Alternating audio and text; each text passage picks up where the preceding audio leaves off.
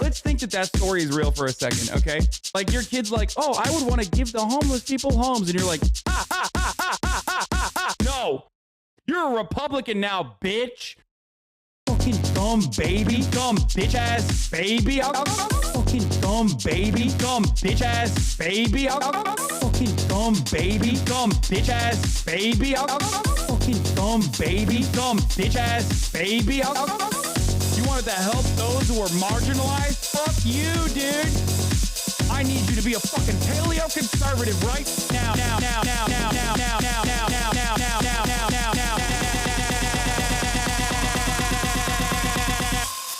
Fuck you. Oh, fucking own. Guess what I fucking own? My dumbass daughter who's 6 years old, dude. Stupid fucking baby. You dumb bitch ass baby. Fucking dumb baby. Dumb bitch ass baby. Fucking dumb baby. Dumb bitch ass baby. Fucking dumb baby. Dumb bitch ass baby. I'll kick you in the fucking baby face. I almost got, child labor going too. This fucking tight.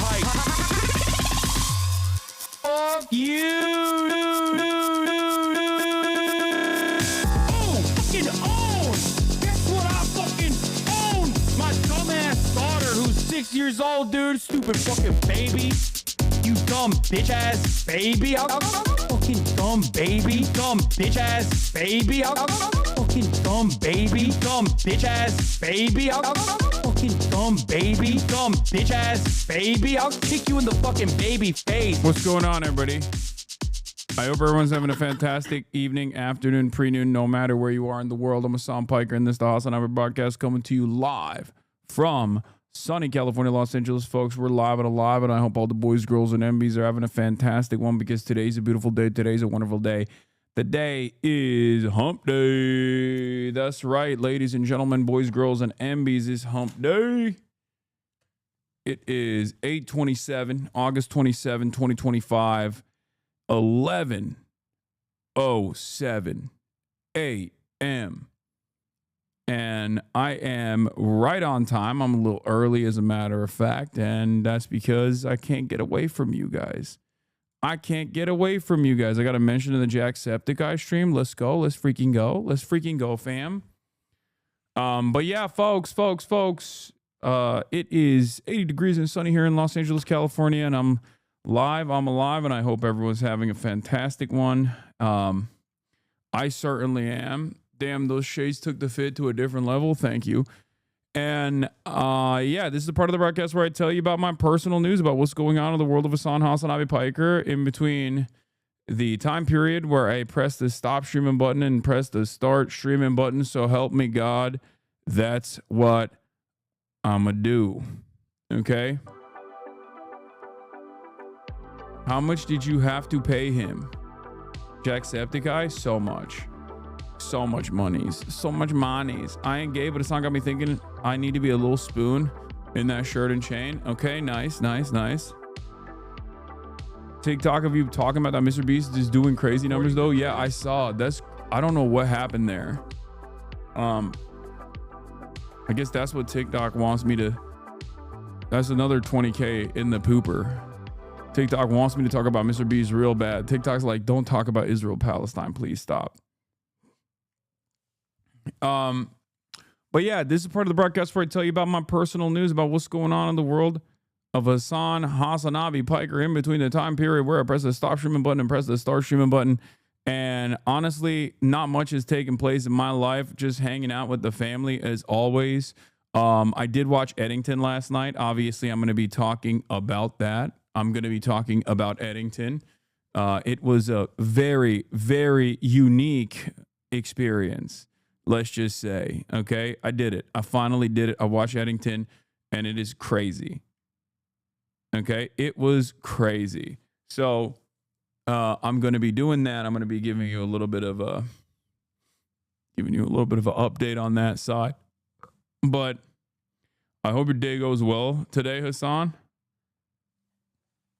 You clocked the end of that movie so fucking good. I mean, I don't know what I said about the end of the movie, but It's interesting to see. It's interesting to see. Well, first of all, I just want to get started by saying that we are. Uh, I'm coming to you live from stolen land. Okay, stolen indigenous land, and I must do a land acknowledgement, and I must rebuke my whiteness as well, and my white privilege in general. I cannot be an anti-racist. I am not an anti-racist yet. I will become an anti-racist one day, but my goal is to at least become white skeptic in the beginning. Ari Aster Don't Miss, no, it was fucking awesome. It was so good. And I lived through it. So it was just like strange seeing. It was so strange experiencing like things that I was actively seeing happen in American political discourse and things that I was trying to pull people away from to the best of my ability to like, have a more healthy trajectory for the youth that were getting captivated for one reason or another throughout like the BLM protests and things of that nature throughout COVID, where they were just like kind of low-key losing their minds a little bit and going a little crazy. It was not ham-fisted. It was not.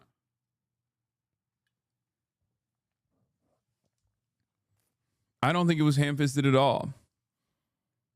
Also, I think one of the hidden undertones of the Ari Aster flick was how much smoke he actually had for like at least the indigenous populations that low-key participate in this structure, like at least like the tribal leaders who absolutely play a formative role in like the continuation of corruption while simultaneously using like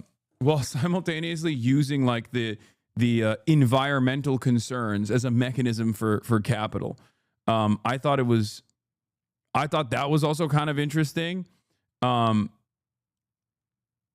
He had smoke for everybody. He has smoke for every single person involved in American politics, in American day-to-day existence. There was not like, I can't even think of a single person that was like good. Everyone was just truly maxed out on being a silly, cynical, self-interested, totally performative, annoying psychopath. I missed the down hair. You look like a Greek god. Sorry, Turkish. Yeah. Okay. Show the patch. Mike is hiding it. What do you mean? What patch? My gray patch right here. All right. Anyway, let's continue. I finally finished Eddington. It was fantastic. I'll give you guys a little bit more details on it in a second, but I would, the shirt patch. I don't even know what it means. Did you think Austin Butler was hot? No, I think he freaks me the fuck out.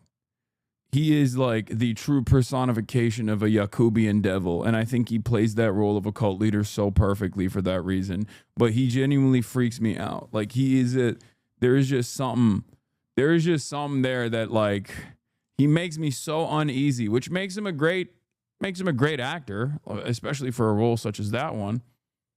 But I think it's just like the soulless eyes. I love Emma Stone's horrifying trauma art. Emma Stone was great too. I mean, it was a comedy, right? Like, I don't know what it would be considered. I don't know what Ari Aster billed this as, but it was like a thriller, but also a comedy. It's like a dark Western. It's definitely a Western for sure. Like it fulfills the format of a Western, but then it's like an incredibly dark comedy as well. But yeah, it's great. It's fantastic. Incredible movie. I loved it. It felt like a movie that was made for me and this community for sure. Like almost entirely. Outside of that, woke up early, worked out. Didn't hit the numbers that I wanted to hit today. I did 310, but only for 5, as opposed to the 7 I hit last week. So it just kind of hurt my feelings.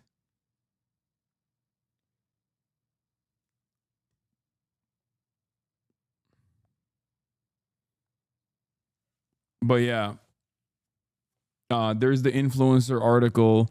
That's a big one. We're obviously going to be talking about that. Anyway, let's blast off right now. Let's blast off right now and let's get it twisted, okay? Watched Eddington. Stop chewing your nails on. Shut up. Yeah, Richie Torres is on Adam Friedland. Obviously, we'll cover that as well. Okay, make no mistake. That's definitely going to happen.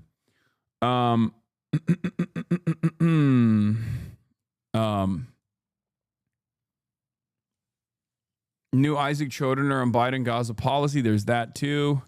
There's a school shooting that took place. School shooting in Minneapolis, which is, of course, expected. School is back, so school shootings are back. So that's unfortunate. It's an unfortunate reality, but a lot of news today that's fire. I mean, it's not fire. It's on fire potentially. What is this? Demonstrably Hasan. What's insane about this? What's so crazy? What is this? What did you hear what Charlemagne the God had to say about Hakeem Jeffries? Yeah, they call him Apex Shakur.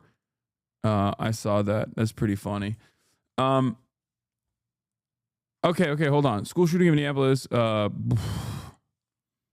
DNC strikes Gaza resolution. Dems pay influencers. Watch anything Richard Torres on Adam Friedland. Gaming later. Get in now. Yeah, Crackbarrel has fallen. Obviously, Crackbarrel's no longer woke. Crackbarrel no longer woke.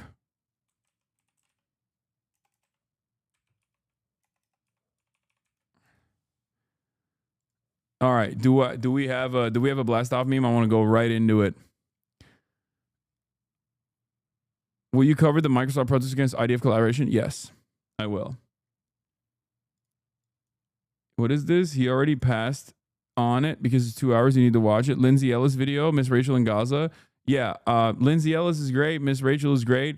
I'm most likely not going to watch that because it's 2 hours and 20 minutes long. So I feel like it's just a little bit, it's a little bit longer than I normally would. Playlist if you need it. Thank you for the playlist.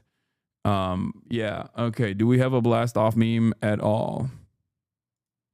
Okay. Treat euthanasia. Okay. Love that. All right. We'll just use that. Fuck it. YOLO. Whatever. I gotta stop saying YOLO. That's such a fail-ennial thing to say. I hate myself. Okay.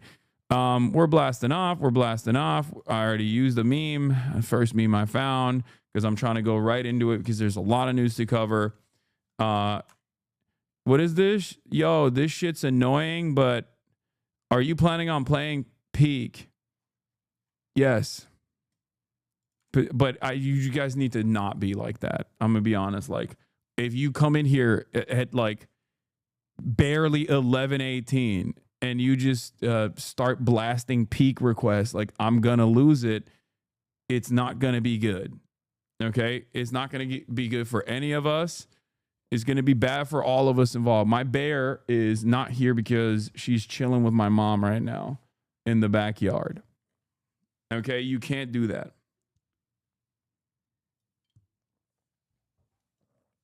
Yes, I love Peak. Peak is a fantastic game. I think it's amazing. Yes, I know. I saw the video of the shooter, the alleged shooter talking about Brandon Herrera and shit. We will do all of that. Yeah, there's a viewer count data analysis. This viewer metrics guy is going crazy. Asmongold versus Hasan today. We are only showing accounts from 2022-01-01 as all bots prior to that have been purged. Most real user accounts are older, hence the difference in numbers shown. Those spikes and those from August 2024 are the first indicator of a botted stream. Now, I don't fully understand what this means. Account creation dates for Zach Rar, 19,856 accounts shown having entered channel at least once. Whereas like account creation days for Hasanabi, 3,596 accounts shown having entered channel at least once.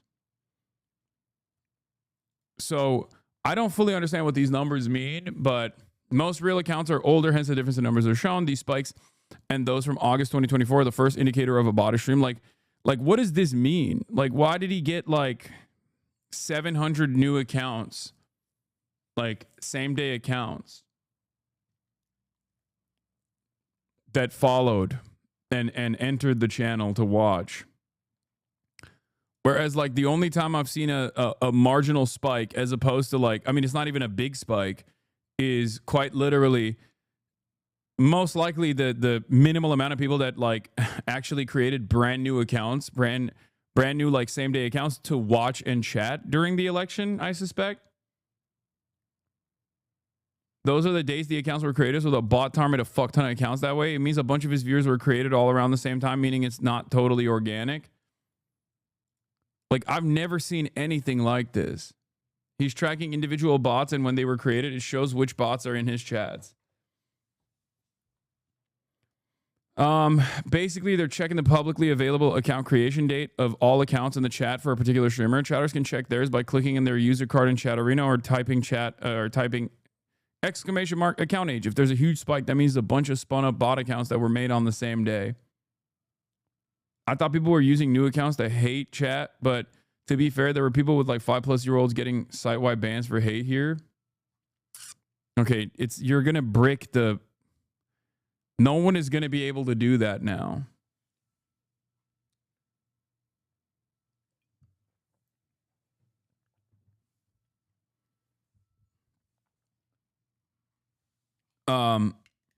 But another botted versus not botted comparison, Miskiff versus Queso. Preliminary analysis indicates that at least 8,000 bot accounts entered Miskiff stream. There may have been rotation, so the average could be lower. Full details take time to complete.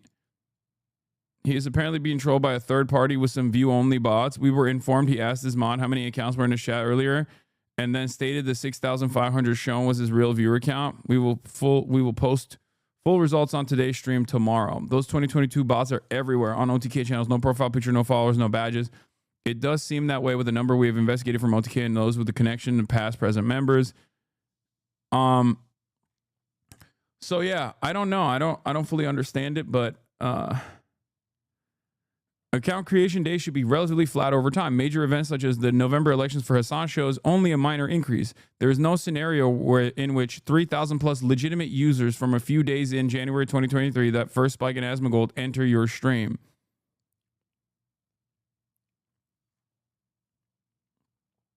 So like, does that mean, yeah, so either he's very popular with a specific subsect of people who have like 2022 accounts, or there's some sort of botting happening.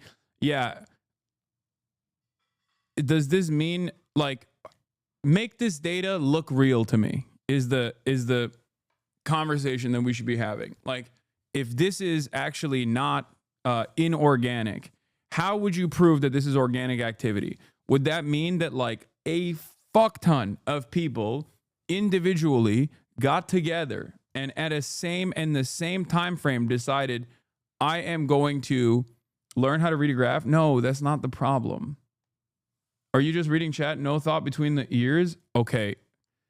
Chatters, I don't think you're understanding. I am, one, reading the chat, but also, two, explaining this information to you. Okay?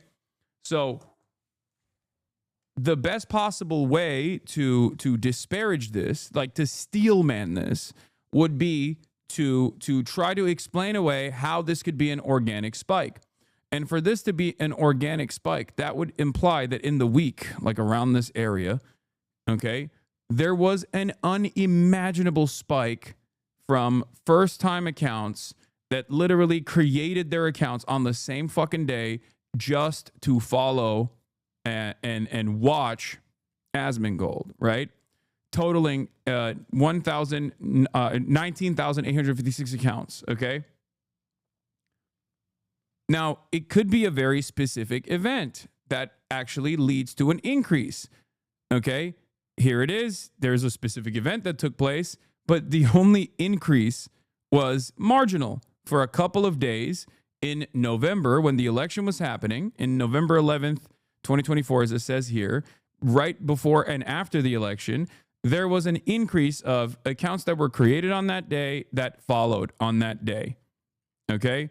I assume this is just like a month-wide spike, right? Because this graph is so like so zoomed out that I suspect that's like that same couple month time frame. And that spike is still not even accounting for like 50 accounts. Because look, this is 100 accounts. Right? So it's still less than like 100 same day 100 same day people coming together and watching. I wrote an entire page about this. Is there a mod I can send it to? I see that spike around the election for Asman. The spike in January 2021 is 10 times higher than an election spike. Pull me up, please. This is my data. Okay. Hey, offliners. Honscore minimum account date. I don't want to use my main account. I'm not banned in Discord. I just don't want to join on a Hasan account associated with my name and details.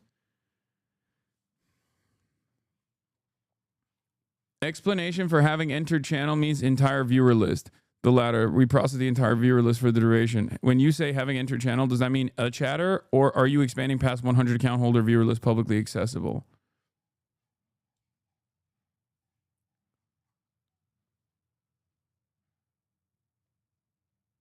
No, I know I saw the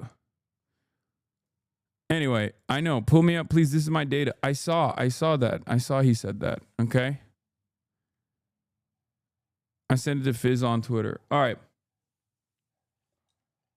So I don't know if there is a world where anyone without like bot activity could reach like, you know, this level of first time accounts that are literally created on the same day with the express purpose of like watching one channel or maybe numerous affiliated channels as well.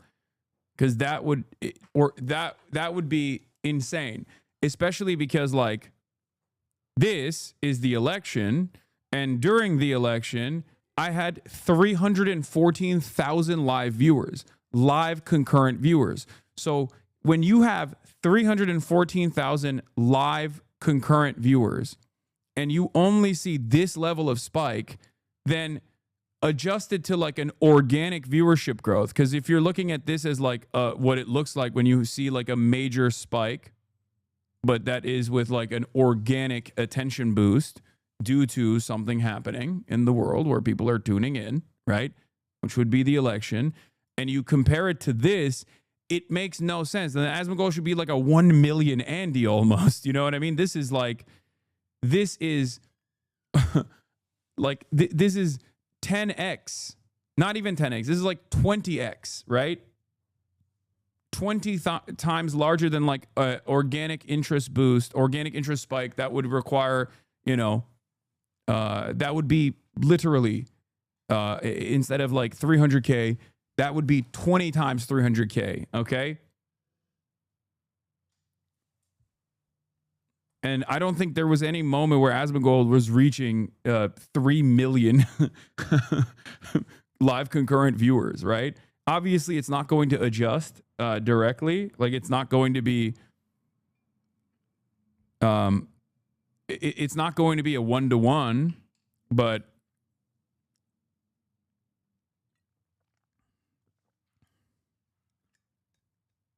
like 6 million live concurrent viewers has not occurred on this platform as far as I know.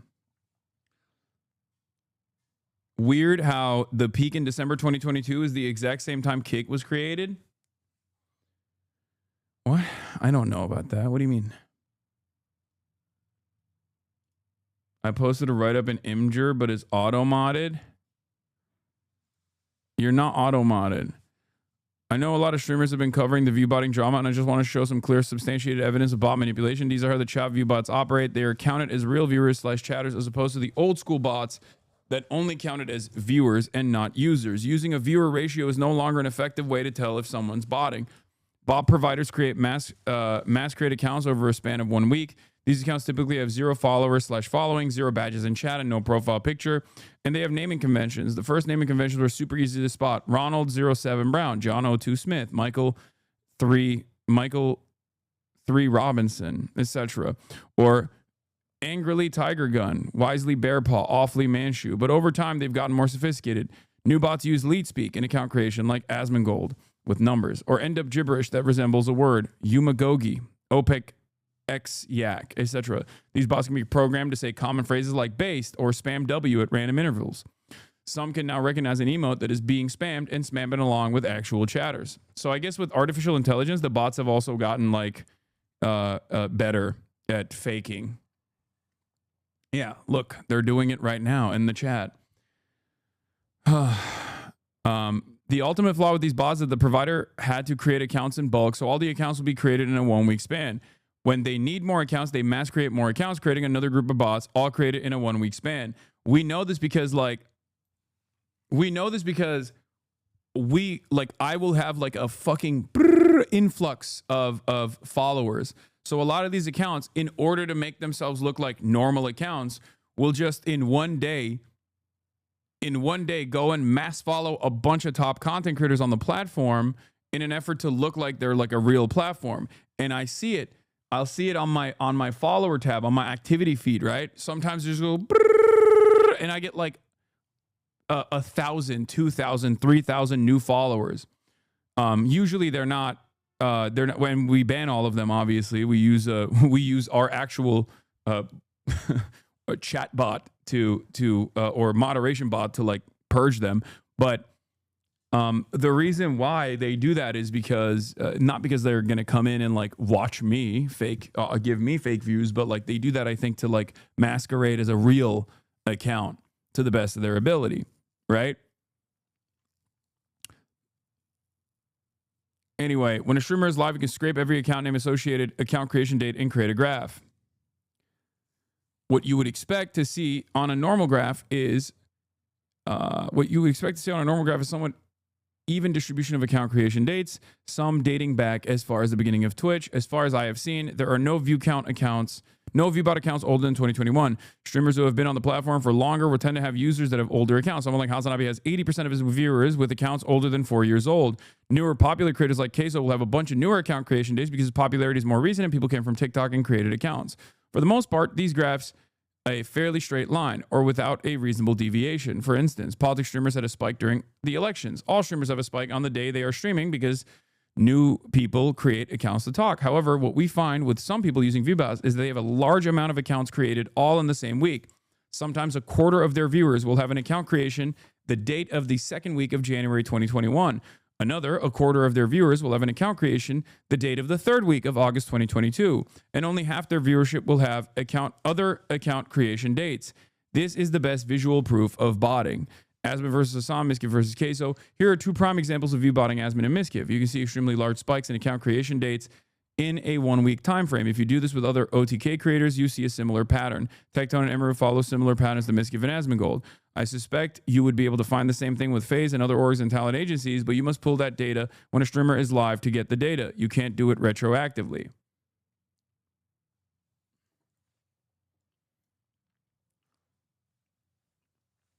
Ha, 2008 account. Let's go.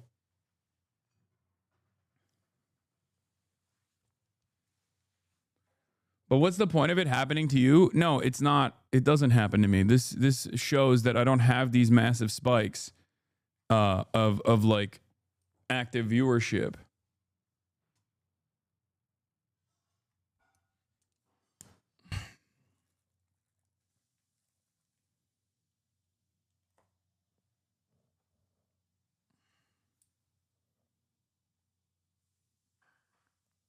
Love you touch grass or you become like me. Anyway. So, everybody stop spamming account age.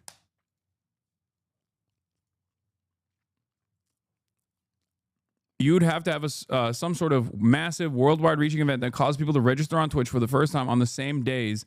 Like if Taylor Swift were to start streaming on Twitch, you'd get spikes like that from Swifties who have never used Twitch before. Exactly. Or if it's an election.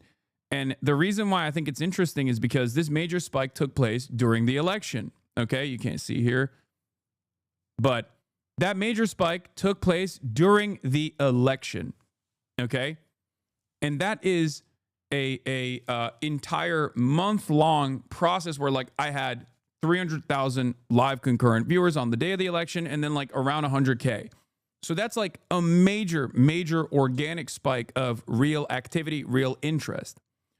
And in that process, if that is a minor blip, then obviously this kind of massive amount of new accounts created and followed and enter the chat is like, this is a much larger event. Like, it would have to be like, this is astronomically larger than the amount of like organic increase that you see of first time accounts.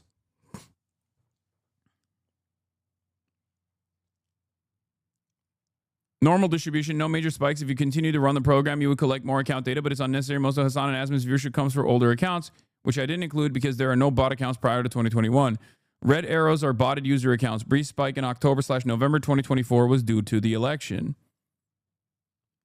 But even then, like that, his election spike is also much larger almost. Or like right before his election coverage, there's like a massive spike. Account creation days for Miskiff, 13,142 accounts showing entered the chat at least once. Normal distribution for Queso. Normal distribution, much higher percentage of newer accounts and Queso's viewers from TikTok and other platforms. What's the cost of these bots? I just don't know. I don't know. I don't know anything about that side of the world.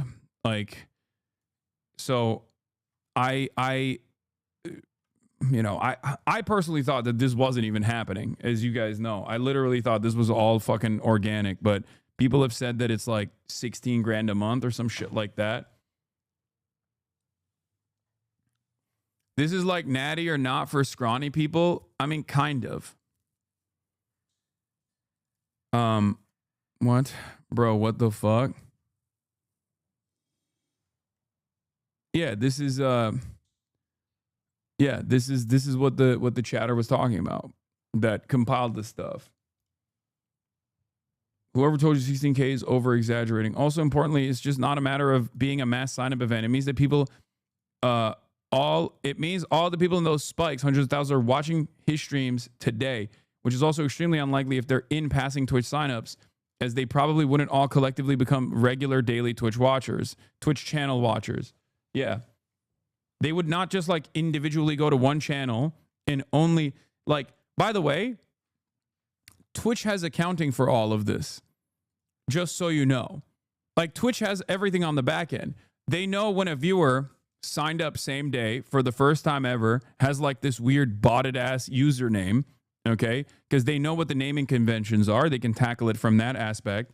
And they know when that user is exclusively watching one content creator from the moment that they start streaming till the moment that they're done streaming, and then they fuck off. Like, that level of loyalty is not real. It's just so it's just not human. That would be crazy. Yeah, it's not following date. It's the account creation date of the people that are watching. Twitch knows this all on the back end already. You said it's...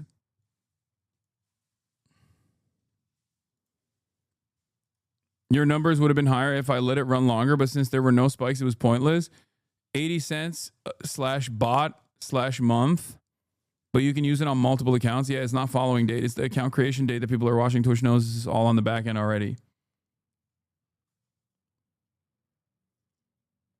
Does Twitch think I'm a bot if I only engage with your content on this platform, Lamau? Okay, you want to know why Twitch knows you're not a bot? Super simple fucking solution. None of you motherfuckers watch me when I play video games. Okay? That's it. That's the easiest solution to the fucking bot question, is that if you are a super loyal fucking viewer of mine, where you're like, I don't give a fuck about any other content. Hasan makes unique content. He does political commentary in a very specific way that appeals to me, and I only want to watch him. I'm a 30-year-old, whatever, right? And I'm just here to watch him and nothing else. I'm not interested in anything else. The moment that you fucking tune out when I switch categories from just chatting to game everybody understands that you are not a fucking bot. You behave like a bot. You behave like an NPC, but you're a real human.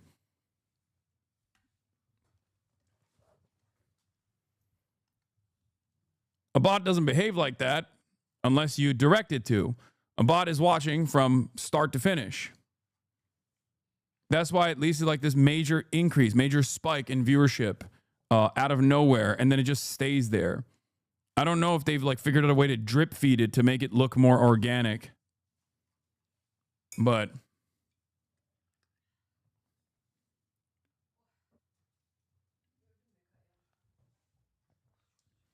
anyway,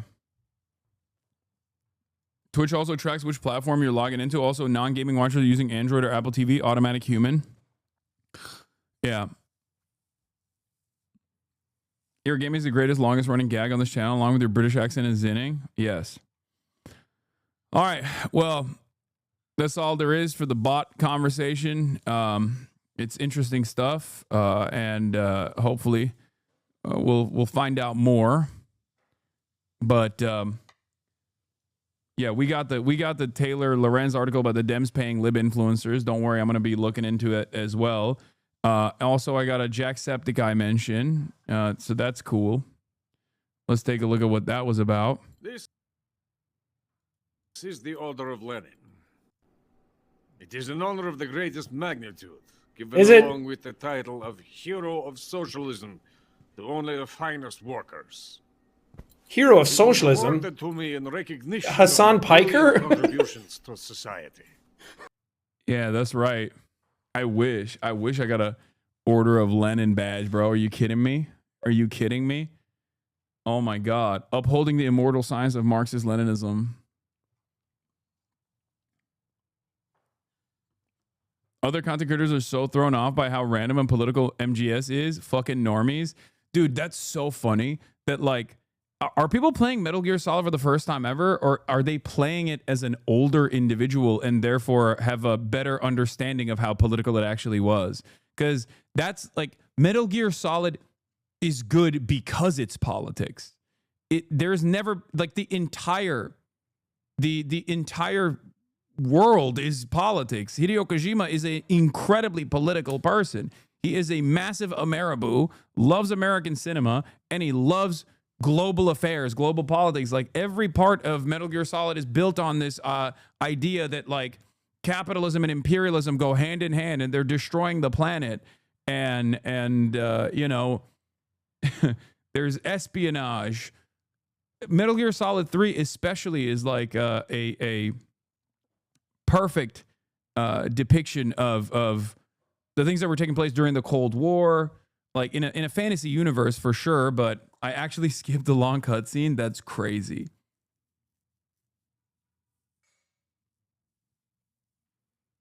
And Metal Gear Solid is literally all about politics and the ever-shifting loyalty of states.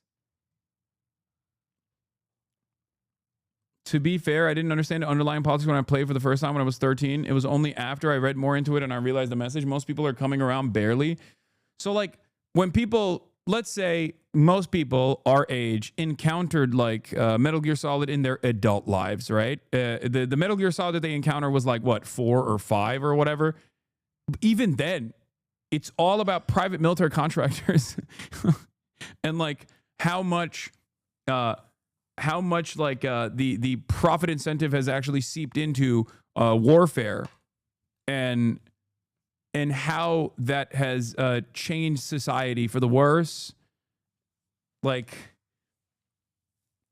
these guys are all PMCs. Like they're all mercenaries. They're PMCs. They're and they're fighting. They're fighting at the behest of mega corporations, or at least like those who are in shadowy back rooms wheeling and dealing to improve their profit margins. It's all about forever wars, resource extraction. Yeah, Metal Gear Solid 4's main plot is someone trying to take control of AI to launch nukes. And also, I mean, you got Metal Gear itself is like the most Japanese way to basically do a nuke equivalent, right? That's what Metal Gear is. It's just like a personified version of a nuke.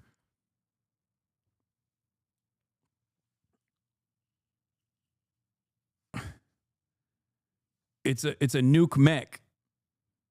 It's a mech nuke. But it's supposed to be it's supposed to be a stand-in for nuclear weapons and nuclear arms proliferation. Did you say nerds? Metal Gear 4 literally mentions the war economy and how detrimental it is. It's not even personified. The original Metal Gear were autonomous nuke platforms. No, I know. I'm saying, like, even if you don't see it, even if you look at it and you go, oh, that's like a mech. That's not a nuke. That's a mech. Like, and you don't fully understand it. Like, it's a stand-in for what is a world-ending weapon, which is what a nuke is. And it's not exactly subtle. It's never really been subtle.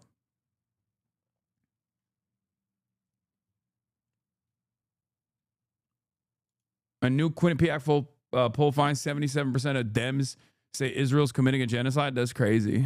Well, once again, Democrats way more tapped into the truth and the reality than anybody else. Anyway, there's a scene where Lyndon B. Johnson gets dissed by Snake because he's ashamed of being a tool for the American state. His entire character arc is built around that realization.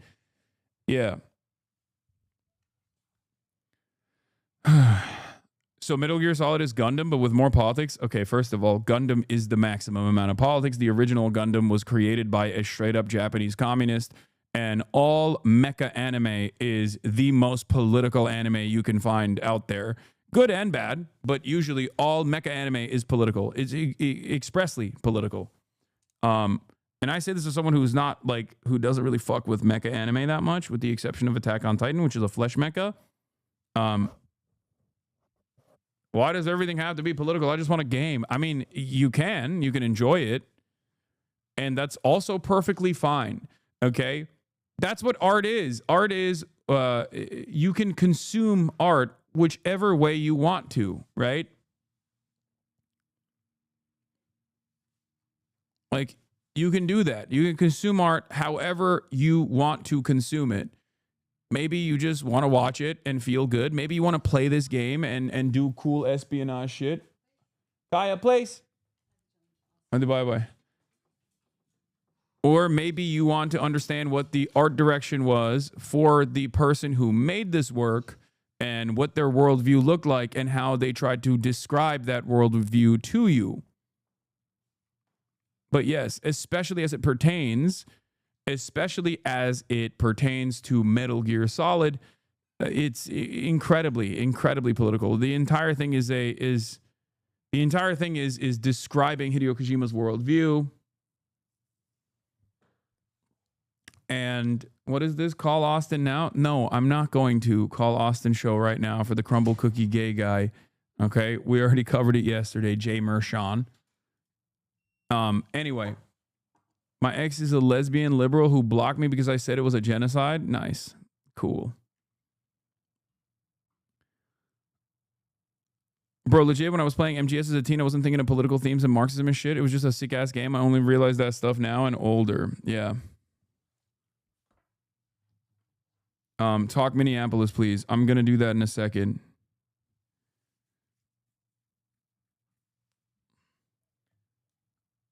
Okay. MGS is also about scientific cloning and in a weird eugenics way, but instead of making a superior race, it's just making clones that are powerful in CQC and stealth that can't nut and age at a fast rate.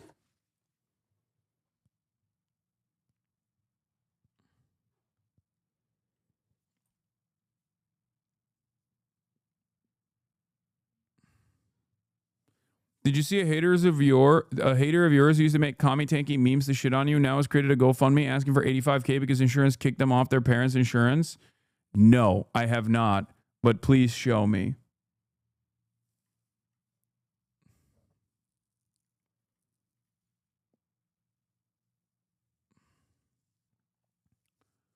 Snake can nut. He nuts in Otacon all the time. Otacon. It's time for your daily dose of nut. My snake is solid. Otacon. Otacon. Things that you're saying in my ear is making my snake solid.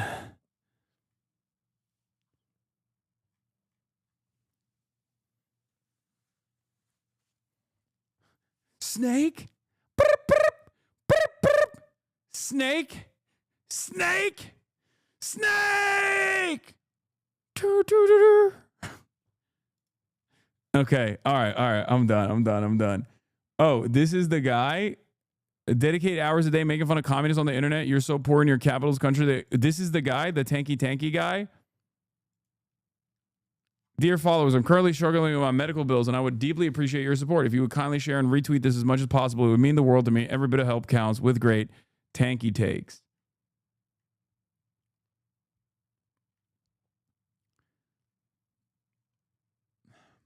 I just feel bad, man. She literally complains about how she can't even find a basic service work while posting anti-Soviet propaganda. She probably coasts by wishing she was European and living in a social market economy. Tough luck. You're not getting that in the U.S. by punching to your right.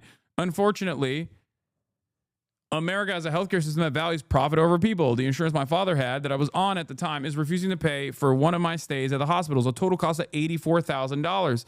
I struggle to find work. Many places won't hire me as they seem to think people are born fresh out of the womb with a retail experience. I'm trying my best to find some kind of stable income, but it's been incredibly difficult. Oh.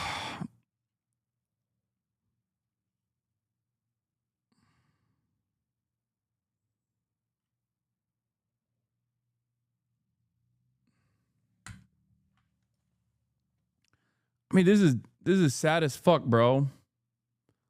It's sad as fuck. But it also goes back to what I always say, which is like, how are you going to advocate for capitalism without having any capital? You know what I mean? Like, how? How do you just sit around and actively radicalize yourself to an anti-communist, anti-socialist framework in a country where, like, literal social democratic provisions are treated like a terrifying prospect by the powerful institutions that require maximalist profit driven, like maximum super profits. It's all they care about. And in this fucking incredibly reactionary environment, you have found yourself actively fighting against like people in the margins that have no say over the grand design of society, and you've singled them out to and made them your enemy when they just want what's best for you. This is what I mean.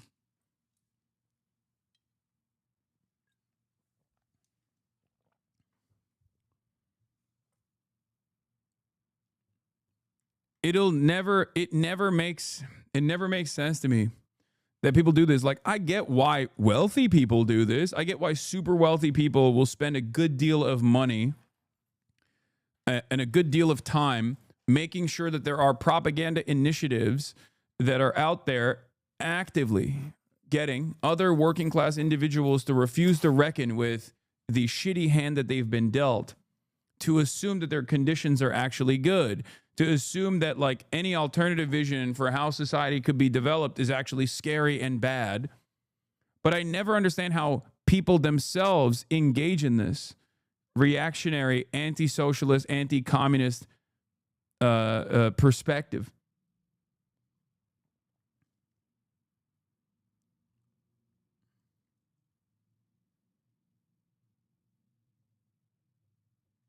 It's so sad.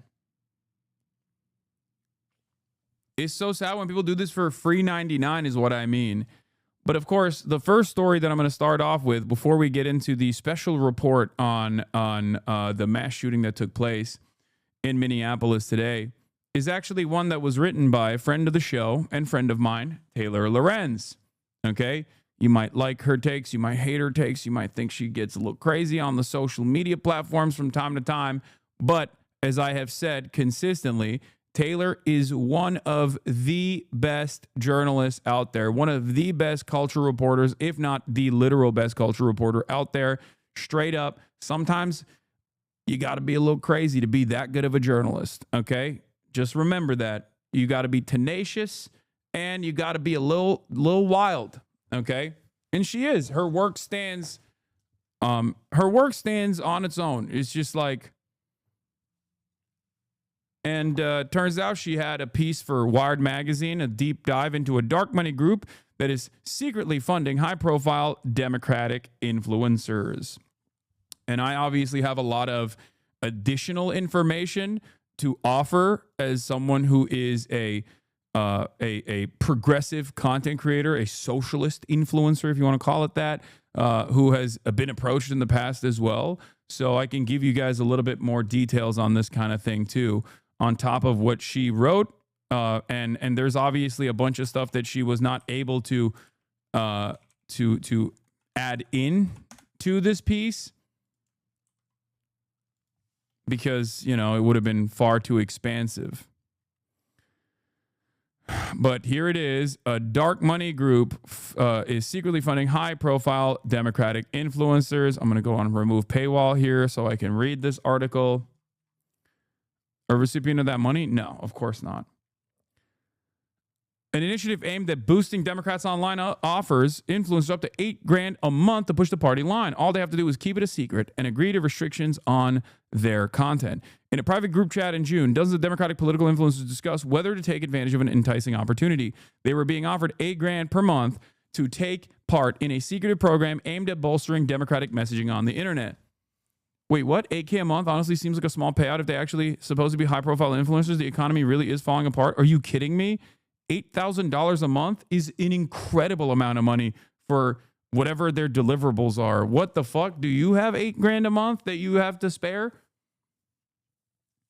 Like, we're talking about like up and comers. You know what I mean? We're talking about people that just like get, you know, like $8,000 a month is life-changing money for a lot of people, for virtually everyone. You're talking about almost $100,000 a year. That's, you know, that's an incredible amount of additional revenue that you're going to be able to generate. $8,000 a month would change every single person in this chat's life.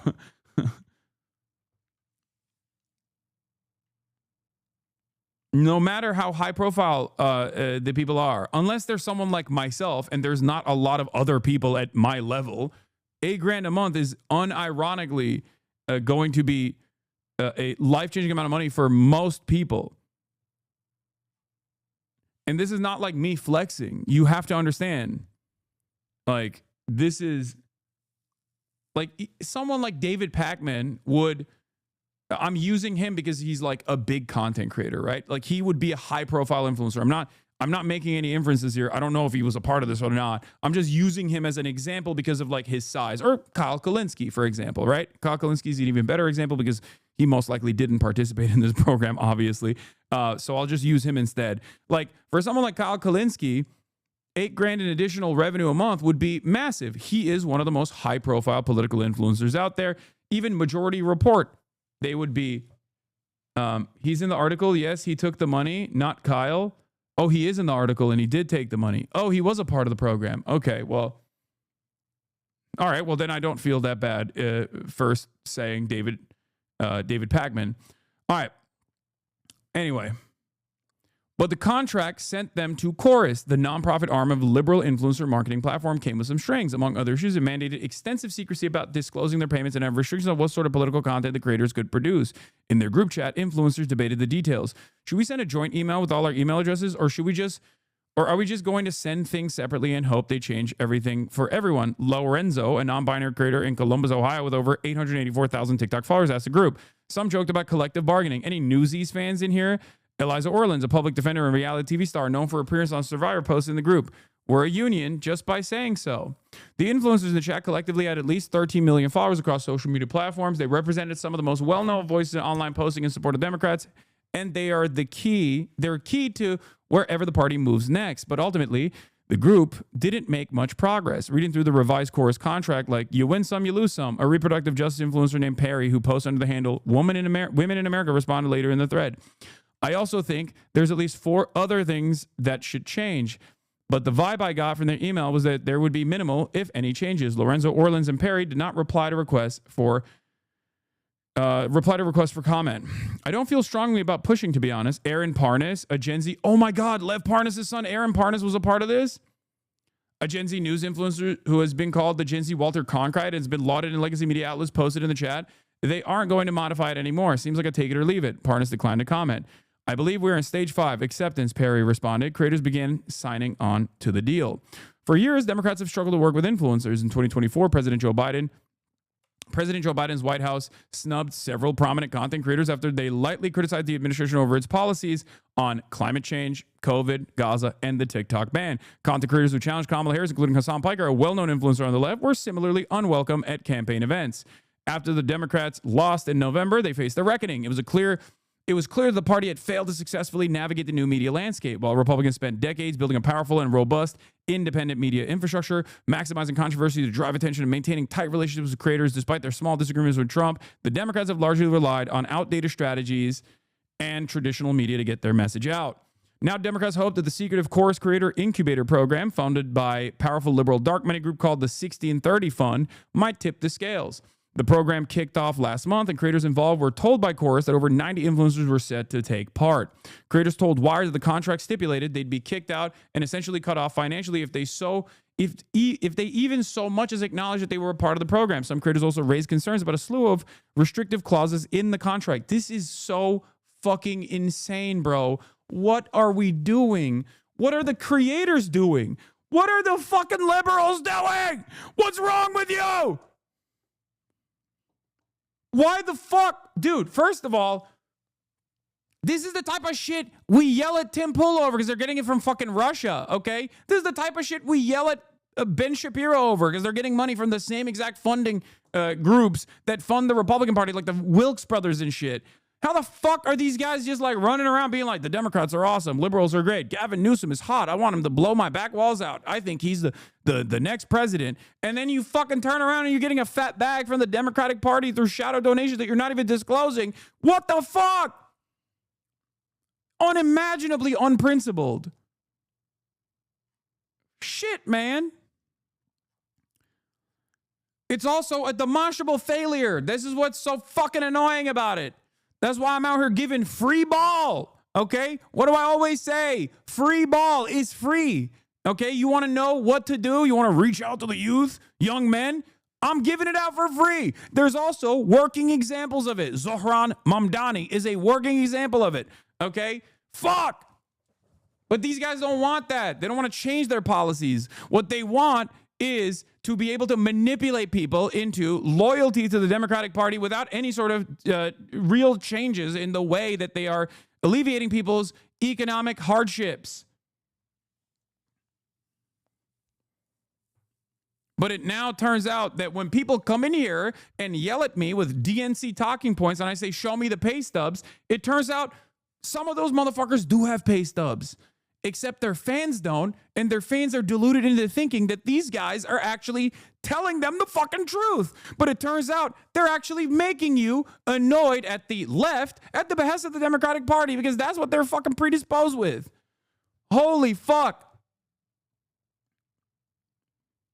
The Dems have a terrible time reaching young men because they push rhetoric and that just doesn't resonate with most young men. It's almost a catch-22 between either being realistic about women's rights or appealing to young men to get the vote. No, you can do both. You can do both. You can do both. You can be like, don't be a fucking weirdo loser to women. What the fuck is wrong with you? And also advocate for shit that is going to alleviate some of the economic hardships that young men are experiencing, okay? I do it every day. How the fuck am I able to do it? Why are facts the enemy of the truth, Hasan? What? Not that you'd ever accept this, but it just goes to show how principled and consistent you are. This is a roundabout big W for you and vindication for the DNC shit. I'm going to be honest with you. This group never even entertained reaching out to me. I think they were smart enough not to fucking come to me. Or if they did, I didn't hear about it. I'd have to ask my manager, but I don't think this was a thing. Anyway, influence including the communication about the program and in some cases onboarding session for those receiving payments from the 1630 Fund, including, oh my God, Olivia Giuliana, the centrist Gen Z influencer who spoke at the 2024 Democratic National Convention. Lauren Piretra, a former Playboy executive turned political influencer who hosts a podcast for Occupy Democrats. Barrett Adair, a content creator who runs American Girl doll themed pro DNC meme account. Suzanne Lambert, who has once called herself a Regina George liberal. Ariel Fodor, an education creator with 1.4 million followers on TikTok. Sandra Jennings, a former TLC reality star and older brother of trans influencer Jazz Jennings. David Pakman, who hosts an independent progressive show on YouTube covering news and politics. David, You've been in this fucking game for so long. What the fuck are you doing? That's crazy. Lee McGowan, who goes by the online moniker Politics Girls, and dozens of others. The first two declined to comment. The rest did not respond to requests for comment. According to the copies of the contract viewed by Wired that creators signed, the influencers are not allowed to disclose their relationships with Chorus or the 1630 fund, or functionally they're being paid at all. I don't even know how this is allowed. How is this not a fucking violation of numerous points of regulation? If I feel like this is a violation of I mean, this is a FTC violation, and not only that, but it's I mean, this is like, you have to disclose when you have an ad, and you have to disclose if it's a political ad, especially. Actually, that's not true. I don't think you have to disclose if it's a political ad, but it's already I guess technically not. Yeah, you don't have to. You don't have to actually put hashtag ad if it's a political ad, because that's already clocked. Like, it's that those payments are all public. You just have to sort through the data. So I guess it wouldn't be an FTC violation at all. It's not an ad, it's a membership, it's a loophole. No. Even if it was an ad, I don't think they would have to disclose it, because political payments, like payments that a campaign makes, is all, or even PACs make, are all oftentimes like hidden under numerous different subsidiaries and whatnot. But payments being made from a political group like a PAC or whatever, you don't have to. I don't think you legally have to disclose that it's an ad that you have. But and the only reason why you don't have to legally disclose that you're doing a hashtag ad, if I'm not mistaken, I might be wrong, okay? But the reason why is because it's already public for those who are, crazy enough to go and seek it out. Like, one of the examples I'll give you is Progressive Victory, right? They approached me a million fucking times. But because they were like aligned and affiliated with Destiny, and because they were like being run by Brianna Wu, I was like, I'm not touching that shit. And there's some nice people that work there, some people who are truly ambitious. But what it turned into was a fucking slush fund for Destiny's best friends. Okay? Like, I was not touching that. Now, this is a different thing. This is not that. Okay? And I didn't touch it with a 10-foot pole because I was like, I can't be aligned with something like this because of the people that I am, the people that are running this, and also the people that they think are good voices to uplift, the people that they're willing to pay to do political advertising. For me, I was like, that's not something that I'm interested in. All of Destiny's former orbits suckled on Progressive Victory, yeah, and it turned into a fucking slush fund for Destiny's besties, like straight up. All of the people who are pro-Israel and all the people who are pro-Destiny unironically got fucking paid. Yeah, you were right. Key search disclose. Yeah. She says she takes their talking points and puts them in their own voice, saying she always discloses when she's being paid. When it comes to hawking commercial products or sharing financial advice, federal rules require influencers to disclose when they're being paid. But in a rulemaking last December, the Federal Election Commission voted against similar requirements for influencers spreading political messaging, which is fucking insane, by the way. Why the fuck would you not have to disclose that? Are we kidding? But yeah, in the United States of America, if you are a political campaigner, if you are a political operative, you do not have to disclose that you're getting paid to say certain things, which fucking blows my mind. Blows my goddamn mind.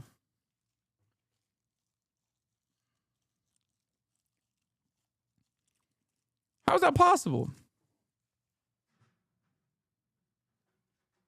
Doesn't this just prove what?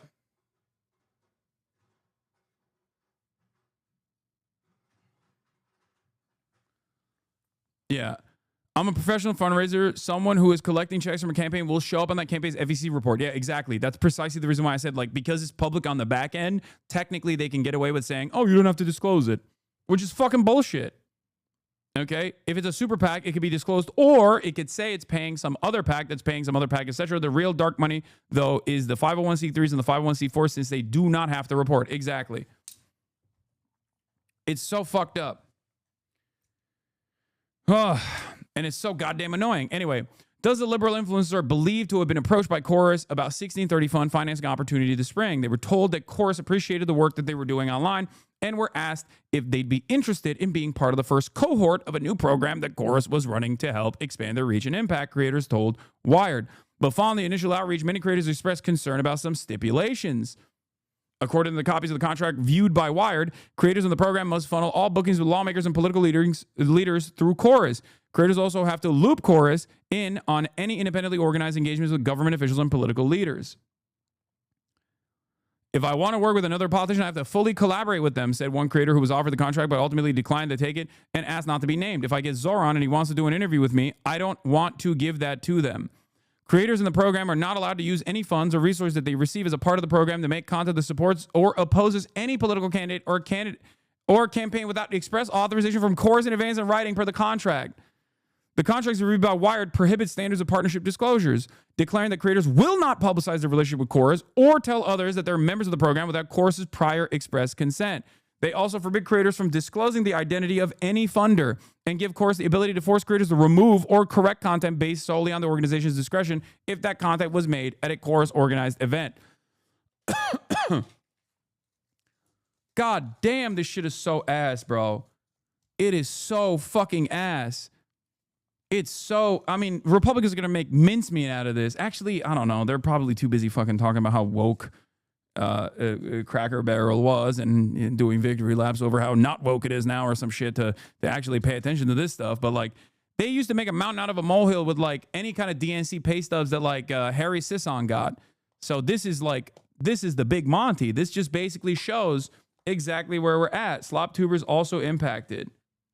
Yeah, this is a different version of that. Something that I have always found very interesting is the way that like slop tubers this is about progressive victory or progressive voice or something. I don't know. Progressive victory. Zionists so quickly and willingly, even though Zionist like propaganda really isn't that profitable to do anymore as an independent creator, because the appetite for it among the general public has massively decreased and it's only getting worse for them. So there's very little organic financial incentive, as in like people coming to watch your videos willingly and donating to you, like out of the, you know, just random people donating to you rather than big donors, like, you know, because they like your content. So it doesn't really make sense. Most of the Zionist slop tubers have stagnated or like seen their audiences drop as they have supported Israel throughout the genocide, so it doesn't really make much sense. So the question is, where's the incentive, right? Obviously, these people don't believe the shit that they spew in most cases. They're just doing it because they feel a need, like a primal need to defend Israel. So the question that I asked is there more to it? And the answer is yes, there is more to it. Because at the very least, we have a reasonable level of evidence now that some of the Zionist slop tubers who we've covered on this channel have been paid by Zionist organizations for quote-unquote advertising services. And the only reason that we know this is because of FEC filings where these sorts of payments have to be disclosed. It's likely that behind the scenes they're receiving even more money. So all of this is publicly available information from the FEC website. You might know about Progressive Victory. This is like a political action committee founded by like Destiny and Brianna Wu, basically to like steal money from people under the guise of them donating it to like the Biden election campaign. And in the 2-year period from 2023 to 2024, they distributed a handsome $1.2 million to themselves and people associated with them, basically for two things: to do Zionist propaganda and to kiss the ring regarding like Destiny. And I don't think it's like, I mean, this is like Bad Empanada's like drama side muddying the waters a little bit, because like it's not just about that. That is a function of it for sure, but it's not just that, right? Like they probably did. Because I remember they were doing like activations with like politicians and shit, right? Like real politicians, not just like specifically using it to do Zionist propaganda just shut up and listen to the vidman. Okay, there is this attitude that a lot of people have that is very frustrating. I know more about this back end than he does, okay? So shut the fuck up. The attitude that a lot of people have in this community about Bad Empanada being like a prophetic figure when it comes to like political discourse is actually starting to fucking annoy me. And I'm sure it annoys him as well when people behave in this like incredibly parasocial way. Please, I'm adding additional information to what he is saying, okay? As someone who is more knowledgeable about the... I know they sent money to the orbiters, you fucking moron. I know that already. I'm going to get to it. I'm saying that's only one component of it, okay? This is an organization that I'm familiar with, that I refuse to work with for that reason. Shut your stupid fucking mouth up, okay? I know more than Bad Empanada on this, and I know more than you on this too. Please, shut your stupid fucking mouth for one goddamn second before immediately going, oh, the Bad Empanada knows more than you. Like, shut up. Jesus Christ.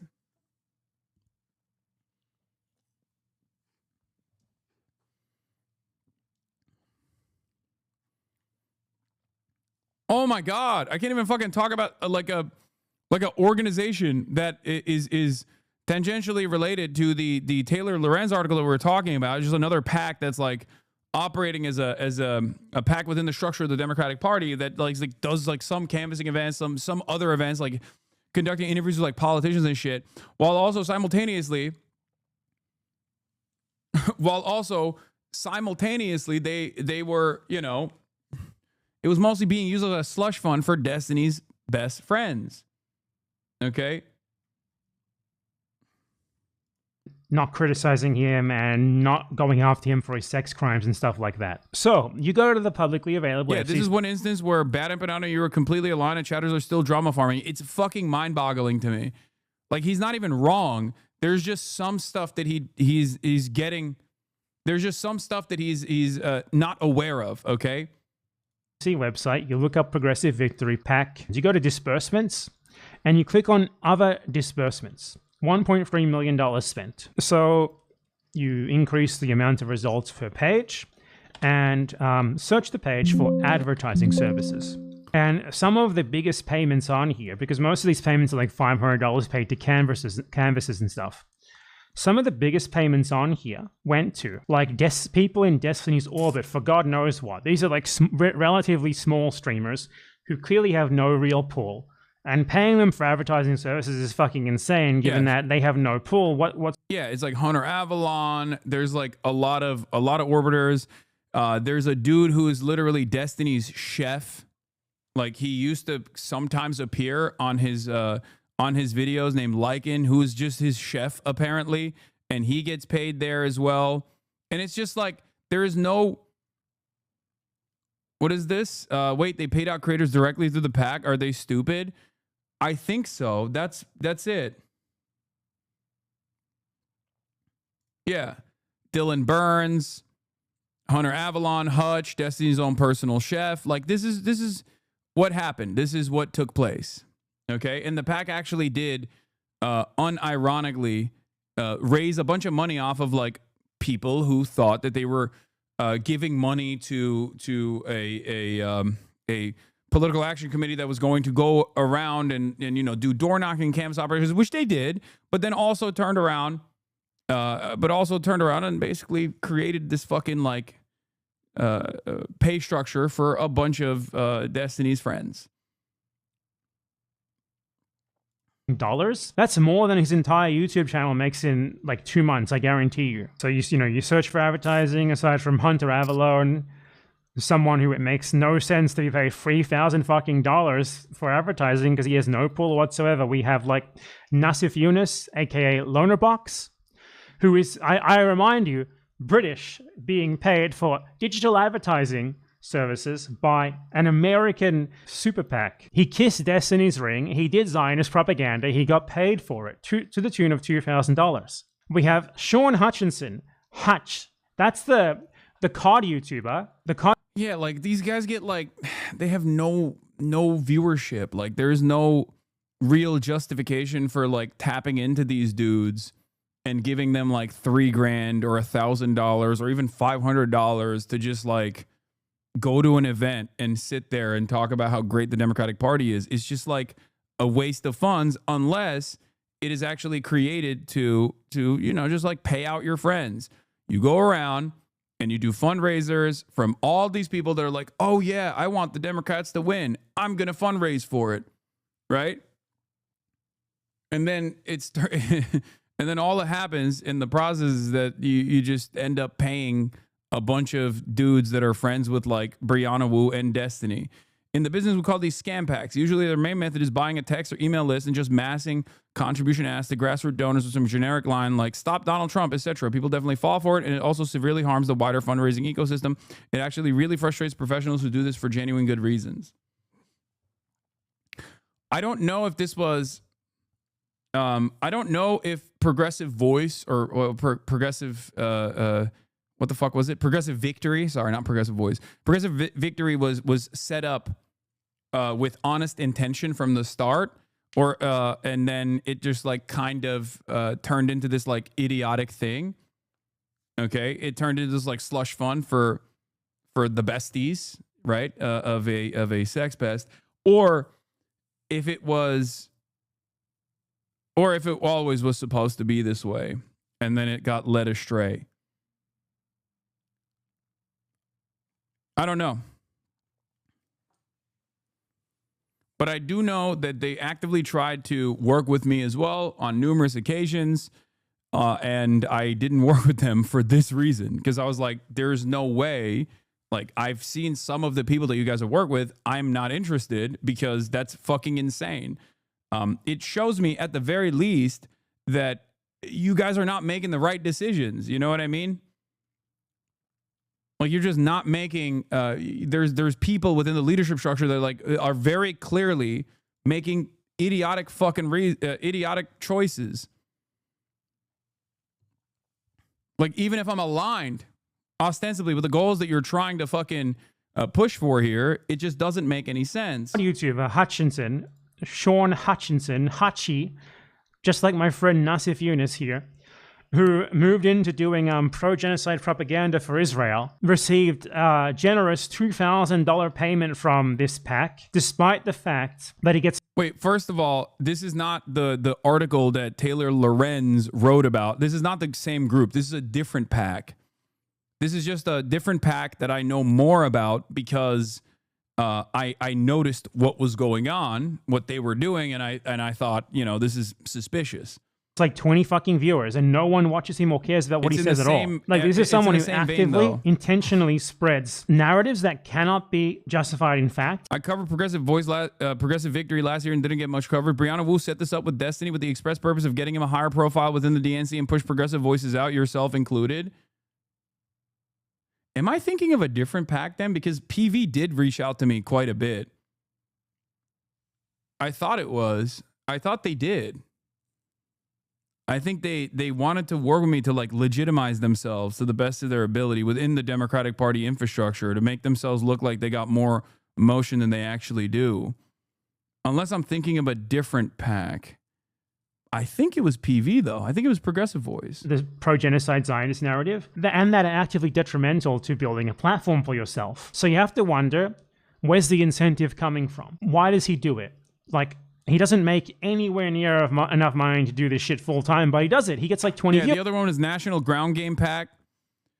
The other PAC that's doing the Unfuck America tour, which also is like, again, decided to go with Destiny for some fucking weird reason. I don't know why.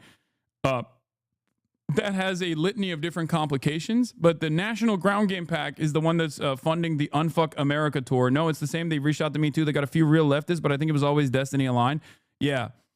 I thought you knew more. No, I'm confusing different PACs. I get fucking reached out by like a bunch of different PACs. Dummy, calm down. Isn't the PAC owned by your uncle and was paying Wu to run it? No, that's I think that's a different one. That's a Justice Democrats, I think. But in any case, yeah. Also, this structure is designed to shelter. To hide the nefarious activities, chatters, or rebellion PAC. Sorry, there's another one. That's the Rebellion Pack. Justice Democrats is the early one. Wolf Pack is another one that's like specifically designed to combat lobbying. Wolfpack is different. Those are not like those are not in the same vein here. Okay, Rebellion Pack is the one that Brianna Wu was on. In any case, the Progressive Victory Fund was, I believe, created by Brianna Wu and Destiny and a couple other people, and they wanted to basically design it in a way where they could get, like, you know, Destiny and his orbiters and his supporters a more prominent place within the structure, within the ecosystem of the DNC, within the ecosystem of the Democratic Party. And Democrats, due to their incompetence, I think, not because they did their due diligence, mind you, but due to their straightforward incompetence and lack of interest in like independent media farming, just didn't do that. Clearly it didn't work, right? Which in this circumstance, I guess, kind of helped them. Because this would have probably blown up in their faces even harder. Yeah, PV had a shadow investor along with Brianna Wu. The origins of the funding aren't clear, but there's a reason these losers are able to go around the country while having the combined audience of one of your gaming streams. No offense, gaming frogs rise up. Your FEC report just says you gave a couple grand to Bernie in 2020, lol. Yes. I believe it also has $1 that was given to Kirsten Cinema. I don't even know, or not Kirsten Cinema, Kirsten Gillibrand. I don't know why. It must have been a meme on the stream. I don't remember. Of course. Where's the money coming from? Here's the answer. He's paid to do it. This is someone who has justified the genocide on the basis that Palestinian birth rates are too high. He's justified the bombing of hospitals and the children within them. Why does he do it? This is the answer. And just to be clear here, I'm not saying this is the only payment they're getting. They're certainly getting more than this. It's just to the extent that the payment could be laundered through official means, this is like the way that you can find it. Certainly they're getting paid in other ways besides this. You know, there's no requirement for those payments to be made public. These ones we only know about because they have to be made public legally. Who else have we got here? Aside from, you know, Lonerbox, Hutchinson, Hunter Avalone, Alexander Haley. Who's that? Is that anyone we know? Is that... Oh my God, is that Xander Hall? Is that Xander Hall? I think that's Xander Hall. Fake. That's not a real person. Don't lie. That's like a meme. That's a meme name that we came up with, like xylitol. Stop it. Stop. You're fucking with me. Nah. That's like, xylitol. Talk shit about you, bro. You ain't even know about xylitol. He just gave you a blistering critique, like that type of shit. Like, that sounds like a fucking medication. That's a medication, dog. Do not make this shit up. Why is Bad Empanada up to the same tricks that I've been up to? He's just making up names. Oh my God, it's Xander Hall. It's they paid Xander Hall $2,000. That sounds like Xander Hall is no, I don't believe. I refuse to believe it. I refuse to believe that is a real thing. Xander Hall is a drug Trump will call the fat drug. Ain't no fucking way. Xylitol is an artificial sweetener that has laxative effects. Lamau. I know what it is. I just like say that as a joke. D has now moved to unfuck America. I like that he is. His goal is to basically fuck every pack that exists within the structure of the Democratic Party. PSA leftists are not on our team. They're just as bad as MAGA. If you're a person that takes winning elections seriously and then stop engaging with their content, they think it's a game and it's not a game. Winning the midterms is serious and needs to stay our central focus. Why are you promoting a pedophile to teenagers? Our organization takes any allegation of this nature extremely seriously. At the same time, we believe it's important to uphold the principle that every individual is entitled to due process. At this stage, no evidence has been presented that substantiates these claims. Until and unless credible evidence is brought forward, we will not be making decisions based on solely unverified allegations. No, you don't understand. We need this. We need this. Like, he's brilliant. You know what's really funny about this? Like, if this person, Destiny, was like unironically like a brilliant fundraiser, a brilliant marketer, like truly a voice that was making an impact in this space, with the exception of, like, I guess, making an impact for some of the most brain broken liberals who just think he is like the holy prophet. Okay, then it's fucked up, but at least it's like cold and calculated for like some kind of broader grand reason, right? But he don't even have that either. It's just all liability with no upside. And that's what always takes me back to like the whether I will respect a political action committee or not, whether they're making good decisions or not. Because when I see them just like doing this, I'm like, okay, it's clear that you're not fully aware of what works. If you're actively working with a person who is just all liability with zero fucking upsides whatsoever, then you're not a serious group. You know what I mean? You're not. You're just... What is this? Xanderthal hates you because you called his friend a Nazi without verifying when you were reacting to his video? $1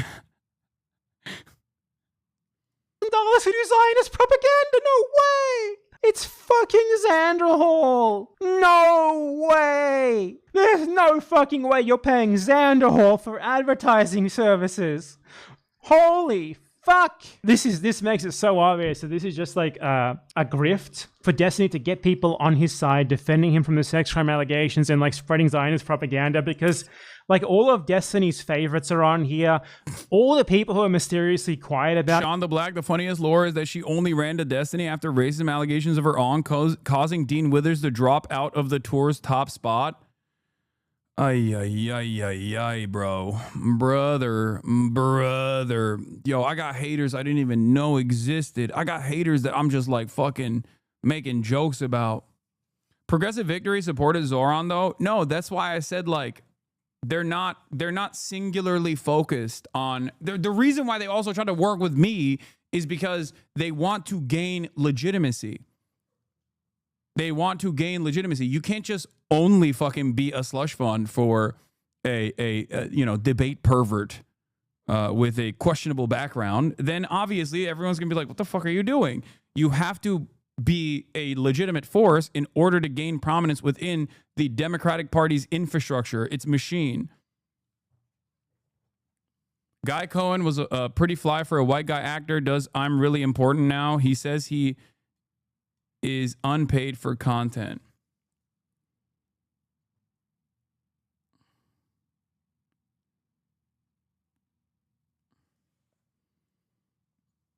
Are you seriously not upset about the communal stable that is Cracker Barrel veering woke? Like, that isn't cultural abbreviation or something? Both of your top haters pay the people around them to be their friends? Yeah. And also loathe me, which is crazy.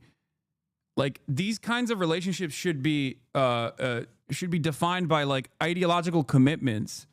A true commitment to fighting for what you actually believe is correct. It's so crazy that like there is this space now filled to the brim with people who are getting like $500 here and there or $1,000 here and there who are actively working not to like bring more people from the right to the liberal side even, which is something I do as well for the record, but instead just like actively spend almost all of their time yelling about the more marginal left flank of the Democratic Party. This is so fucking psychotic. It's expected, though.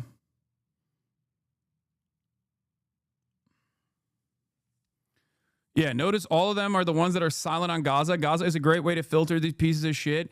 I think that might have been one of the requirements, unironically. Okay, there are some real... I'm done with the Bad Empanada video. He's just like making jokes about the people that got paid, obviously, including Destiny's private chef. This is the part here. Donations to pay my friends pack. The guy used to be like, it's Destiny's personal chef. It's someone who, like this is the guy who Destiny pays to cook him food. And he got paid $500 by Destiny's fucking, I take your donations to pay my friends pack. The guy used to be like a StarCraft gamer, one of Destiny's friends. Went by the name Lycan, and now he is Lycan Cooks, and his job is to cook for Destiny.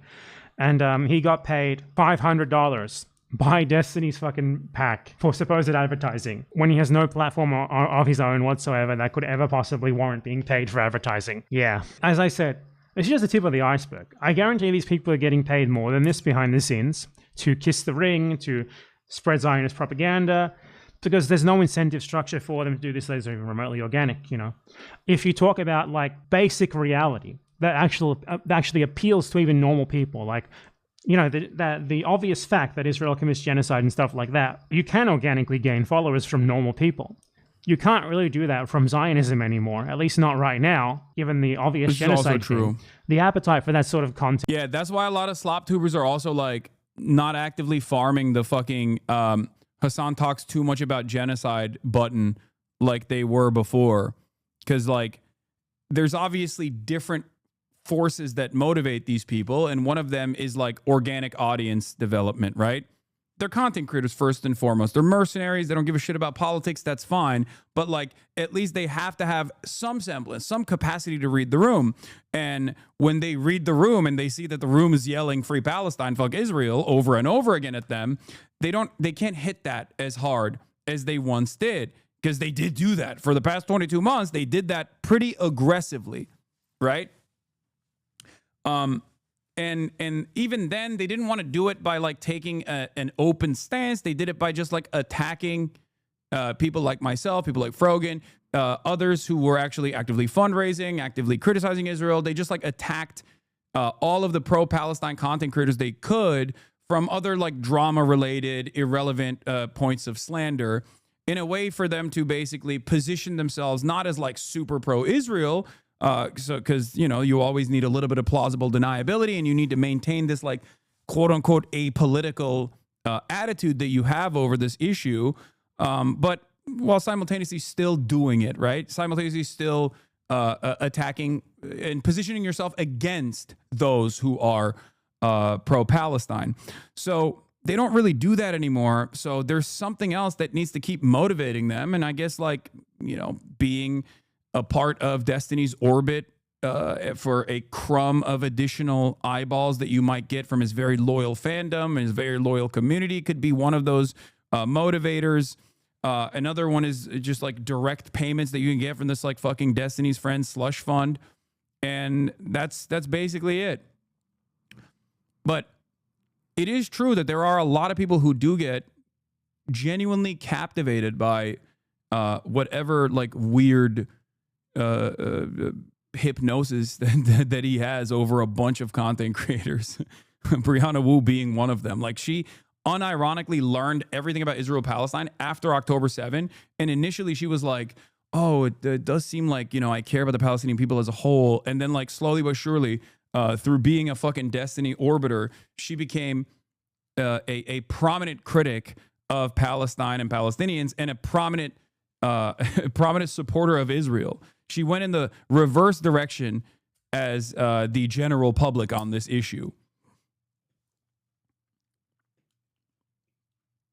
Now let's get back to the other pack that's doing something similar as well, but a little bit more structured and not as hyper-focused on, like, I don't know, making sure that one content creator is and all of his friends are churning out loyal slop shit.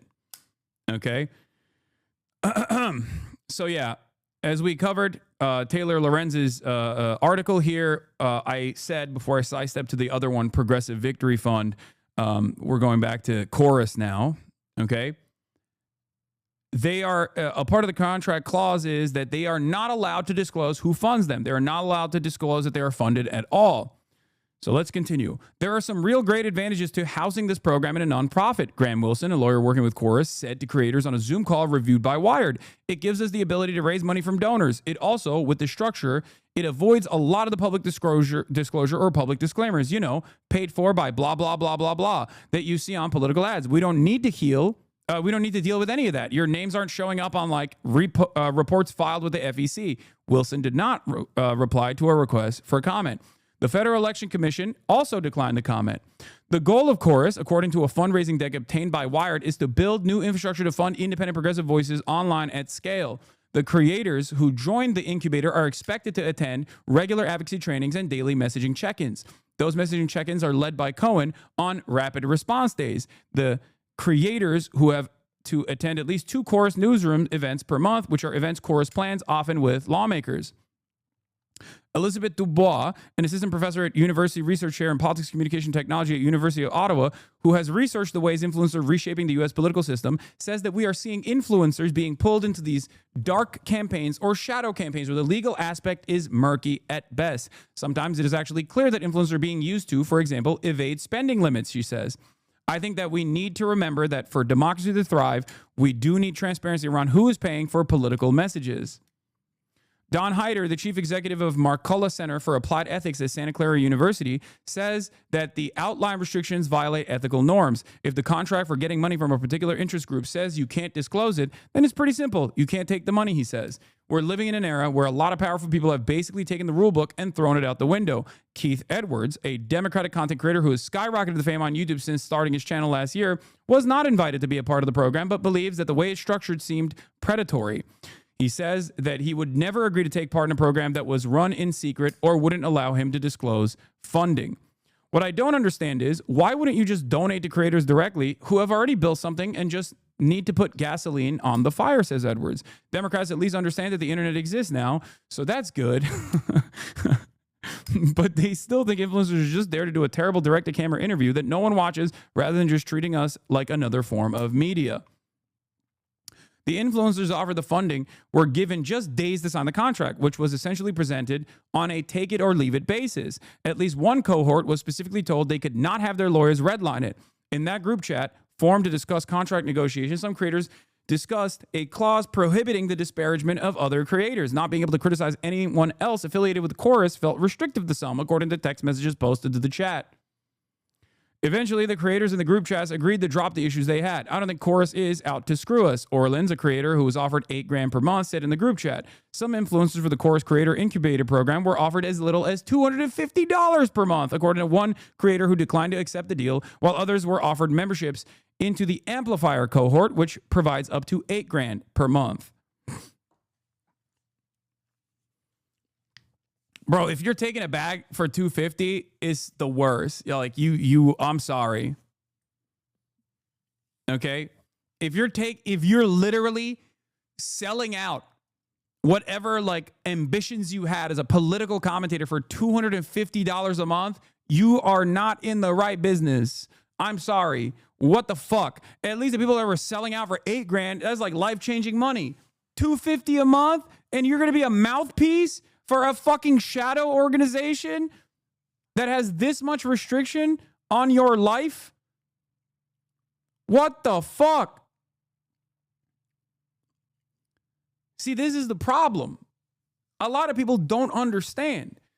The issue here is like, if this is your job, this is your goal, if this is your career ambition, if you want to become a political content creator, if you want to be a political commentator, you have to have a unique worldview. You have to have some things that you truly believe in. You can't be a fucking hired gun. What the fuck are we doing? It's so stupid. Like that's how little that's how little you care about integrity. What the fuck?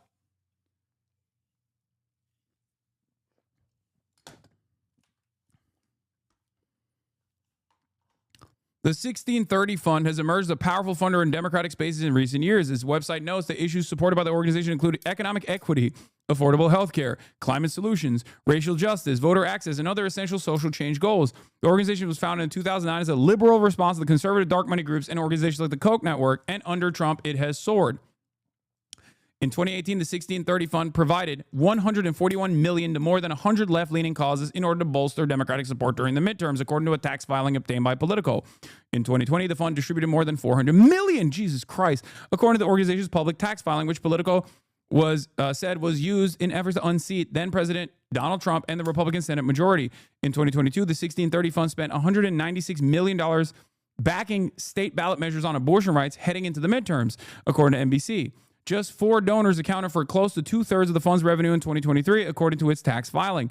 The largest donor gave the group $50.5 million, with others donating $21 million, and $13.6 million. The 1630 Fund, which is not required to disclose its contributors, has for years been a major funding source for liberal and progressive causes and groups, including those that spend in elections, says Walker Davis, a research director for the open government group Citizens for responsibility, and ethics in Washington. Though their recent tax returns indicate that they've always pulled back from the eye-popping sums they raised and spent in 2020, the organization is still one of the top spending politically oriented groups, oriented nonprofits in the country. Chorus, which is described in contracts reviewed by Wired as a project of the 1630 Fund that handles operations for the Creator Program, launched in November 2024 as a nonprofit arm of Good Influence, a for-profit influencer marketing agency aimed at helping content creators connect with social good campaigns. Good Influence was founded in October 2020 by Stuart Perlmutter, the former comms director for the Representative John Yarmouth of Kentucky. Seeing an opportunity after Kamala Harris's loss last November, Perlmutter co-founded Chorus with the Democratic influencer Brian Tyler Cohen. Ain't no fucking way. Brian Tyler Cohen, who was over 4.6 million subscribers on YouTube and leads messaging check-ins with the creator cohort on rapid response days. According to records reviewed by Wired, Chorus claims that its initial creator cohort has a collective audience of more than 40 million followers with more than 100 million weekly viewers, and that the organization has hundreds of creators signed up and ready to amplify messaging. I've spent most of my career researching right-wing media. Also, Brian Taylor Cohen is another friend of Destiny, isn't he? Again, I am noticing that like a lot of these guys who are invested in like, whether it's for genuine ambition and good reasons because they truly believe that the Democratic Party is the savior of mankind, or whether it's like a cynical way to try to amplify your worth within the confines of the Democratic Party machine, or if it's just to make money, regardless of whatever those motivations are, it's very clear to me that these guys have one pattern, okay? They don't step outside of the line when it comes to whatever the Democrats are communicating, which is something that I've always wondered about. Because I'm always like, how the fuck are you going to be an independent content creator, an independent political commentator, and never actually criticize the Democrats? Like, what is going on? Show me the pay stubs. This is what I used to say all the time, if you remember. If you recall, one of the things I used to always say whenever motherfuckers would come in here and be like, oh, I'm going to defend the DNC. You're wrong. It's the left that did this. I'm going to defend the DNC. I'd be like, show me the pay stubs. It turns out there are pay stubs. Not for you if you are a fan of any of these content creators. You've just been deluded, right? But these guys do have some pay stubs. So this makes a little bit more sense. I will also say, however, that the other thing that I've noticed here is that they are noticeably absent from the conversation on Gaza. This is a major issue. It's a major issue that was almost entirely propped up by social media and independent sources, whether it be on the ground Palestinians who are filming their own demise, filming their own genocide, bravely, if I may add, or whether it be those real, those videos that are being amplified by independent media content creators who see right from wrong, who have a conscience and decide that this is unconscionable and actively speak out against it. If you are an independent content creator, if you're in the media, you're not going to speak on it. We know this already, right? But if you're an independent content creator and you're silent on this, if you're an independent content creator and you're silent on one of the biggest issues of our time, then it's very obvious that there's like most likely a financial motivation here, a financial imperative here.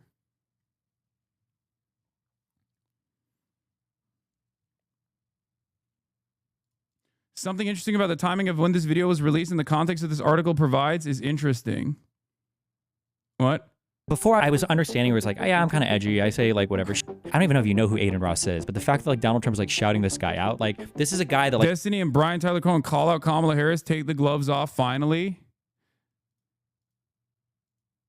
This is when November 18th, 2024. Brian Tyler Cohen and Destiny talk Trump's collab with Aiden Ross and Kamala Harris refusing to go on Joe Rogan's podcast. Anyway, I don't know if it like matches up timeline wise with like the Brian Cohen is not surprising. This makes me sad, man. I wish these guys wouldn't do this shit. Okay. That's what I That's what I wish. I wish they would stop doing this shit. Anyway, let's get back to it. I've spent most of my career researching right-wing media and sounding the alarms about the collapse of our old information environment. Ellie Langford, the director of programming at Chorus, said on a Zoom call with dozens of creators in June, our political systems haven't been able to figure out a real solution. And I've been really excited to see you all treading the path forward. I deeply, deeply believe that the work you are all doing is what's going to make the difference in supporting and, frankly, resuscitating our democracy. Already, creators in the program are creating content together. In a weekly series called Good News in Politics, 6 creators in the program shared a collaborative video running through political wins. Follow these creators, bringing you hope instead of doom scrolling. Sandra Jennings, E. Orleans, Jess Craven, Tono Latino, Gemma Talks, The Zactivist they posted. While some creators have been eager to work with Chorus, others distrust the organization. This spring, Chorus faced a wave of backlash from prominent content creators whose images were included in the firm's fundraising decks without permission. I was including some of the Chorus decks, like we have access to V. When you do not, said V. Spihar, a liberal content creator with over 3.5 million followers on TikTok. That's also kind of scummy. The faces of several well-known influencers were featured prominently on the Chorus website beneath a giant donate button. However, users who clicked the button were taken to a fundraising page for Chorus. Instead of anywhere, their dollars would go directly to the creators featured.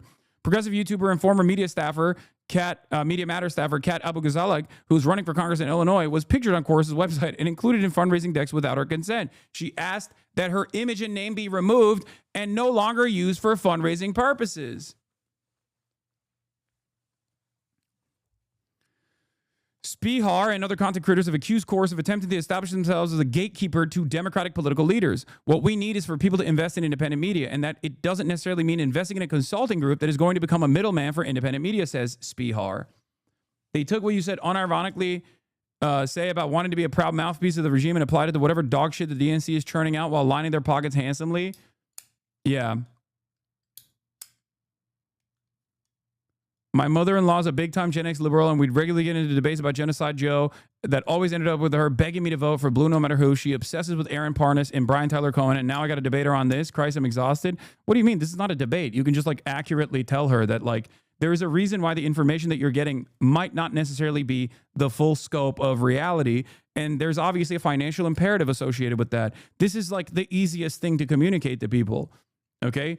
This is the easiest dub of your life, not to like dunk on your mom or anything like that. But I mean, the reality of the matter is when you have instruments of the party making these ridiculously stringent rules that straight up tell you what you can and can't say, and they pay you for it, then all of a sudden you're not a political commentator. You're not an independent voice at all. You're simply a mouthpiece for whichever slush fund that exists. In this circumstance, is just like Chorus.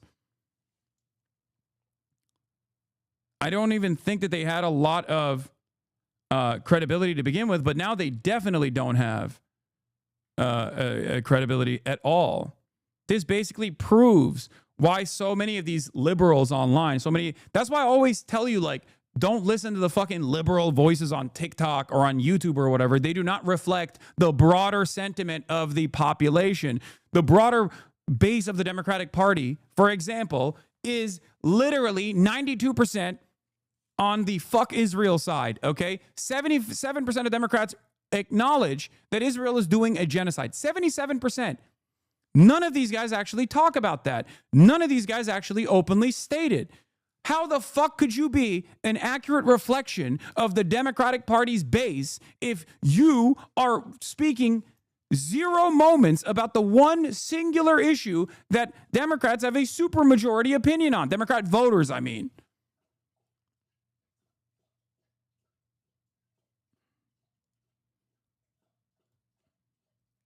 That's it.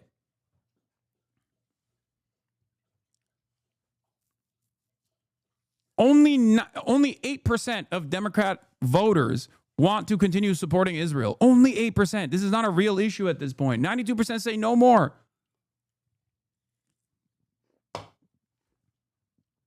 If you got a content creator who is, no, but have you considered that you're purity testing? This conveniently absolves me of giving any justification to unjustifiable shit. Yeah, like, I'm not a purity tester at all. As a matter of fact, a lot of people yell at me for that reason. A lot of people in my community yell at me all the fucking time. They say, Hasan, how dare you align with like this person or that person? They're not pure in their politics. And I understand that because I understand that normal people in the real world have a totally different framework than we do in this community. This community is an echo chamber. This community is far more radical than the average person. Our goal is to get those other people, the normies, to also see the world with a better analytical framework, dialectical materialism, okay? That's the goal here. So obviously, in an effort to expand the echo chamber, in an effort to reach out to a broader audience, there are going to be people that I collaborate with, that I work with, I talk to, that I'm not going to be fully aligned with. Having said that, however, I don't think this is a purity test. Okay? This is not like a purity spiral. This is just like straightforward paid propaganda. This is paid shilling. A paid shilling that unironically creates that same closed circuit that forces Democrats to not actually look at what the real issues are and actively choose to solve them. And instead, it's the Democratic Party trying to employ people to actively propagandize to an audience that thinks they're getting real information, like real unvarnished truth from independent content creators online. And the only thing that they're doing is basically the same fucking regurgitated CNN talking points that political consultants deliver in mainstream news. And that's what's really fucked up about it. Okay?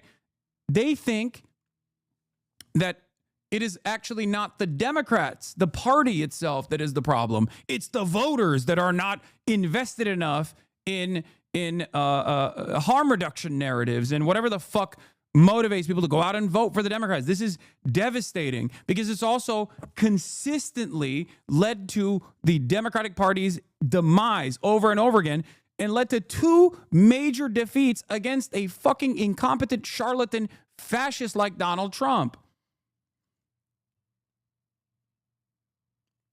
It's terrible. It's completely unacceptable. And this is straight up a part of the problem. This is a major part of the problem because this is emblematic of the issue that is at the core of the Democrat Party. Okay? An inability or a lack of interest in actually listening to the demands being made by voters, which is undemocratic inherently. This is anti-democracy. This is anti-democratic process.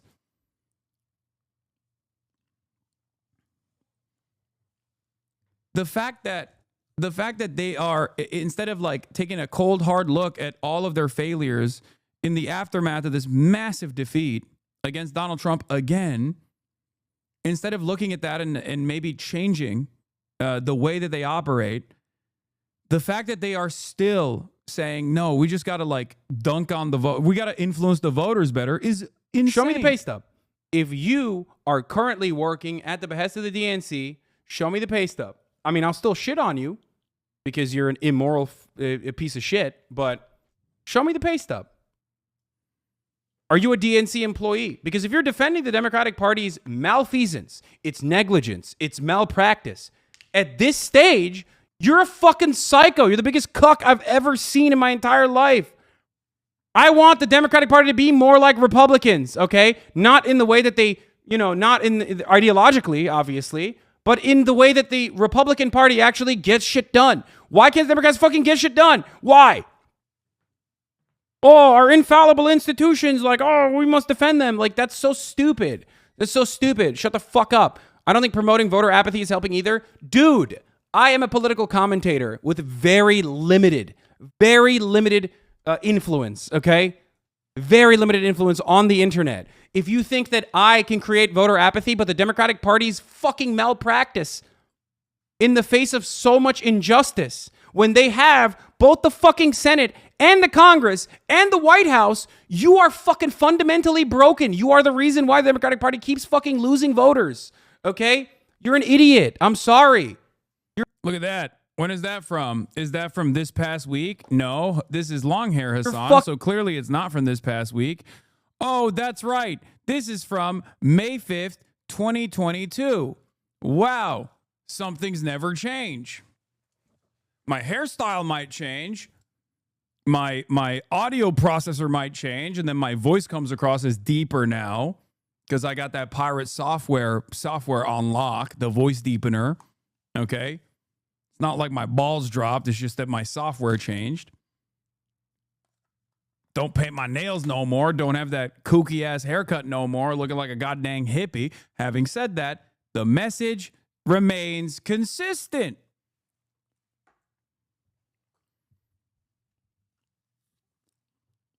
This is why I always laugh when motherfuckers are like, Hasan, you've changed. It's like, no, man. You just watched a video or two from the dumbest motherfuckers on the planet that were able to convince you that I have changed. I have said the same exact shit for the past decade. Okay? Either you were not paying attention or your attitude changed. And it turns out maybe your attitude changed because you went and got duped by a motherfucker that was getting paid from one of these goddamn PACs to basically tell you how the world is actually, when in fact, they were just getting paid to do so. Anyway. You have changed. We don't get Hell's Kitchen / Kitchen Nightmare content. You don't even run ads at the top of the hour. What happened? That's because the Piker Broadcasting Service is funded by you, the viewers, for you, the viewers. That's it. The only way to support the show is by subscribing, which you can do for $6 or for free with a Twitch Prime. If you want to do so, you can give subs as well. That's it. That hasn't changed either, motherfucker.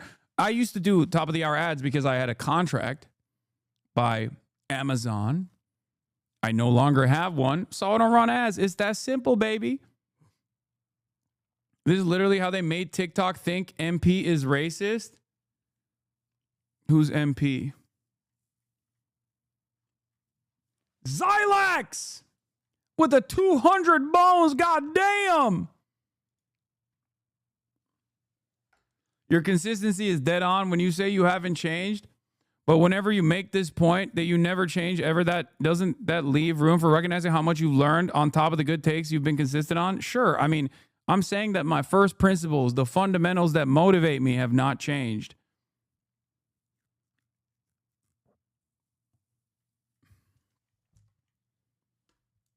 But how do we pay some greedy middleman if we can only pay you and not a PAC?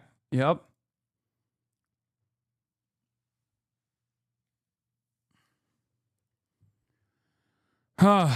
That's why it's so funny when these guys who literally run these like fucking slush funds and shit, who run these slush funds, who are actively trying to like work within the confines of the Democratic Party, will then turn around and be like, he's bad, he's a grifter. It turns out half the reason why they're saying that is because they have something inside of them. They have an insecurity that they are grifting, and they kind of recognize it, so they have to disparage people who are not doing that. They have to disparage people who they are ideologically in opposition to, because they're like, oh, he can't be just advocating for these things for no reason other than the fact that he believes in it, because I'm not advocating for the things I believe in, because I'm getting paid to say these things. That's it.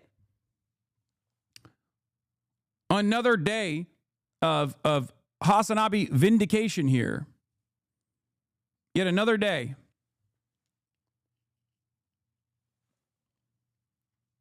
Several influencers who doggedly defended Chorus throughout the controversy, including Elizabeth Booker Houston, a Democratic comedian and content creator on Instagram, and Ali O'Brien, a progressive creator with more than 600,000 followers on TikTok, were involved in membership talks for the highest paid tier in Chorus's new incubator creator program. Houston did not respond to requests for comment. O'Brien also declined to comment. Still, some creators heard about the 1630 fund and Chorus's funding initiative and applied to join. One creator named Chesko, who goes by The Speech Professor online, applied to join the program because he viewed it as an opportunity to get access to the people that have funding or backing and actual research that I could use, he says. Ultimately, he wasn't accepted and received an email on June 26th rejecting his application. That sucks. You tried to become a fucking mouthpiece and they were like, nah, dog, you're good. That's crazy. And now you're just like, now you're seen as a guy who wanted to do this. Hasan on me. Thank you for the 20 gifted subs. The structure of the program highlights the vast differences between how Democrats and Republicans attempt to amass online influence. Once again, oh, MP is Madeline Pendleton. Okay, that makes sense. Once again, there's a reason why all of my controversies amount to socialism but rich and things that you would never actually even think twice about for any other content creator. Okay? That's it.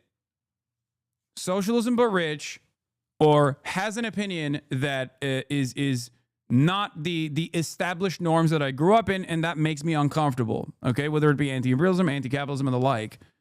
That's it. It's never shit like this. Have you noticed? It's never shit like this. So they have to try and make other shit up. Perhaps there's a reason for that.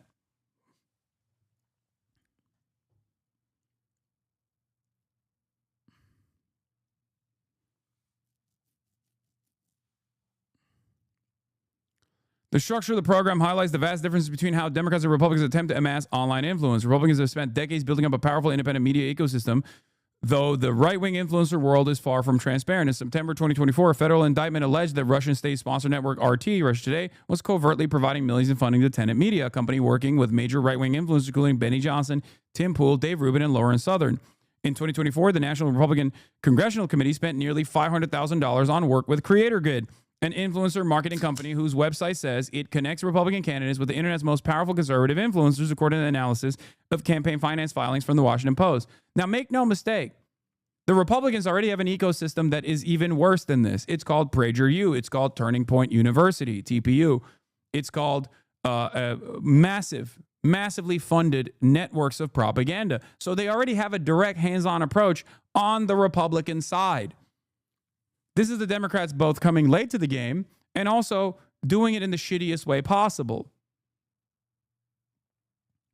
Not Turning Point University, sorry. Turning Point USA. Toilet Paper USA. Toilet paper. Okay? It's just that there is a reason why we look to these content creators and call them grifters outright, because they fucking are. And now it seems liberals are also getting in on the grift. Okay? At least before, the Democrats were so unable to make adequate investments into the digital landscape that most of the people, I thought, that had this like pro-Democrat Party alignment were just kind of fucking stupid or misguided or naive, right? Like they just genuinely were like, no, harm reduction is real, because it is real, right? So they were just like kind of naive. It turns out, nope, they were getting funded too. So my apologies to a lot of the people who I've shitted on by saying you're doing this for free. It turns out you weren't doing it for free. You were doing it for like $250 a month or maybe $8,000 a month. But it turns out some guy looked over my shoulder just now and yelled at me for watching you because you interviewed the Hezbollah guy, lol. I did not interview a Hezbollah guy. I would. I have not had the opportunity to do so. I did interview an academic who is a historian of Hezbollah, but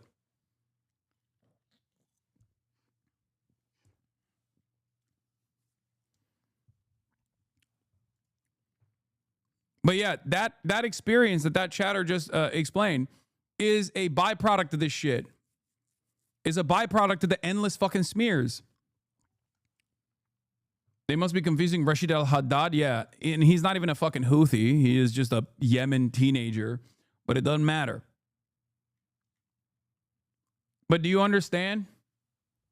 Do you get it?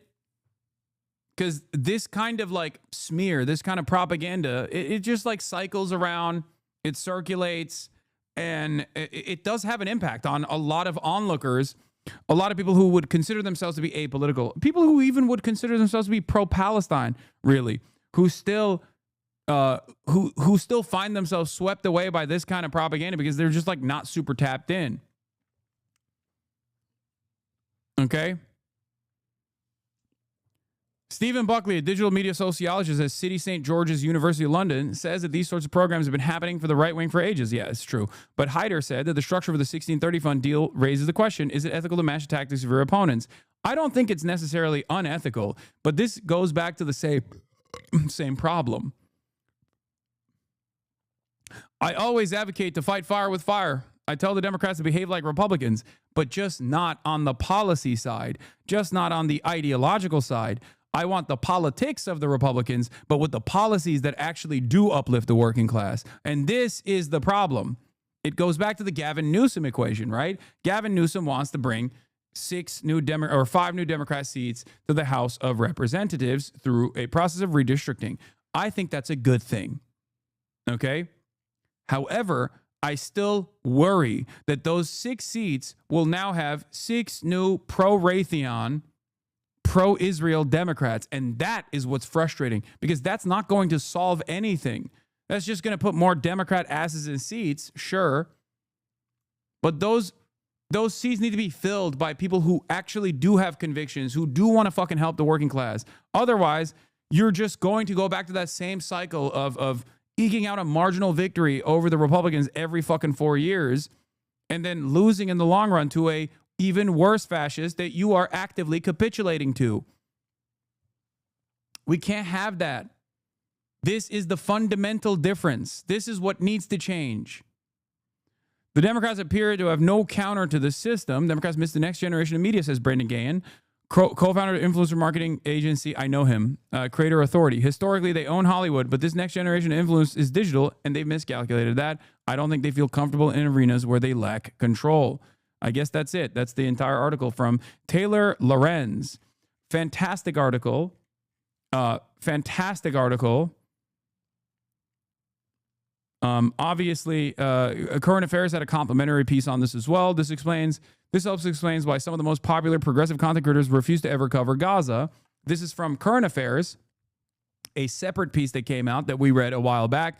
The decision to avoid Palestine by Democratic-aligned media seems to be deliberate, and it goes beyond Midas Touch. Midas Touch is part of a broader universe of content creators that are aligned with the Democratic Party, including Brian Tyler Cohen, David Pakman, among others. Notably, last March, according to a source at the events, Pakman attended a private off-the-record meeting with Kamala Harris on the day of the Joe Biden State of the Union address. During the trip, he met with Cohen, the Meisles brothers, and dozens of other so-called independent progressive media figures. In an internal email, Pakman later told his staff that the content creators of the White House had talked among themselves, and everyone had admitted that they deliberately avoided producing Gaza coverage in order to prevent controversy. One could argue that this is probably a big reason why these particular influencers were invited to the White House in the first place. Pakman, for his part, has previously asserted that Israel would never waste ordnance on Palestinian civilians, that he views Congressman Richie Torres, who is perhaps best known for being one of AIPAC's top recipients of funding, AIPAC's biggest attack dog, which we will be watching on the Adam Friedland show later, Richie Torres, as the kind of person who he would like to see lead the progressive movement.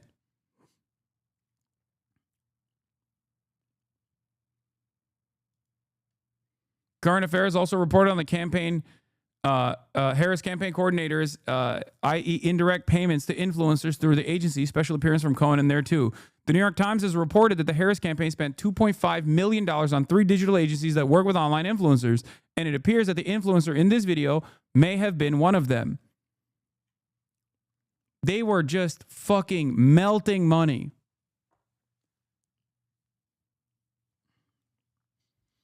It's literally all connected. 1630 funds, Future Forwards, which funded Progressive Victory. It's a lib circle jerk.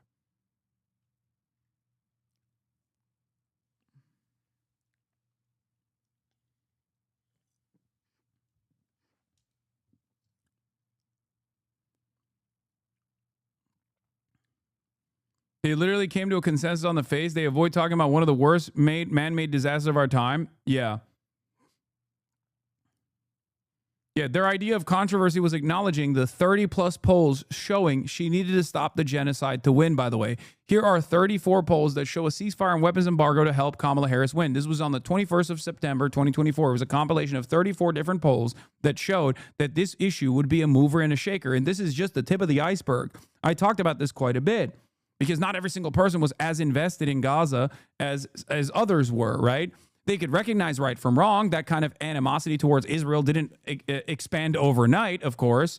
That led to like the Zoran victory, for example. That didn't happen overnight. That was already there in the lead up to the election, even though it was being actively sheltered. It was actively being pushed aside by top level Democrats in the establishment for obvious reasons, because they wanted to continue the maximum genocide that the Joe Biden administration was doing. Now, having said that, the reason why I say this is the tip of the iceberg is because this was emblematic of the problem of the Democratic Party's inability to address real issues that their fucking voters were experiencing. This was just one of those issues. It was a very big one, and as Ta-Nehisi Coates correctly pointed out, how can you expect the Democrats to save democracy when they won't even stop a genocide? How can you expect a party that will turn a blind eye to a genocide that they are contributing to actually not turn a blind eye to the democracy, the democratic process falling apart? And he was right.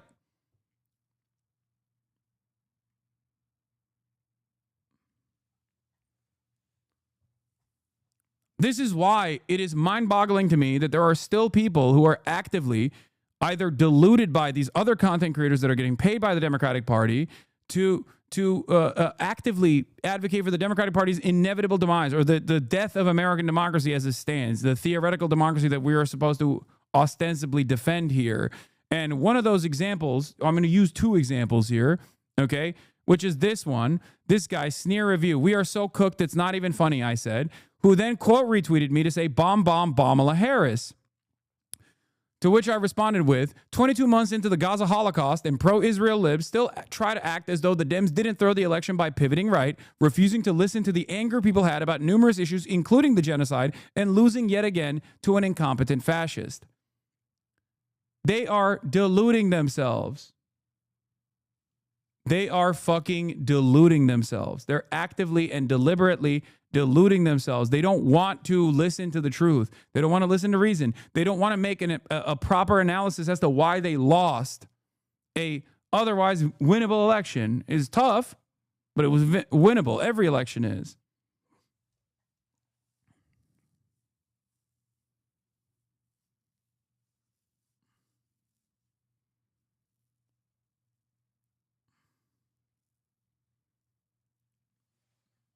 It blows my mind that people still try to do this shit, especially when third-party voters, if every single third-party voter turned around and voted for Kamala Harris still would have lost the election.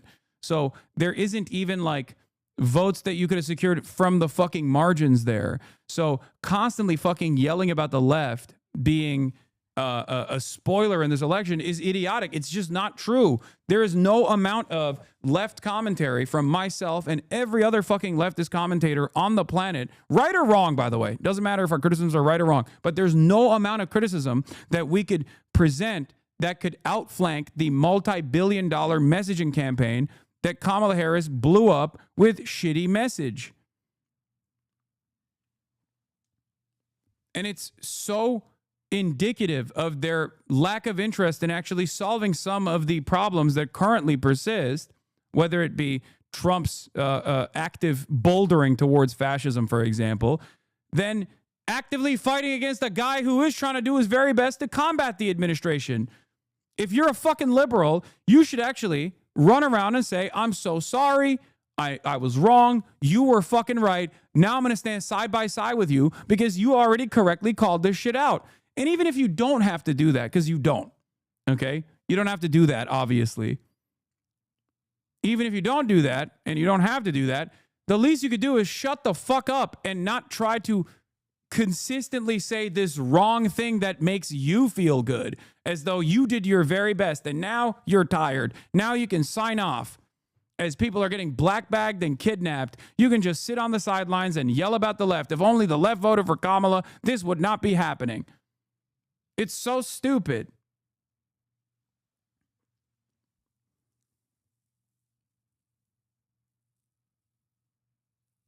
It's also simple. The problem is simple. Democrats run away from their base. They despise their base. Republicans run towards their base. They fear their base.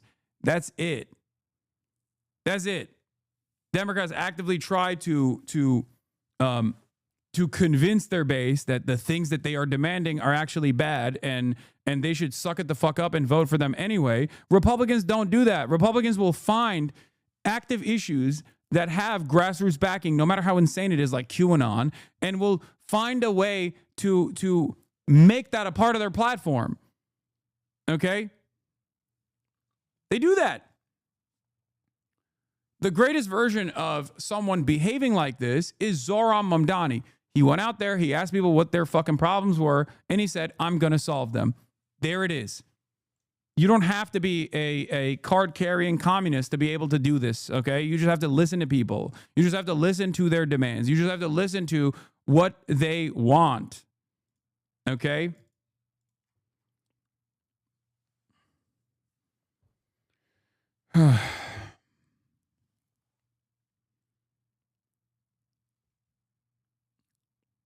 I try my very best not to fucking fight with Democrats at this moment, but they make it so goddamn hard when they just like put the crosshairs on someone like myself instead of actively fighting in unison against the Trump administration, and also maybe taking a cold hard look at why they lost. Okay?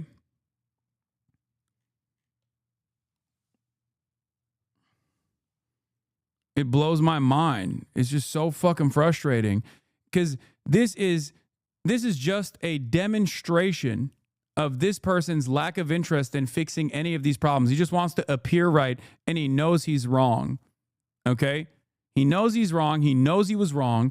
He wants to be pro-Israel, and he wants to still present himself as a progressive, even though Israel's doing a genocide, and the walls are closing in. So he just like actively tries to attack someone who was correct from the start.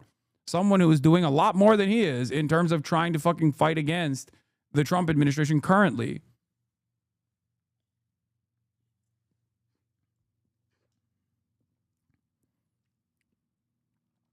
Yeah, it sucks that Kamala blew the election so bad by running as a Republican. That's a very stupid thing to believe. Wasn't he right about Harris allowing genocide, though? No. Not allowed to criticize Kamala Harris for becoming a warmonger because a few of your followers might decide not vote for her. Probably a lot of his followers, actually. Again, fantasizing about a reality that did not exist.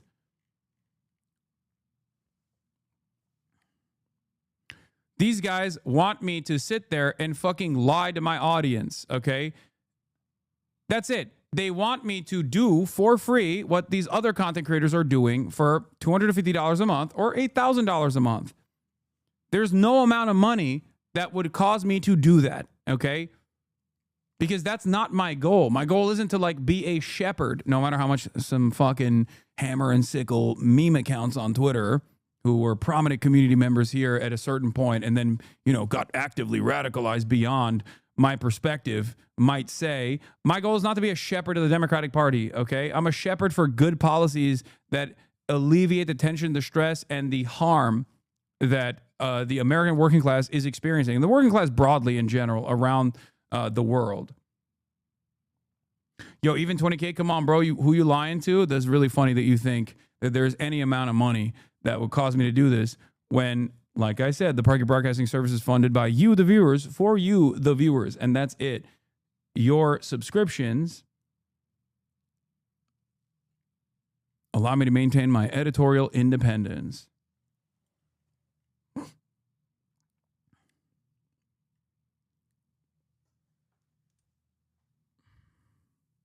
You are a liar. I need more hogwatch. Fuck the centrist dem cunts. It's their fault we are here. You voted for Harris on stream. You are a liar. There was never a moment where I explained to people that they should go out and vote for Kamala Harris. I also urged them to not vote for Donald Trump.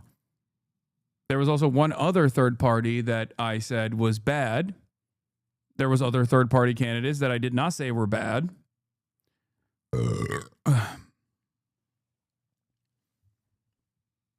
But overall,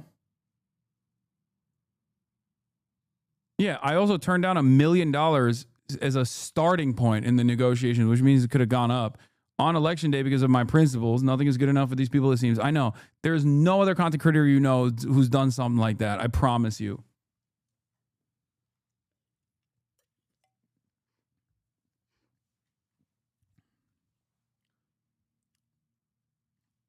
The other version of this that I saw was my former podcast co-host who I don't know if I can find it, but like it was an Instagram story version of this. It was the Instagram story quote retweet, which was so fucking crazy.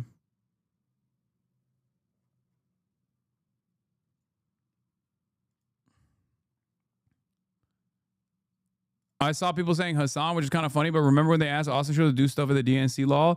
I confirmed that Hasan the Hun was not approached for this program. I didn't see Austin on the list either. The 90 influencers involved appear to be primarily centrist pro-DNC Dems who have not spoken out about Palestine and are pro-Israel.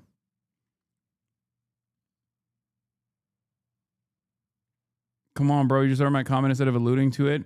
Give me that dopamine from hearing my words again. What? Chatter forgot all the hate you got for okay, shut up. I don't care about it. Oh, this is the one I was thinking of. Yes. This is another example of like liberals behaving in this like silly way. Everywhere around you, things are deteriorating in real time, and most people are sleepwalking through it all, worried about the Crackbarrel logo change as the Trump admin is knee-deep in the waters of fascism, Holocaust in Gaza, kidnappings by ICE, domestic military occupation. This is the only take that you hear from this man who's supposed to be, who's broaching the waters of political commentary here. Every single one of these policies would have been prevented by a Kamala presidency. You love complaining about Trump, but where the fuck were you when you could have done something about it? Again, I did try to do something about it.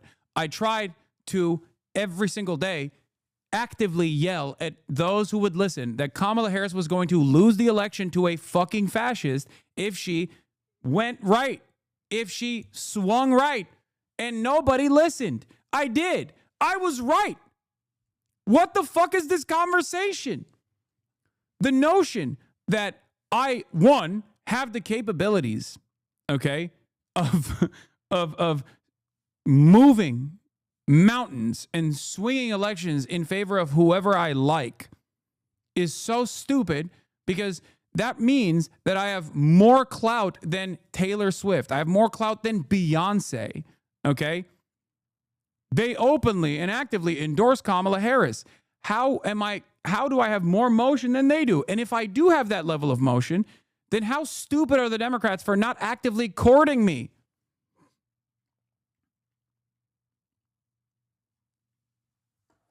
If I had that level of motion, how the fuck were the Dems not courting me and courting Liz Cheney instead? It's perhaps because nobody thinks I have that level of motion. This is just cope. Okay? And as far as my criticisms of the campaign, they were correct. They are the reasons why she lost. I did not want Donald Trump to win. These guys just simply cope. Also, not only do they cope about this to make this like cynical smear that like, oh no, Hasan actually wants Donald Trump to win. He always wanted Donald Trump to win. When obviously, if you listen to even 3.5 seconds of my fucking broadcast leading up to the election, post-election, you would know that that is not the case. It's an insane smear. Okay. But not only that, but also, I have been actively fighting against the Trump administration and even have withstood penalties as a consequence of actively fighting against the Trump administration and also consistently advocating for issues that I care about. Okay? These guys have not. Their only political advocacy, liberals, their only political advocacy is basically just like left bashing at a time when everyone needs to be united against the Trump administration. It makes no sense. It's just shit smearing. That's it.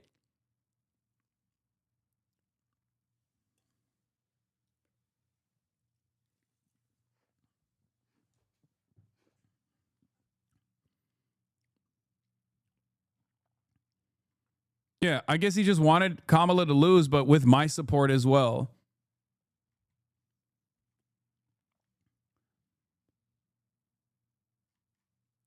Anyway, it's such a silly argument, and it's crazy that like it's still repeated over and over again. This isn't to say that I have no motion whatsoever, for the record. Of course, I understand that I have some level of influence, especially a level of influence that works best when you have a candidate that is aligned with my worldview, because there are a lot of door knockers in this community. There are a lot of people who will go out and smile and dial for candidates.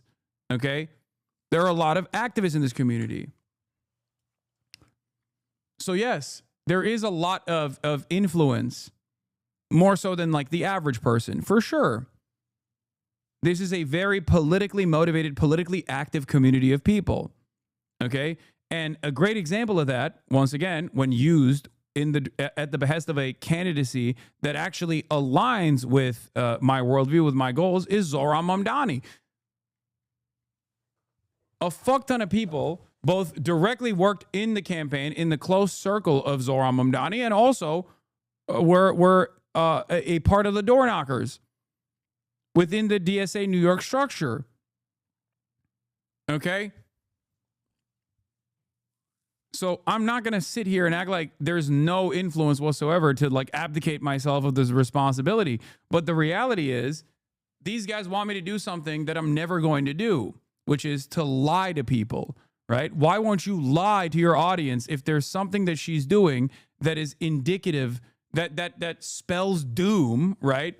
Kamala Harris saying she's going to have the most militant military. Kamala Harris also saying she's not going to separate herself from Joe Biden when it's very clearly an anchor around her neck.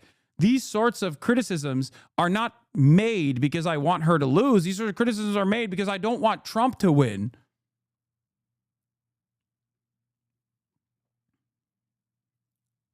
I mean, the reason I'm here and not in their chat is because I think I and a lot of others hold you to a greater standard. Everyone knows Brian, Pacman, Ethan, etc. are tools. You are not. So when people see you shitting on Kamala pre-election and giving a lot of moral supremacists win their sale to go see Never Kamala just to their own ego and detriment to Palestine. What? I'm confused. What argument are you trying to make? Are you saying that like you hold me to a higher standard so I shouldn't actually criticize Kamala Harris as is warranted for making horrible fucking choices that led to her electoral defeat, as I fucking said was going to happen, most likely? Wouldn't you not hold me to a higher standard if I did that? Then I would also be a tool. This makes no sense.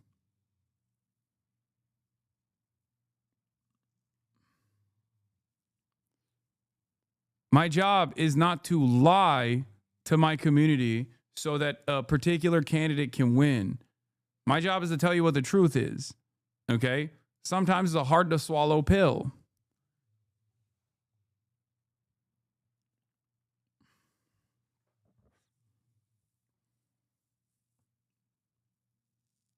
If the left was powerful, she would have chased our vote instead of racist suburbanized. Exactly.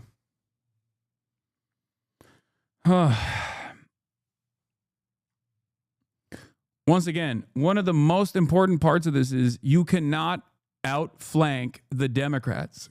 If the Democrats are spending billions of dollars communicating message A, you can't turn around as a Twitch streamer and communicate message B and expect people to believe you, because people are just going to go, I don't believe you. They're saying something entirely different. Like, you want me to just like lie and be like, no, you don't understand. The Democrats are not doing a genocide when they are. Of course I can't do that. You want me to lie and say Kamala Harris is actually an anti-Zionist, someone who is going to stop the genocide when she chose not to say that?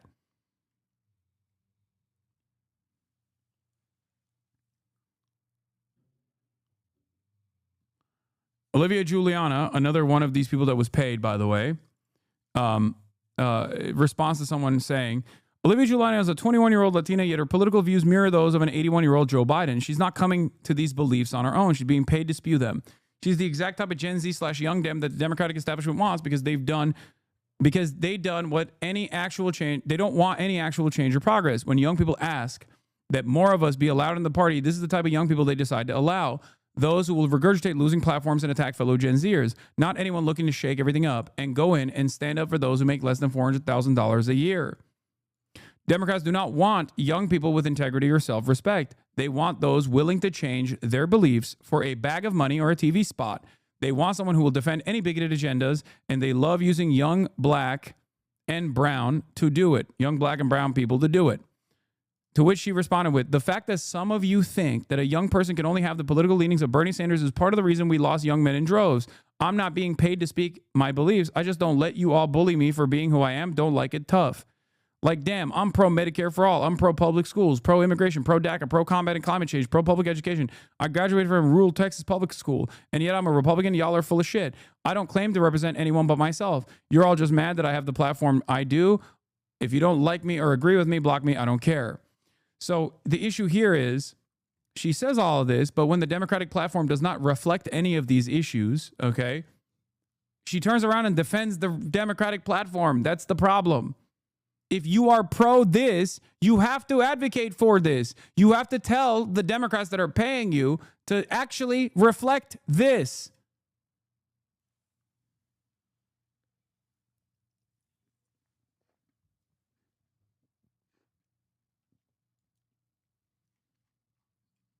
The campaign stopped engaging with voters concerned about Gaza in the crucial final weeks. Around the same time, Kamala Harris embraced Liz and Dick Cheney. The thought process with anybody concerned about Gaza was, okay, we'll lose you, but we'll pick up 2 somewhere else. And it was a fucking abject failure. They knew that they had, they knew that they could possibly lose, by the way. Okay. But they didn't just want to win. They wanted to win with their own methods. They wanted to win in spite of the anger and resentment that people felt towards not only Gaza, but towards the immigration process that was becoming increasingly more reactionary, that the Democrats were championing Republican policies of 4 years past. And it failed. Anyway, this is the other group, Unfuck America, I guess, and they're also another group that's like actively working with Destiny, and you know, they're left bashing. That's when a group within the DNC structure focuses on left bashing, I'm out. You know what I mean? That's ridiculous. There are plenty of fucking people who actively take up arms against me on the left, who present themselves as far more radical, far more truthful, far more honest. Okay? I spend very little time yelling at them. Why? Because they hold no institutional power. Okay? Reached out to about joining the Unfuck America tour. It's exploitation, and please do not confuse that for allyship. This message is not for that girl because I have no fucking idea who she is. She was not invited to the Unfuck America tour. Clearly that message was just from a random supporter. But I want to give an example of why we need to stay away from people like this as we head into the midterms for 2026. As you all know, the whole point of the Unfuck America tour is not just to clap back at Charlie Kirk. It's to get voters registered for 2026. Well, that's an abject failure so far. Holy fuck. If you look at the Democratic Party registration numbers, it is fucking awful. God damn. You know, from this New York Times article that was just posted this past week, we are so much further behind than even people like me on the ground thought that we were. People that use these like buzzwords in the leftist movement, like performative and allyship and all of this like soy bullshit, are people that have never gone outside and actually knocked a door of any registered voter in this country. You know who loves to see this? You sitting on your ass trying to fucking mansplain what's performative as if you somehow get to fucking determine what's performative. Charlie Kirk and Scott Presler, who registering voters by the thousands every day. Perhaps, and I don't mean to be a burden here for the good work that the Unfuck America tour is doing, I guess, but perhaps there are discernible policies that Charlie Kirk and all these other fucking dipshits actively point to as a political victory that you can get more of by relying on an endless faucet of right-wing culture war issues that they've designed as a distraction away from the real economic hardships that people experience.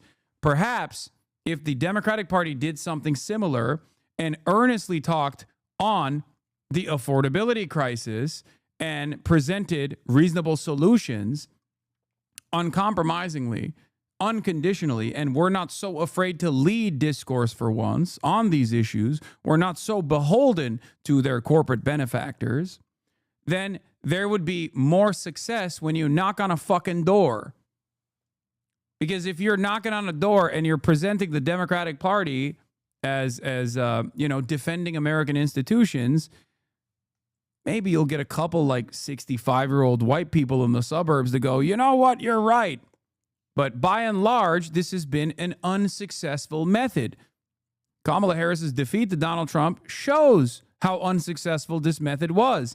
And yet, instead of learning from that lesson, that devastating defeat of the last election, We're just going, la, la, la, la, la. You're wrong. We're just going to keep door knocking. We're going to hang out with people who are refusing to talk about Israel, that's a major issue, by the way, 92 to 8%. Okay. We're never going to bring up genocide. We're never going to bring up a bunch of the things that went wrong with the Democrats and the way that they communicated, the way that they capitulated the right-wing framing on a lot of these issues. We are too afraid to lead. We are too afraid to demonstrate courage when communicating on some of these problems that everyone is experiencing. And we're going to hope that we can win. Well, good luck.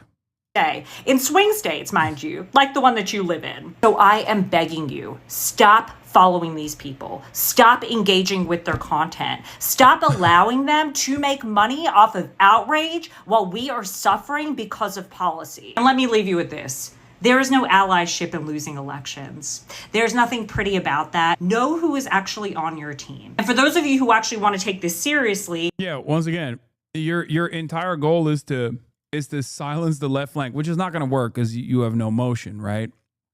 But it's crazy. Hey, hey guys, there is an active threat to every person's existence in the White House right now. But you know who I care about the most? Leftists, activists that are taking it up to the streets and actively combating against this administration's horrible agenda. Those are the real villains. Don't listen to them. Don't listen to people who demonstrate moral consistency. Please don't do it. Listen to me instead. Someone who's getting paid by the Democratic Party to drive up voter turnout and failing to do so.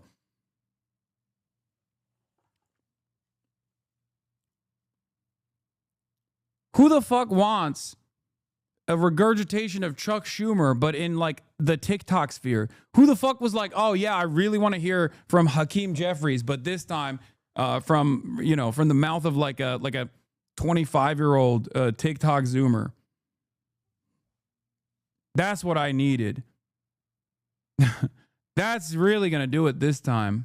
Please go to our website, unfuckamericatour.com, sign up to volunteer, sign up to donate. And as always, if you have questions after watching this video, send me a DM and I will help you out. Do people like her even get paid yet? This is a person who like runs that gets funded by a Democrat Party super PAC, or just a PAC, a political action committee from that is funding the Unfuck America tour.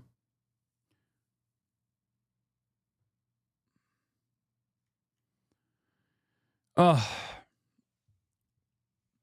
know it was an iconic moment, but honestly, the way you responded to the person in that vid that was saying you weren't socialist enough is the model example of how to appreciate someone outflanking you.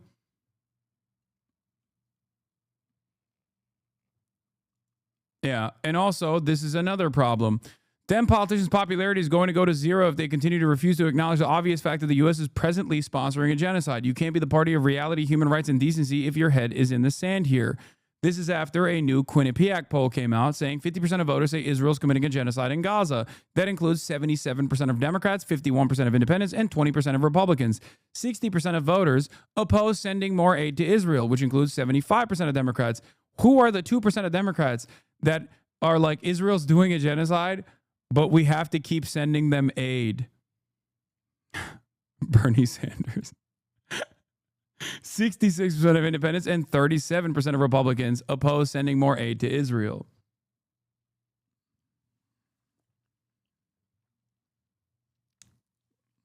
By the way, the public filings of D's PAC, oh, you mean Progressive Victory, shows that they have made multiple payments to basically every one of your haters. They are unfucking America by paying commentary slop tubers. That's a different one. Unfuck America is a different group that the Molestiny is working with.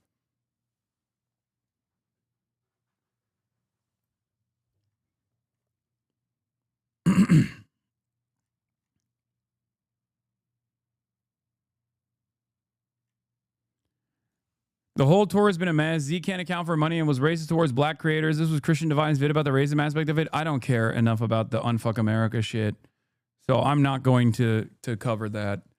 I genuinely don't care. I don't think it has like that much motion in general. I think it's one of those things where it's like it was big on TikTok for a brief moment, but it's just not worth the coverage here. Like, I mean, like I said, they've already shown what their ambitions look like by actively presenting Molestiny as a major warrior for their cause.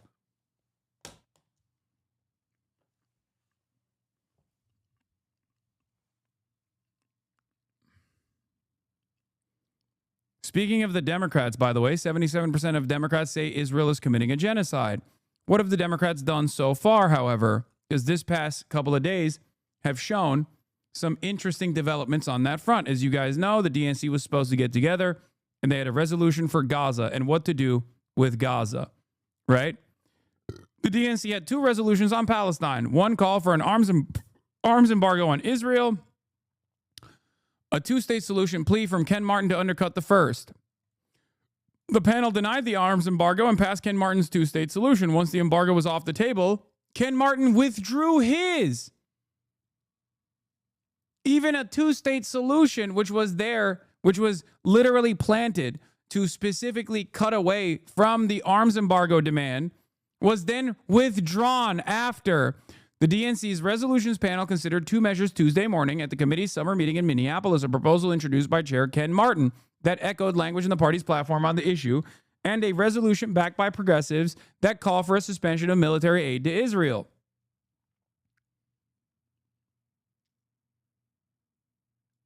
I had to listen to some Zoomers telling me Hasan spreads misinformation on Scotty Sire's stream today after Scott said that he wanted to watch a Hasan stream to educate himself. I told Scott not to listen to the haters and inform himself. I know. It's so... like, this is the other thing, okay? So many people have basically geared their fans into actively spreading misinformation about someone like myself.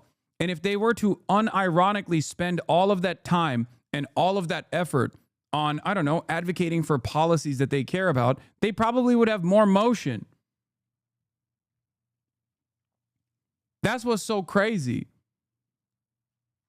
It's crazy. There's like a lot of people just have no interest, no investment in politics at all. And the only way that they can actually inform themselves or keep interested and keep invested in politics is by simply doing drama. Okay? And there are a lot of content creators who will literally just feed into that because they themselves are also not really fucking invested in anything. They just want clout. So it's like I have to work around a dedicated sea of fuck Hasan content enjoyers and slop tubers that are now honestly falling apart on their own because some of their leadership structure was outed as procuring CSAM from a 17-year-old and even trying to sex traffic them across state boundaries. So now at least there was something that was a bridge too far for some of these guys. So there's like a little slop civil war taking place. But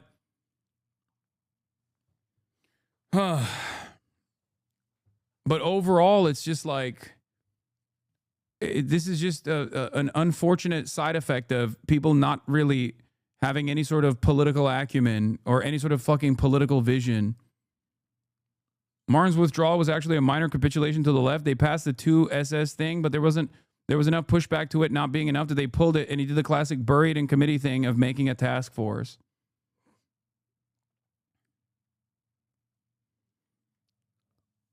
The panel unanimously advanced Martin's resolution and voted down the resolution calling for an arms embargo. Martin later made the stunning decision to withdraw his resolution to allow further discussion, a motion that was supported by the whole committee.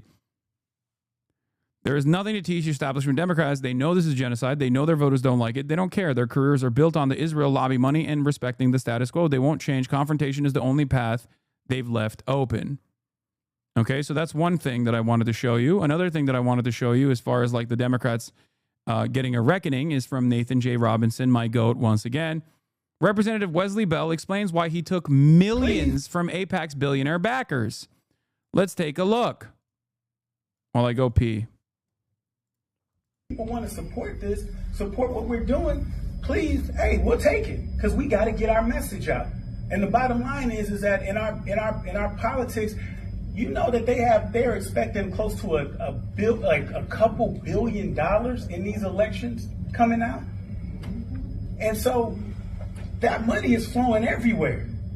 And until we address that issue and get campaign finance reforms, if you want representation that's going to represent your district, those people can't just go in there with empty pockets and just hopes and dreams. We got to understand there's a game being played. Politics is a game that's being played, and we can sit back and be righteous and say, no, we're not going to do it that way. And we can keep losing. And you know what? That's what we've been doing. That's why we've lost, even though we have the majority as far as Democrats, registered Democrats, and registered Republicans. We have a minority of states, state houses in the country. They have a majority, just had a super majority in the state house in Jeff City. They got the House, the Senate, and the presidency in Washington, D.C. Listen, we can't just sit back and just be like, oh, well, we just going to just keep doing what we doing, and no, we're not going to get involved. No, we can't do that. And so I hear what you're saying, and that's why I stay accessible. I'm going to come out in the community. I'm not going to shy away from tough stuff. Yeah. Now, U.S. Rep for Missouri's 1st District, Bell, won after his campaign drew over $8.5 million from pro-Israel lobbying groups that supported Israel's genocidal campaign in Gaza, including AIPAC's United Democracy Project, to unseat pro-Palestinian progressive Cory Bush. Okay? Nathan J. Robinson says, a reckoning is coming for the many, many Democrats who were bribed into supporting a genocide. People know what these politicians did, and they're not going to forgive it. Some, like John Fetterman, barely even needed to be bribed. They come to their genocidal politics honestly, through sincere conviction. Others needed a sizable check in order to get there. They end up in the same place, though. I can't believe how easily tricked people are. It's unfortunate, but it actually fucking worked. And AIPAC, with its pervasive, disgusting influence over American politics through the most sinister methods, were able to literally farm unimaginable amounts of money into a fucking primary and take out an anti-Israel candidate from the equation who was a far better congressperson than this fucking dipshit ever will be.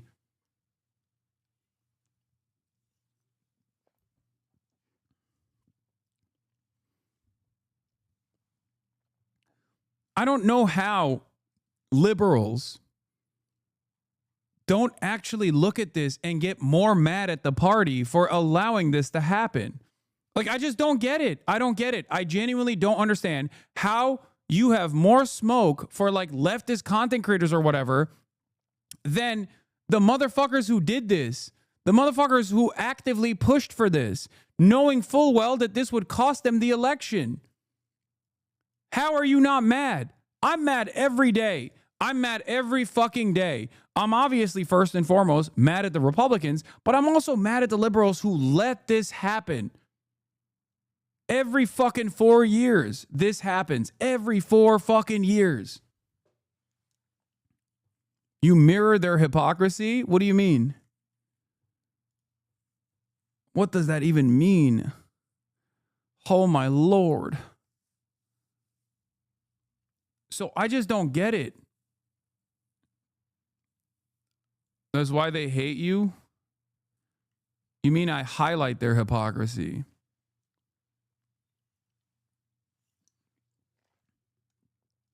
Not mirror.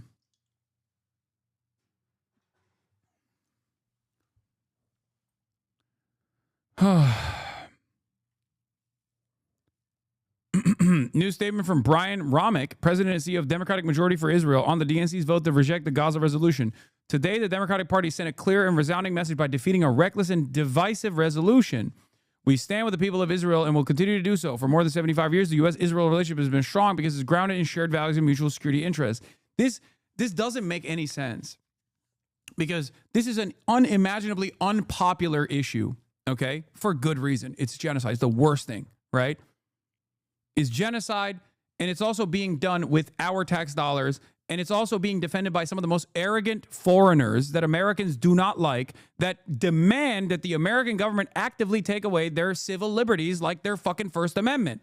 They're doing cancel culture on overdrive. These are all things that Americans fucking despise. They hate it, okay?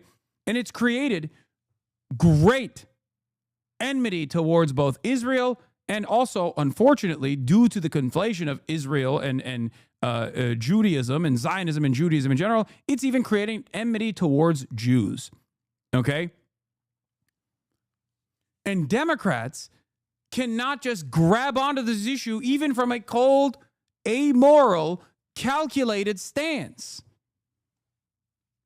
It's fucking insane. It's just not like you don't want to be the party that is pro-Israel right now. You have an incredible opportunity to not be the party that is pro-Israel right now. And yet they choose not to. What the fuck?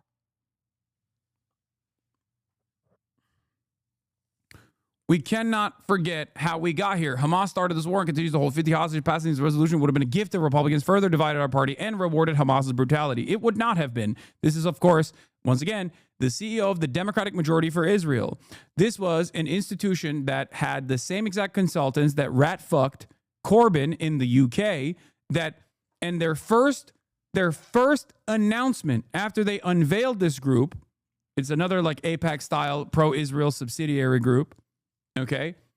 Their first attack was against Bernie Sanders, calling him an anti-Semite. That was the first thing the Democrat Majority for Israel did. They went after the squad, but in particular, they put the crosshairs on Bernie Sanders, calling him an anti-Semite. I laughed at the time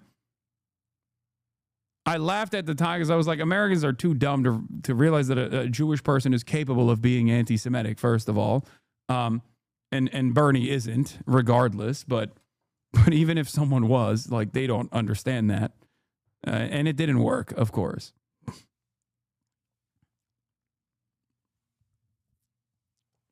If you want to understand what this institution was invested in, okay?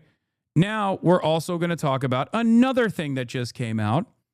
Isaac Chodener, as you guys know, from The New Yorker, is famous for these scathing Q&As that he does. And the reason why it's considered incredible is because he does something that many journalists don't, which is basic follow-up questions. Unfortunately, normal basic journalism, which requires follow-up questions when the person you're interviewing says something unhinged, happens far too little nowadays, and that's precisely the reason why Isaac Chodener is seen as like this incredible journalist, which, he does do great journalism if we're being real, okay? Yeah, the famous Isaac Chodener follow-up is, what did you just say? Can you please elaborate on the Hitlerian thing that you just said? That's usually what he does, and these guys, for some reason, will elaborate. And yes, they are like, no, you're right, it was Hitlerian, and I stand by it. So he has interviewed a bunch of people. He's interviewed a bunch of people who are obviously pro-Israel. He's interviewed like settlers in the West Bank who are fucking heinous monsters. He's interviewed Deborah Lipstadt, I think I'm saying her name wrong potentially, which was the anti-Semitism czar for Joe Biden. And now Isaac Chodener has interviewed Jacob Lew, the former president's support for Israel abetted a humanitarian catastrophe. But Jacob Lew, who served as a U.S. ambassador to the country, still thinks that the Trump White House could learn from its predecessor. Okay? Chris Kunzler talking about the leaked Epstein. No, don't worry. We got that too.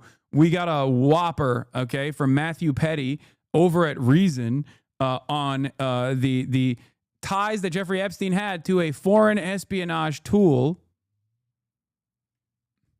And that is not China, nor is it Hamas, nor is it Iran, nor is it Russia.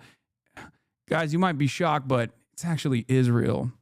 Anyway, but we're going to get there in a second. I'm just going to give you some choice quotes from this, okay? Jacob Lew, Israel's ambassador to the U.S. under Joe Biden, was interviewed by Isaac Chodener. Isaac says, if the goal was to get in aid, some people would say that keeping the current government afloat was a bad idea. Another possibility would have been to seriously threaten to stop arming them. How do you respond to that? Look, I think President Biden was clear immediately after October 7th that he would support Israel in achieving the military objective of defeating Hamas. There was always a debate about what that meant, And we engaged diplomatically on difference between defeating Hamas as a military and governing authority and eliminating the last Hamas fighter, which we didn't believe at the beginning, and I don't believe today is possible. But our goal, yeah, here it is. Yeah, I got it. Don't worry. I'm going to cover it in a second. I'm going to cover it later.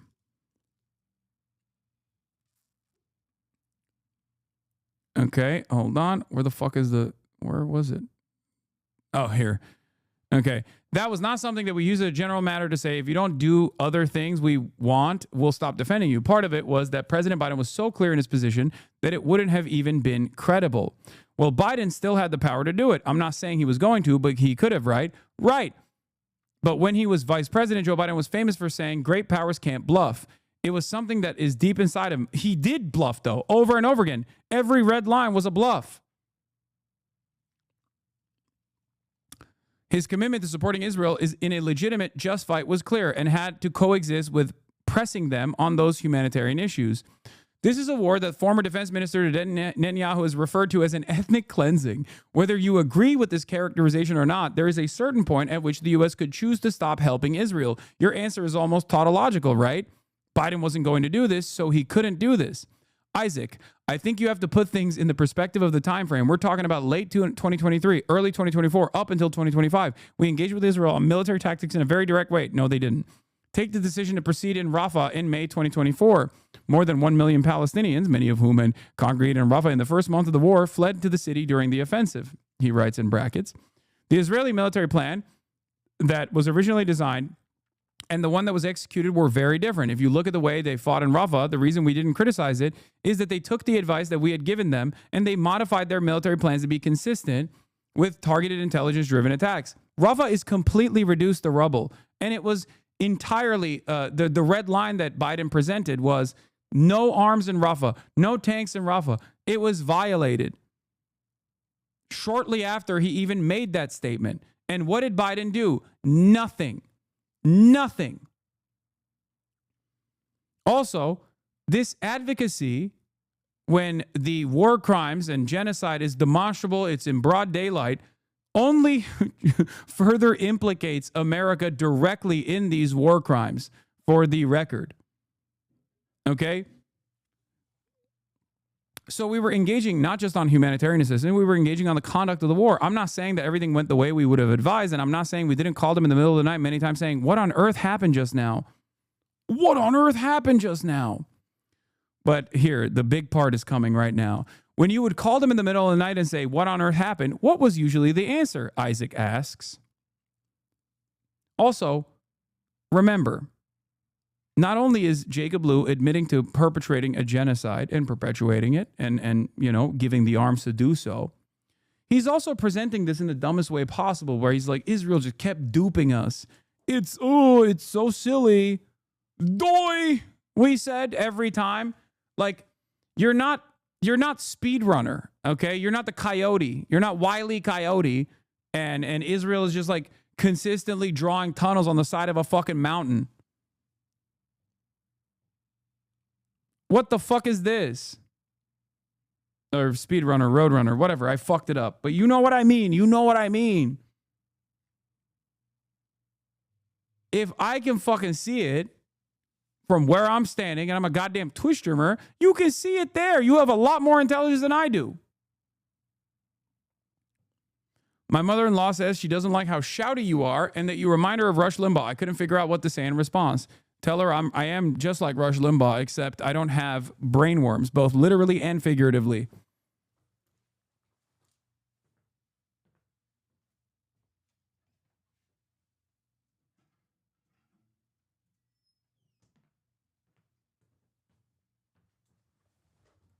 Get it? Because he's dead. And also, he died of brain cancer. And also had brainworms, like figuratively, as in he was a fucking insane right-winger.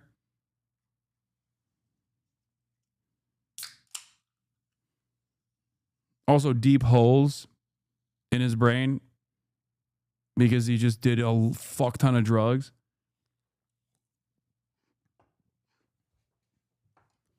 Rest in piss. He's looking up at us right now going, "Ah, I'm burning."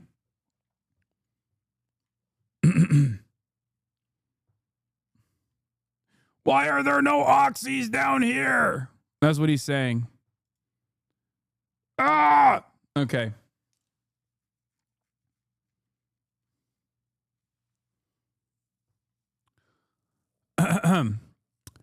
The general pattern, Jacob Lew responds, was that in the moment, stories were inaccurate and that the Israeli military and government establishment were not in a position to fully explain it yet. We could almost never get answers that explained what happened before the story was fully framed in international media. And then, when the facts were fully developed, it turned out that the casualties were much lower, the number of civilians was much lower, and in many cases, the children were children of Hamas fighters, not children taking cover in places. To which Isaac responds with, "Sorry, what did you just say?" To which Jacob Lew responds with, "In many cases, the original number of casualties," he cuts him off and he says, "No, I meant the thing about who the children were. They were often the children of the fighters themselves. And therefore, what follows from that?" he responds with, "What follows is that whether or not it was a legitimate military target flows from the population that's there." Hold on, Mr. Secretary. That's not, in fact, correct, right? Whether it's a legitimate target has to do with all kinds of things like proportionality. It doesn't matter if the kids are the kids of. He stops him. Jacob Lew stops Isaac from even further elaborating on his question to say, if you're in a command and control center, that's different than if it's a school that's emptied out and innocent civilians are taking shelter there. If you're the commander of a Hamas unit and you bring your family to a military site, that's different. I'm not saying everything fits into that, and I'm not saying it's not a tragedy.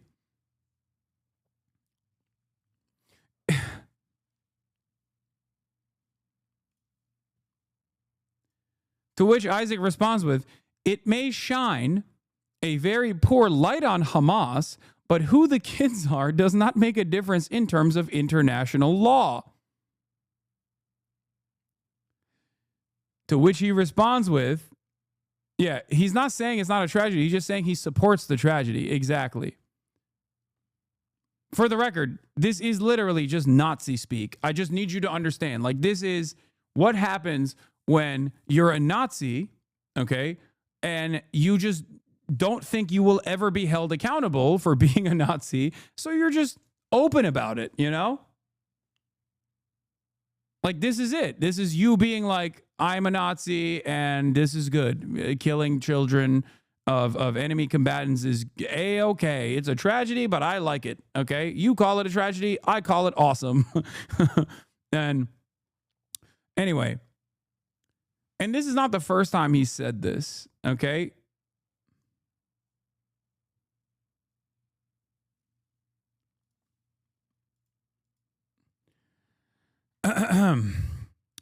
It is not the simple question that it originally appears to be when the initial report makes it sound like the target was just an empty school that families took cover in. In some cases, I'm not aware of the full explanations because when I left, we were still asking questions to get more detail and saying to them that they have to be able to explain these things. He's literally saying we would offer them protective cover and then demand they at least get their shit straight by at least bringing up one Hamas militant or just someone that they lied was a Hamas militant or some shit.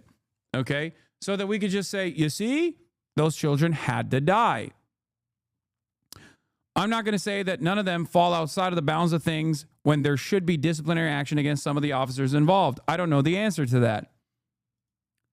Of course, once again, it's okay to murder children if their parents are your enemies is a precedent set by the Obama administration when Lew was Obama's chief of staff. Robert Gibbs says, Anwar al-Awlaki's son, killed by drone strike, needs far more responsible father. Okay? And also, if you want to see his fucking quote, he said the exact same shit in the Times of Israel all the way back in January.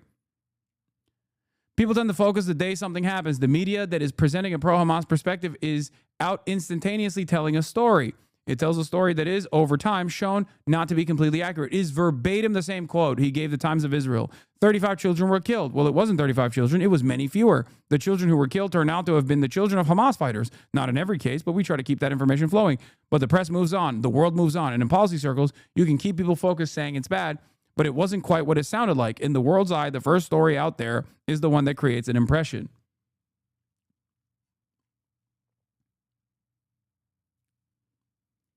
That's him saying the same shit in January. 2 Times of Israel with a little tweaks because it's Times of Israel. So he said the media is presenting a pro-Hamas perspective. He didn't say that to Isaac Chotiner a couple months later because it's American media. And if he were to sound like a fucking psychopathic Israeli person, then, you know, people would probably respond a little bit negatively to that. So he just like tweaked it a little bit, you know?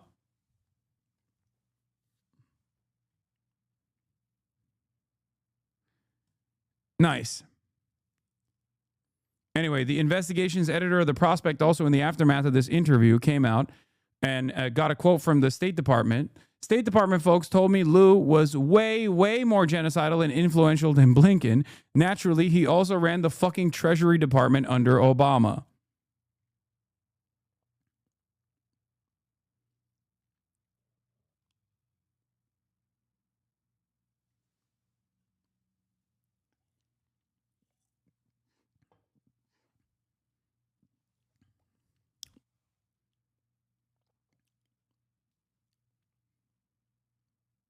And of course, once again, those targeting standards are obviously not equivalent.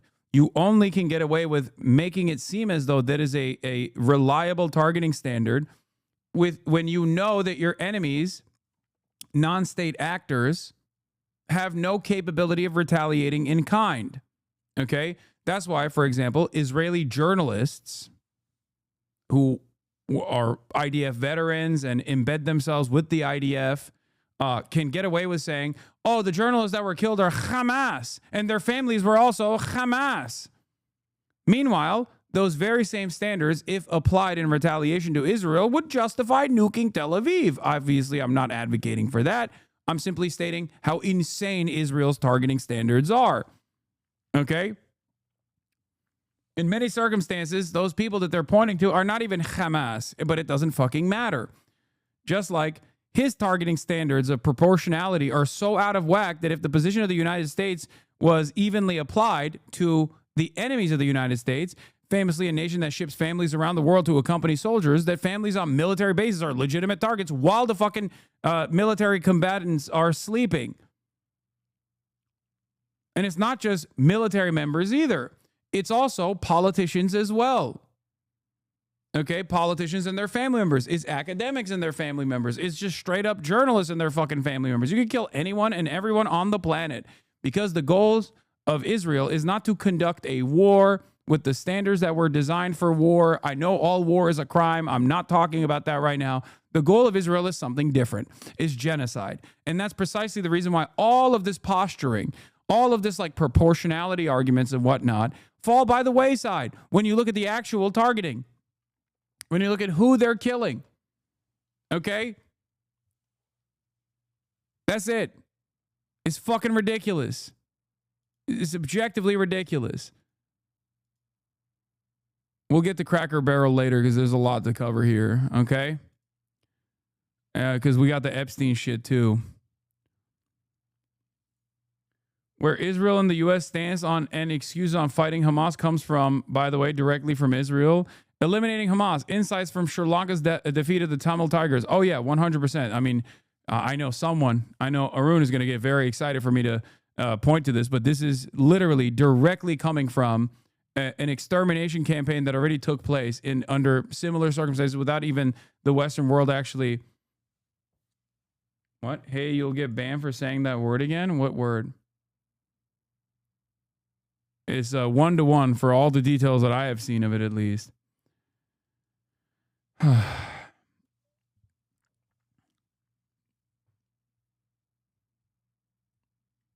Okay. Moving on and continuing with the incidents that took place. Let's get to the mass shooting that took place, okay? school's back. And of course,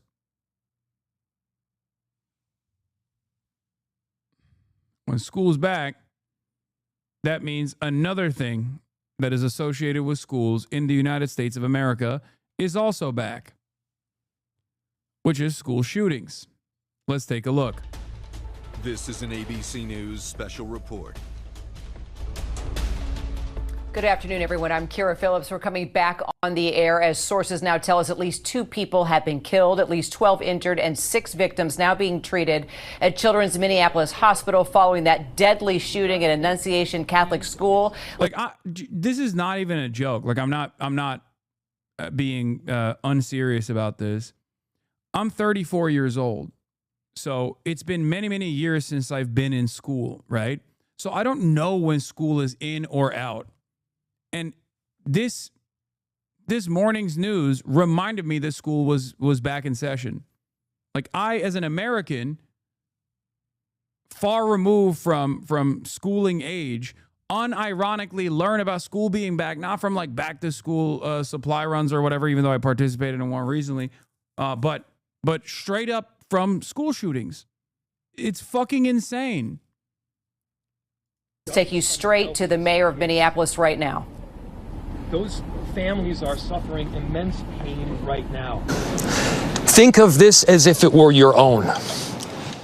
Every one of us needs to be wrapping our arms around these families, giving them every ounce that we can muster. These were Minneapolis families. These were American families. And the amount of pain that they are suffering right now is extraordinary. And don't just say this is about thoughts and prayers right now. These kids were literally praying. It was the first week of school. They were in a church. These are kids that should be learning with their friends. They should be playing on the playground. They should be able to go to school or church in peace without the fear or risk of violence, and their parents should have the same kind of assurance. These are the sort of basic assurances that every family should have, every step of the day, regardless of where they are in our country.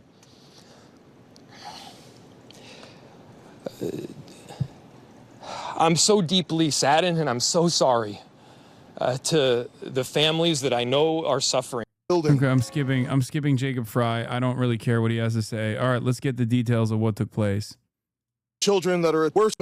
Just before, I am the Minneapolis police chief. Earlier today, just before 8:30 a.m., our city experienced an unthinkable tragedy. Minneapolis police officers responded to a report of a shooting at a mass that was happening at the Annunciation Roman Catholic Church on the block behind me. This worship service was marking the first week of school for children that are attending the Annunciation Catholic School. During the Mass, a gunman approached on the outside on the side of the building and began firing a rifle through the church windows towards the children sitting in the pews at the Mass. Shooting through the windows, he struck children and worshipers that were inside the building. The shooter was armed with a rifle, a shotgun, and a pistol. This was a deliberate act of violence against innocent children and other people worshiping. Bro, they got yeeted so fast. Are you kidding me? Like, your mods are gone. What's going on?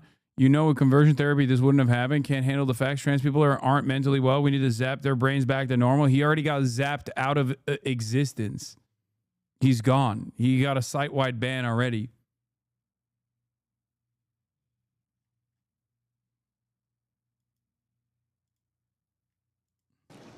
The sheer cruelty and cowardice of firing into a church full of children. Yeah, it's the shooter. I don't know what the shooter's gender is or whatever, but I have seen a bunch of Groyper posting from the shooter. So of course you're gonna have a bunch of the exact same people that have the exact same worldview as the shooter, who literally pollute the same circles as the shooter, who egg on people just like that shooter to do the mass shooting that they did, to turn around and be like, no, this was a woke libtard trans person. So, you know, it's the classic David the Pee-Pee equation, right? When he went in and tried to kill Nancy Pelosi and then tried to kill Paul Pelosi, every single person that looks exactly like that fucking dude, who believes the exact same shit that that fucking dude believes, who knows that fucking dude online, probably anonymously, turned around and was like, nah, that's not one of us, dog. He's gay. He's woke and gay. That's not one of us. That's literally, it's just the method. This is the meta. This is what they do all the time. Is absolutely incomprehensible. Police officers from the Minneapolis Police Department immediately responded, entered the church, and attempted to provide first aid and rescue some of the children that were hiding throughout the building, while other first responders came and EMS responded to rush victims to nearby hospitals. Will it shock you when you find out that it's actually, once again, most likely another terrorgram right-wing grooming victim?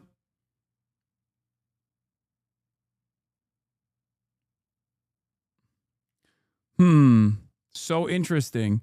It's another 09A, 9 angles, 716 terrorgram situation. How? That's so shocking. I'm so shocked. Okay? Of course, the fucking dude was a groiper. What are we talking about? Yeah, another nihilistic, terminally online Nazi with incoherent politics, a love for weapons, and an obsession with Russia, Germany, esotericism, and online memes. This has been like 70% of all shooters in the past decade. Of course, guns are the main problem, but we got to do something about this shit too. Yeah. This is literally how it works every time, bro. What the fuck? What does it have to be? 100% of the shooters until people go, hey, a lot of this like crazy esoteric Nazi shit that exists on the internet is probably leading people to just go out and do heinous acts of violence. Maybe we need to, I don't know, talk to our children, fix this problem a little bit. Young children, ages 8 and 10, were killed where they sat in the pews. Their parents have been notified. 17 other people were injured, 14 of them being children. 2 of those children are in critical condition. By the way, remember the terrorgram, like Nazi, white nationalist, white supremacist shooters have literally been a woman, a white woman, and a black man. Okay, so it's not even, it's even the fucking school shooters at this point, at this stage now, as long as they're a part of that like far right coalition, doesn't necessarily have to be a white person. Okay. This is why I always say white supremacy has gotten more diverse than you even understand. The coward who fired these shots ultimately took his own life in the rear of the church. Our hearts are broken for the families who have lost their children, for these young lives that are now fighting to recover, and for our entire community that has been so deeply traumatized by this senseless attack. We will stand together to protect our children, our schools, and our houses of worship. This deliberate act of violence is just a sign of cruelty that is beyond comprehension. Our hearts are broken for everyone that's been affected by this tragedy. The target is unique because it's a Christian, it's a Catholic school. So get ready for the shooter was trans and the shooter was woke, and this was an anti-Christian act of violence. After they're done talking about we got to do something about mental health, when they have no interest in doing anything about mental health whatsoever. And, you know, there will be people blaming, Trump derangement syndrome. Laura Loomer is already fucking saying it's Trump derangement syndrome. Another Trump hater who wanted to kill Donald Trump on its gun before opening fire at a Catholic school in Minnesota today. We'll see how interesting how the Democrats spin this school shooting to fit their narrative to blame Trump. TDS is a straight up mental illness.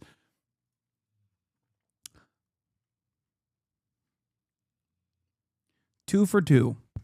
Even fucking Ryan Ruth. Both of the people that were apprehended in the election cycle for either shooting Trump, like in the ear, or killed in the process, or tried to assassinate Trump at the golf course, were either former Trump supporters and Trump voters, or were literally fucking active Republican Party members. Like, what are we talking about? They were both Republican.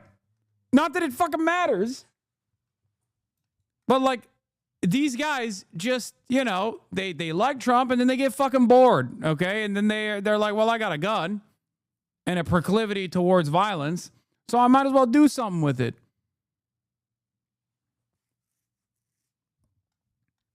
That's it. They're just so... It reminds me of the synagogue shooting that took place, right? Under the first Trump administration. The dude was a massive Trump supporter, okay? And he went beyond Trump at a certain point and was like, you know what? Even Trump is not doing anything about these undocumented migrants that are coming in because Jews are doing the great replacement. And that's why he went into the synagogue in Pittsburgh. He got hopped up on fucking fumes off of being pro-Trump and being pro-Tucker Carlson, and he listened to what Tucker Carlson and Trump were saying, and he took matters into his own hands in this heinous act. As we begin the difficult path of healing, I want the community to know this, that even in the face of such evil, the Minneapolis Police Department and all of our law enforcement partners stand with our community. We stand with these families and with this parish. We will continue to be here for you. With that, the investigation is obviously in its preliminary stages, and I will attempt to take some questions to provide further information. Chief, what can you tell us about the suspect in this case? How old was he? Any kind of motivation? Also, these like esoteric far-right groups are becoming increasingly undecipherable in their political worldview. It's just directionally on the far right. But sometimes they're so fucking far right that they just like end up hating Donald Trump as well. Okay? It's kind of like Nick Fuentes, who hates Donald Trump now. Part of the reason why he hates Donald Trump is because of Israel. The other reason is because, you know, he's not deporting enough Mexicans. Okay? It's just like a literal fucking death cult. I don't know how else to describe it.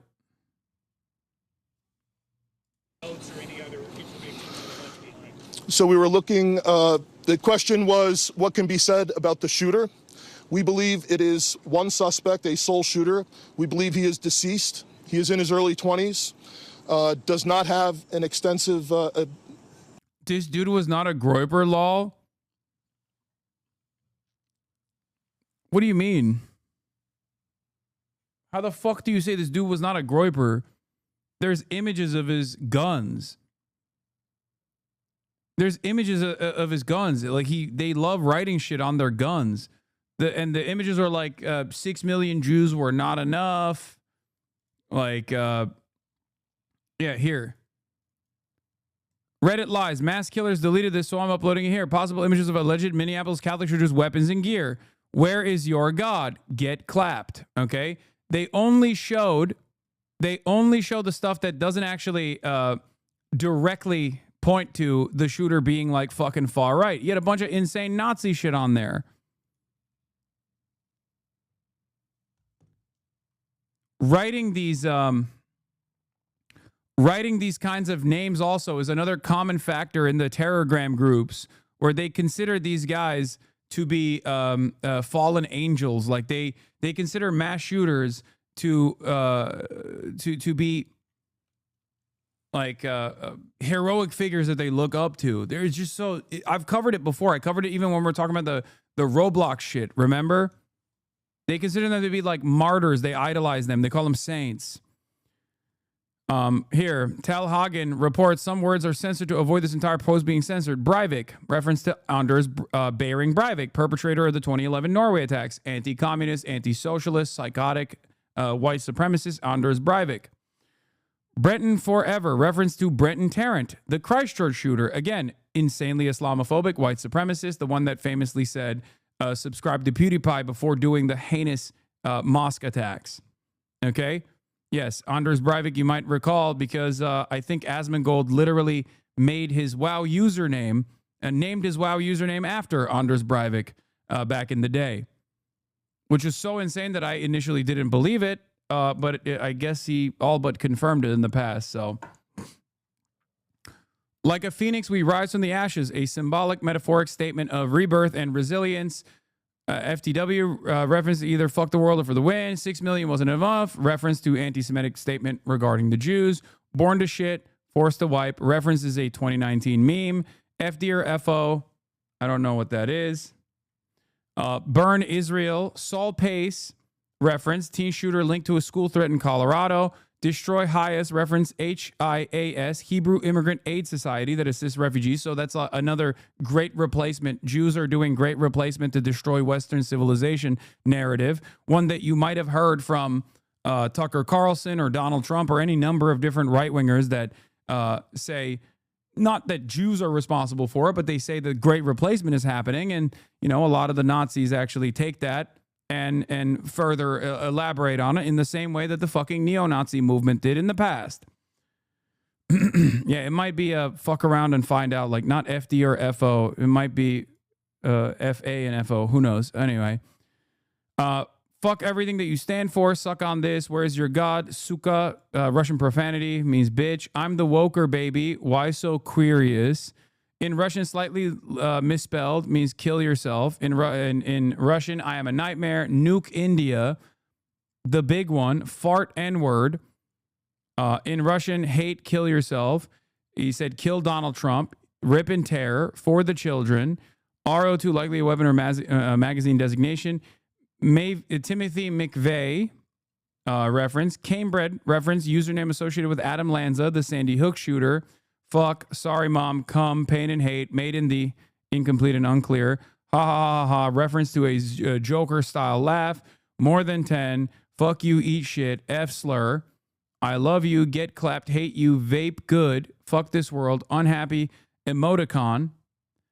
Anyway, it's just all like a litany of different dumbass fucking esoteric and not so esoteric memes. Shit that you can find in some of the absolute worst corners of the internet with regular frequency. Zach didn't just name the character after him. He literally swiped the exact same username Anders used when a new WoW season started. Important distinction, as this shows how much he knew about the lore. So important note.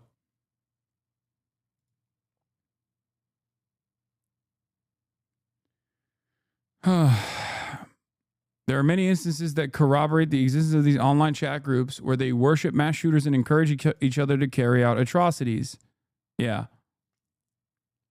Once again, the top of the Minneapolis church shooter's gun has the same symbol used by the 4th of July shooter Robert Crimo in his music videos and the book he published. Okay? So this kid had to have connected to Nazi Satanist sects that have been indoctrinating school shooters all over the U.S., right? Isn't this the same symbol that some of these kids use? Remember, one of the recent shooters used this symbol in a bizarre schizo video.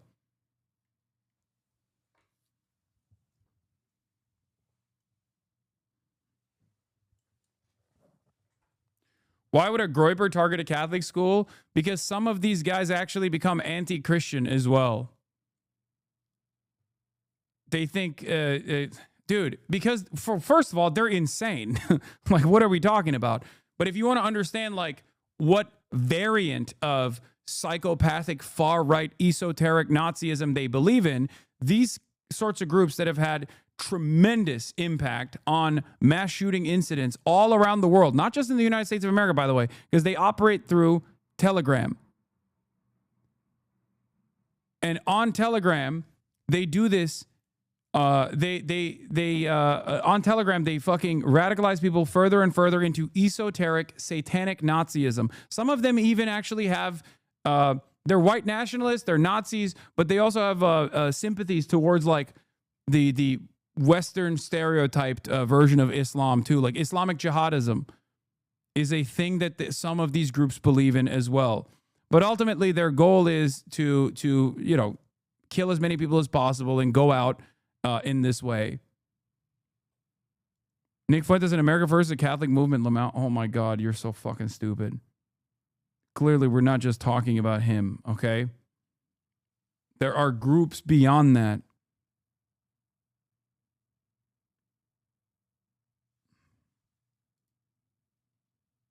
Yeah, there are pagan Nazis, for example.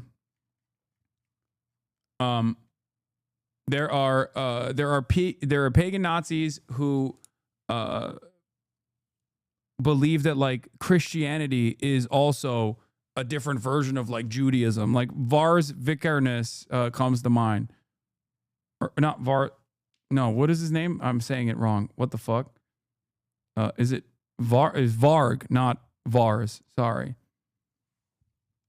Varg Vikernes is a guy who is famous for like fucking killing his like band member, stabbing him to death. And yeah, Burzum from Burzum, who famously also had firebombed a bunch of churches. So there is like a lot of pagan Nordic Nazis as well.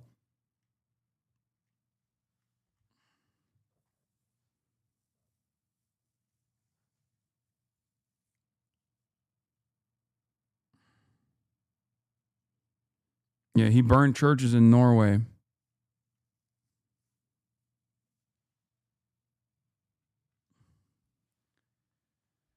Black metal reference in Hasan's chat. 13-year-old edgy me is spitting on the ground in sight of that name.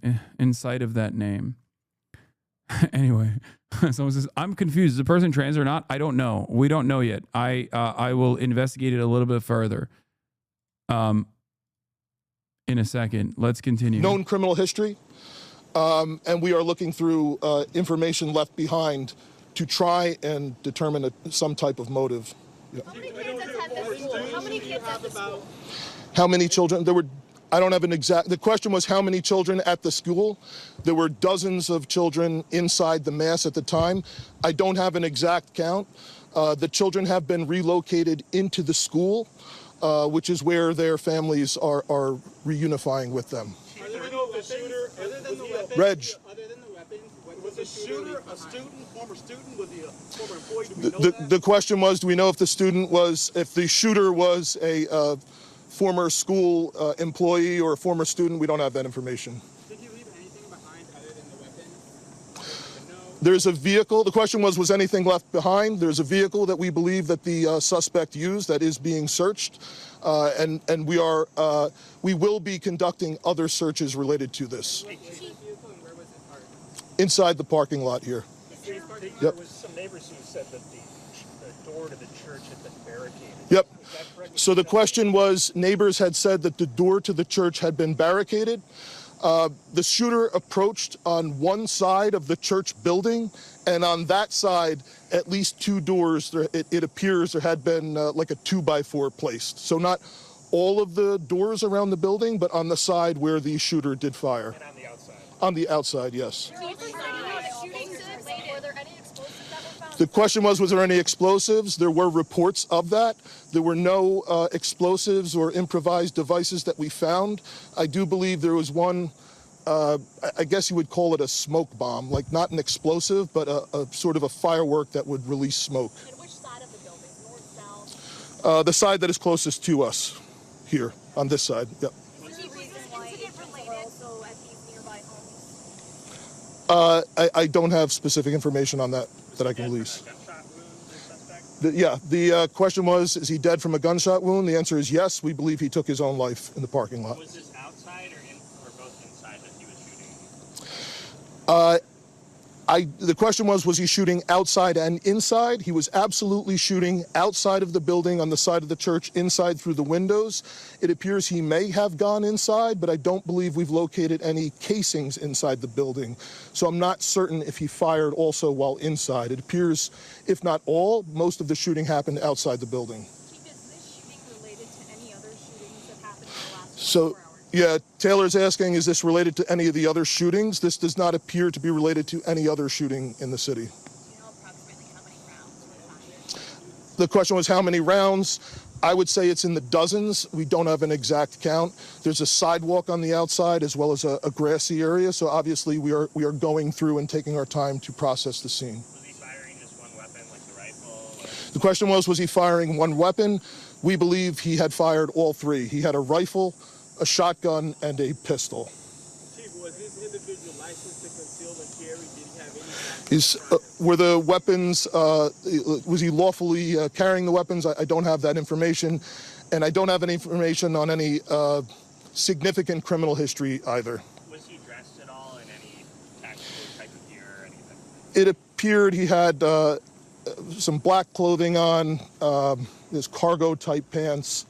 I guess you could interpret that as, you know, however you like. All right, ladies and gentlemen, thank you for helping us to get the information out today. We have a lot more, more work questions? that needs to be done. We will return back later today to provide more details as they become available, and we'll let you know how you can know about that in the moments to come. Thank you. Okay. How can the public help? That's it. Thank you.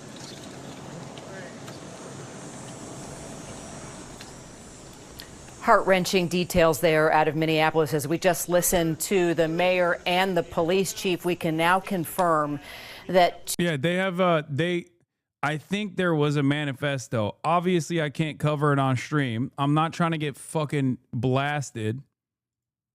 What the hell is this? Mayor defends trans community after shooting at school, saying those who direct hate towards trans people have lost their sense of common humanity. Shooter has been identified as a 23-year-old Robin Westman. FBI Director Kash Patel identified them as a male. Documents from Westman requesting a name change say they identify as a female. So there's a likelihood that this shooter was definitely a fucking esoteric Nazi, but also one that could have been trans. Okay? Which is precisely the reason why every single person that immediately rushes to say, oh, this person is trans, do a short stream on YouTube to cover it? What? Yeah, let me just end this broadcast real quick and then go on YouTube and live stream that. The fuck? From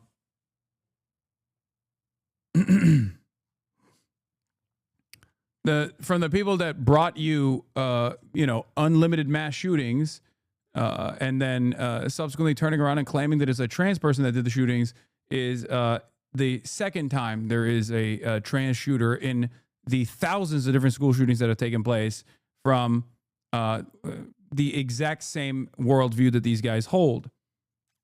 Now, I don't know, once again, because I don't even know if I can fucking trust Kash Patel. Okay?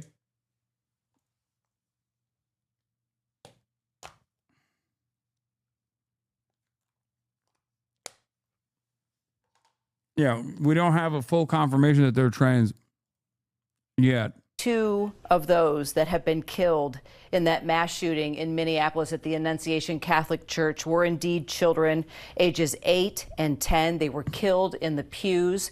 Here's what we know about the shooter. Early 20s, police believe, a male, apparently no history of violence, was firing from outside of Mass. As you know, if you attend a Catholic school or church, Mass is a part of the week's plan when going to school. And that's exactly what's happening on the first week of school for these kids. They were attending morning Mass, celebrating the first day of school. And that's when gunshots were. Mass shooters are always socialized male. That doesn't mean anything. It's also not, I mean, more often than not, but this is a ridiculous thing to bring up right now. And also, once again, there is an exception. It's not always white men. It's not always white teenagers. But it is always some fucking psychopathic far-right group that they are a part of. Especially as of late. Okay? Every single one of these people that have done mass shootings, like every single one of these high-profile mass shootings, school shootings, have always been done in the past 2 decades by someone who literally is just a fucking straight-up insane Nazi. It doesn't matter what their background is, okay? It's not always going to be a white guy, even though in the overwhelming majority of instances it is. But there are unique incidents where it's not a white guy. There was a mass shooting that took place where it was a black guy who did it. A black, I forget, he was like 20 years old or maybe even a little bit younger. Okay. And also on top of that, there was a white female as well that also engaged in this.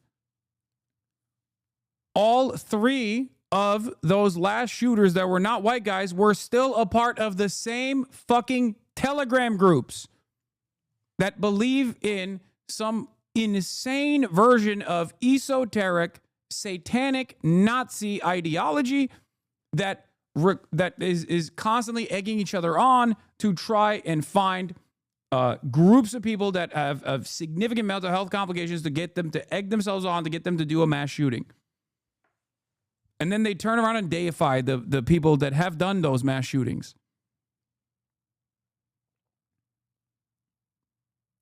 Or heard. Apparently, this gunman parked in the parking lot was shooting from the outside of the church, shooting through the stained glass windows into the pews. We can confirm now at least 17 injuries, 14 of them children, 2 in critical condition. And Given enough time and the school shootings will cover all demographics? Of course, because it's the most American thing, okay? Of course, it has already. There was a fucking mass shooting that took place. It was an old Asian dude, okay? It already has.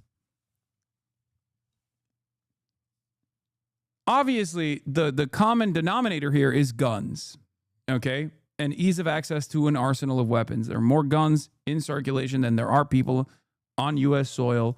You will never be able to convince me that this is not a uniquely American problem directly as a consequence of that.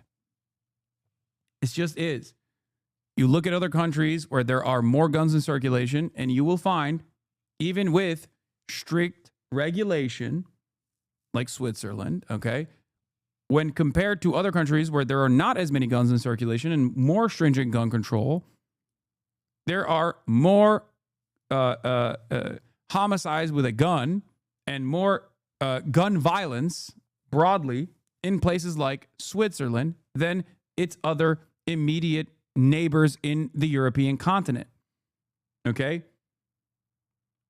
So even though Switzerland, due to immense regulation, has a far lower gun violence rate than the United States of America, it still has a higher gun violence rate than other neighboring nations.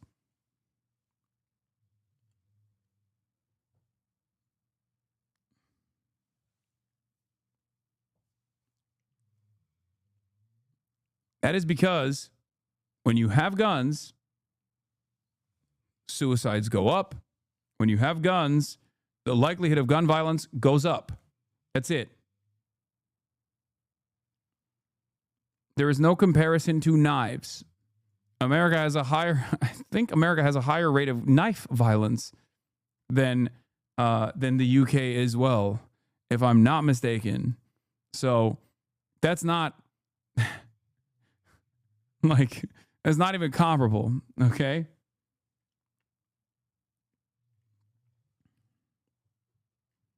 Now we can confirm that 2 of those that were killed were children, ages 8 and 10 years old. The mayor's saying these children were in mass. Rule 9 of the 11 satanic rules of earth: do not harm little children. Please don't conflate Satanism with insane right-winger groyper Nazis, bro. Dude, I'm sorry. Okay, but your fucking meme religion, mostly just practiced by edgy atheists, is not the main point of contention here, okay? Jesus fucking Christ, dude. Holy shit. You find a guy for everything in this fucking community, okay? You got polyamory defenders. You got fucking Satanism defenders in the chat. Like, please, just stop. That's not the point, okay? I don't care about Satanism. I'm not trying to fucking... Ugh. Dude who takes like a very clear meme religion that's supposed to be like a actually religion to own the fucking Christian zealots takes it far too seriously all of a sudden. They were praying. They should feel safe. He is so deeply sorry, he said to the community. He's asked that everyone stand by these families, love them, support them, that this act of evil should never happen. The police chief then coming forward, Brian O'Hara, talking about this unthinkable tragedy, that the shooting happened at the Mass that was taking place marking the first week of school. It was a deliberate act of violence against children and worshipers. We're going to do everything we can to make sure this never happens again. Let's bring in our Chief Justice correspondent, Pierre Thomas. Pierre, heartbreaking and sadly something that is happening far too often in our country. It truly is, Kara. It is exactly the nightmare scenario. Yes, the Order of Nine Angels does not affiliate itself with the Church of Satan, okay?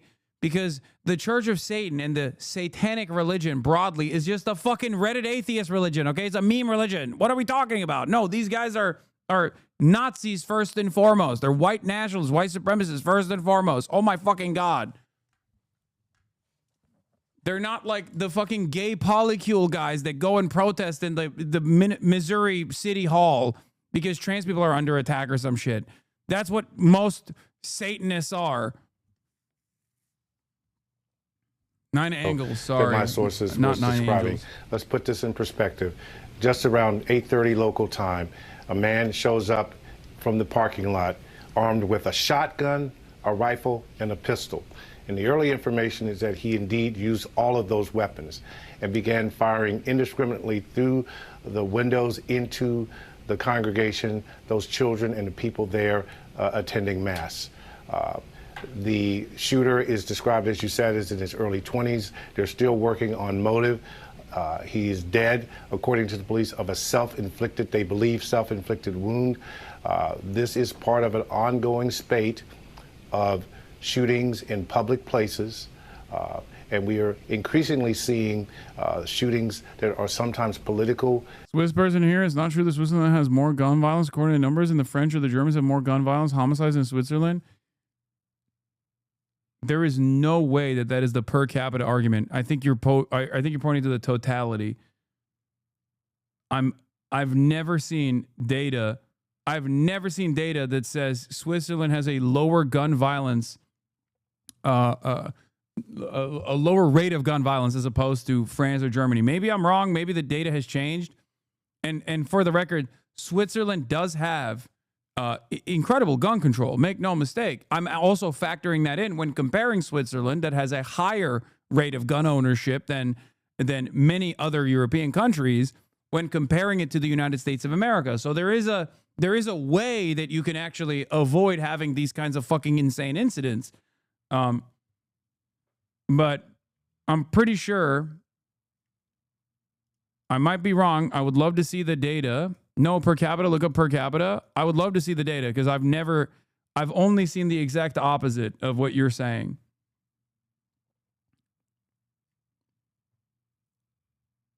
Send me your data and we'll look it up.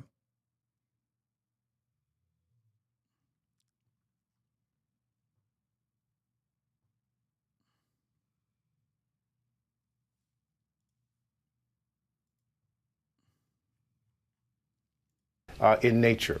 Minneapolis just saw a horrific tragedy just weeks ago. No, that's a homicide number. Gun violence is not just homicide. Gun violence is not just homicide. Albania also has a super high rate of that because they have a super high number of guns in circulation. You're not factoring in suicide by gun.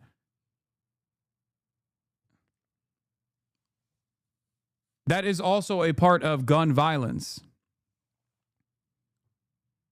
Like any sort of incident that involves firearms goes up. If you look at the gun violence per capita, like all gun violence, which of course includes suicides as well, or accidental discharge as well. That might be the mistake. Suicide is a mental health issue, not a gun issue. People will just cut themselves or take pills, etc. Huh. Interesting. So why is it that suicide rates are significantly higher in states that have less gun control and more guns in circulation in the United States of America than states without.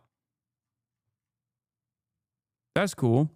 Perhaps it almost feels like if you have a gun and you are suicidal, then you have an easier method.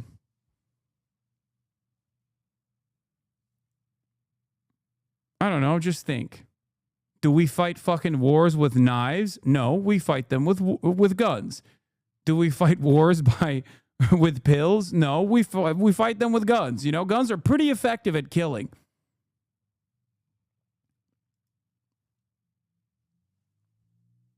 There are numerous points of failure when people attempt to commit suicide by other means. And there are even points of failure with a gun too, but it just like fucks your life for permanently regardless. But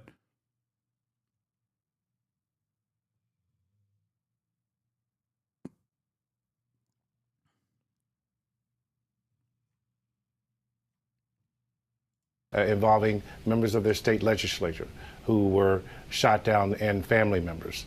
So law enforcement, FBI is on the scene. We have the FBI director, the attorney general, president of the United States, all commenting on this. But we're in the midst, make no mistake, of a concentrated period. Yeah, the research on suicide shows you need to have barriers to suicide that take the time to bypass so you can talk yourself out of it before it happens. Guns are much more effective more quickly than other options.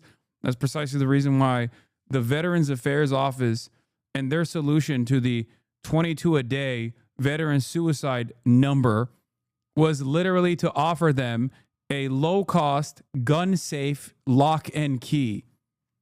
Literally. Because they were like, all right, well, we can't stop you guys from having guns. You love guns, okay? But here, you can get a box with a lock and key, and then you put your family photo in that box. So then you look at that family photo when you take your gun out to kill yourself, and in the process of, like, you know, opening the box, maybe you'll be able to reconsider and not do it. That's unironically the VA solution to veteran suicides, by the way. I'm not even fucking joking. That's how fucked this country is, bro. That's real. That's real. There's a fucking ad for it. I've shown it multiple times on this broadcast. How fucking insane is that?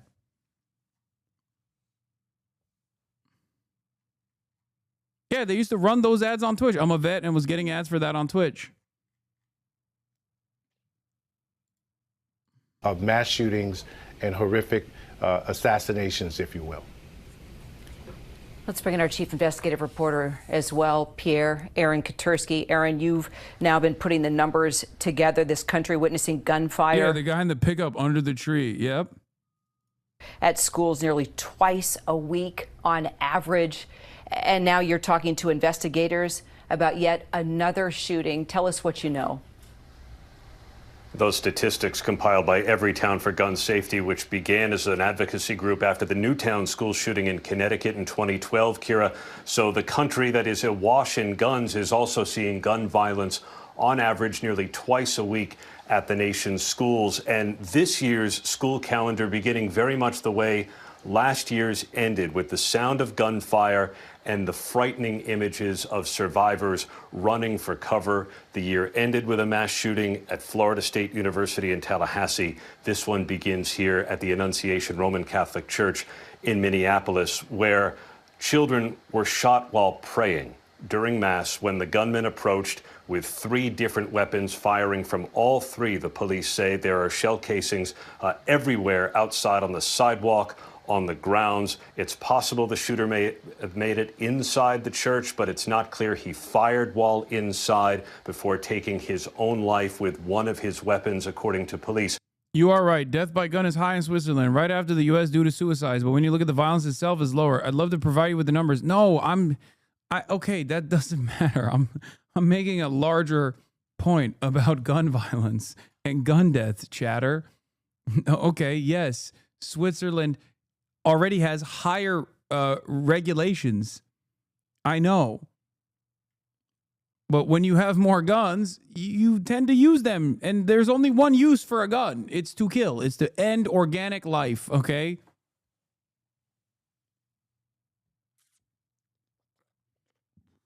Yeah. And the less regulation and less restrictions you have, the higher the fucking gun deaths are. Including all firearm deaths, including self harm, 1 0.1 out of 100,000 in Germany, 2.9 per 100K in Switzerland, and then 13.9 in America.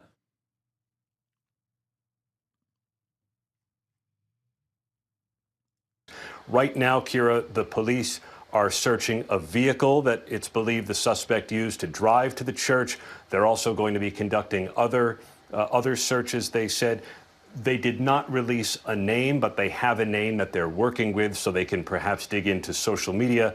You heard the police chief say there's no record of extensive... Like, we pick and choose certain things, right? Cars are incredibly fucking deadly, okay? Vehicles are incredibly deadly. But you can't ride your gun to work, okay?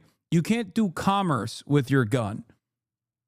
And I do think we should lower the number of cars that are out there as well by offering robust public transit alternatives that are low cost and much better for the environment. Okay? But even then, that's a lot of people's like immediate counters. I've had this back and forth a million times over, motherfuckers. Let me tell you, okay? I know this conversation. I've debated it all the way into the fucking ground. I didn't like arrive at this position accidentally, okay? I've looked at every single talking point.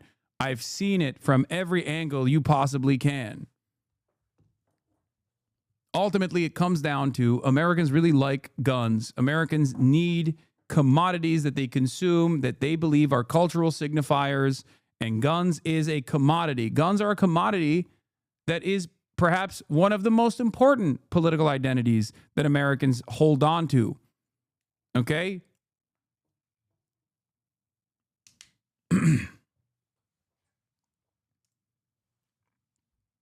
Criminal history. They'll be talking to friends, relatives, and other associates to see if they can establish a motive for this particular shooting that killed 2 children, ages 8 and 10, injured 17 other people, most of them children as well, including 2 now in critical condition. Kira?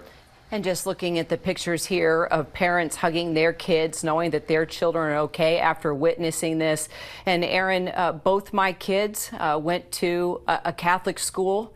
They had Mass on Wednesday mornings. I'm getting flooded now with text messages from families, even our family priest that has been at those, has participated in those Masses on Wednesdays, and apparently this is reverberating across the country. The church is talking about it. Families are talking about it. They're praying about it right now. I want to take it to our White House, Chief White House correspondent, Mary Bruce. Mary Bruce, I know you've been hearing from the president, as well as the White House is also monitoring this and sending out prayers and love as well. Well, Kira, I can tell you we've just learned that President Trump has spoken with Governor Tim Walz on the phone. The president offering his condolences. Governor Walz thanking him for his support that he has offered so far. We haven't heard from the president in person yet. He's spending the day behind closed doors here at the White House, but he did take to social media. The president saying he has been briefed on the tragic shooting in Minneapolis, adding that the FBI quickly responded, that they are on the scene, saying the White House will continue to monitor this terrible situation, adding, please join me in praying for everyone involved. The president here is expected to shortly be sitting down to lunch with the vice president. J.D. Vance also posting briefly online, we're at the White House monitoring the situation in Minneapolis. Join all of us in praying for the victims. But as you heard from the mayor there in his heartfelt remarks saying, you know, praying isn't enough at this point. These children were quite literally praying when they were gunned down. An 8 and a 10-year-old, 8 and 10, shot while praying with their classmates in a church at school. As you mentioned, 14 other children injured, 17 in total. We are also hearing from members of Congress, members from Minnesota, offering what has become sort of the routine statements, offering their shock, sadness, and support. And from those Democratic members of Congress, calls again for more gun reforms. Of course, we have said this far too often. There simply is not the political will in this town, and there hasn't been for some time now, to take meaningful action on gun reforms. President Trump casts himself as a tough-on-crime president right now in Washington, D.C. Members of the National Guard are here on the street. The administration has taken significant steps to take control of the Metropolitan Police Department here, but he has not so far thrown really the weight and the heft of his administration behind doing something to meaningfully address this epidemic in this country. And so will Alex Jones say that this didn't happen, or did he learn his lesson? Okay, he doesn't need to say that anymore. Everyone else says it for him. You got to remember, when Alex Jones said it, he said it at Sandy Hook. That was a unique moment, okay? That was a unique moment because, like, people were shocked by it. We live in the post-Sandy Hook world. Nobody gives a fuck anymore. This is as commonplace as, like, the first bell when the school season starts, you know? You have to realize, like, Americans do not care about this. Like, they will go, oh, this is so sad. But we are an ultra-violent nation. It's a terrifying country, honestly. Yeah, I mean, this is it. And this exists in my mind forever. In retrospect, Sandy Hook marked the end of the U.S. gun control debate. Once America decided killing children was bearable, it was over. There is no amount of violence that our children in school will take that will cause Americans to turn around and say, okay, we got to do something about these guns. It's over. It's done. That's it. That's precisely the reason why all the conversations revolve around, like, door control, revolve around arming the fucking teachers and shit.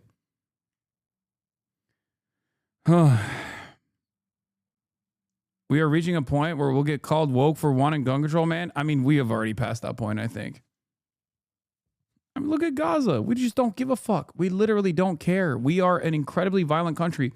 And eventually, that violence finds its way back to our doorstep. Okay? If you think that that violence is just going to stay over there, you're wrong. I think, as we've been saying, it is the horrific reality in this country that every single parent has to worry about school shootings, especially this time of year when every parent holds their child's hand and walks them to school for the first day. They wonder, will they be safe? Is my child coming home? That, unfortunately, was not true for these children here today. And now, once again, the spotlight will be on this White House, on Washington, and on this administration, wondering what, if anything, Washington is going to do about it. It is a question we ask, it seems, every couple weeks in this country, and yet we continue to see these horrific, awful events. This one, once again, impacting small school children simply trying to enjoy the first week of class. Kira. Mary, you're a parent. I'm a parent. Walked my daughter to the bus stop last week, took my son to school this week. He goes to a Catholic school. Again, my phone blowing up from Catholics across this country, in particular Catholic schools, worried now about morning mass, Wednesday mass that happens as a part of these schools. I want to bring in our contributor, also former FBI agent Brad Garrett. Brad, a male gunman, according to police, early 20s. And apparently no history of violence, yet showing up with 3 different types of weapons, parking his car in the parking lot, and just firing off, as the police chief said, like a coward, into the windows, the stained glass windows, as those kids were in the pews praying during Mass on this first week of school. So I think what you have is somebody who planned this, Kara. I think likely he picked this particular day, knowing it's the beginning of school. Now, he may know that because he attended that school at some point. We'll have to see. Takes 3 weapons. It'll be interesting to see what's the history of those 3 weapons, if it follows most mass shooters. And by the way, most mass shooters don't tend to have much of a prior record as to did he get these weapons lawfully. And you have to go to the driving force behind him to do this. You know, what drives mass shooters? It's nothing new. It's rage and feeling powerless and feeling like you are the victim, you, the shooter, are the victim, and you're going to take your revenge out on others. I find it interesting that he fired outside the church, and still, we're not sure about inside, but it sounds like a vast majority, if not all, of this shooting occurred outside the church. Did he not want to really face the people that he's harming? Maybe. The whole idea of potentially a smoke grenade that the police chief mentioned, that also would suggest that he doesn't really want to look at what he's doing, or, use smoke to also disorient people.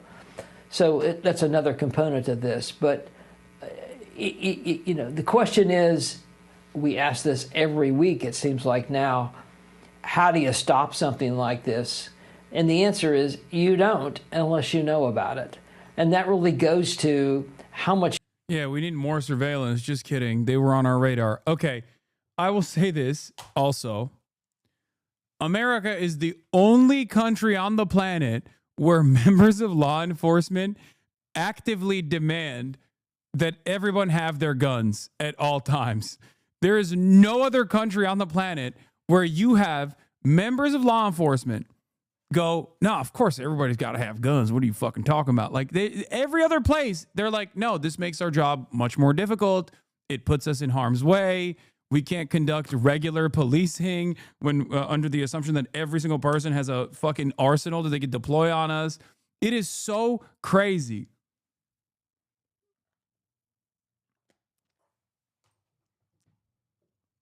That's how cooked we are.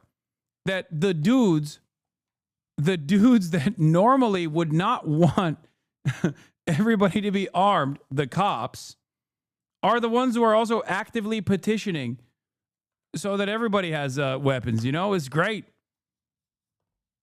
Only country. Yeah, because cops don't want to be the ones responding to the shooting, just some random guy. It just doesn't make sense. Energy can we really put into identifying people that are troubled? That doesn't mean they're going to be a mass shooter, but people that like need. One of the craziest parts about this is like when motherfuckers are like, I feel so safe walking in insert European capital. And it's like, or Japan. Yeah, a big part of that is because it's nowhere near as scary when you just know no one has a gun. Like, why can't we have this here? It's like, I don't know, maybe because you keep saying everybody has to be gatted up. Out the fucking wazoo.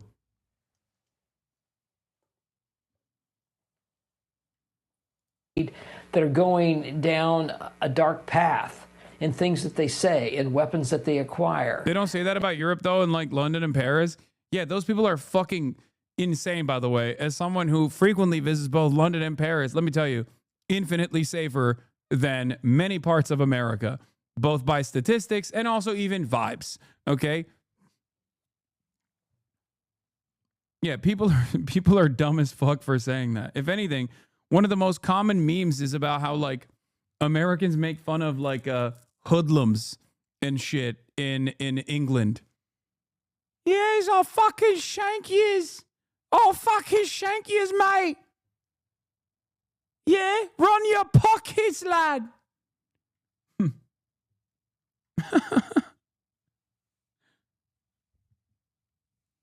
Yeah, the roadman goes crazy, fam. And I understand that people don't want that infringed upon. But if you want to stop at least some of these mass shootings, you're going to have to know more about troubled folks in your community. Law enforcement is not really geared up to do that from a time and energy standpoint and training standpoint. They do their best, of course, but it's a real key component because clearly we just don't have the will as a country to do anything about the gun laws. One time there was a shooting in front of my house and my neighbors called the MPD. When they arrived, we asked them what took so long. And he said, oh, we specifically wait to try to avoid actually confronting the shooters. Sick. Great. They don't even do the job conservatives claim they should be doing. Yeah, of course not. By the way, that's legal. That is constitutionally protected. Okay? A police officer's a duty to render aid or refusal to render aid and put himself in harm's way is unironically constitutionally protected. Did you know that? The Supreme Court ruled that cops don't actually have to put themselves in harm's way at all, even if something is happening in front of them.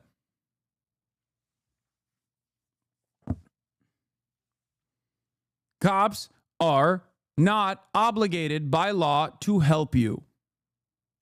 They do not have to risk their lives. Cops are also protected when they feel scared. not only do they not have a right, they're not only are they not obligated to protect you, but if they feel scared, they can shoot and kill you legally. Like, that's it. It's just about their feelings. It's not even a joke. They can shoot someone running away, unarmed, doesn't matter. If they feel like that person is a threat to both the cops or the community in general. And with 20 million plus AR-15s and 400 million plus weapons in general across the country, it just makes it, sadly, too easy for people like this troubled 20-year-old to commit these mass shootings.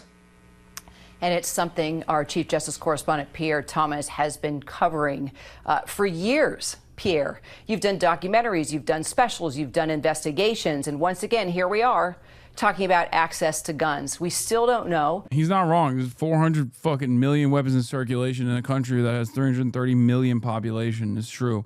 Yes. The case is Gonzalez, town of Castle Rock v. Gonzalez, which the court ruled 7-2 that the town and its police department could not be sued under USC 1983 for refusing to enforce a restraining order, even though the refusal led to the murder of a woman's 3 children by her estranged husband. A similar ruling was made in the Descheny versus Winnebago County, which involves Child Protective Services, called the Department of Social Services in the case, failing to protect a child from a violent parent.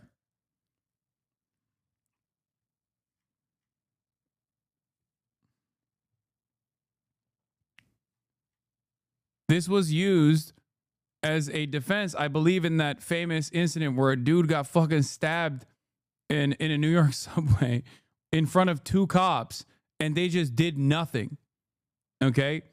And then the guy was like, well, okay, I'm going to sue the cops. We're not doing anything. And then they were like, nope, we don't have to do anything. Luckily, the dude survived. Joe Lazito, is that his name? Yeah, the dude got stabbed in the head, I think. It's fucking insane. Anyway, let's just get back to this. How this gunman got access to these 3 different types of weapons, but we sure know state by state the laws are different. How these gunmen get these guns, they get them in various ways. They make them, they learn how to make them off the internet. So much to learn about this gunman. Kira, what we see here is the country has this ongoing and continuous question. Now, in general, violence, gun violence and crime has been trending downward. But that's cold comfort to the people who are experiencing incidents like this. And what we do know is that no matter what the trend tends to be, this country has a violence and gun violence chronic issue that happens over and over. Whatever the data is, there are hundreds and thousands of people who are shot in this country. And the fact that they increasingly and routinely occur at churches, schools, movie theaters, malls, any place that is considered a soft target, that is where these troubled people go because they want to kill as many people as possible. And the question becomes, over and over again, exactly what is the nation and what are people prepared to do about it? And let's not forget about the mental health crisis that this country faces as well. Pierre, thank you. Thank you to everyone that helped us contribute to our breaking news coverage today. Chief White House correspondent Mary Bruce. Yeah, they're like, oh, it's unavoidable because then they can make it in their. The UN says they can make it in their backyards, 3D printed. Anyway, there's more stuff, obviously, and there's a very good.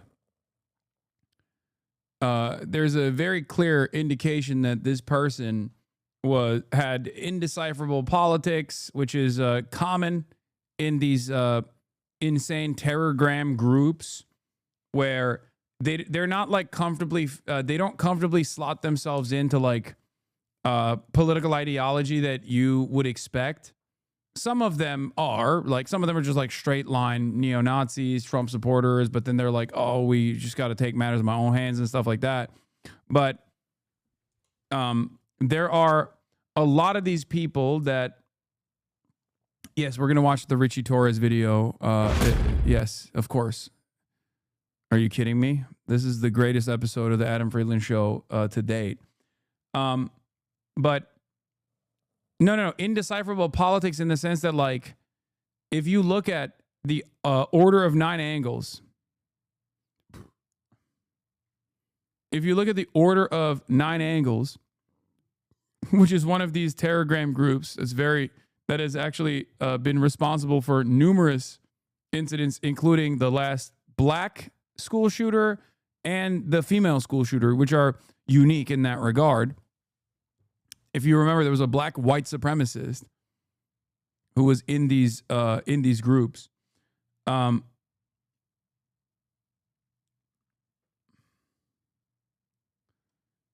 There's also I did see the alleged Patriot Takes video that was resurfaced in this now deleted video. The alleged Minneapolis church shooter Robin Westman told supporters to vote Republican House candidate Brandon Herrera. I met Brandon Herrera at SHOT Show last year.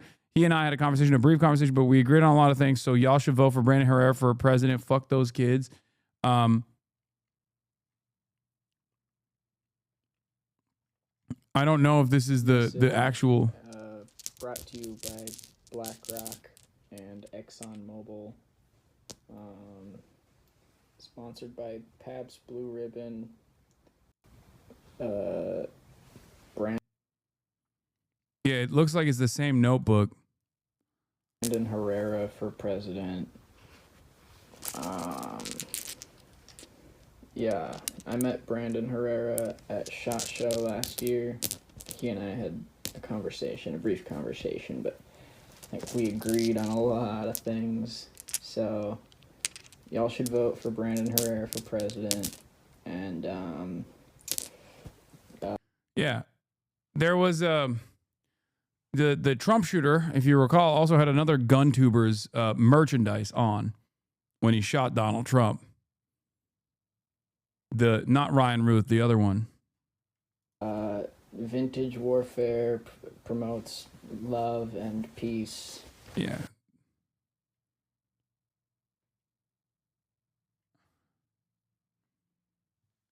Herrera ran for the Texas district with Uvalde. Yeah, the other guy was wearing a Demolition Ranch merch.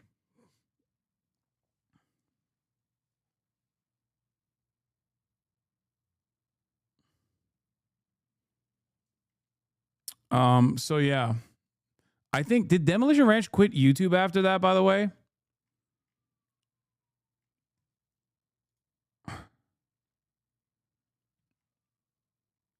Yeah, Boy did a video with Herrera and then exposed Herrera. And they were actively harassed. Anyway, a 5th grade boy reportedly shielded his friend during the deadly Minnesota Catholic church shooting, laying on top of him to protect him from bullets. He was making sure I was safe. He got hit. One child is now hospitalized. The other is calling him a hero. Yeah, I think he's gonna be okay. And then my friend, he was like laying on top of me, like making sure I was safe, and he got hit. So that was really brave of him. And you have a nick on your neck? Yeah, that was, I don't even know what it's from. Kind of looks like debris or something. But that came from during this? Yeah. How are you feeling? You seem pretty put together here, but it's got to be tough. Yeah, I'm just like confused. Yeah, I mean, shock.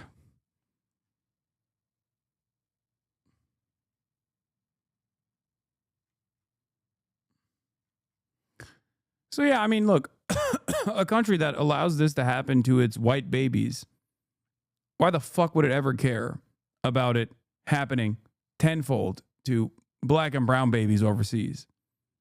You know what I mean? That's it. That's it. These things are intertwined. They are interconnected. It's just not, this is a part of the same systems of violence that happens.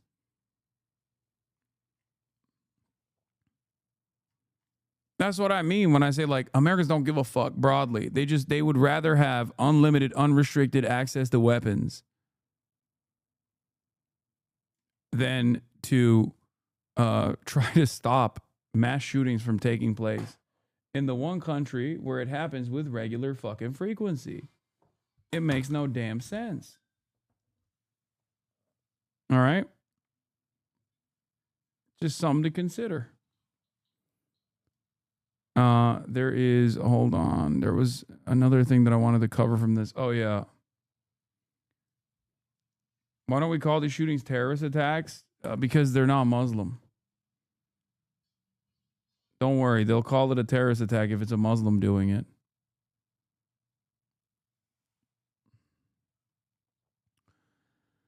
The only thing that stopped this by having U.S. troops deployed in every city, the only answer, we're so fucked. I work at a community college. It should not be a job I have to worry about being shot at. All right, hold on. Doors open. Doors open. Okay.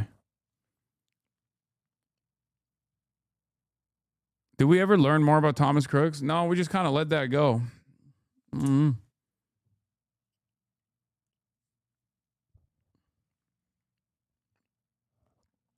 But yeah, don't let a crisis like this ever go to waste. Because now Kash Patel wants to, I'm hearing that Kash Patel wants to actually cover this from the angle of like anti-Catholic terrorism, anti-Catholic crimes. And using this as an opportunity to like even further institutionalize trans people, further push them away from existing in civilized society. Fantastic. God forbid we look for real solutions, you know? Yeah. They're calling the most recent shooter in Minnesota trans to ignore the fact that there has been an organized group of far-right suicidal school shooters, and this person is very likely going to be linked to them as well. 964. Very good thread. Definitely tying the 764 078 called, or 9 angles called as well. Not 07A, 09A. The order of 9 angles, which we've covered before when I was talking about Roblox. Because there was a fucking group that was a part of this Nazi Satanist / Islamic jihadist sometimes cult that wanted to do a hate crime or a mass shooting against like Christians. White dude whose name was like, I forget, it was like James W. Wilson or some shit in Texas, was a part of this fucking psychotic neo-Nazi cult. And he was talking about potentially murdering people on Roblox, murdering Christians on Roblox. And the FBI, no, it was what? Oh, Berger, sorry. It was James Berger. James W. Berger. This group has been, unfortunately, insanely successful in creating instances of terror all around the world. They're connected to an incident in Turkey. They're connected to numerous incidents, including these last two, when you had a white woman and a black man. Both were white supremacist Nazis, of course, regardless of their background. But here it is. Minneapolis shooter, most likely also a part of the Telegram right-wing grooming cult. Anybody who's been paying attention to the past patterns among mass shooters for the past decade can easily tell the above due to a number of commonalities. This is extra thick Jew gas. He's a smoke grenade.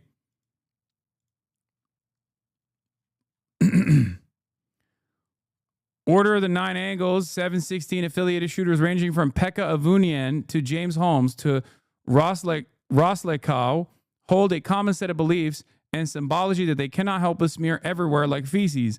White text on guns, okay signs, private references. Here, the cross associated with Robert Crimo. Crimo, of course, like Pekka and Holmes, and Roslekow, another Discord to kill ruin, who claimed to have been an MKUltra victim and a false flagger. All this has been covered in great detail elsewhere, especially by this excellent Parapower thread. However, there is another layer of interesting connections. The shooter had a forum account in which they announced the shooting 3 weeks in advance, notably Order of the 9 Angles symbology in their bio there. From there, I was able to find their Twitter account.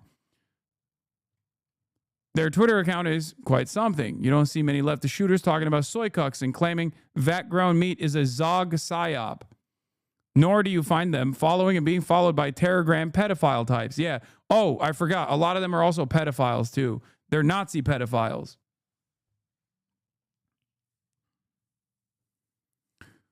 What I consider to be the absolute nail in the coffin though, is this post. Very opaque. Most people would miss this. It's a reference to a Order of Nine Angles, TOB, 764 Tulpa figure called Drill Sergeant Gray.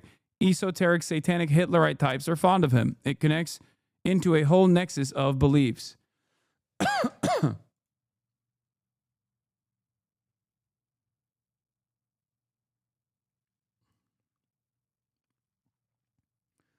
Drill Sergeant Gray, for a lack of a better term, a demonic tulpa of a gray alien that these losers immanentize to yell at them until they clean their rooms or shoot up a school. Part edgy LARP, part psyop, part psychosis generation mechanism. Oh, did I mention how Order of Nine Angles was a Gladio CIA operation? Did I mention how there are unusual connections to Russia? So many of these guys love their white Cyrillic text on their guns.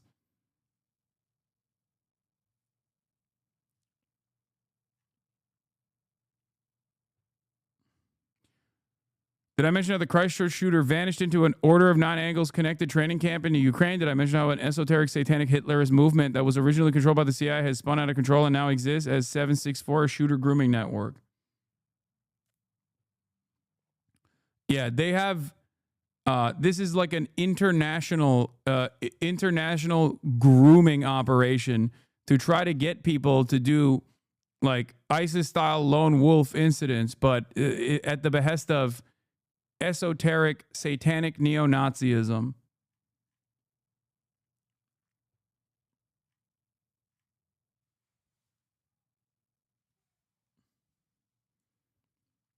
Many of those groups, you would assume, are filled to the brim with like actual, actual feds.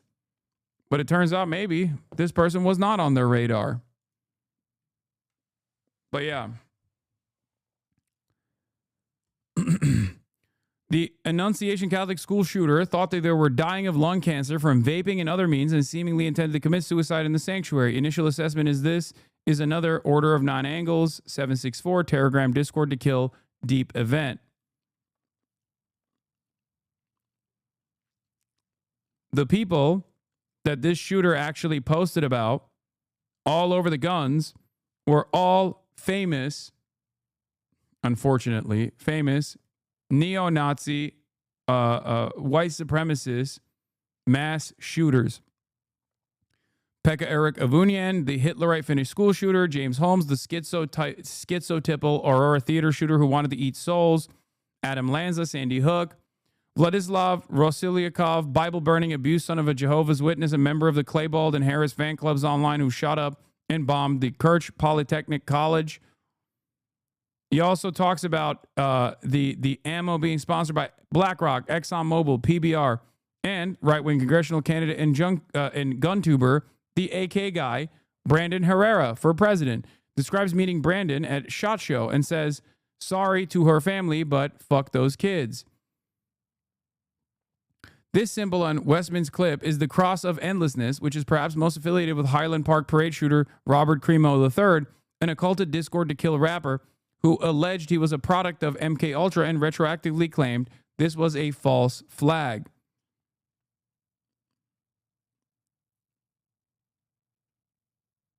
Yeah. Oswell, another, in air quotes, trans anti-Semitism manufacturing Free Palestine false flag for good measure, smacking of the Joel Osteen church shooting on Super Bowl weekend in 2024.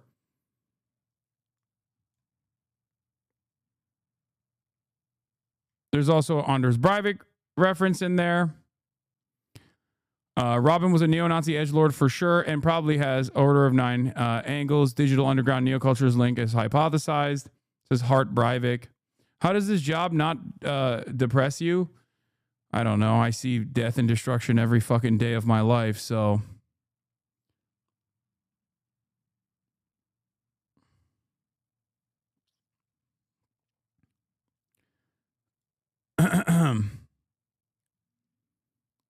Yeah, so Westman's inspo shooter Robert Crimo Creepy Hours music video in which Cross of Endlessness flashes hypnotically across the screen. The Twin Cities appear to be a bit of an 09A hotspot, highly interesting in the context of the Vance Belter assassinations, as shown by this knife attack perpetrated against a homeless woman by a 20-year-old member of the cell SR1 nicknamed Corrupt weeks ago. It's all like people that are fucking incredibly bored and incredibly twisted online that find themselves deep in the fucking esoteric neo-Nazi movements and inevitably make their way into groups like Terrorgram that just get fucking lasered, that basically laser remove the remaining wrinkles from their brains and then get urged. It's like there are many such incidents of this kind of behavior online. I've talked about this before with like lolcows, right? There are a lot of very desperate, very lonely, oftentimes neurodivergent groups of people that go into these forums and specifically target other people who are also neurodivergent and marginalized and try to egg them on into doing shit to ruin their lives. There's a process called lolcowing, right? And back in the day, it was relegated to the darkest corners of the internet, whether it be like 4chan Poll or Kiwi Farms and the like. But nowadays, it's actually serialized and systematized, and it's like in broad daylight. People do it on TikTok to like that World of Shirts kid, all these people, right? I've never fully understood what motivates a person to behave in this kind of cruelty, but I guess it gives them a sense of power in their lives by going after someone that is going after someone that's like even worse off than they are and like desperately try to fuck up their lives together. It creates a sense of community and whatnot. The Terrorgrams operate almost in a similar vein, but it's usually the people that are in those groups that are egging each other on to commit acts of terror rather than finding a target and then grooming said target or ruining said target's life by doxing them and trying to actively harm them, right? So this is one step removed from lolcowing. It's like even worse than that, clearly, even though lolcowing is already incredibly fucked up. And yeah, the lolcowing goal is like also suicide too, usually. Like Kiwi Farms has a running directory, like a board of trans people that they've actually caused to kill themselves. And they see this as like a scoreboard, you know? They see this as like the ultimate goal of lolcowing for that forum specifically. But these guys also have a similar interest as well, where their goal is to deify people who kill themselves in incredibly violent ways.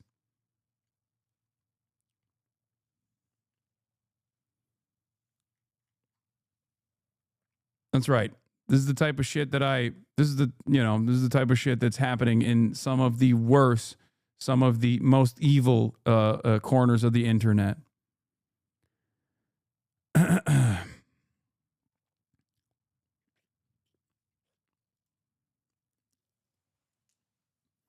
This is highly evocative of Natalie Rupnov, the Nazi femcel Wisconsin shooter linked to Order of Nine Angles, who, if I recall correctly, communicated on X and elsewhere with an account from Russia or Eastern Europe, and who was also mutuals with the Antioch, Tennessee, Black Hebrew Israelite Groyper shooter. Both of them referenced Avinin, like Westman here. I hope Twitch doesn't auto-ban me for this, but it's doing a hero to them. Yeah, that's what they consider it. A lot of these kids are super fucked up, super lonely. This is not to like, offer them any sort of protected cover. They're fucking scumbags, right? I mean, they're demonic entities pretty much. But if you want to understand how people find themselves in this side of the internet, they're deeply lonely. They're desperate for a sense of community. They're angry, they're resentful, they feel as though society has fucked them over. There's often like some serious issues that they have, both in terms of mental health, but also beyond that, there's like there's an anger and resentment that they have towards specific subgroups in society. For many, it's like migrants, trans people, things of that nature, and they go down this like right-wing pipeline. You can start off by watching Ben Shapiro videos, right? But then you inevitably find yourself seeking out more and more insane political shit, like more and more insane esoteric political shit, and your circle gets increasingly smaller in the process. And you, at the tail end of this, you arrive at the pedophilic Nazi satanic esoteric cult such as the Order of Nine Angles. This is like the literal end of the spectrum. I don't know anything that's more depraved than that. Like, it's so depraved that like the Klan is actually not as depraved as these guys are. Okay, this is the extreme edge of the far right Nazi spectrum. This is so extreme that these guys are like, they're beyond the Groypers, even though the Groypers are very close to these people and are actively fulfilling the ranks of the Order of Nine Angles and whatnot. But isn't he a leftist? No, fuck no. What are you talking about? He's talking about like gas the Jews and wrote the N-word and only fucking highlights white supremacist neo-Nazi mass shooters. What would ever cause you to think that this person is even remotely leftist?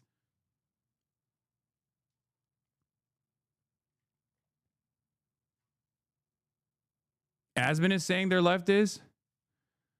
Ugh. Yeah, of course Asman is saying that they're leftist. The shooter fucking highlighted Anders Breivik like Asmongold has in the past. If anything, Asmongold is closer in their worldview to this fucking shooter than anybody else, okay? Of course he's going to say it's a leftist. Also, he's not very intelligent, so that's probably part of the reason why he immediately took whatever Fox News narrative he saw and went, yeah, based.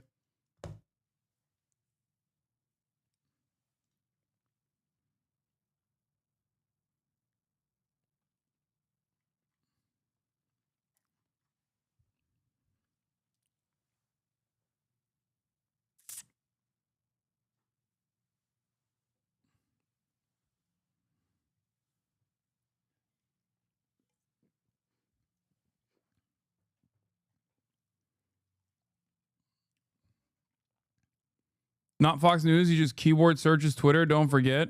Nice. Of course.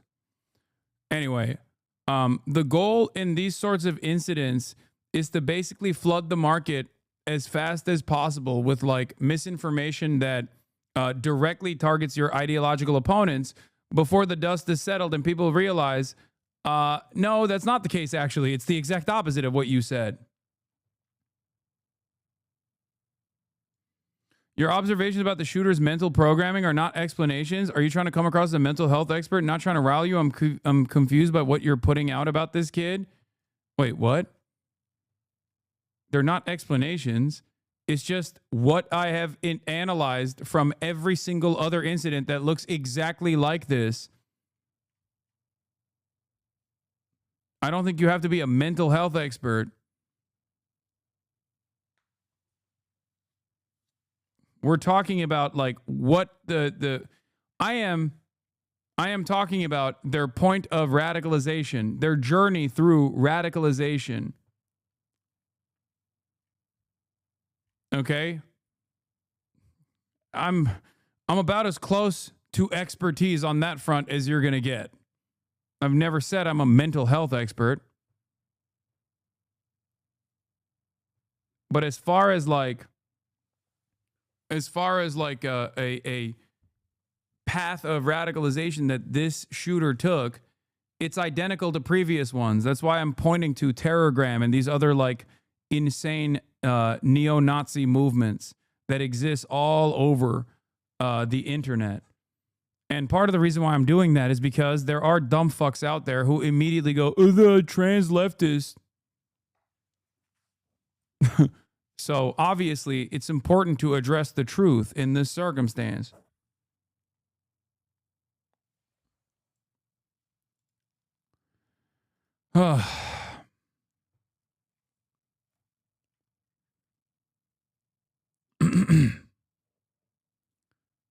Anyway, we're gonna do a little bit more coverage on.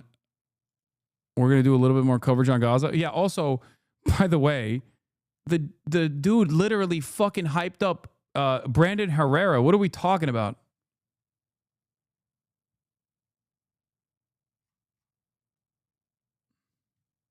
The fuck? Hasman is a leftist? Is true. He really is. Sorry to break it to you. Asmin is so scared of being called gay, he's left his brain behind the scenes. Just a dumb oneer. It made sense in my head, though. Nice. Okay. There needs to be justice after Israel's double strike on a hospital that killed at least 20 I think some of us are sincerely trying to understand how trans people get radicalized by this stuff, but other chatters are flaming us for asking. What do you mean? I mean, being trans doesn't automatically mean you're not going to be a fucking Nazi. You can definitely be. There are plenty of trans Nazis as well.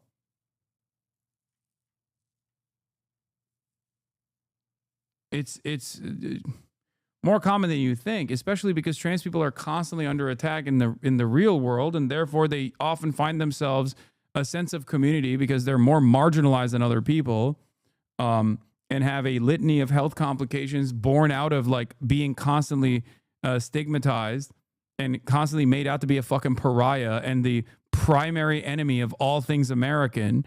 So sometimes trans people find themselves a sense of community in one of these like deep, dark corners of the internet.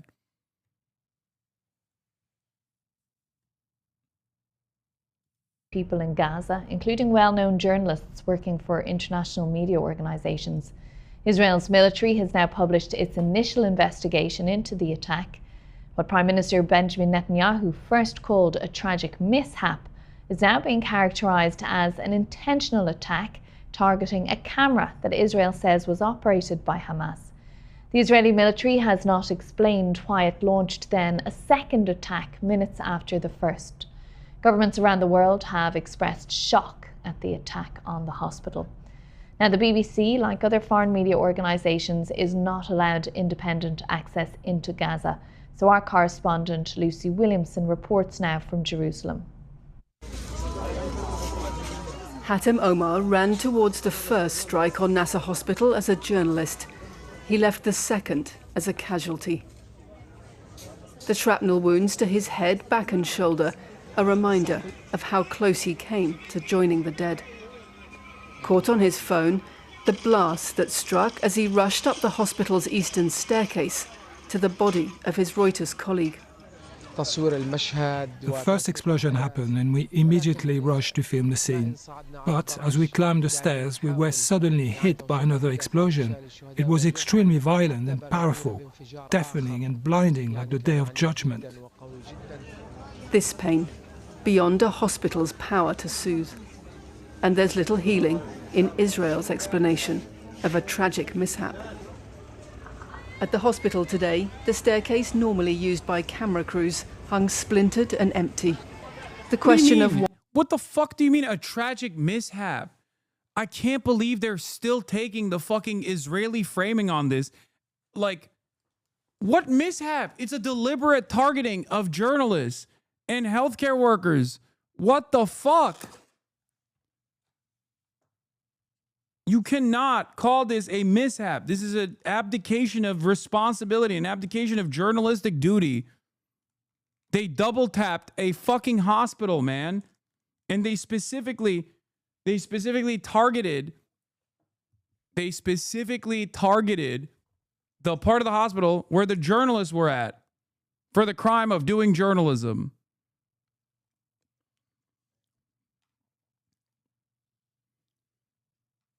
You can't keep calling things a mishap. Words mean something.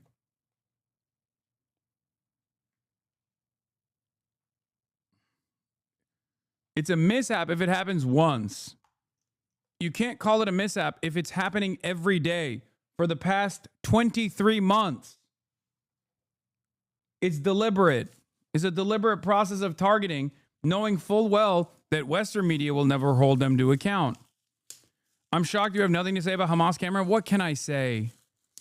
What can I fucking say? What can I say? Hamas camera. I mean, there is virtually no reason to even entertain this idiotic argument. They don't even care. They're literally, they know nobody's going to do anything. First, they said it was a mishap. Then they were like, no, actually, it was intentional. It was a Hamas camera. It's fucking insane. Cameras are Hamas now. And you know what's even crazier? is that the journalists that they killed weren't just like Palestinian journalists. They were journalists that were working with like Reuters and international news organs, international news outlets. Okay. And then Reuters said Israel claims a Hamas camera. It's their camera. Reuters said their own camera is a Hamas camera. Reuters is so fraudulent, so bankrupt that they said their own Reuters was Hamas. It reminds me of that time when the Associated Press building was bombed by Israel. Not in October. No, this is way before October 7, of course. Shocking. Interesting that, Israel was doing bloody murder far before October 7. I thought history started on October 7. Anyway, in 2021, when Israel bombed the Associated Press building, they said the same shit. They said it was Hamas. Nothing came of that. Why it was targeted by Israeli forces, hanging on a military investigation. Tonight, Israel's army said that inquiry showed troops had identified a camera positioned by Hamas in the area of Nasser Hospital, used to direct terrorist activities against them, it said. It also described 6 of those killed as terrorists, without providing evidence. It did not explain how Israeli forces distinguished between television crews filming troops in Gaza and enemy surveillance. Of course, journalism is a noble profession, but many journalists who have reported from Gaza, so-called journalists, are simply terrorists with a press vest on. Of course, we take the right of journalists to do their work extremely seriously. This is the most open country when it comes to a free press in hundreds of miles in any direction. No.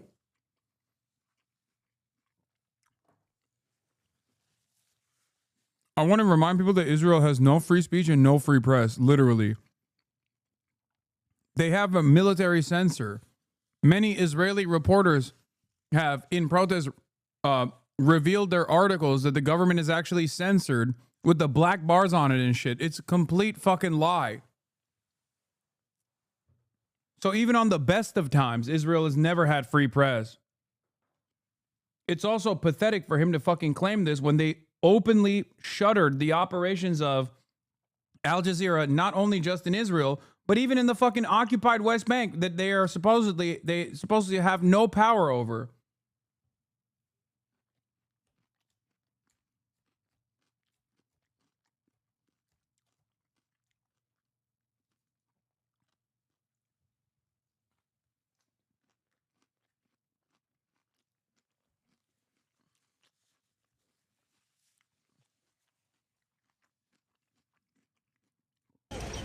Israel does not allow international journalists to report freely from Gaza.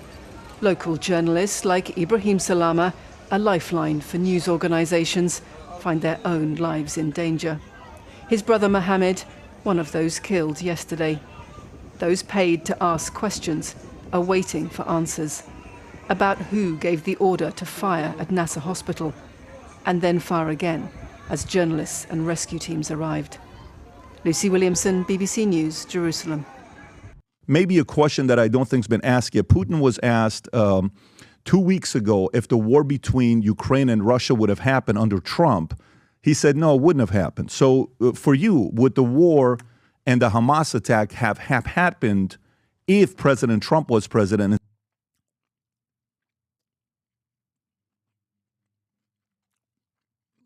This report said that they accidentally killed journalists while the media followed it with a clip of an Israeli official saying, we killed the journalists on purpose because all the journalists in Gaza are terrorists. Yes.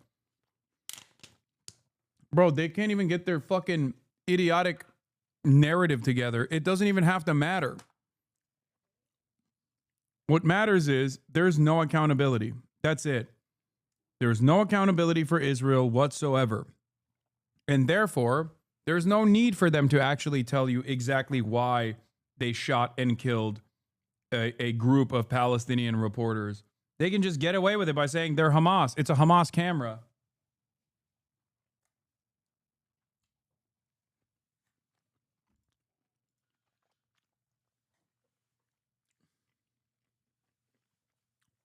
Instead of Biden? I don't know. It's a good question, but you said something about Biden that I should just point out the facts. In fact, President Biden supported us in the beginning of the war after this horrific massacre, and he came here, and I very much appreciate it. But as the war progressed and the vilifications of Israel, the distortions on the media began to pile on, he began to take a different course.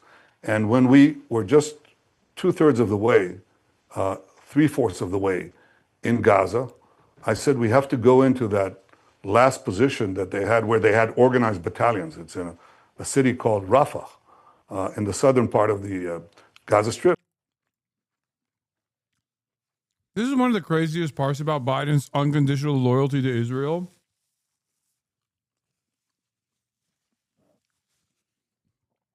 This Satan spawn didn't even turn around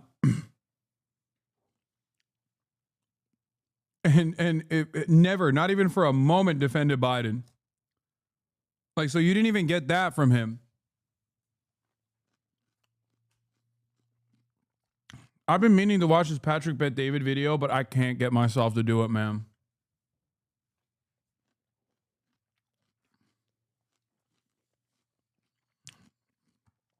I can't. And he said, don't go there. It's fucking ridiculous. It doesn't have any motion whatsoever. Nobody fucking cares. I'm just going to move on to bigger and better things. Crackbarrel is now telling millions of customers. We'll do the Adam Friedland one after this, okay? Don't worry. I can't do it. I can't do it to myself. I can't do it to you guys. Let's talk about Crackbarrel. Why are you scared of the truth? No, I'm scared of what I'm going to say.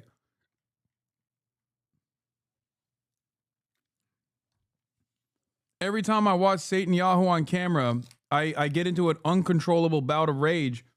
And I'm worried I'm going to say something that's going to get me banned.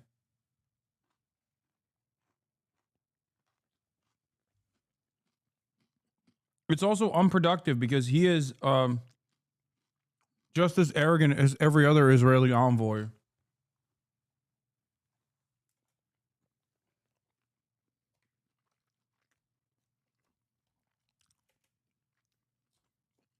Anyway.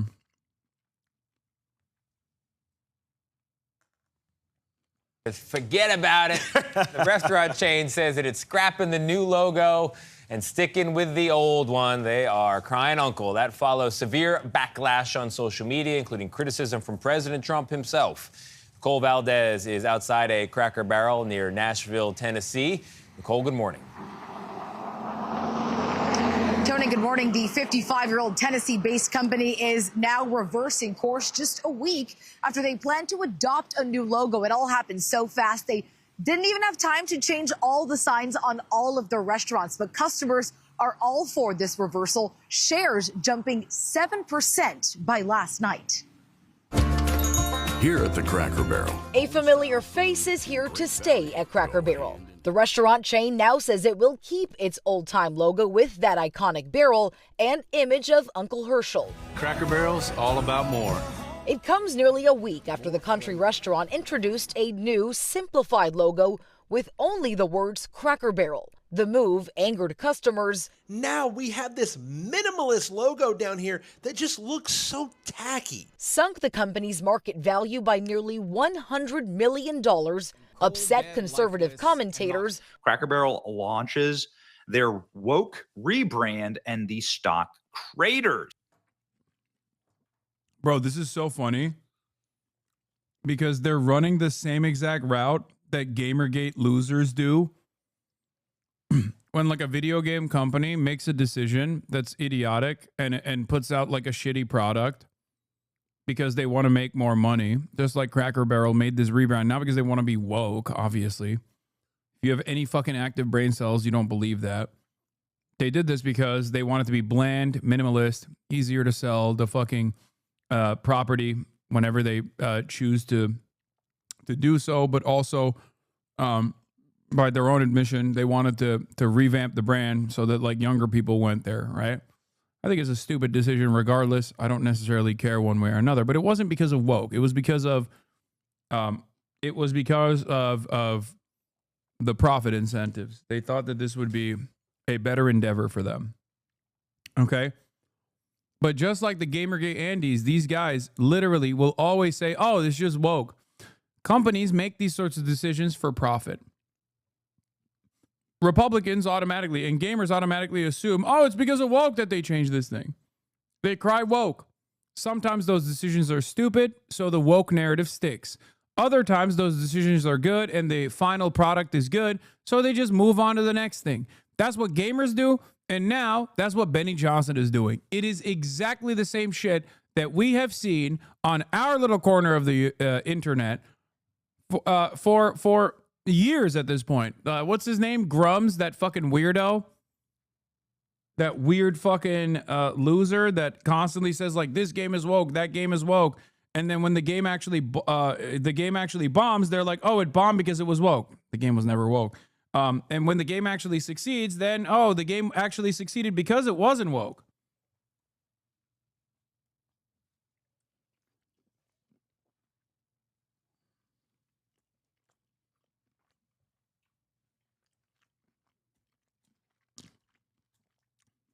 The reasons why they do this is because people are so fucking stupid that they're tuned into this frequency.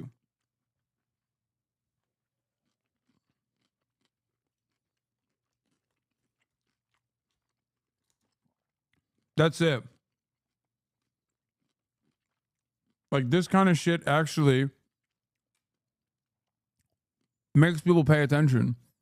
They would rather do this than, I don't know, realize that Donald Trump is destroying their lives and livelihood and the future of this country. And President Trump, who called the rebrand a mistake on Tuesday. Later that day, Cracker Barrel said, "We thank our guests for sharing your voices. We said we would listen, and we have. Our new logo is going away, and our old-timer will remain."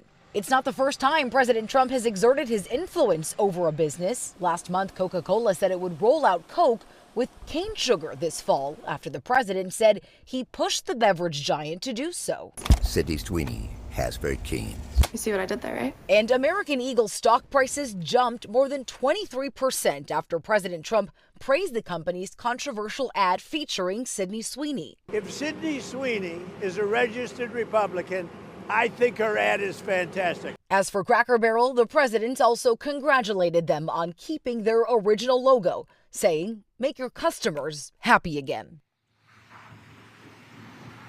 Now, the rebrand was Cracker Barrel's attempt to freshen things up and modernize after years of slow growth. And while sales have been positive so far this year, the company does say that their gift shop sales could suffer in the wake of $5 million because of tariffs. Tony? Nicole, thank you very much. Appreciate that. Money Watch correspondent Kelly O'Grady is here with more. Kelly, what happened here? Well, this is a classic example of a company saying, hey, we are not doing well. We probably did some market research. Let's go change that logo. And it's a lack of understanding of who your customer is. Yeah. Because the logo isn't just a logo. It's emblematic of the brand and the experience, the country store that people love, that home, comfort food. Yeah. And so they, I think, said, look, let's not go the same route that some of these high-profile missteps that have gone, like Bud Light, like Target. Let's make the change quickly and say, hey, we hear you, and we're good.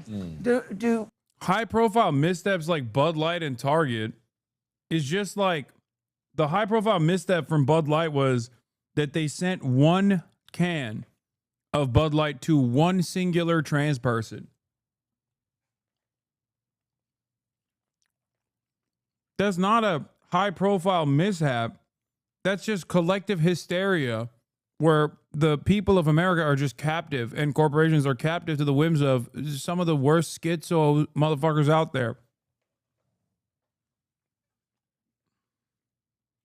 Don't you think they should get, or should they get credit for, or kudos for listening to the customers and changing it back? Because they hadn't even had time to take the old one down and put the new one up. Absolutely. This is an example of let's test and learn. It didn't work. Yeah. Let's not lean in. And let's also listen to our shareholders, because remember, the stock price took a hit and it's back up. Yeah. And you can tell, look, at the end of the day, it's a company that needs to make money and they need to serve their existing customers. Somebody within Cracker Barrel is writing some apology emails, though. Like, hey, you were right. I'm sorry about about the logo. You're right. I should have bought some stock on the dip. You I didn't should know that. have. I didn't know that Uncle Herschel was coming back. I had no idea. Kelly, thank you so much. We appreciate you. Mr. Beast just exposed and humiliated himself, but that may actually be the least of his worries after these new docs came out. The truth about the Taylor Swift-Travis Kelce situation and why we didn't cover it yesterday, why this Trump-FEMA situation is really terrifying. With information still coming in, the suspect in the Minneapolis shooting has been identified. We're talking about all of that and even more on today's brand new Philip DeFranco show. You daily dive into the news, starting with this. Mr. Beast just got humiliated, though that might be the least of his problems right now. Because yesterday, he actually was the one humiliating himself because he crashed out over a smaller creator getting ranked higher on the Rolling Stone's most influential creator list. But then also, as if that wasn't bad enough, it got revealed that his company is grossly unprofitable, like somehow losing over $100 million a year unprofitable. But starting with Rolling Stone, the list that they have features a wide variety of influential creators that produce essentially every type of content you can imagine. But also, obviously, with a title like most influential creators, it begs the question, well, what is the criteria? And according to them, for the list, we defined it as someone. Philip asking that question because he's not on the list. He's like, what defines the criteria? Philip, you deserved it. You deserve to be on the list. You got robbed, King.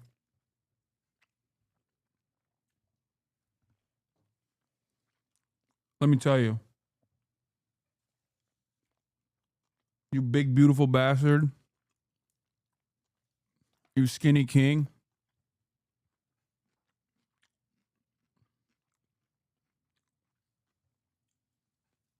Aren't you under Mr. Beast's talent agency? No. My agent used to be at WME, and he switched over to management to go to Night Media. And when he went over there, he asked if I would follow him, like if I would still be his client, and I said yes. At the time, Night Media was not as big, nowhere near as big. It was just like me, Mr. Beast, and like a couple other people. Since then, Night Media has grown, expanded massively. And Mr. Beast left Night Media, so he's not even part of Night Media anymore. So the long-winded way of answering your question is no. I am not on the same talent agency as Mr. Beast. He's no longer rep by them. I think he does his shit in-house now.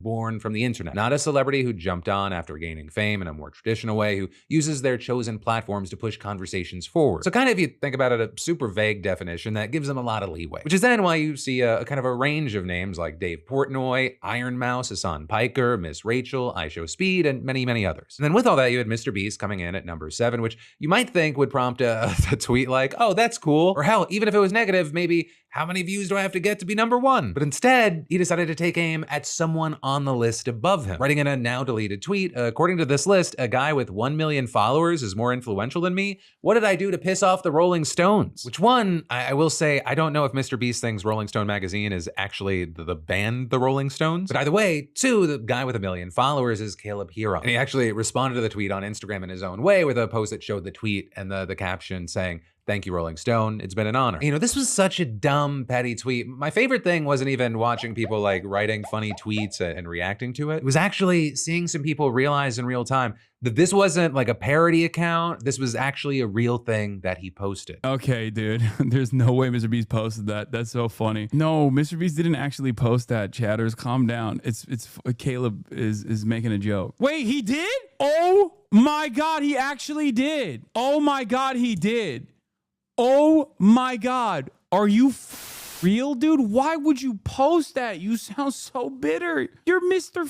Beast. Why the do you care about where you landed on the Rolling Stones influential list? I genuinely thought that he would have the wherewithal not to post some shit like that. You also had creators that have had a past with Mr. Beast, like Rosanna Pansino, writing things like, Mr. Beast's mask slipping this much in less than a year has been fascinating to watch. Sorry, Jimmy, Caleb has something you'll never have, a personality. Right, and that, as there were just countless other popular tweets reading things like, Mr. Beast, I cannot respond directly because you blocked me, but I wanted you to know that Caleb is a comedian who makes many laugh, and you are some sort of Willy Wonka marionette being...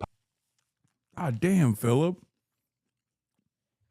Bro, what did Mr. Beast do to get on his bad side, dude? I think it might have been the Aiden Ross collabs, maybe. Because Philip is some of the best liberalism has to offer, okay? And he's usually not the type to just like actively put the crosshairs, put the beat on someone like Mr. Beast. So I guess he just did not appreciate the Aiden Ross collab and the kick deal. Because I don't think he would cover. I'm surprised.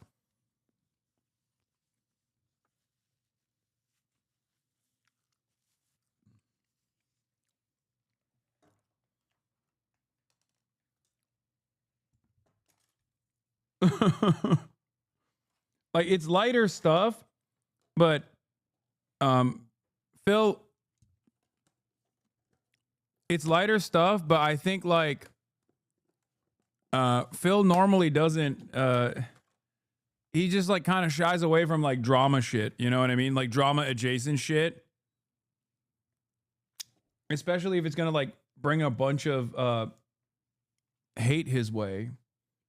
But he seemingly has made an exception. And I suspect it's because it's I assume it could be because it's like the fucking the Aiden Ross stuff. Maybe that might have been a bridge too far. Puppeted by the algorithm. But also, hey, I'll say it wasn't all hate. But some, including creators like XQC, reacting to the list while reading it and saying, seventh place, Caleb Heron. Yo, chat. If I'm Mr. Beast, I'm suing them. I'm just straight up. Imagine being the guy that has the biggest analytics on the internet for the longest time in a row. I'm not trying to delay it, but guys, he's dominating the internet. To be beaten by Caleb Heron, a guy. My juicer.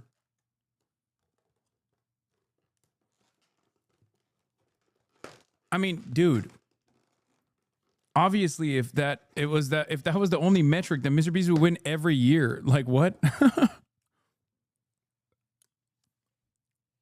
That's insane. That would be the most boring list of all time. Every year it's just like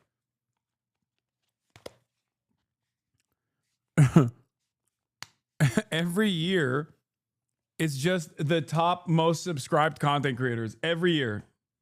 If there's a little bit of change, then that's reflected in the quantitative assessment. That's it.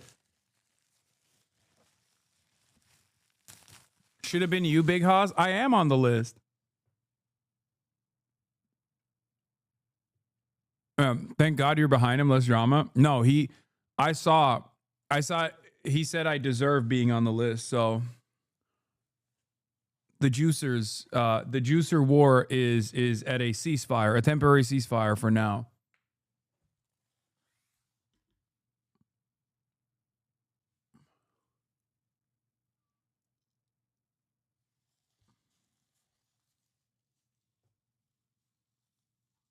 He loves you, bro. No bots. Yeah, I know. This past week has been interesting because for once, XQC is actively defending my honor as a non-botter, and even went so far as to say I deserve being on the most influential list. That I've never seen in my entire life. Appearing on a photo with Aiden makes you lose 5 points off the top 10 is what it is. But either way, there you had Mr. Beast eventually deleting his tweet, and when replying to someone about the situation wrote, "Not gonna lie, after this I watched some of his stuff and it's actually good. I deleted the tweet. I don't want the smoke from the shooters. Spare me, please." So then he also got blasted even more for not apologizing and instead fearing the backlash. And as far as Caleb, it appears that he's just taken the whole thing in stride and joked on his Instagram story that he's in peace talks with Mr. Beast right now. Right, and also, Caleb's the GOAT. I already have been in talks with him. Unfortunately, he's too fucking busy and too goddamn Hollywood. And he's too busy to be on the podcast. It's all right. It's all good.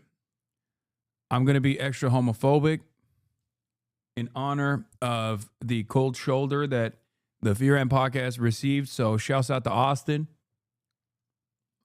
Okay. Clout. Yep, that's true. He's like, I just took down Mr. Beast, bitch. Who the fuck do you think you are? No, I'm kidding. He was like, no, he didn't big time me. I'm joking. Oh my God, I forget that some people take this shit seriously. No, No. He's currently in LA, but he has a bunch of stuff that he has to do, so he can't come on the podcast. I asked him like a day before, you know.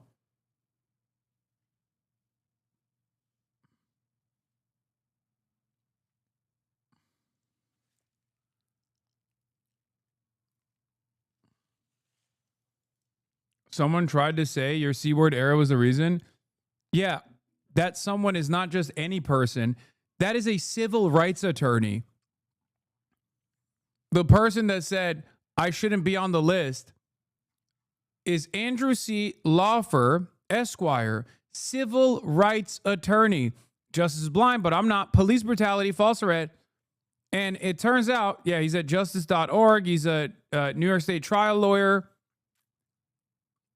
And it turns out, who could have thought he is a civil rights lawyer? There's just one type of Jim Crow system that he actually really likes.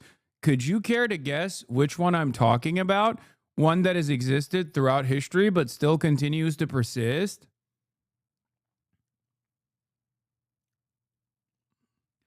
Could you tell? Do you know which one it is? That's right. It's Israel. Because the thing that he's posting here is my the racist language that he's talking about is me saying cracker. Why would an American civil rights lawyer ever give a fuck about like a content creator getting banned for saying cracker? If anything, he'd be like, yeah, he should not have been banned. But it turns out there's another reason why he's mad. For his part, Jimmy's been trying to move on, and instead he's been talking about how excited he is for Beast Game Season 2, which just finished filming with its $5 million prize. Which actually brings us to the second, and I think far more interesting story with Mr. Beast, and that is, it's being reported that he's running out of money. And that's not just speculation. Instead, it's coming from a leaked investor deck from earlier this year that was reviewed by Business Insider, with the deck reportedly revealing that in 2024, Beast Industries earned $224 million from YouTube and other media, which, you know, is a ton of money. But apparently, bro, how is that even remotely possible? I do not understand how he was able to burn through $344 million. What the fuck is going on? I guess this is like normal, right? This is he's just doing like Silicon Valley tech company shit. Is that it? This explains the kick deal? Yeah, that kind of makes sense. But I just cannot comprehend how you would do that. Carl Jacobs is very expensive, man. I don't no, you guys, don't be stupid, okay? You're stupid if you think that it's one reason. The amount of money that we're talking about is unimaginably large, both the revenue generated and the costs associated with running this business, okay? This is a YouTuber. What are we talking about? He's admitted to having a gambling problem on a podcast. I don't think you can gambling problem your way into $100 million. That is, like, I don't think people understand how much money we're talking about, okay? A lot of you do not understand how much money this is. This is not a normal amount of money, like $10 million in the hole for gambling. That's a fucking sizable sum, right? That's a lot. That's a lot. Like 10 million, 20 million. When you get to the $100 million category, it's indescribable with like one singular point of addiction, unless he's just literally putting the business on red or something, okay? Because this is hard revenue. We're not talking about like crypto casinos, like XQC has gambled $1 trillion worth, you know, because it's like all crypto shit. This is totally different. I'm in GDP of Zambia debt.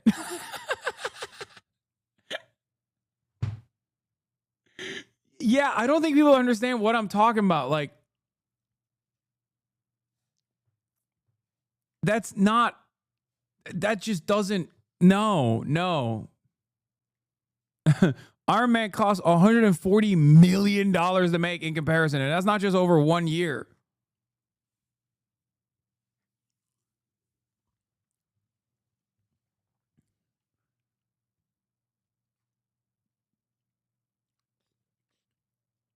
I bet Feastables is insanely profitable and ad costs are being offloaded to Beast Industries.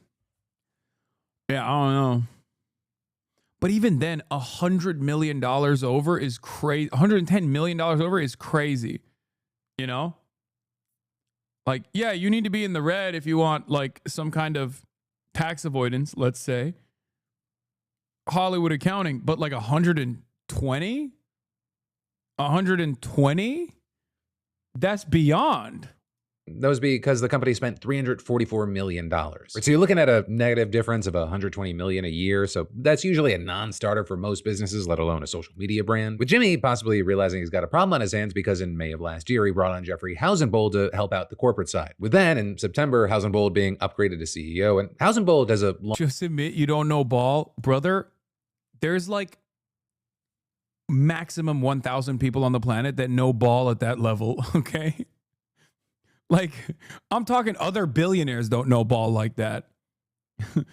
They would not be billionaires if they were just like dumping $120 million every year. There's levels of this gambling shit. Dude, you're still on the gambling tip. No, I don't. I don't. That's crazy. That's crazy. That's like, bro, that's not gambling. That's when you rob a casino. Okay, Ocean's 11 style. And not even, because I don't think the casino has $120 million in cash. long, successful resume as the former CEO of Shutterfly and a venture capitalist that led SoftBank's $100 billion vision fund. It appears he has tons of ideas for tackling the insane costs that MrBeast has run up with his production, some of which seem obvious. Things like, for example, MrBeast apparently pays retail on like everything. So let's say it's like a video that features gym equipment. Jimmy is apparently buying that for full value, which for a creator of that size doing a production that large, it's almost unheard of. The scene is any amount of branding in a MrBeast video just being worth a ton for companies. No, none of this makes up for 100. No, there's something else going on. I don't know what it is, but there's just something else going on. That is not enough. That's not $120 million. That does not make up for $120 million. No, that's crazy. Oh, he pays retail price. Okay.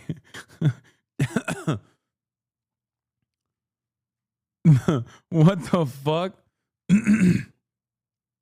And he should be working out deals for those items. And so in the case of gym equipment, it'd probably be easy to get that stuff for free or heavily discounted for just mentioning it in a video. And what's even crazier to learn. You're talking about 10 million, okay? If he's over by 10 mil, fine.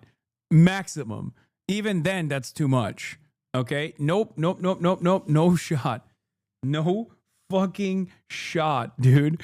No, again, not 12 times the amount of 10 million. No way. Is that MrBeast reportedly didn't even have a fully dedicated brands team, like the people that would negotiate those deals. And so Hausenbold's new 8-person brand team, they're trying to score these kind of items for free or even have MrBeast paid to use them in videos. His company also appears to now be renegotiating advertiser rates by as much as 65%, with Hausenbold saying, "We select partners that are authentic and will resonate with our loyal viewers, so we will never work with a cringe product." Sometimes Jimmy has a personal preference, but we have a choice in who to work with and the economics must pencil out too. But then even with all that, you have things probably not turning around if Jimmy gets to continue spending crazy amounts per video, which appears to be why there is now a buzzkill squad that'll have to force budgets on videos and make sure they stick to those budgets. And so that means, no more spending $29 million for just the sets of the first 2 episodes of a Beast Game season and losing tens of millions of dollars on the project. A mistake so massive that even Jimmy said, "I'm an idiot." And reportedly, according to one ex-staffer, these changes over the past few months have meant that it's getting more corporate, saying people were used to the Wild West and now you can't run a company this size that way. Now, with all that said, I think it is hyperbolic to say that MrBeast is running out. The I reviewed 400 Ferraris video was probably a mistake. Dude, there's just nothing that makes sense there, okay? It just does not make sense at all. That is so much money. That is an incredible amount of money. What did he buy every Ferrari on the planet? Like, what are you talking about? Money. Because when you look at it, it appears that the media side's really just the side that's bleeding money. Things like Feastables. And the height of a stack of 300 million $1 bills is over 20 miles, which is kind of a strange way to try to describe how big that number of money is, because no one understands what 20 miles looks like stacked high in the form of $1 bills. So that's like, he bought a tank Okay, a decommissioned tank is like maximum $1 to $2 million. What are we talking about? Probably cheaper than that. Like, he didn't buy a Merkava straight out of like the like fresh off the rack. You know what I mean? He's not dumping like 20 onto it.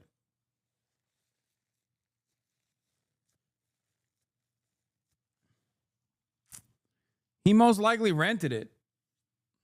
He did not buy tank retail, okay?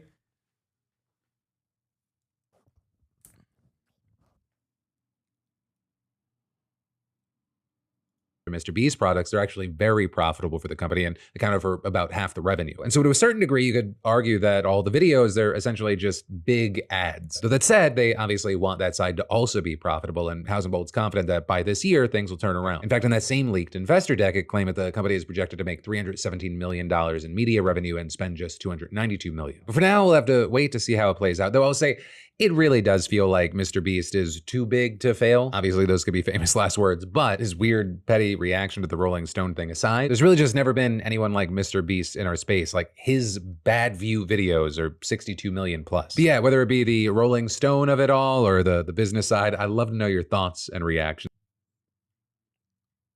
Yeah, that's crazy. Mr. Beast paying Pentagon prices, yeah. No shot, man. That's crazy. 1 million seconds is 2 weeks. 1 billion seconds is 31 years.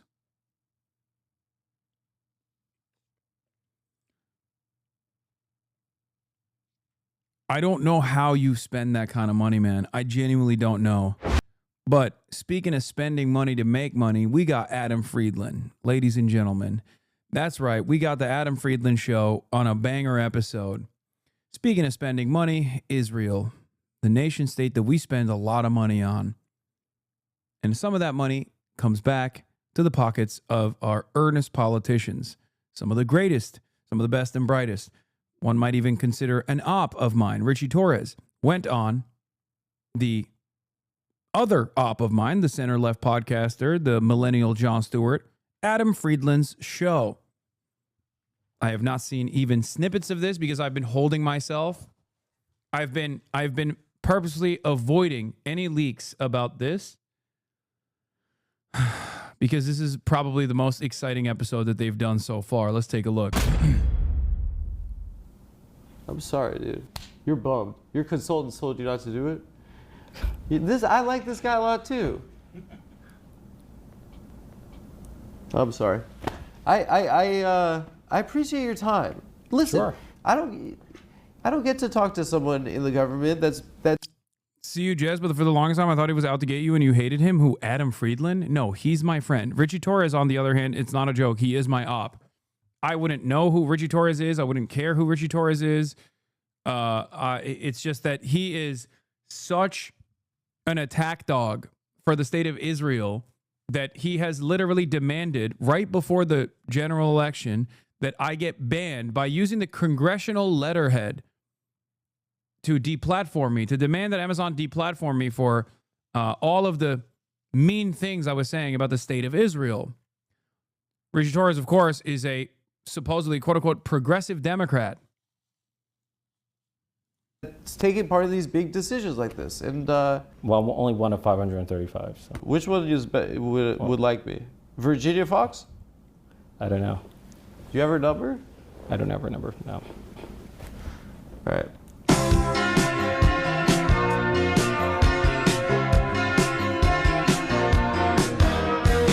Yeah, poorest district. He is the congressional representative of the poorest district in the United States of America and only tweets about Israel. Think about that.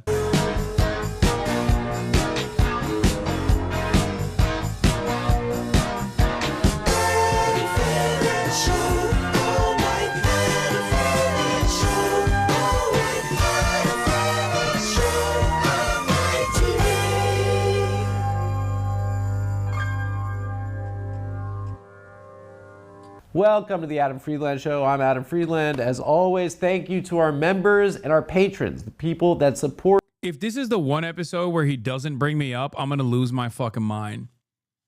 Okay? Because he brings me up every fucking episode, oftentimes next to images of the Holocaust. If this is the one time you aren't mentioned once, are you fucking kidding? Oh my God. That's crazy. You think they're going to mention you? Why wouldn't he? He fucking mentions me to all these random people. This is the one instance where he can mention me to a person that is actually knows who the fuck I am. Our show. If you'd like to support our show, there's a link in the description of this video below to become a member, which gives you early access to all of our episodes. And there's also a link if you prefer to use Patreon in the description as well. And as always, guys, there are 2 additional tiers for those of you who'd like to get your name in the credits. This week, my guest was Richie Torres from New York's 15th District in the House of Representatives. I'd heard of Representative Torres, but before I researched for this episode, I'd never heard of his backstory. And frankly, it's kind of inspirational. I mean, he grew up in public housing. Okay, I'm calling him. Fuck it. I'm calling him. Let's see if he picks up. Hello? You're dead to me. You're so dead to me. You brought my skinny legs up to Sarah Jessica Parker, but you couldn't bring up and invoke my name to my #1 op in Congress, Richie Torres? You have beef with him? You didn't know I have what? I don't know. Bro, what did happen? Who was producing this episode? Who produced it? Caleb Pitts. Okay, that's probably okay. He And then Noah helped, and then Jacob Plitman also helped. Damn, this is such a dude. He would have flipped. It would have been so amazing. What happened with you and that guy? He's happened? Israel's #1 attack dog. He fucking sent. I know that, but what happened with you? He sent a congressional letterhead to Amazon and Twitch to try to get me banned and deplatformed because he got clips from like Destiny's Community about how anti-Semitic I was, like 5 days before the election. Oh, you're on stream, by the way. I forgot to mention, but you probably knew that already. Oh no! Well, oh yeah, it's West Coast. It's 4. Yeah. Yeah, 4:30.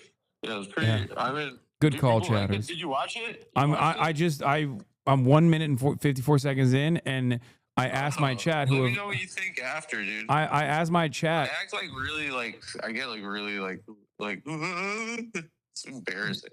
Yeah. But no, I mean like I think it's good. I mean people are giving like saying like really nice things about it. Yeah, I can't wait. I mean, he's a character, so it's Let gonna me know be. what you think. Let me know what you think. Okay. Enjoy all right. it, dude. All right, we'll bye. do. Bye.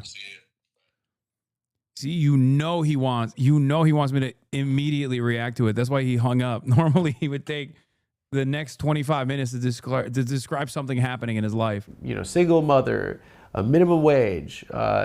You know, he realized he was gay in elementary school. He attempted to take his own life in college, and he came back from a mental health crisis and became a member of the New York City Council and a member of the United States House of Representatives. He's the first gay black man in Congress. I mean, it's kind of like a movie. This is like I don't know what this is. It's kind of like it was unexpected.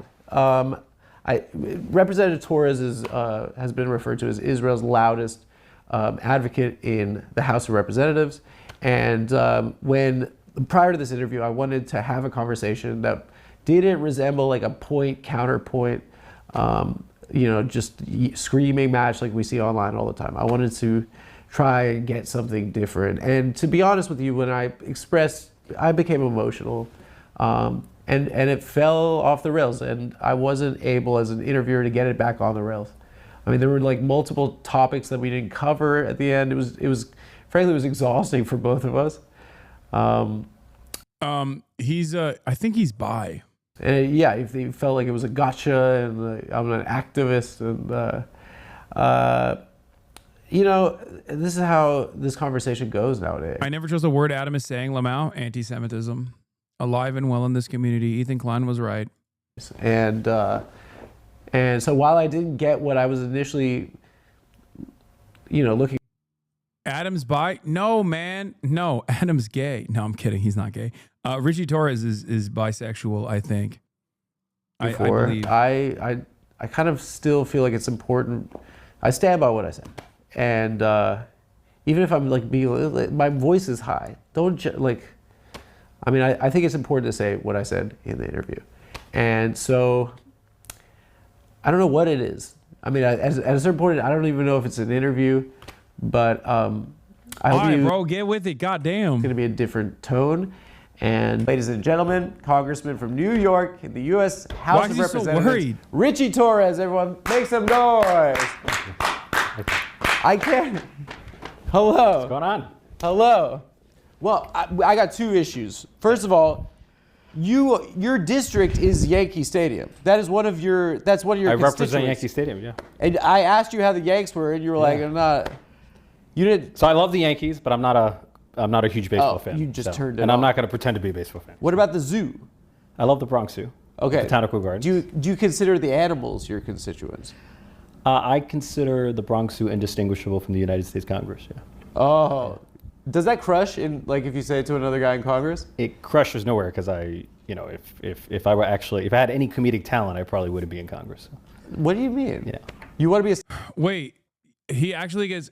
Does Richie get emotional or does Adam get emotional? But when I was a kid, I was a fan, not of baseball, but professional wrestling. Really? Yeah, I was a we're the huge same age. fan of Attitude The Rock. Era. The Attitude Era. Oh So my I started God. watching in 1998. We had it so Stone Cold good Steve at the time. Austin, The Rock. I thought that was the golden age. Mankind. So was I. Yeah. Yeah. That we were And I watching did Raw. a huge Rock impersonation when I was a kid. Like I was, I used to. I like knew of you as a congressman, but I didn't know your backstory.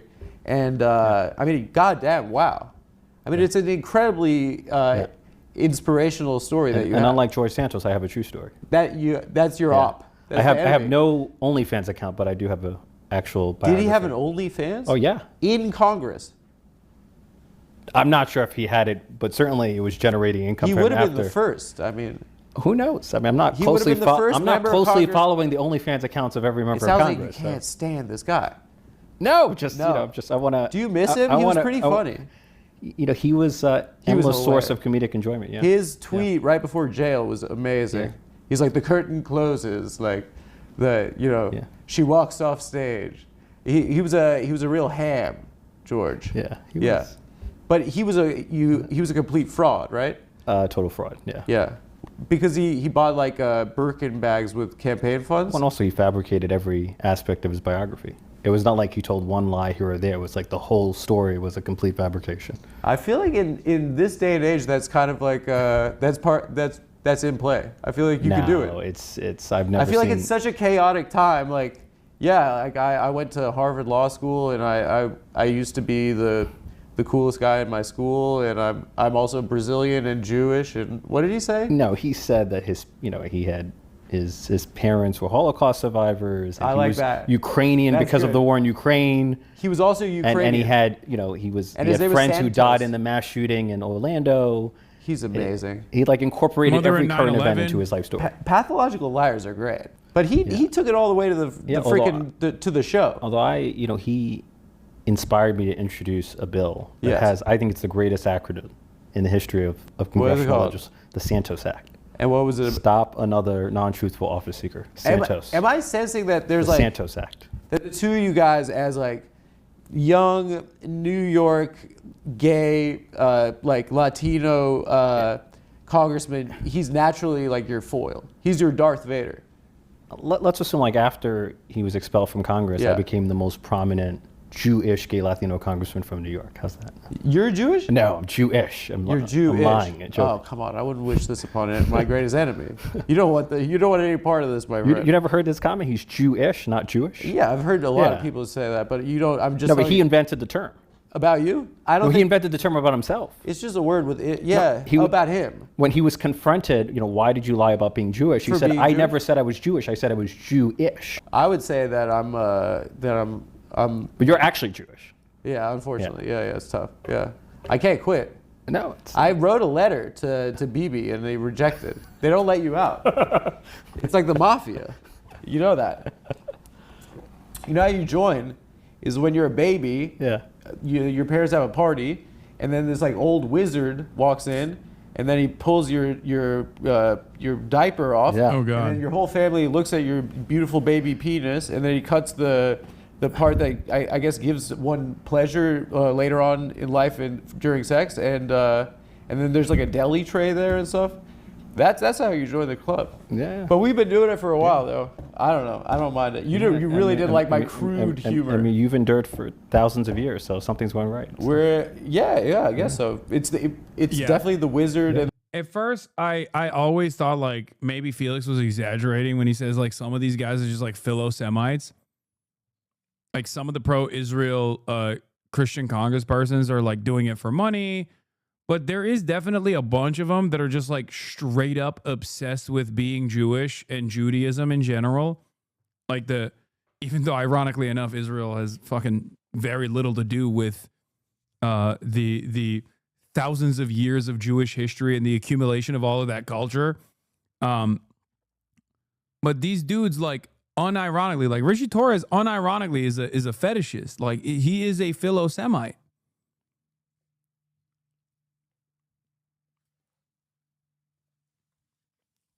Love doing Felix called like Hebraphiles. It's crazy. They're competing for head Philo-Semite with you. I'm not a Philo-Semite. I just, I have a lot of people that I look up to that happen to be Jewish comedians. And then also a lot of, revolutionary figures and the like, and many friends who are Jewish. I wouldn't say I'm a Philo-Semite. I cringe when he was talking about the penis in the tray. The baby's penis part. Yeah, well, I know. I'm being crude with a member of the legislative. These are important decisions that parents have to make. You know what's rude is that we're in an era where talking to someone in the legislative branch is it's a privilege because it's so fucking crazy. The privilege is mine. You're the one with the massive following and audience. You were in the New Yorker. You know I know that because you told me. Not because I read the profile, but you told me you were in the New Yorker. So congratulations on the profile. You would be considered young in the United States Congress. Yeah, I mean, I've only been able to be president. My dating profile says I'm congressionally young. Congressionally young. And congressionally attractive, just in case you're disappointed. That gets some action. Is it a plus? It's not clear. It's not clear. It has to be. I mean, I work 7 days a week, so that has a crowding out effect. But yeah, and you're with the worst people on earth. Well, what are you doing to yourself? It must be tough. Yeah, one of my colleagues said to me that Congress is the best university in the world. Really? And because you just have access to some of the brightest minds, you can learn a tremendous amount. They're the smartest guys? Some of them, yeah. We certainly have access to It's like the Sorbonne or something in Congress. How boring is it to be in the government sometimes? What's the most boring part of it? I mean, I love it. Dude, Richie Torres is such a soulless husk. Like the first 10 minutes are supposed to be before it fucking falls apart. It's supposed to be the most like personable you're supposed to be. And I don't know, I'm biased. That I'm going to admit that. Okay? I fucking despise him. So maybe that's the reason why I'm not reading what he's trying to put out. But it just feels like he is a robotic individual. Like it just comes across like he's going through the motions of like what a human being that picked up a copy of like How to Win Friends and Influence People and like downloaded it, like what they're supposed to do. Yeah, Anthony Weiner was more personable and he's a pedophile. Like, how is this possible? You love it? Because of the variety. You like parliamentary procedure and stuff like that? I feel like no position has more variety than a House member. Because one day you get to be local, state, national, and international at the same time. So one day I'm receiving a complaint about a pothole on Fordham Road, or pressuring the mayor to crack down on an open-air drug market in the South Bronx. And the next day, in Congress about that? And then the next day I'm receiving like a briefing from the CIA about rising tensions between the United States and China. So what do you do about the pothole in D.C. though? I'm just sorry. I mean, I use my platform to pressure the mayor to solve problems, or the governor. Adams. Yeah. Can I guess who you were in school growing up? Sure. You were like were you student government? No, not student government. You were like a debate club, or? I was the captain of the law team. Law team. Yep. Oh, so you wanted to be a lawyer? Yeah, I had dreams of becoming either a lawyer or a teacher. So you did mock trial, right? I did moot court and mock trial, but I was like a master moot court. And what did you like? You liked like the Atticus Finch style, like closing argument. So that was mock trial. Yeah. Moot court is modeled after the Supreme Court or an appellate court. So you deliver an argument before a panel of judges who interrupt you with questions. Worse speeches. The one that's less no, because it teaches you to think on your feet. It's less theatrical. But that was your prep for the game. Yeah. You went to the show. It was the first time when I discovered I had a talent for public speaking, or I thought I had a talent for talking. Early on, you grew up in a single mother home. You have a twin brother? Twin brother. Identical? Yeah, he's biologically older. I'm temperamentally older. Identical or no? Fraternal. We're fake twins. That's all right. 5 minutes apart. I was on a date once with a girl who told me, the first date, she said, I have an identical twin, and I can't do it. I can't tell her secrets. She has her brain is connected to another one of her. Yeah. You can't trust these people. It's funny, when I was a kid. That's a prejudice of mine. People would ask me, where's your brother? I'm like, we're fraternal twins, not Siamese twins. Yeah. Like, I don't know his whereabouts at every moment. So. But you're good at DC, right? I'm learning DC. You're still learning? Yeah, of course. I've only been there for 3 terms. It's the most complicated legislature on earth. No one's going to master it in 3 terms. I think the problem with DC is not that it's corrupt. The problem with DC is that it's stupid. There's just so much absurdity in DC. I thought you said it's the smartest place in the world. Or you have access to some of the brightest minds. So, like, if you want to learn more about artificial intelligence or quantum computing or energy, you can reach out to some of the best minds. Yeah. You can call any CEO right now. But call Zuck right now. People generally will take your call. I'm not calling him now. So I don't know. Your boy's with Zuck. You said I'm not calling him now. You have his number. Well, I don't know. So never met him. What CEO is your best friend? What's the best one? Mention who's my best friend. How many CEO friends do you have? I don't have many CEO friends. Well, you said you could call anyone. He pulled that shit out of me too. He's like, call Mr. Breeze. Put on the phone in at any time. If I had a question about like AI policy, I probably could get a meeting with a CEO. Yeah, that's true of any member of Congress. Yeah. Did you grow up in the district you represent? My father's from Mott Haven. I'm from Throgs Neck Houses. So I grew up in a public housing development in Throgs Neck Houses, right across the street from what was formerly Trump Golf Course. Yeah. And I kid you not, as the golf course was undergoing construction, it unleashed a skunk infestation. So I tell people I tell people I've been smelling the stench of Donald Trump long before he became president. But it was infested with skunks. You grew up in New York City, so born and raised in the Bronx. Our president is an outer borough New Yorker, effectively. Yeah, from Queens. Yeah. Right. He wants to present that he's like Mr. like Goldman Sachs, but really he's a New York City real estate guy. Yeah. Is that correct? Yeah. He was never respected in the real estate industry. He was known to like rip off his contractors, and he was seen as a joke within the industry. Yeah, he figured out that if you keep someone in a lawsuit long he enough, was more you don't have to pay them. He was more known for his self-promotion and marketing. Yeah. Than he was for his actual effectiveness in real estate. Yeah. Have you ever? What have your interactions been with the president? No interactions. You've never met him. I have no desire to meet him. Let's practice it right now. I feel like he's the worst person on earth. You don't want to meet him once? You're in the government though. You got to meet the president. He's the devil. He's the devil? Yeah. You got to have a good burn for the president. Let's practice. I'm Trump. What's up? I'm Trump. Nice to meet you. Yeah. That's you just bombed.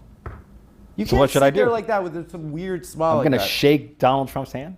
Yeah, you have to say like you're doing like the Holocaust right now in this country, like you have to say like you're ruining this country right now.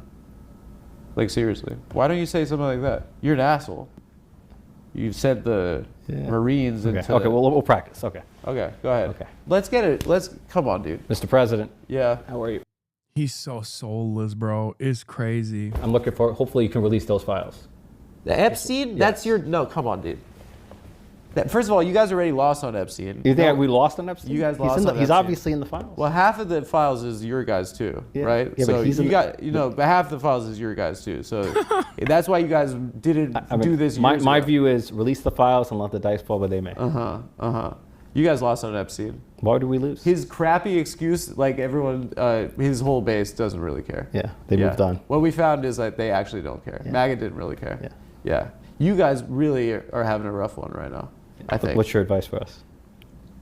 I don't know. I mean, you're one of the guys, so I'll tell you. Yeah, he did say the files weren't real initially, and then quickly turned around and said, no, never mind, they are real. There was a weird moment there where he was like running defense for Israel. What I'm seeing, Yeah, right? please, tell me that. I really wanted to give you your whole story about where... You want me to tell my story? No, because I want to talk about this, but... Okay. You clearly don't want to hear my stories. I've been trying to toss it to your story, which is fucking... That's a Hallmark movie. We'd open this up like, this guy's... You're the first black gay guy to be in the government. Gay man to be in the government. Gay guy is... You can't say that. To a... First you're the Latino and black gay member of Congress. First Latino, in the black United and States, gay. yeah. It doesn't roll off the tongue, that one. Yeah. Too many identities. Yeah. First black president. Obama crushed it with that one. Yeah.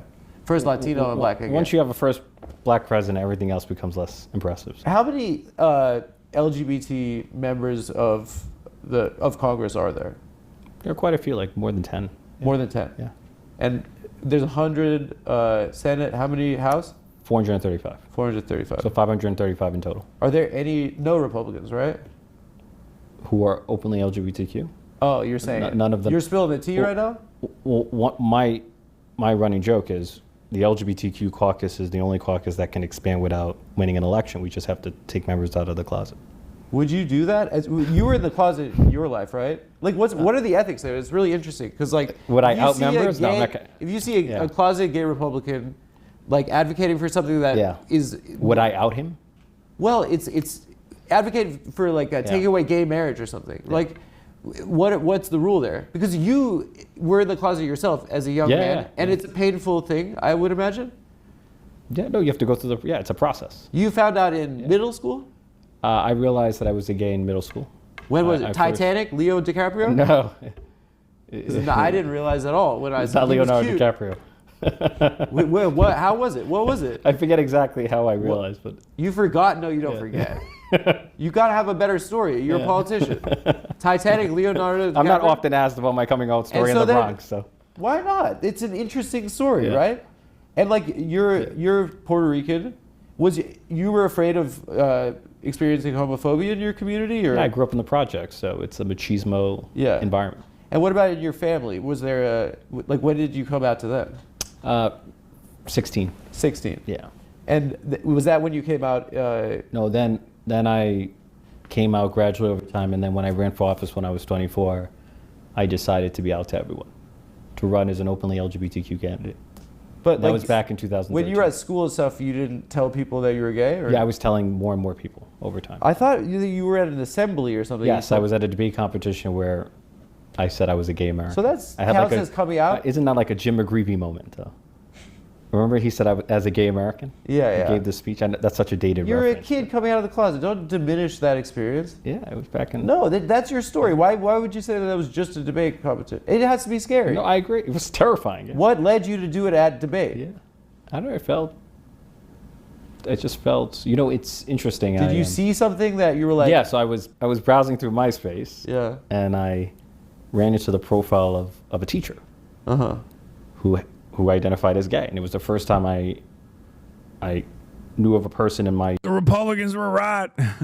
The gay teachers are making our children gay, but also pro-Israel. So I guess that's all right. You can be a gay Israel defender, and that's fine. Social universe, who was openly LGBTQ, and so I approached him. And your social universe? You chilled with your teachers? Or people in the world I knew, I guess. You hung out with adults. I did not socialize my teachers. Yeah. No, so it was the first adult or person that was openly gay. Yeah, because I grew up in a world where no one was openly gay. Yeah. And I just spontaneously came out. It was the first time I ever had acknowledged my sexuality to someone. Do you feel like sharing your story, and making it all the way to Congress, that has to be an inspiration to people that grew up in a place like that? Yeah. No? That must feel good, no? It does. So why are you diminishing it on the show right now? I'm not diminishing it, but I feel... You should be proud of that. I was in the New Yorker yesterday. You were... I was in the New Yorker as well. Back in 2016. Oh, okay. Well, I was in it yesterday. So both of us are probably the same. Yeah, but you're at a much higher level than I am. So. No, you were 2016. You were a Bernie delegate. Yeah. I was 2016.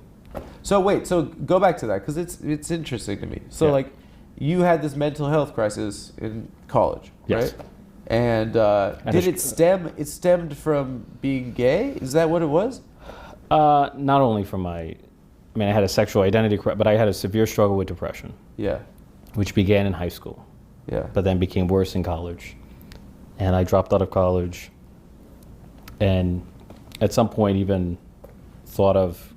Yes, he was a Bernie bro. Richie Torres came up as like a gay, Latino, black congressperson who was progressive. It's not even a... Like, that's not a joke. Like, that's how he started off as. And then, once he arrived at a seat of power, he just basically farmed out as much.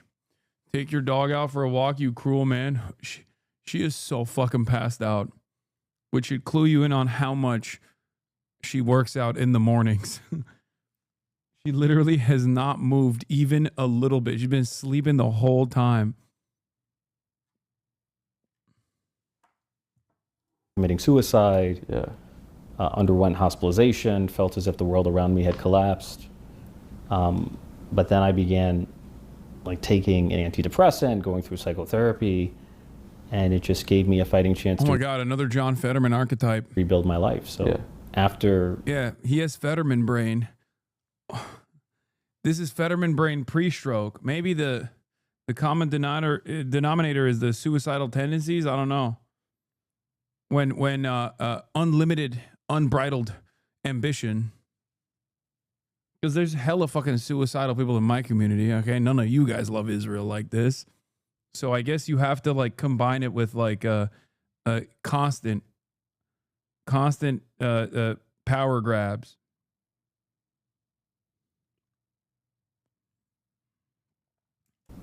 A few years of hospitalization, I rebuilt my life and became the youngest elected official in America's largest city. I ran for the council and then ultimately ran for the United States Congress, and here I am. And it was a few years that you were going through that. Yeah. Yeah. And so, and what did you do once you got out? How did you restart your life? Well, instead of going back to school, I went into politics. So I was a housing organizer. Straight to politics for that? I was a housing organizer for a New York City council member. And then I ran for public office myself. I would have moved to like France or something. No, I couldn't afford to. I couldn't afford to move to France. Yeah, I grew up poor. You could figure it out. Yeah. You get a ticket. You get to France. I don't know. You busk. Do you know a guitar? No. You get a guitar. Put the I don't know. Obviously, to run for office, you have to have a call to public service. Yeah. You guys all say that. But like you have to have an ambition, like as well, right? There has to be part of it, right? Like I want to do. I think an ambition to make a difference. Yeah, but you want to be. I want to be the president of the United States. You know, come on. I have no desire to be president. Is your ambition purely just to make a difference? I mean, it's a very abstract term. Yeah, make a difference in how many babies Israel gets to kill with American weapons, as in more babies, of course. Like that's the difference that he wants to make. He has zero personality. It's actually so impressive. Yeah, when I see stuff like this, I actually think maybe it's not so hard to be a congressperson. Because, like, I feel like you have to be a real shark. But you would assume that someone has to be, like, a little personable, right? And then you see guys like this and you're like, you're just a fucking sociopath.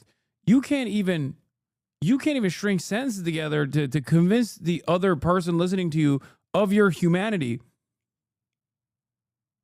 in a situation that is designed to like make you look human regardless.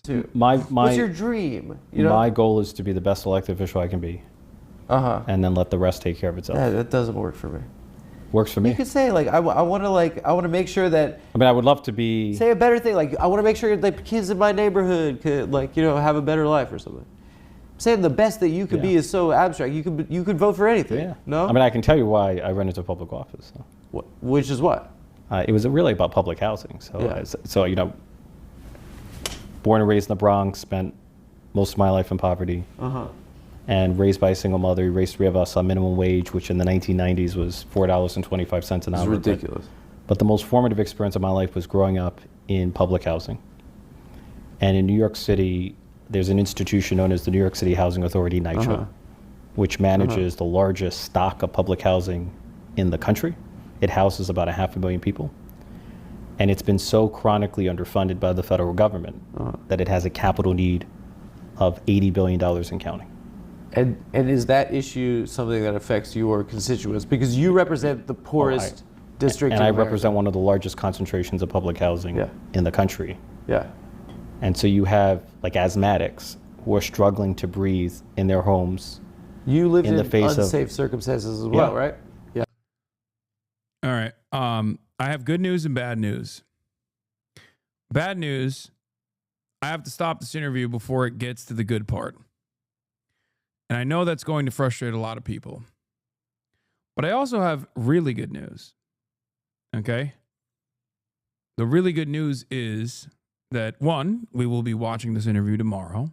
So don't watch the rest of it. Do not watch the rest of it. If you see viral tweets from this interview, look away. Okay? You say, mute this account. I don't want to see it because I want to fucking enjoy it because it turns into a shit show from what I understand. But the real good news. Nah, I'm watching. I'll ban you. 1 second off. The real great news is that I will be going back to something that I've done a lot more frequently than I have in the past. And that is, and you can see it right here. I mean, I put it in the profile, but that's not what I'm doing. I'm playing Peak. Gaming is back in a big way. Ladies and gentlemen, you already fucking know. You already know what it is. You already know what's going on. Wait, what the hell? What the heliante? Why is it on the wrong screen? That's weird.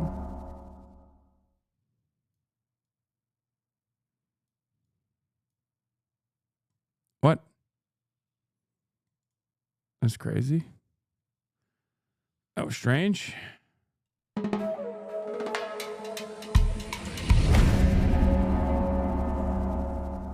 That was weird, right? I don't want to hit Alt Enter and go full screen because I don't want to go full screen because if I go full screen, I won't be able to actually play the game.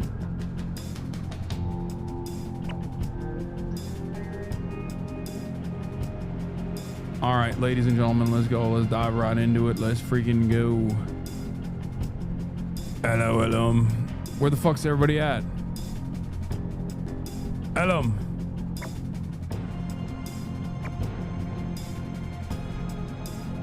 Where is everybody? Wait, Saikuno's playing Peak. Where the fuck is Timmy? Timmy Playtime. Brother man. Yo, where's everybody?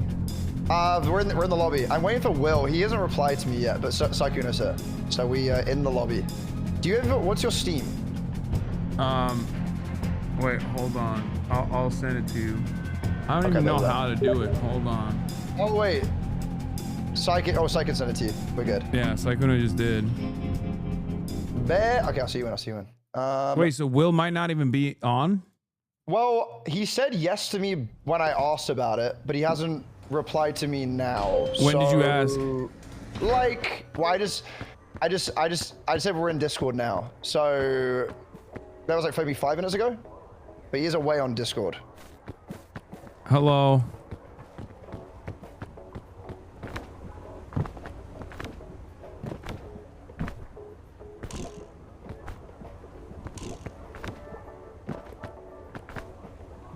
Wow.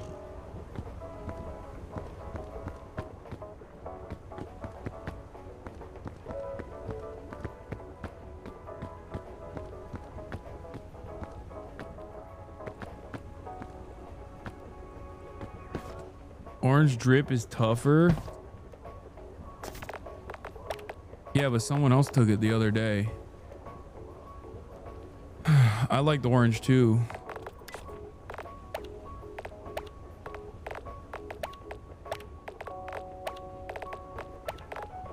Bro, you should try another color. I like this color.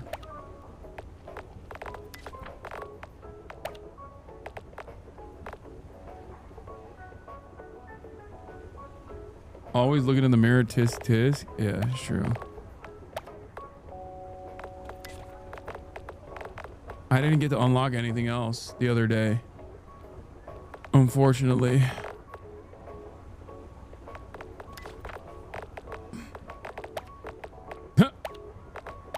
This is the tip tip tip my lady hat. Oh my god, I have a band now. But it doesn't have no... How do I put stuff on it? Yes, you did. You got that blue dress. Where? There's no blue dress here. This, you mean?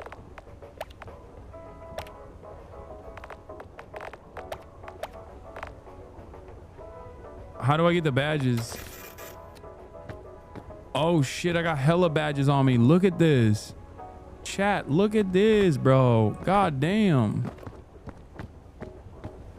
You wearing cargos with flip-flops, put the dogs away? Oh, hell no.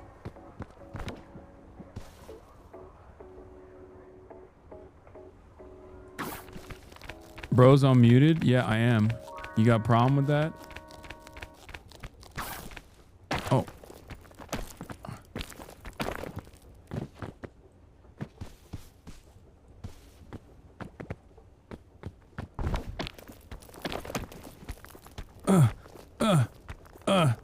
Okay. Oh, so close. Oh. Can't even climb the baby rocks. Hey, oh, hey, oh, hey. Yeah, baby. Adam.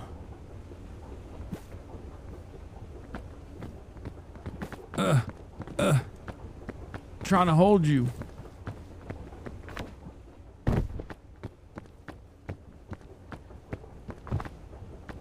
Isn't it weird how empty this airport is? Dog, this is Roblox. You are predatoring right now. Elam left the expedition. What the fuck? This isn't Roblox, chatter. They can't hear Hasan. Isn't it weird how quiet your friends are? It is weird, yeah.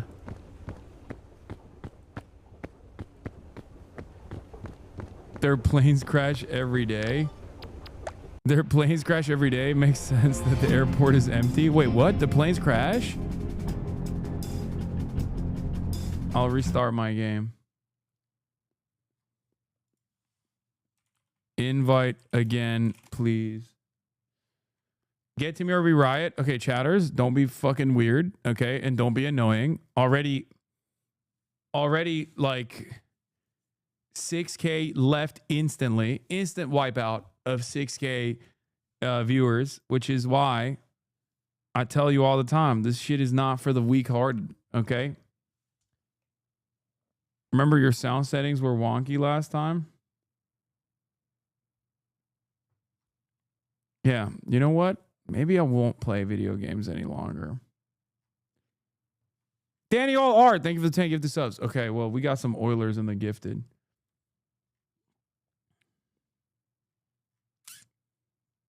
You fucking fallen off, man. It's true. It's true. It's so goddamn true. Ban the 6K to the left? I can't.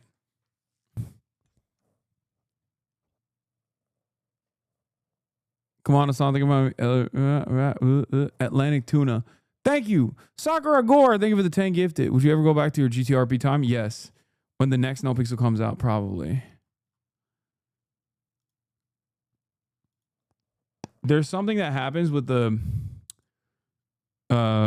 bots. Like, obviously, I'm a botted viewer, as you guys know. I'm a botted streamer. But when I play video games, it like breaks the bots. I'm doing Vulkan, right? I'm using Vulkan to load up the game.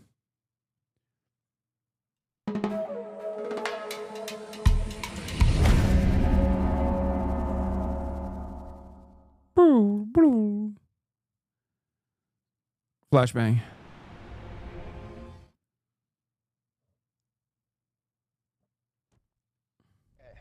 Hasan? Hello? Oh, Hello? He lives. He I'm here. I'm lives. here. I'm here. I'm here. Okay, thank God. Okay, so Will's gonna join in like 20 minutes. So we'll start, and then he's gonna jump. He's gonna Wait, join we're up. gonna do a threesome? Oh, we're gonna do a threesome. What? Whoa. and you're gonna be in the middle. Oh, Let's God. go. Whoa. That's payback for the TikTok. Oh God, guys, I sent her the Thai version. Dude, of what is with soda your pop. green shitty sash, bro? You see that? So bad. Golden. I don't want to be. You'll How do I never get a know what it golden feels like sash? that. Ascent 7. How do I get a golden sash? Okay, this is gold, kind I of. could probably get away with it. Oh, Switch, though. yeah, that's the. But, bro, Yeah, it is yeah, so no, that's a Lafufu, bro. so Oh, good. well, It that's is fucked not. up. It's not. They Oh, you're making me That angry, shit- as indicated by my Like an face. angry face. Oh, I'm just No, really no, bored now. no. Oh, he's role playing now. No, no, no. I need more of a dream look, I think. You just, I mean, I have the what? people's Let me- sash, the proletariat sash. no, shut the fuck up. None of your, The people's sash? none of This your is this is ridiculous capitalism right bourgeois here. sash. You got the type of sash that Yeah. only rich people have. You could never afford this sash. Yeah, you're being quite classist right now, sir. You don't know what it's like to be me, all right? Fuck Yeah, you, your yeah, fake yeah. Gucci flip-flops. Fuck you. When our time comes, we won't make excuses for the terror. That's right.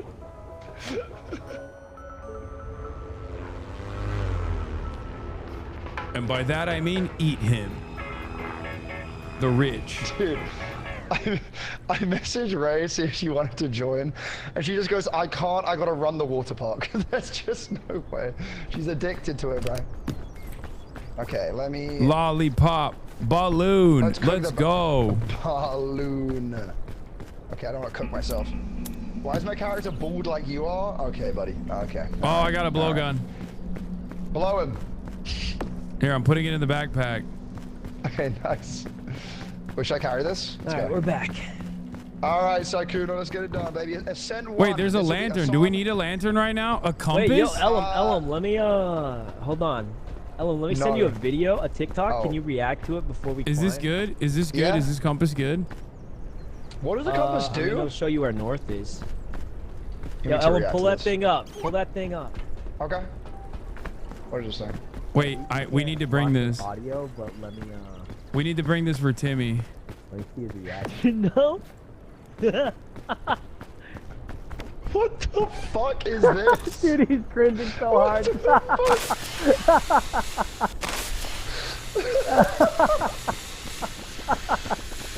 Yo, Ellum, you think it's as good as the original, though? No, this is great, man. Look at Yeah. him. Wait, it hasn't gotten to the main part yet. Wait till the end. Wait to the end, man. You gotta wait to the end. We can listen to 5 seconds. Hold on. Hold on.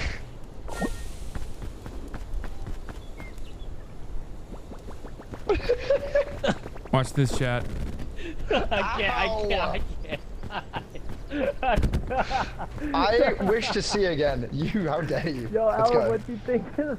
No, that was way better, man. That was free. Wait, you thought that was better? No way, bro. No way you thought that was better, man. Okay, let's roll out, boys. We got mountains to climb. Oh man.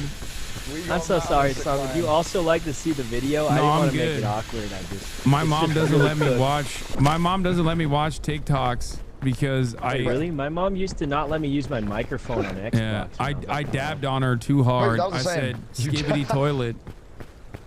Skibbity. You role playing? What even is a skibbity toilet, bro? I've only seen the meme. I don't know Yeah, actually know what you're it not is. Sigma, so you don't fucking know. Wow, bro, you're too old, bro. I'm only 24, you know. So, do you know what I mean? Here, put this first aid kit in your backpack. Yeah, go on then. Wait, we're not Wow, gonna he- fall. We don't need that thing. Oh, Hasan might. When I push him off the cliff and I have my What did scar I and just Mufasa listen to? moment. That was straight ear pain. I mean, it wasn't that Yeah, bad. then you made me go through it as Wait, well, guys, bro. I'll link in the Discord if anyone else wants to listen to it. We left the bandages behind. Let me link Oh no, I got that two of them. thing I got for you two. We're guys good. in the Discord chat. But of course you won't need it, right, man? You ain't gonna fall.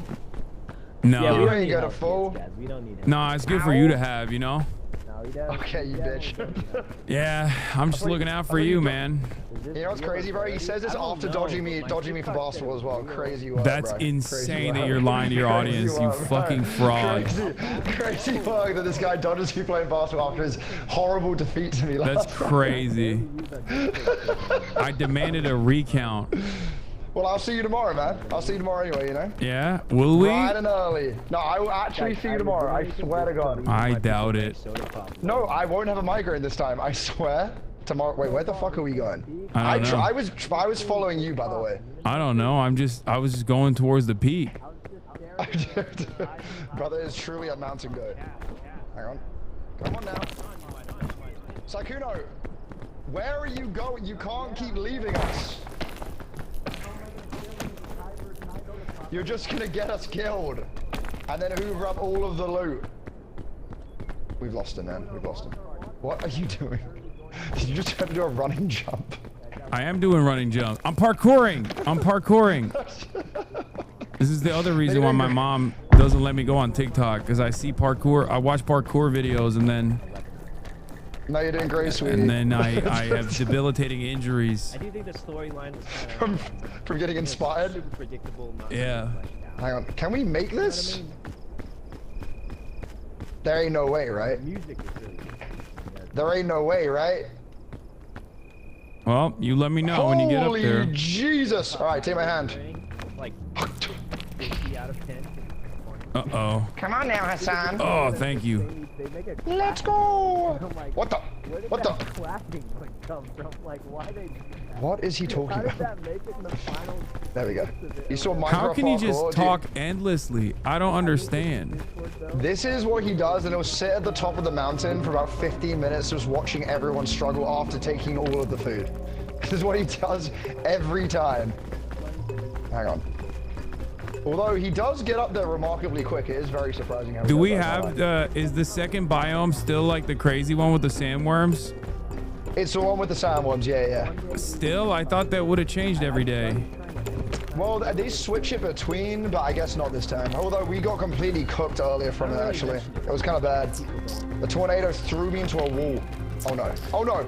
I mostly don't mention it because. Well, the tornado threw me into the sandworm last time, and then all of us It did? died. Oh, that was it.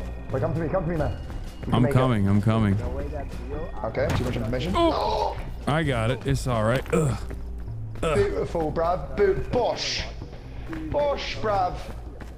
Oh, brother. More British brother, he's noises. British. So I've had enough of that. Come on now. Did you just kiss? What was that sound you just made? Here we go. Yeah, I kissed the rock. Now we're... Dwayne Johnson? Uh-oh, I need help. Okay. Now we good. Oh! What the hell was that? I thought there was a thing I could jump to. Turns out it was nothing. This is the route though. We're making it now, man. We're making it. Food on the trees? Wait, they're... Cocoa nuts! Hang on. I'm dropping these for you, man. Take them. Eat up. Oh, I'm hungry. Yeah. All right. I still got a little bit of hunger in me. God damn it, Hasan. You've eaten all the food, okay? I needed some of that. I'm choking you right now. I'm choking you. -1 HP. -1 HP. I'm trying to climb. Ow. How was he up there? He was just in front of us a second ago. He just has a way. Playing this with Saikuno is basically not playing this game with Saikuno. I feel like I'm playing without him. Brother is just gone. Okay, come to me. Ah. I didn't see any food on the trees at all, to be honest with you, chat. Okay. Wait, did you do a scent one last time, by the way, or did we do the real baby one? I don't know. Like as long as whatever you're. Okay, let me wait. Which way? Wait, there's a stop bag kissing down the there, rock, please. but that's all the There way down. is? But it's down, like really far down. Okay, fuck that. Let's go this way. Are you sure this is the right way? Oh, crystal clear. I've definitely got this. I'm the scout master. You see this gold sash? Are you questioning a gold sash master right now, Hasan? I don't trust you. Are you You're fucking not serious only right are you now? British, but you're also rich. You're rich in gold sashes. The best kind of British person. And you keep talking about how you want to eat me. Well, I'm part of the royal family, man, okay? Like, you gotta... Ah! I'm a lord. Lord Bingle. You can address me now. Thank you so much. Well, now, let me... And... Gold sash, Koff was dead. Well, he doesn't need to know that, bro. Okay, my hand down. What is that noise? Well, that was the sound of my people. What the hell? What the hell? Wait, can I get in this crevice? No! Oh! Oh! Oh, it's bad. Oh, God. It's really bad. Wait, what? Ella? Don't worry about it. I'm coming back up. All right, I'm not worried. It didn't really work out in my favor, I'm gonna be honest. Oh, a bag. You got a bag? Multiple luggages. Oh, that's what means by bag. I think maybe he found another I got a granola bar and a sports drink. Wait, that's kind of big. Wait, how did you get up there? Where did you go to? I just climbed up, big dog. Fuck you mean? Yeah, I might need your help, Poppy. You're gonna have to grab my hand. Where are you? Oh, you can get up that. What the fuck? How did you? Oh, I see. I see the problem now. We can just go. I think we go to this one. Yeah, there's more bags up here. Come up here. Oh, there is? Yeah, I'm coming. Here. Shit. Oh God. Here, get the yeah, see, there's another one. But hold on, there's a granola bar in here. Oh. I'm just gonna Okay, eat we'll it. come out. Yeah, you can eat it. Yeah.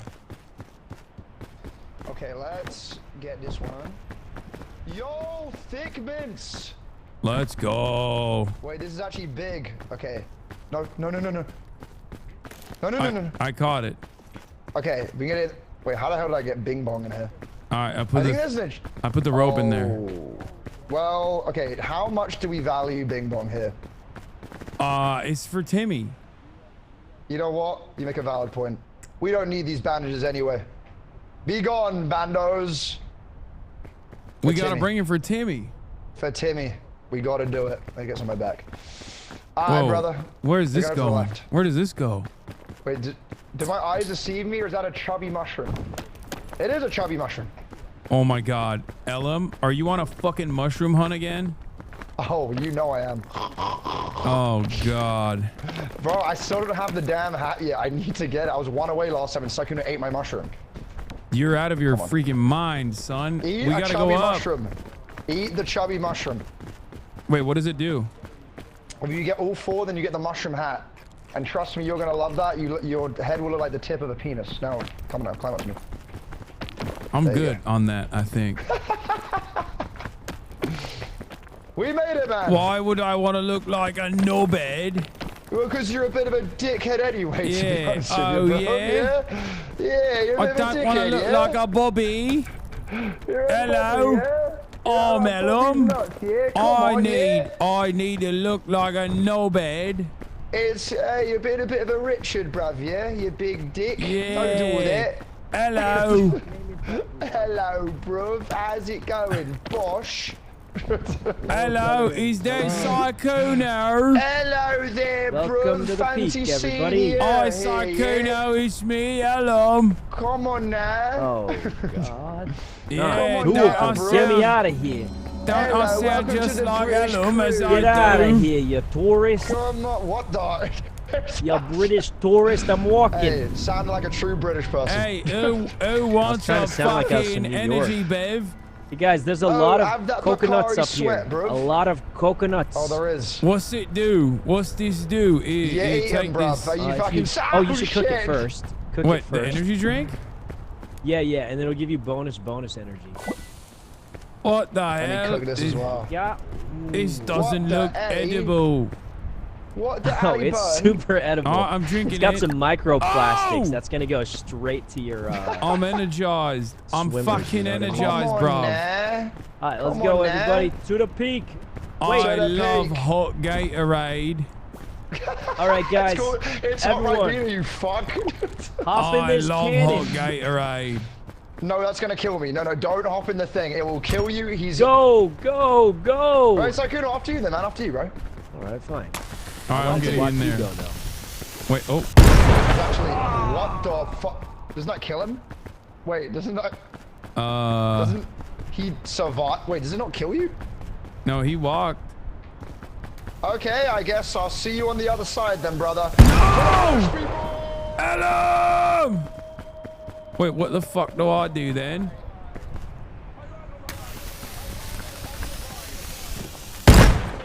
Oh, whoa! Why am I flipping? Oh! Oh, shit! Oh! Oh! Oh! Dude, was you flipping aggressively, bro? Like, how are we meant to know? Wait, am I supposed to spin on that? What the fuck was it? I get like so You're supposed to what on that? non-aggressive and then just like. Sweet. I was spinning on that penis. What? What'd you say there?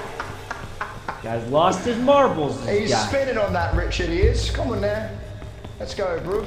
Oh no, these are poisonous. I didn't know. Oh, it hurts. It hurts so much. It hurts so Bloody good. hell. Are we just all pretending to be British today, guys? Oh, Who said I'm fucking hell. pretending?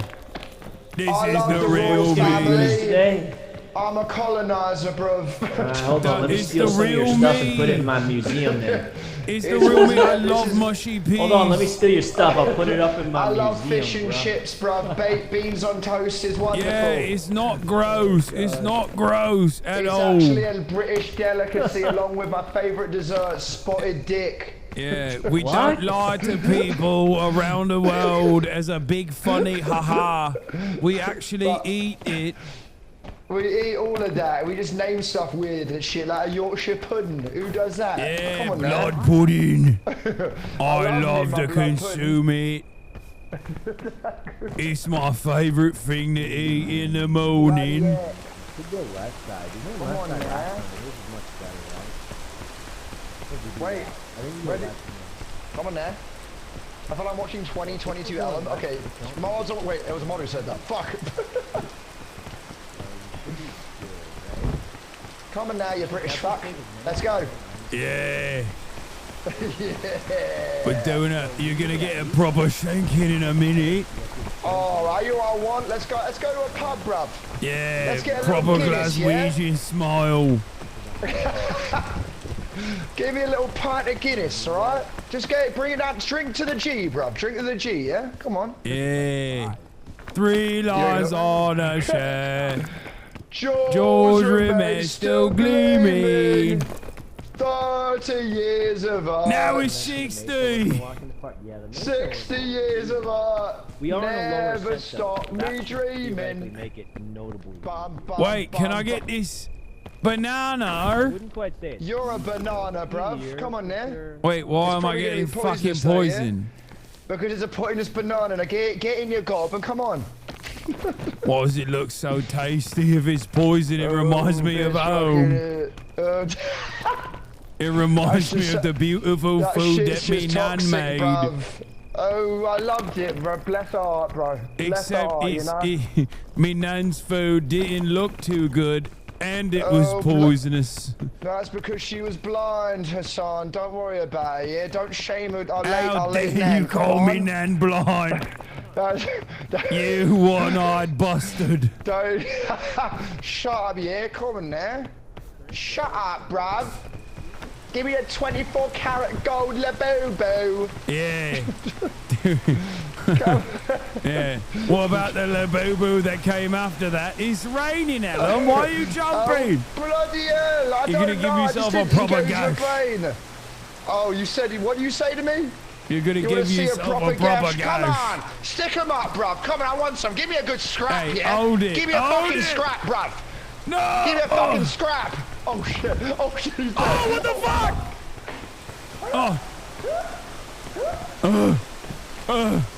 I fell! I fucking fell! You what, mate? I was trying to play dead. And I actually died a little bit. You fell off the damn you plonker. What you doing? Oh, I gave a proper plonking. You're a fucking plonker, you are. Come on now. Yeah, it took a proper tumble in it. How many did that shit? Oh, fuck! Yeah! Look who's fucking falling now, Come on, lad. bro. I'm about to push you off a big bed if you're not careful. Oh, what the right? fuck? Fucking hell. Fucking hell. Fucking hell, bruv. Climb a little bit higher and then dash off, you bumbling fool. Come on. I can't get up. I'm fucking stuck here, mate. Fucking hell, bro. Hassan, mate. Can you Wait, I'm actually stuck. What the fuck? Brain, mate? Can you get your fucking brain and get over to me, man? Alright, I'm from fucking Liverpool. Don't fuck around, mate. Come on. Give me a can of coke into the fucking predicament, mate. Hell. Don't I swear to God, when you fall off, I'm not saving you. give me a can of coke and a bag of chips, mate. My name's Stevie G, bro. I'm from Liverpool now. Come on now. From that Merseyside. I can't do it. It's fucking raining. It's fucking raining. Fuck the rain, bro. What are you made of, bro? Some gonads and climb the damn tree, bro. I can't make it.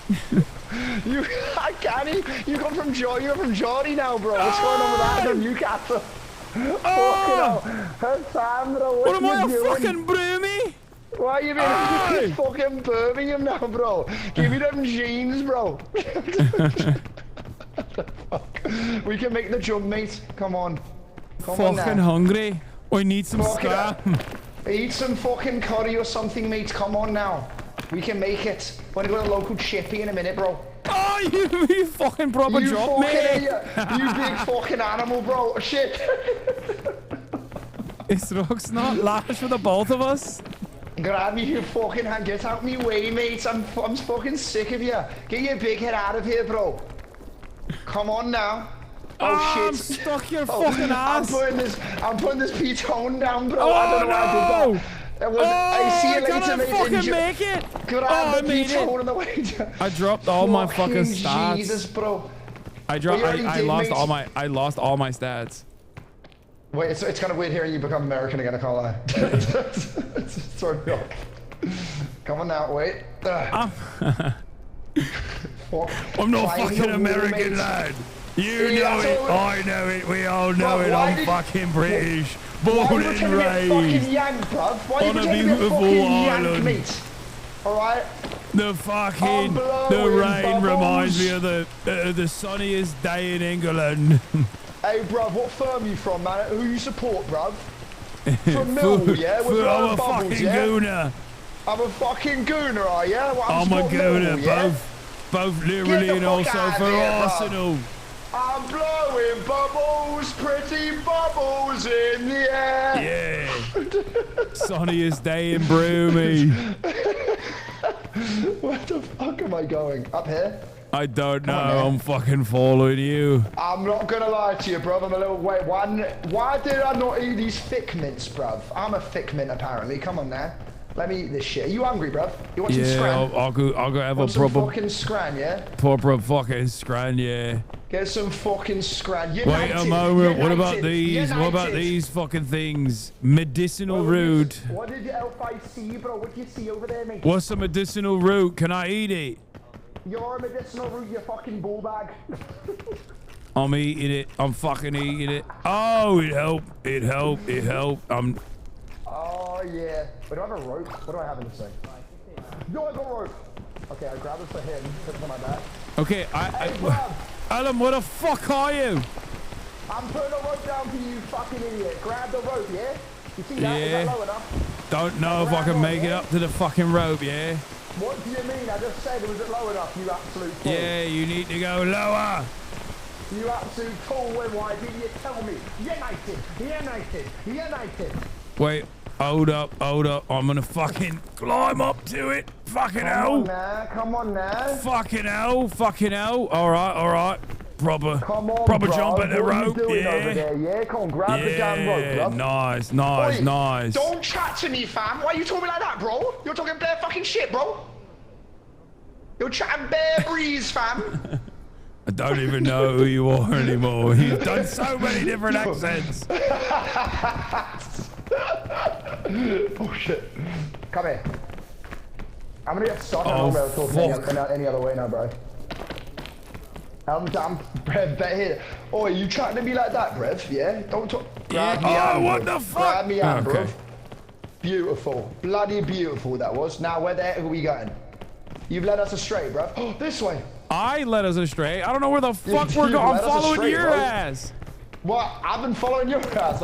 Wait, what? No, you weren't. I thought we'd follow the pathway created by Sakuno. Oh, you know what? I don't know. I can't even hear his voice anymore. Oh, which look at concerns me. that. It means There's we're probably some far fucking away. luggage there. That's a You bare know treasure, what? bro. Fuck that, bro. That's bare treasure, fam. You know about bare treasure, bro?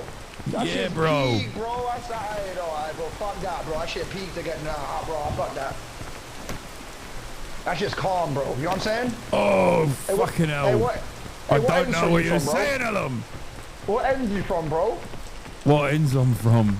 Run your Hey, what's your pockets, mate. postcode, G? Run What- your Yo, pockets, yo, lad. you don't mess with me, bro. I got shank, fam. I got shank, fam.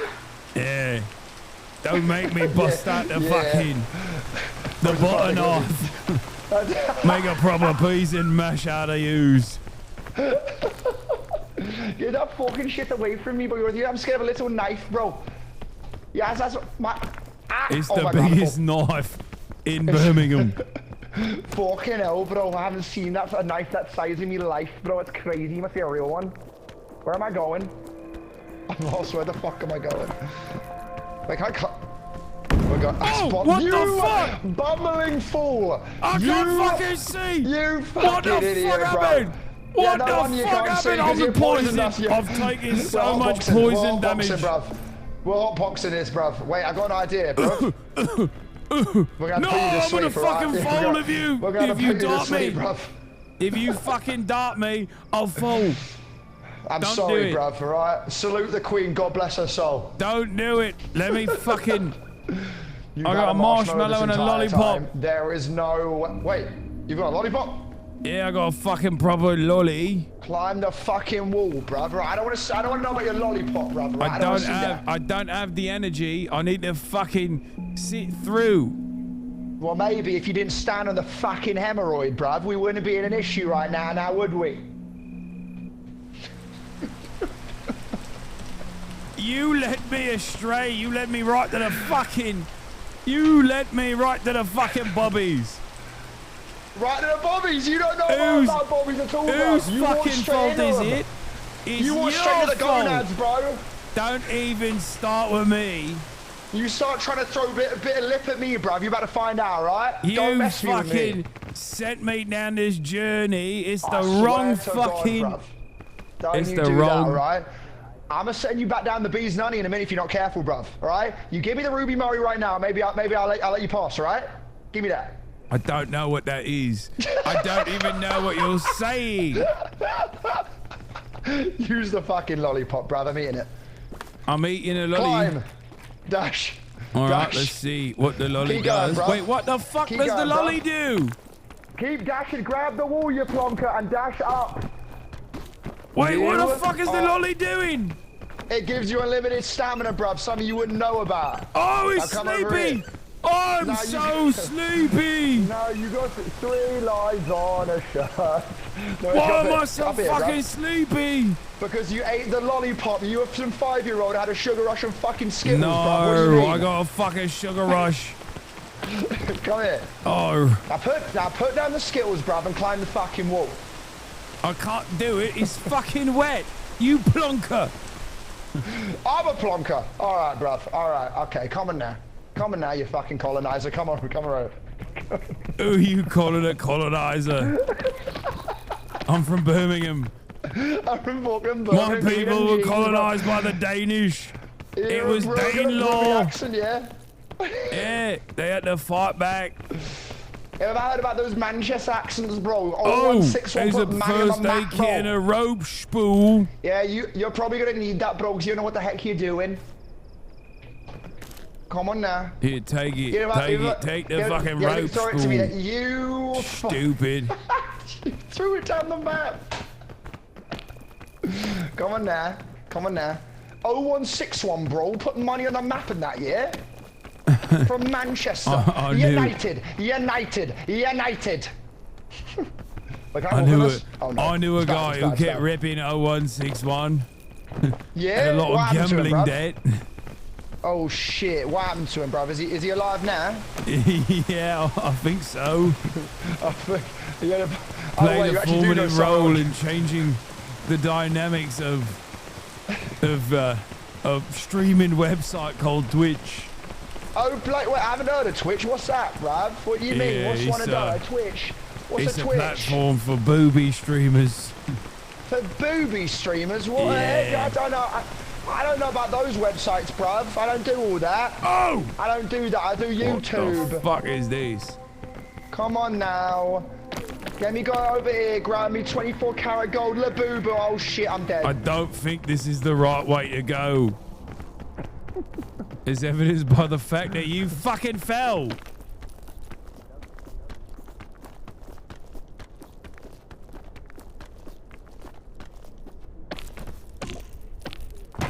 Oh, fuck. Oh, God, fuck. Oh.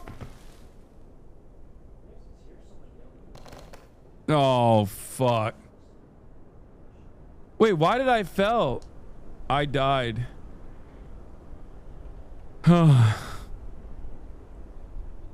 Oh, he died too. Well, the weird thing is Hasan's meter is not moving very much either. Like neither of their meters are moving at all. Like it's like maybe it's just raining. I think it's probably raining, so they can't climb right now. How's it going? Oh, hey, where's Hasan?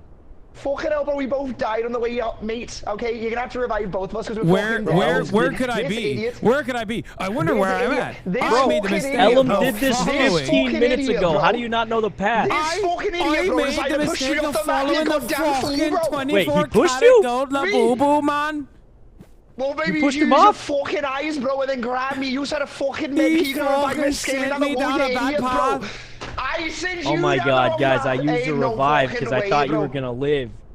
Wait, what? We gotta reset. We gotta reset, guys. Wait, what? What does I'll that jump mean? off. I'll jump off. Wait, no, I'll jump no, off. don't, I'll jump off. No, don't. Wait, what? Why would you?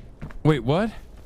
Ellen, we did this What? 15 minutes ago. All you had to do was take the same exact path we did 15 minutes ago. Why would you use the revive I didn't think you were gonna before we die. made I mean, it? we just did this. I'll jump. I'll just jump, guys. I'm gonna jump IRL.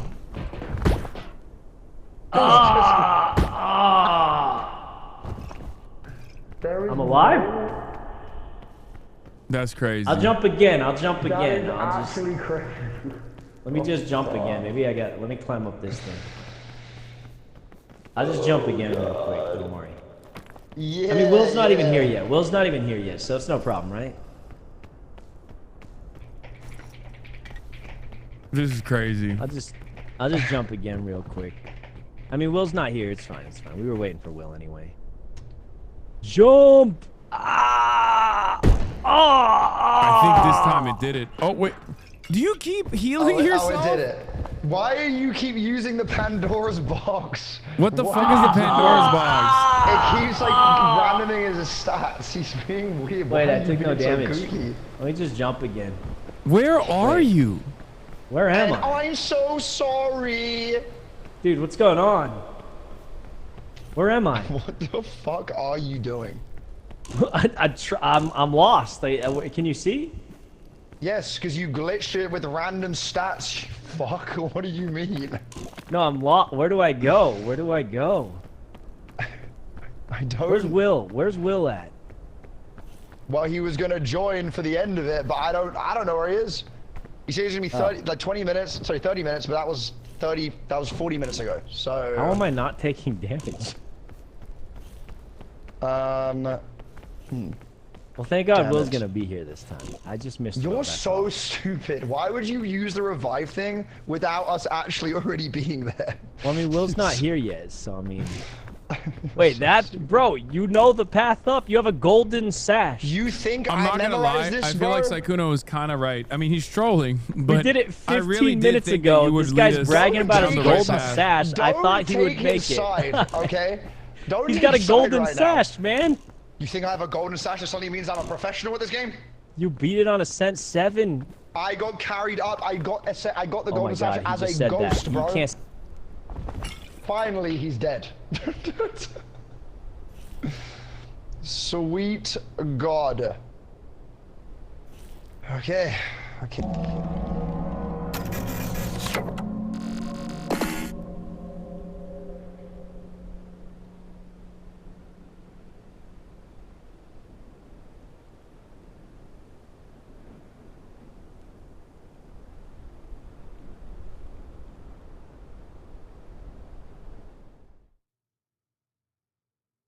Overestimated.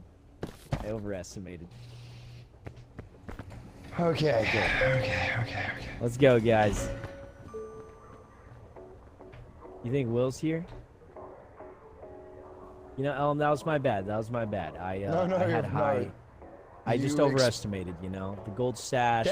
You shut your bitch ass up. What do you mean? I'm apologizing. I just, you know, I wasted the rest because I didn't think you were backhanded gonna apology. die. You said I expected more from you. Well, There you got a golden no sash, way. man. Welcome to You the club. hit me with a, there is no shot. You got a hit me golden with sash. Welcome to the club of having expectations. Ellum, I've got a golden fucking sash, but then I Fucking lead people Call him out, astray. Hasan. Call him out. Fucking hell. Look, it's me, Hasan. I can climb a fucking straight wall without falling off, you idiot. I'm Wait, okay, thinking, just to but be not clear. too hard, So what actually happened? He pushed you down, Ellum? No, he pushed me off because he's a He pushed you down? That's what happened? So you didn't mess up. Like, a gold sasher would not lose on a I cent thought one on a this map man, yard did. I thought this man, okay, this guy right here, I thought given his astronaut outfit, given his golden sash, he would know what the fuck he was doing. Turns out he didn't know. There is no way your bitch ass is going at me right now, Ellum bro. just beat this without map me, on a you wouldn't cent even 7 made like up a 15 quarter of minutes the map, ago. okay, bro? You almost killed 15 yourself minutes jumping ago, off of he the beat ledge. this on a All cent right, 7. jump off the He ledge knows next what time. he's doing. All right, screw you. I mean, maybe it's because you're not used to Ascent 1, Ellum. Maybe we go back on 7. I'm not you'll be used to back Ascent at 1. full power. I'm not used to Ascent 1. You know, no. You know what? No. We're going. We're doing it now. He How said is he? so. No. Oh, I think you've lit a fire under him. This is good. Oh, I'm gonna fire in my belly.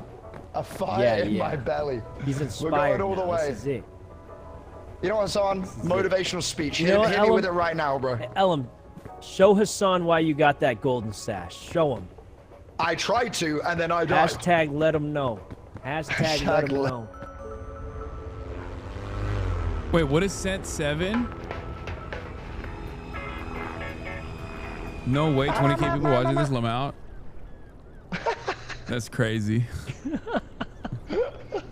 Okay, so what is the difference between a cent 7 and all the... Oh, I got a rope cannon. Wait, we could do one run of Ascent 7 so you could see if you want. If you want to try, it might be rough, but we can No, I definitely don't wanna try. We can do it. 6. We can do 6 if you want. It's a little better. No. I'm fine with that. Here. Okay. I'm throwing an All right, let's energy get going, drink in guys. there. Energy bev in there. Wait, Ellum, come here. Ellum, come here. Hey, come in, bro. What's going on, yeah? Hasan's starting to doubt your skill. He doesn't think you deserve that golden stash. Yeah, well, because he's got the LaFufu version of it. That's the reason why, bro. Oh my God. Let's go. Let him know, man. Let him. I'll take the backpack up. Oh! Did I catch that? I blocked it. Yo, brother. That was me. That was me on your Dang. basketball. That was me on the basketball. Just bro. like You see in that? Dwight- basketball, right? I heard Ellum's pretty good. He pops off all I the am time. going to cook him tomorrow. He's going to be sending me a Are you text sure? message. He's going to be sending me a text message like last time, like at 3 a.m. Like, oh no, I'm Ellum and I'm tired. I've got a fucking proper headache. I had a migraine. I have a proper headache thinking about how hard want you're me- going to block you- me tomorrow. You want me to make another montage of me beating you again, bro? Because we can run that back. Oh, don't worry. Don't you fucking You got a worry. montage of I'm you making a beating fucking Hasan? montage this time. Oh, we're You gonna get a got a montage of me montage. blocking you though, bruv. Come on now. Come on now, bruv. Let's go. Wait, I can bring Chris. Oh my god, I should bring Chris. Let me see. Oh my yeah, God, bring Chris. Bring Chris.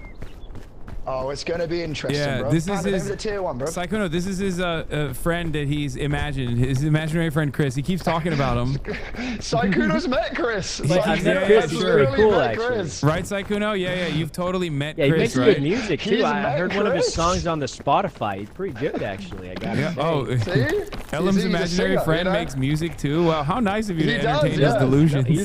He's also really He plays attractive. 0 video games though. Like I was like, yo, you play any video games? He said 0, and I said, well, it was nice meeting you. I'll probably never see you again. You know, I only play games and I don't leave my house, so. No, you do. I probably won't. We see you. went to a restaurant one time. You did?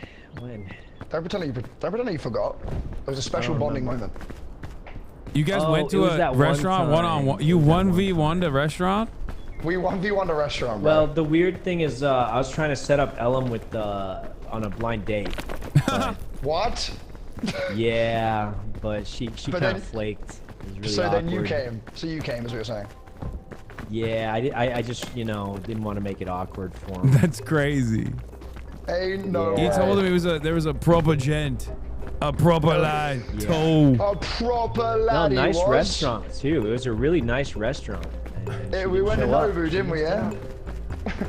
Yeah, we went to like Chipotle, yeah. We're gonna go to Nobu, restaurants, bruv, with my bunch of laboo-boos and a matcha We were even latte. gonna let her get Come like on a now. premium meats, the honey chicken for 80 cents more.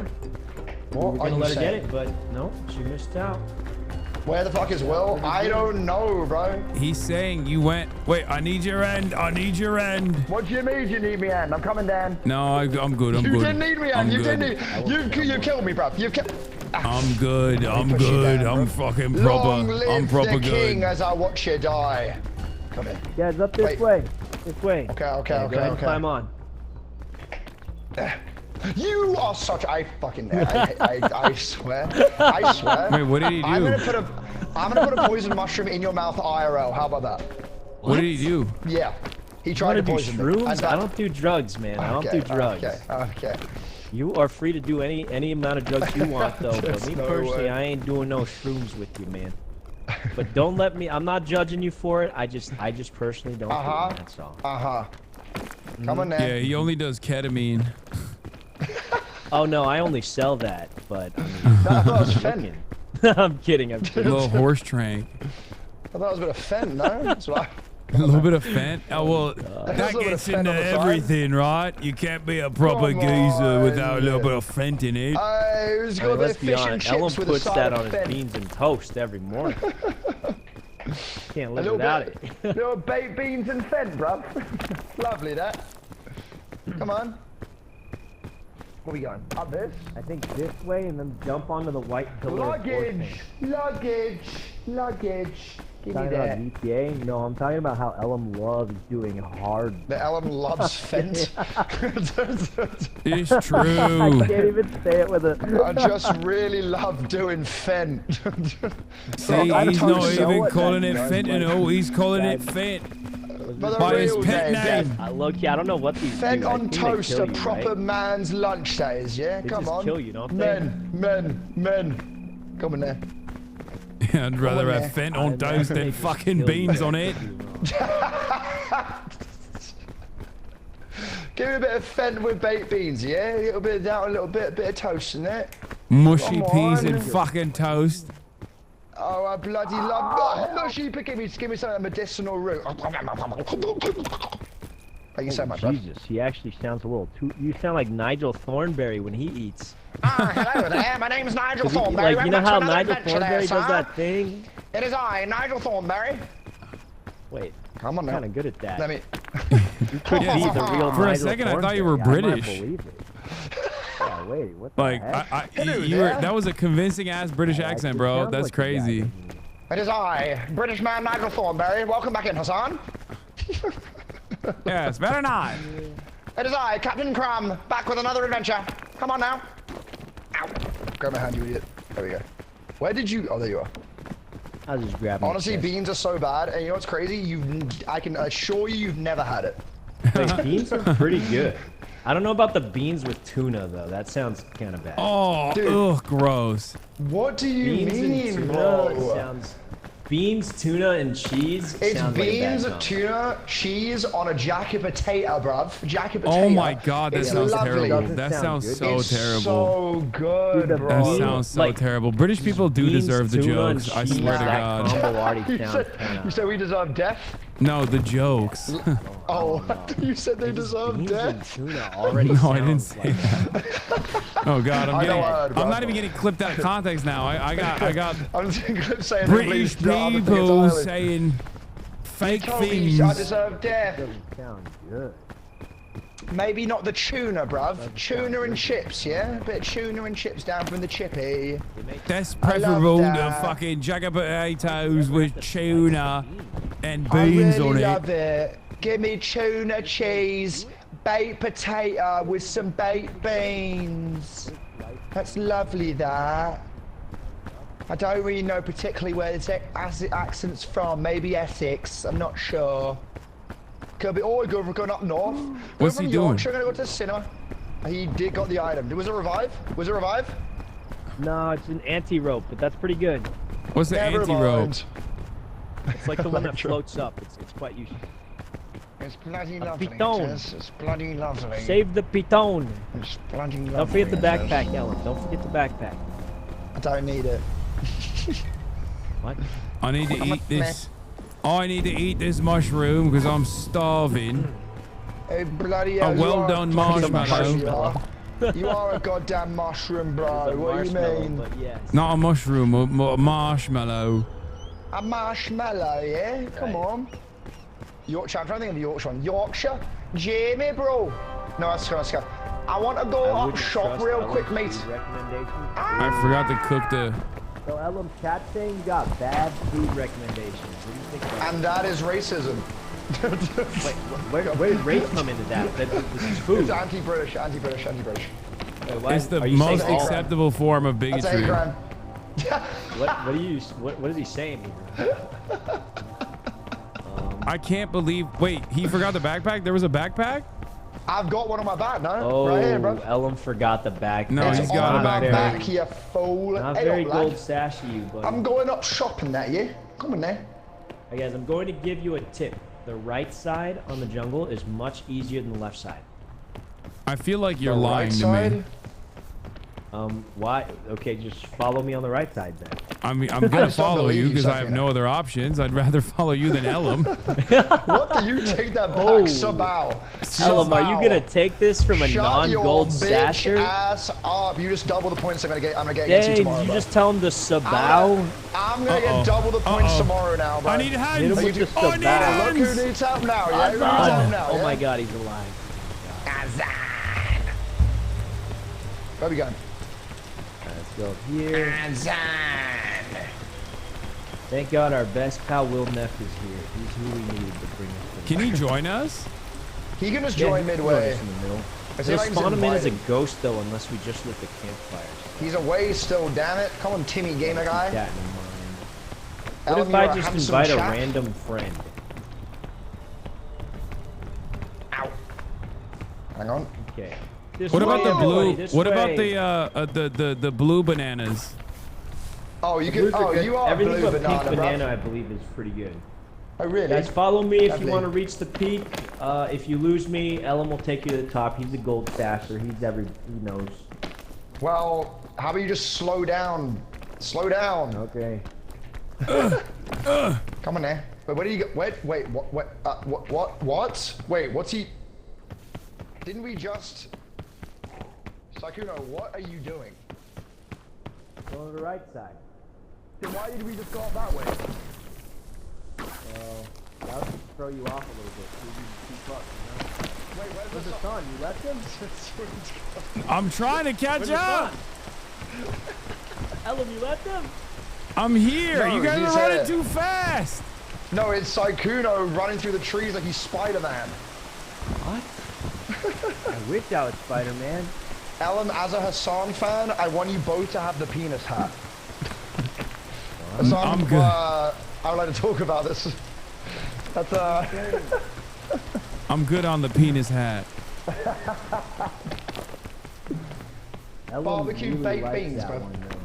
The penis hat? Well, I don't have it yet, bro, because you ate the bugle mushroom and took it away from Brie. Hang on, there's the thing. Come on up, everybody. Come on up. Wait, is it the crevice here? You're a crevice. Crevice into up here. I'm looking Here all we up in your go. crevice right now. Yeah, please get away from my crevice. I can't even get up. Hold Guys, I'm on. going to do Oh, something I'm seeing right in there. Yeah, Beautiful. brev. Beautiful, bruv. Climb the tree. You gotta stay on the wood, bro. Oh, fuck me sideways. There we go. Help me. Help me. Okay. Climb it, bruv. Now, how the bloody heck did he get up here? You gotta drop me what? throw me a how rope. did you? I'll drop Wait, a rope how did for you? Wait, how did you? He How did probably you- had energy, no? Climb up. Oh, I'm sorry. Yeah, I had to use some bonus energy. Oh, it's raining! It's raining! Hassan! No! Hassan, grab my arm! To me! To me! Oh, I'm going for him! really a terrible time for I got him. What do you have in it? I have a rope, a gun. Bakari sweat. Wait, he's got bandages. Oh no, wait, I can get him. And I got band. Oh, he can't hear me. I got Ellen, throw me up a rope, man. I'll drop it down. Subal. What? Okay, there we. Okay, you're good, right, man? Ellen, throw me down the rope. Wait, who is the rope? I have a rope gun. You have a rope gun? Okay, we just climb this tree back up. This is fine. Wait, I can't. I have no. Oh God, I have no health. What? I can't even make it up this thing. I have such little health. Wait, hang on. Grab my hand. Okay, wait. What? Okay, let me grab the backpack. Wait, is there anything inside that or not? No. He needs bandos. Here, I dropped the I don't have backpack. it. This is 127 Okay. hours. Go up this way, everyone. It's Go just up like this my way. favorite movie. I can't even go I up. actually haven't seen that shit. Oh, let me. Wait, you can. Okay, you can. Ellen, there's only one way this Shift works. up, for shift us. up, Ellen, shift up. take my backpack to the peak. I'll grab Hasan. What do you mean? He's not dead, bro. He's alive. You're gonna put him down? What do you mean? Ellen, take the backpack to the peak. Hasan, Like we're he's gonna an make it. injured dog? We're gonna make What do it. You're just gonna have to trust us on this. No! You're poisoning him. What? You've killed him. Pick up the backpack. Pick up the backpack. Pick up the backpack. And don't move. Don't move. Just sit here. He's just Close your eyes a little killed bit. Ellen, take that backpack to the top, Ellen. What did you do Ellen, to me? take that backpack to the top. I gotta witness this. Okay, the second. Ellen, the second. Ellen, save me! He's trying to kill me! Ellen, the second he passes out, we will be on the clock. Ellen, we gotta make it to the top before he wakes up. Quick. We don't have any bandages. This was the only way. But use the tree here, bro. No, we don't have an item. I was trolling you guys because it was funny. I didn't know Hasan would get that injured. Come on, let's go. Let's go. This is our only chance to keep Hasan alive. There's no way, bro. There's no way. What do you mean? What other way is there to keep him alive He's then? a psychopath. What do you mean no way? This is the only way. You killed him, asshole. Yeah, because he was too weak to climb on his own. I have to get to the top before he gets more injured. Otherwise, he won't be able to climb on his own. This is the only way to get him up alive. Oh my God. Bro, look at this man with his full stamina bar. With his full that's a good stamina one. bar. No wonder he was able to make such massive distances. One of those. This way. This way. Okay. Dude, I don't know if we're going to make it in time. I feel like he's going to wake up on the side of this cliff and die. Nah, there ain't no way. Dude, he's going to wake up on the side of this cliff. He's dead. Nah, I bro. can tell. I can smell it. I can smell it. Nah, you good. Wait, where did you go? Oh. Piker, Okay. jump! Wait, what? Then why did we go all the... Oh man, if Hasan wakes up on this vine, we're dead. We're dead. This guy, what is he doing?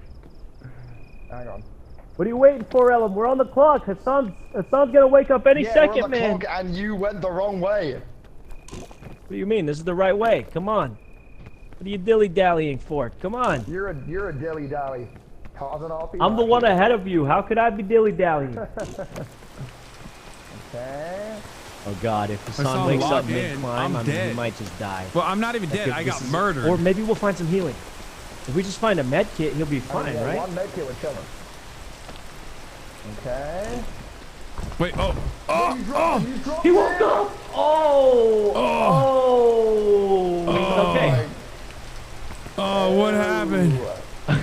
Hasan, What how happened? injured Where are am you? I? How injured are you? How bad is it? Oh, I got one sliver of health because I feel like somebody poisoned me. I still got poison in my Okay, system. come this way. Come this way. I know how to fix this. I know how to fix He's this. gonna try and poison you again. I can't No, even no, run. we're gonna find. There's a box heard right y'all there. We're needed gonna one get of you a them med game kit, okay? guys. The box Wagon right was there, those we're gonna get mushrooms you there, that med kit. Sakuno?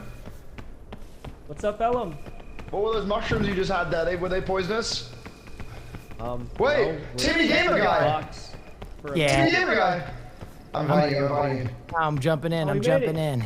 He's here! Oh my god, yes, let's go! Timmy, you left me with these guys and they keep killing me. Alright. Okay, that is Guys, all. there's another box There's over there. one That one's enough med kit. specifically. Come on, let's go check this one. You know the mushroom, you fuck. You know the fucking mushroom. Over here, guys. Quick. I can't go up that much. You've got to pray this has a med kit.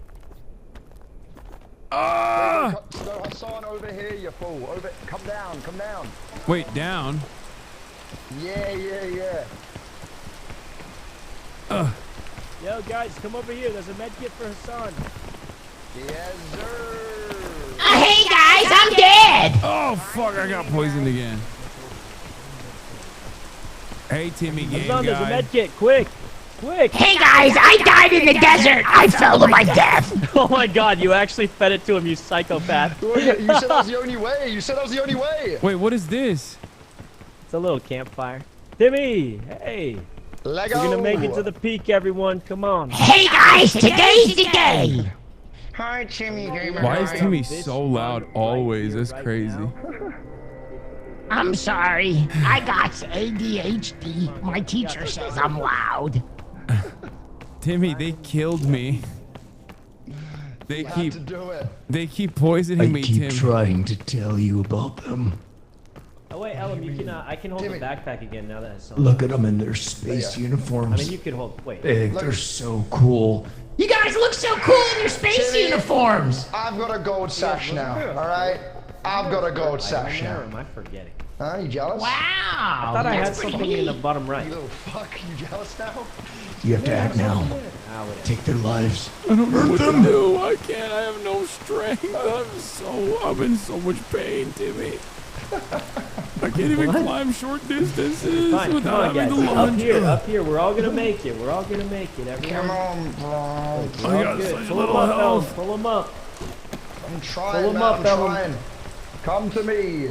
Come to me. The guy seems to be bleeding from his eyes. Is that normal? Oh, they Oh, keep enjoy that feeding me sandwich, mushrooms. I Ellum. can't hold on. Come, climb the damn wall. Climb it, damn it, climb. I'm trying. All right, guys. This is going to be a difficult one. If you don't have stamina. What? But then, but you know he doesn't. Here, Ellum, you're gonna have to boost him with your head. Yeah, Ellum, Come give here, him a son. boost, and I'll stick my hand out. I need you to jump on my head. Okay. Go. You got this, Hasan. Grab There on. he goes. There he I goes. made We're making it. We're making it. Come up here. Come up here. It's actually nice. a very, very easy climb from here, guys. There's absolutely nothing to worry about anymore. I don't know if I believe you. Oh God, I need help. Oh. Very We easy good, climb we up here. Come on good. up. Hasan, behind you. Beautiful. Beautiful. Okay. Wait, Yeah, we're we're gonna almost there, make it. guys. We're almost there. And the campfire will heal you some of your health too, so it's kind of a Only 2-for-1. some. I mean, how injured are you? I'm Ellum, so Hasan needs help, man. He needs incredibly help. injured. Where is he? Where is he? He's hurt bad, and you know I'm gonna ditch him. What the fuck? This way, This this way, way, this way. Right What up here, and then right out here. Okay. Very good. Very good. I can't tell if he's going up or not. I'm good. I'm good. Oh, he's okay. He's okay. He's okay. Okay, okay. I can't even make this Come short on of up. a Come on up distance. here. Come on up. You can do it. You can do it. Wait. Oh God. Nice. I'm going up. Yeah, bruv. That's wonderful. And then, yeah, we'll just go that way. That way seems good. Wait a second. Wait a second. No, that's the right way. This is the right way. I've been here before. It is. Where's Follow Donja? them, Hassan. I'm trying. It's like you gotta jump and grab this thing. Oh shit! What the fuck? Oh. Don't stand in the smoke, boy! Oh! Oh god. I'm gonna die. I'm gonna die. Can we? What do you mean you're gonna die? Uh-oh. Oh wow! He went quiet. You a lot of that into the load. There's no way, right? You know. Saikuno! Elam and Hassan, are they alive? Yeah, we're alive, man. Oh, there's a little crevice here. Someone's gotta grab Saikuno's hand. Oh, there you go. Wait, I need someone to grab my hand as well when I get up. Yeah, Elam, I'm really poisoned, man. I'm really poisoned. Oh god. Where do we go from here? Where do we go from here, man? Oh, we go up. What do you mean? I'm gonna have Hassan, to I use the got fungus bad rope. news for you, buddy. Oh god. I don't know if you're making it home today. I'm getting so hungry. What the heck? Oh, his Why head would blocked you it. do that? Oh, I was Wait. trying to throw it there, but it hit your head, I think. Oh, that ain't good. They don't even have enough. Elam, you gotta help Hassan. I'm trying. I need to go underneath your damn muscle. Oh no, Hassan! Hassan! Just go into the light. Your grandma's waiting for you, Hassan. I'm giving up. It's I'm okay. Oh god. I'm dead. There's no way. Hassan! No way. No way. That was not. Oh, water. Bro, I had fucking a quarter health. I had a quarter health the entire time. It was not happening. I went to save you. Okay, well, Get his backpack at least. Timmy whispered into my ear that I should follow the light, and I immediately took it. God Listen, Elam, I could assess his injuries a little bit better than you could, and let's just say he had 8 spiral fractures. What? Yo, Elam, you gotta make it to the top, man. Wait, you're not. Wait. Is Sakuna also dead? Believe. Wait. What? Oh yeah, Why can I hear? it's looking grim, guys. Well, guys, Elam does have a gold sash. He does I have do a gold have a gold sash. sash. I have a gold sash. So I'm not too worried about the second ascent. Yeah, He's already done it before. I mean, yeah. I mean, guys, this is because like if he couldn't accomplish this, I mean, this is the second module, then he must be carried the whole way through, right, to the gold sash. You know what's crazy that you're actually thinking I couldn't do this. I'm about to prove you wrong, bro. All right, you see this? Expert level climber. Boom. Look at that. Staircase up to the top. I'm basically already there. Locked in. Yeah, you got it. And you just res us and we're all good. Wait a second. No. Okay.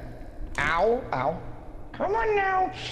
Timmy, I need a motivational speech. I'm not gonna make it. Ow. All right, let me try. Please, Timmy, please. Listen, if you make it out of this, Elam, I'll bring you to the United States where we have real human food that you can eat. Not just beans on toast or eels on toast. He's British. He's gonna experience refeeding syndrome, like a North Korean defector. You can do this. Wait, you guys have seasoning? Ooh!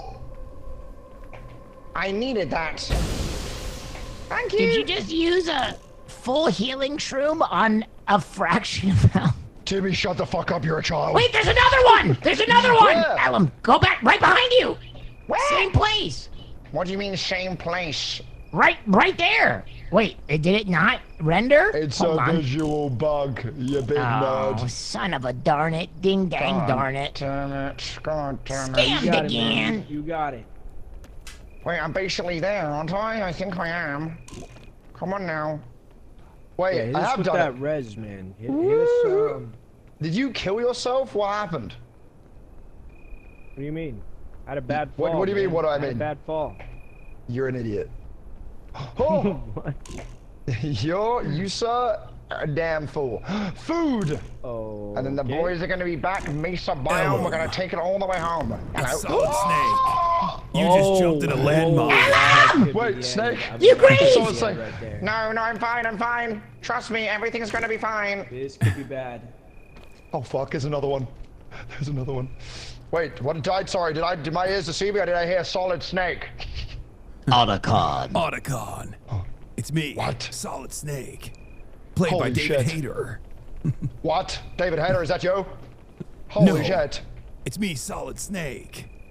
Oh my I god, don't wait, think you're gonna Solid Snake complete or is it this David mission. Hayter? What? I feel like wait, you're you don't throwing believe in them. me? Oh shit, the soundtrack began. What? No. There's a soundtrack. It's the sound of the bomb! Otacon! You gotta get out of that poison snake! Shit! Ella, you He's did it pretty again. much made it here. He's You pretty much exploded made yet it. another landmine. Literally unlosable Fuck. unless he does something ridiculous. No, I wouldn't die. Solid Snake's in my ear. I can hear the soundtrack. I've got to do it. Bum bum bum bum bum bum. Must have been the wind. Shit. Where the bloody... Timmy, are you a part of the Timmy, is that Lolly you? Lule Low? I'm a member of Shadowhide. A weapon to surpass I think you just Metal gotta go Gear. around right side. Oh, there. he's Go. falling. Oh, God. Fuck. Everything's fine. Everything's fine. I think it's actually unlosable though, right? Like, I mean, I'll Actually, find a way, I'm- man. Don't You worry keep about it. I'll saying find that a like way. you're I'd be trying to more curse impressed him. that you lost. He is trying to curse me. Oh, Sakuno don't go into that Sabao. fog. That's Oh, I indicative of see the the end of the fog. map. Wait, Snake, have I made it? You made Yes. it. Your goal is clutched right it. ahead God. of you. Wait, I That's can a ride real my golden comrades. sasher right there. If anything, That's I feel a like there should be real some music golden right now. sasher. Don don don don don don don don don don. Bomb bomb bomb bomb bomb. All right, guys, if we make it next map, Bum, that's bum, actually bum, kinda bum, crazy, 'cause bum, bum, bum. Next one is not easy. It's the sound of the police. Woo, woo, Oh. Medkit. I've been Yahoo! resurrected. Wait, Haha. where's Good my job, everybody. where's my extra Sakuno stole the marshmallow. Sakuno? No, on this map, not enough spawn for everybody. That's not true. I saw you take it. That's not true. You definitely just No, I took only another have one. two. I saw Here, you I also can do give it. away one. I give one. Let me jump ball. Exactly, you Whoever have two. gets this gets it. Specifically the problem. I need food. Now. Ellum just grabbed it. You're an Which idiot. one's better, the red or Hasan, open wide. oh, red or green? Which one's better? Definitely red. Oh, All right. Timmy, it's a Take pleasure this, to see take you. this, Timmy. Here, take this marshmallow. Hey, everybody, it's good to be back. You not These want it? visual bugs sure are difficult. Are you okay? What I'm visual seeing all bug are the you items having? twice. Huh. Wait, why can't I not move? Oh, I'm tabbed out. That would be the reason why. Okay. I think he was having visual bug. What do you say Oh to me? God, we're back here. Oh We're God. back to the tornado level again. But surely it'll be fine this time. Luggage! We're at the messer. Let's go, Solid Snake and young Timmy. It's gonna be dangerous. Get in it, It's the most dangerous mission we've been on. Timmy, I've been wondering, how are you able to run with your arms out like that? Like you're a part of the weapons children. Oh God, it's hot.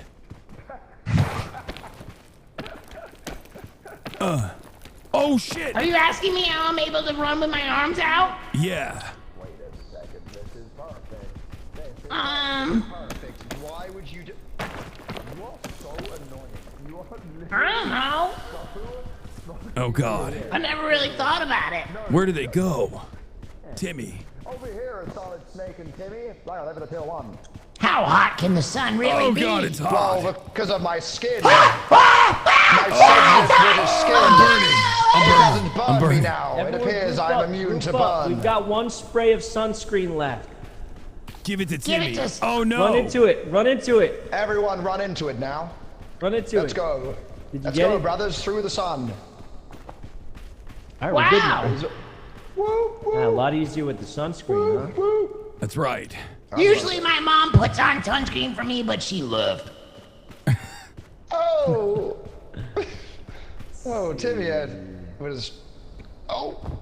Oh, don't... Wait. Timmy? How long does this sunscreen last for? No, that's a mirage. Don't do it. Don't do Not it. a mirage. That's a It's not mirage. I a remember Solid you Snake. were all horribly murdered by a bug last time. That's right. Solid Snake, it's Yeah. not a mirage. How long? Oh God! Oh, sweet Jesus. That was close. Close, but no cigar. We're going to make it. Where the fuck is the tornado? Last time I got pinged off by an F5. Ooh, right there. Saikuno, I see you going for that luggage. You're a hungry little bird, aren't you? You could say so. What luggage? You know exactly what luggage. Which way is our It may have been a objective? mirage. There's another luggage. It was another fucking mirage. Over here. Over here, brother. Follow the big mountain. Was that luggage also a mirage? Everything around me has been a mirage. I'm not even sure you exist, to be honest with you. I'm Out following here, you. everybody, quick. I don't believe you're here. How You're a figment of long my does this imagination. sunscreen last for? It's probably gonna run out. I'm on fire! I'm on fire! I'm on fire! Quick, come over here in the shade. I'm no longer on fire. Oh God! Oh God. Oh Jesus Christ. I'm following Oh, Saikuno. Oh God, I'm burnt to fuck. Jesus. Ah! Come on, brothers. This biome is unnecessarily complicated. Oh You need God! it here? How am I supposed to They're climb gonna die. here? They're gonna die. Get in, quick. Oh my lantern. We made it in the crevice. We must Yay! jump across before the tornado hits. Here you go, Timmy. This is a dance for you. Wow, is that CQC, Snake? You're dancing in front of a child, Snake. What are you doing? There we go. I can't do CQC next to you. It's too Close deadly. quarters celebration. Quite a dangerous. Yeah, we kind of took them on a kind of a crazy route here, man. There we go. I mean, I don't think there was a much better one, to be honest with you. But Do we jump this or are we doing? now, if we could get there, that'd be really nice. Or we go there. I've got an eye. Oh, that wasn't too bad. Yeah, you could just jump here. Just jump here. You say W gameplay Yeah, streamer. that's not too bad. I say this is my life. Timmy, your legs. Wait, you didn't straight jump it, did you? Yeah, they straight, you idiot. You didn't It's straight okay. jump it, did you?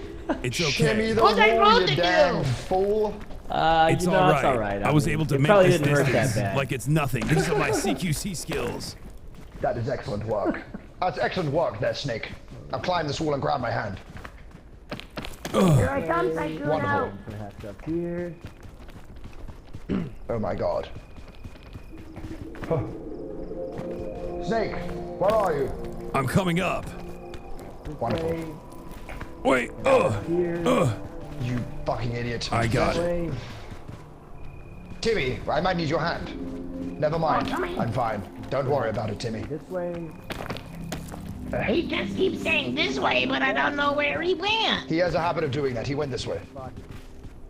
And then he went around. Stop leading the way. We've already made it up. Boom. We already know the path. Come here, boys. I feel like it wouldn't be very fun for us. This is just a crevice. God damn, I forgot to be even reach the mountain yet. Want to let them? Where are you going, Hasan? Hasan, you're right. Hasan. Oh, good call.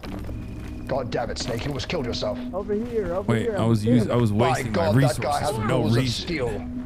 He has balls of steel. I'm hungry. God. I think Hasan's hungry.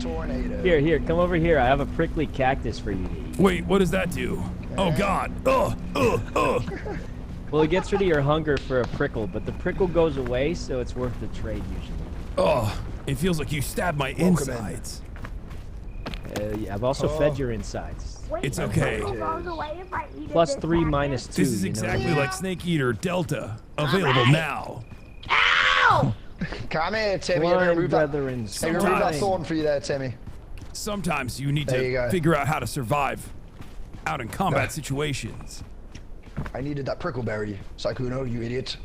I'm pretty Why damn didn't hungry. you just ask me for it instead of calling me an idiot? Because you ate it so damn quick. No, it's right here. Bro. I just picked it up. Why didn't you just ask me for it? That might be a mirage. It's not a mirage, Snake. I can see it clearly with my eyes now. Yes. Oh, God. Ooh, Wonderful. suitcase. It's a cannon. Exactly what Dang we it. could have needed The 5 cannon's minutes useless. ago. Do we need Shit. this? Do we What if need we the just med use kit? it right we now? might do, Snake. We need to launch you across. Snake, Everyone get get in the this cannon. cannon now. Snake, get in the cannon. It's time. Get in, Ellum. Where's it gonna take Make sure me? both up, your brother. feet are in it. Make sure your feet are in it when you look down. Oh, they're in it. Oh, that looked good. That looked good.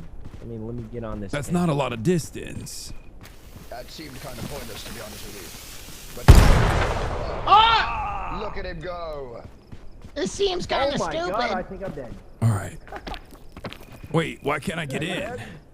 Okay, I lived, but it This did seems not real happen. dumb. All right, light me on fire, Timmy. One of your feet is hanging out. You gotta get more. Oh, God!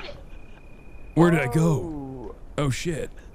This was We pointless. definitely could have just run up here faster, but there's a purple berry. I mean, you know that's I'm just all right. gonna not do that.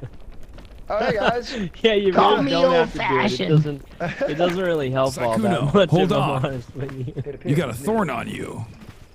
That's okay. It'll go away. Come on It's now. barely anything. We gotta make time, guys. It's gonna be daytime did I again climb this soon. whole You know what mountain? that means. What does that Since mean? the sun on our skin is going to be burnt to a crisp. I'm gonna Ugh. snipe Ellum with a dynamite.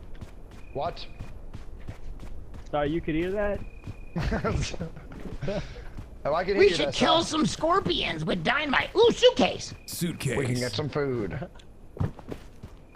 Oh my god. Wow.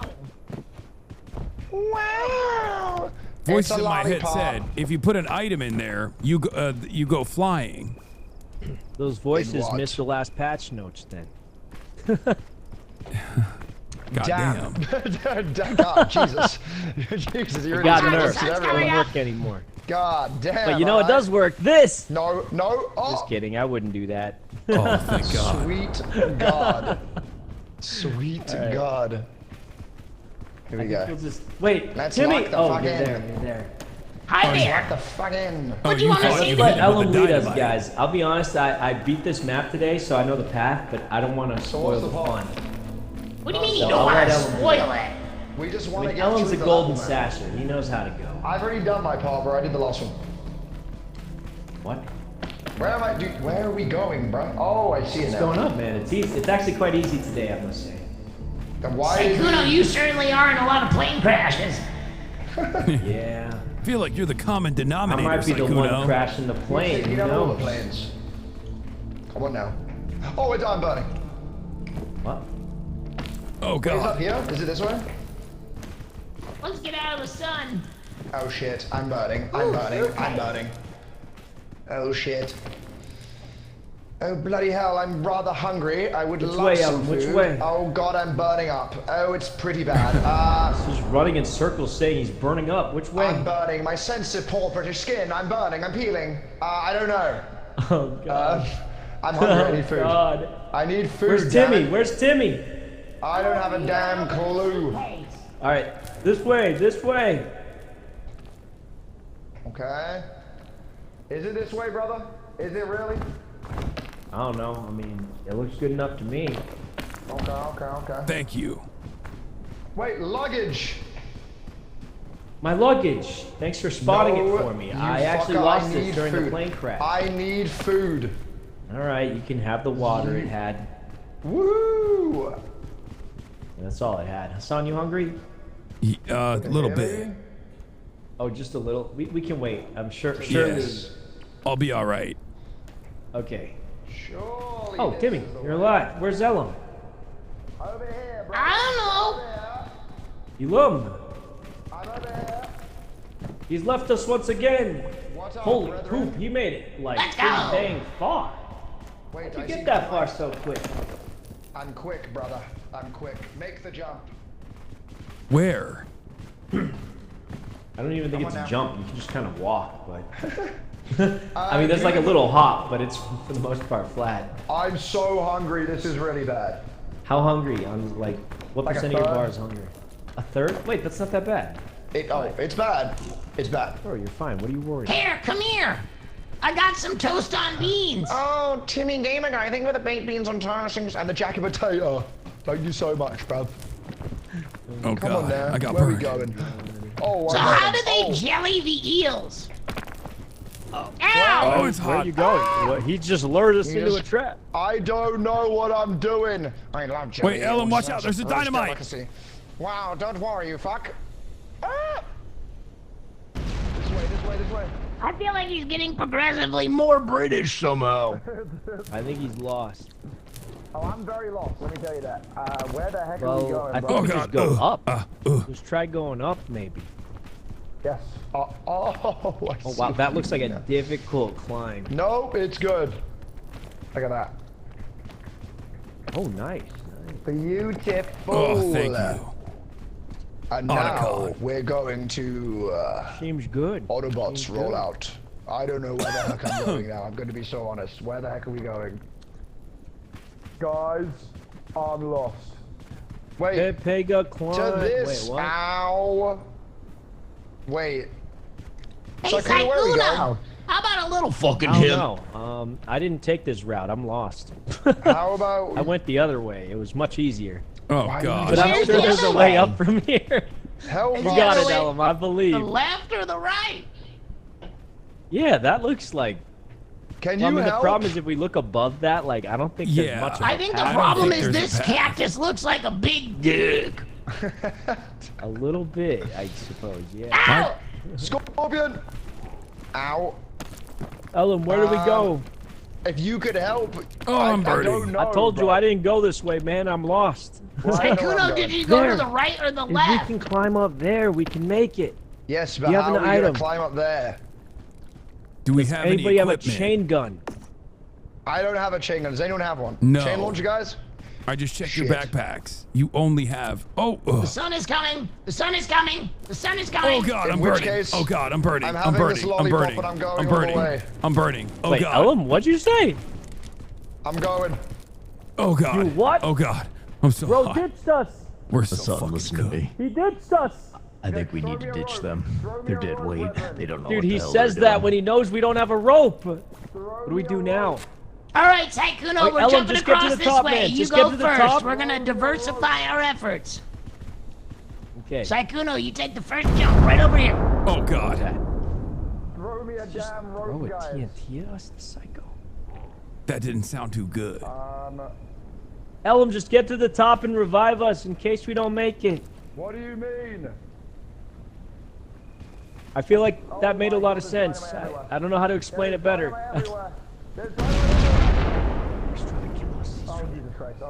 Saikuno, would you go to the left or the right? I would definitely. I mean, the right looks like an end here. I think we circle back around. Do 4 balloons. All right, to the left. See you later. Or we try and climb up to Ellum. That's a thought. Does no one Well, have if it's rope? the right move. Ellum, stop throwing dynamite at us. It isn't me, sir. It isn't me. I'm innocent, I swear. What the hell is wrong with you? Oh yeah, like up there looks kind of nice. It's pretty lost though. This doesn't look familiar in the least to me. Where did you guys go? But you know, if the right side doesn't look good, then the left side gotta look good, right? Where did you guys go? Okay, I lost them. Chat. Down. Which way? Down. Oh, I see your blue. I see your green head. Climb the cactus. Like the black cactus cup spine. Ugh. If we poke around the left side, see what we find there. Oh, that was almost a boo-boo.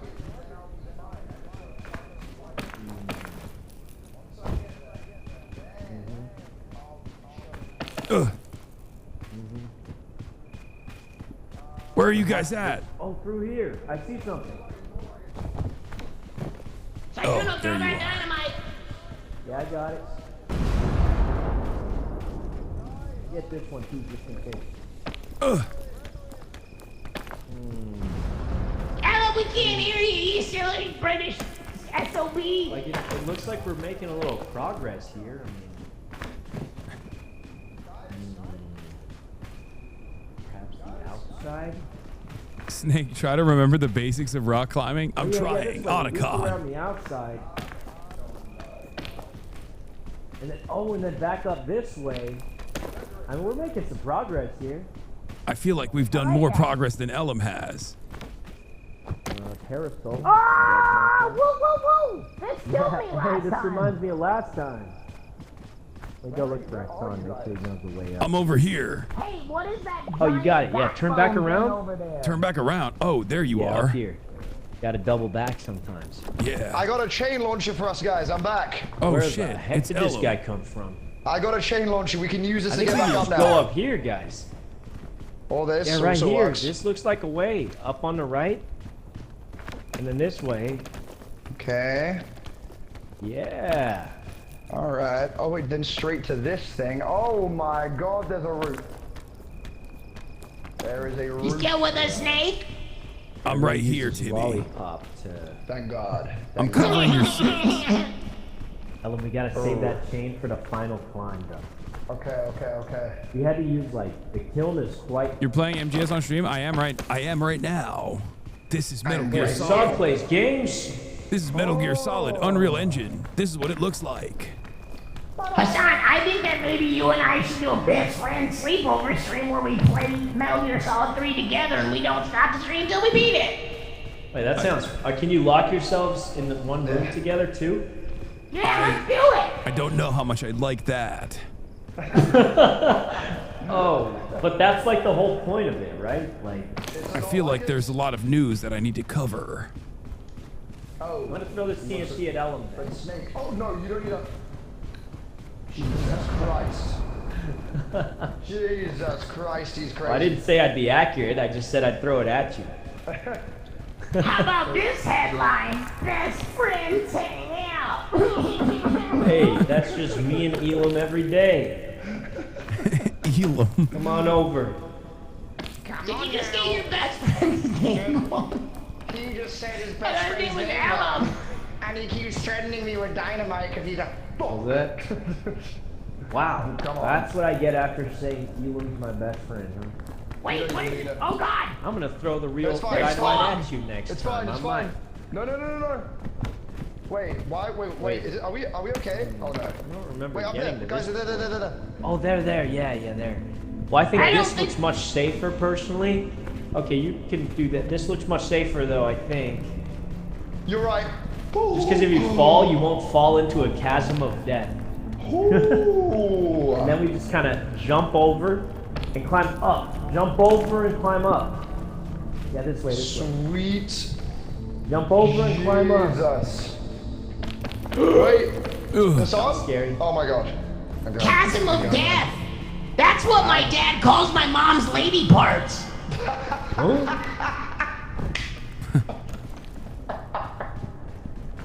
Feels like you had a very unhealthy childhood, Timmy. Why did Ellen like that one so much? Timmy, why did you heard that before? That's crazy. Why did Ellen like that one so much? It tickled me. Yeah, it did. It got Oh God, the sun's coming up. Watch out. Oh shit, I'm burning. It is coming up right about now. Oh, it appears we have some dynamite. Sorry, Timmy. That was a close one. Ooh. Maybe here? Hold on, Timmy found a backpack. Hey! Oh! Sunscreen! Your Sunscreen! sunscreen, that could help. Let's go. Yeah, you Come to got- me! Come on now. There you go. Wait, Walk I didn't into get that. it. I didn't get any. What? No, it didn't work. Ah, damn it. Oh shit, I'm slipping. I'm slipping. Hold on. Here we go. Line it up. No, back up. Back up. What are you doing? Back up. Yeah. Yeah. It Run to worked. it. Come get it. I can't carry it. I have too many items. Snake and Timmy, we don't need that. Come forward. We're gonna be fine. All right. Guess I'll go fuck myself then. You just said we didn't need it! I told you I was full of items! I don't need to lie down! I'm a 7-year-old! I'm full of my fucking bed! Which way? Over here, brethren. It's like that thing from Total Wipeout. Come in. Ah. Oh, Oh yeah. shit. Follow Ellen. He knows the way. Wait, where the fuck is Wait. Sekuno going? Wait, where did he go? Wait, what the Oh, fuck? I'm Wait. setting a box. I'm setting a box over here. Don't worry. What do you mean you're going? He's lying. He's lying. He's lying. Cat's right up. He's literally lying. He's literally lying. I don't know if this is the right way. It's a dead end, man. I'm trying to figure out where to go. I'm lost, man. I'm lost. Right here, over here. I think they're both Okay, over there. This way, guys, this way. Where you go? Right over here. Okay. And then to this one. Alright. Then. Oh! You ready? Oh, God! Inside! Now. Oh, then to this. Okay. Oh, God, I'm burning. I need the sunscreen, Timmy. Do you have any more? Oh, wait, fuck, you threw it away. Oh fuck, We're gonna I'm make it, burning Timmy. too. Don't Even though worry, I your have the sensitive skin will be sunscreen. fine. What the hell? Wait, you got sunscreen? Yeah, Oh, but fuck. I guess not. Well, don't worry about it. But surely we won't die right near to the top right now. Use your backpack. Use your oh, fuck me. Oh, fuck me, this is bad. We need shade. We need shade, boys. Oh, we God. need shade. Over here, shade. I'm about to die. I'm about to die. Brother. Oh, there's shade in here. Oh! I'm down! Oh. Over here. No, Over here, I have a over here. med kit. Don't worry. Timmy, no! Fuck, why is there no shade? Oh, God, I died too. Did he die? Did it solve? Wait, why? I thought I was in the shade. Okay, we will help. Wait, I'm gonna make it myself. Oh, wait, this is great. I have this granola bar. Do this. Use my parasol. Snake. Snake. Wait, then put this in the Snake. Use Dun the dun parasol, dun put dun that on my dun back. dun dun dun. Do this. I can then go over to here. Fly in with the boys. Okay, use the I'm in the med kit. shade and I'm still burning. I don't know what is going on. Heal. Quick. Fuck. Boom. Hassan's got another med kit. Uh-oh. Which you can then use on... Oh, now I'm in the Wait, shade. is he alive? Wait. Why is he not alive? I don't know what happened. What? Did I not use it?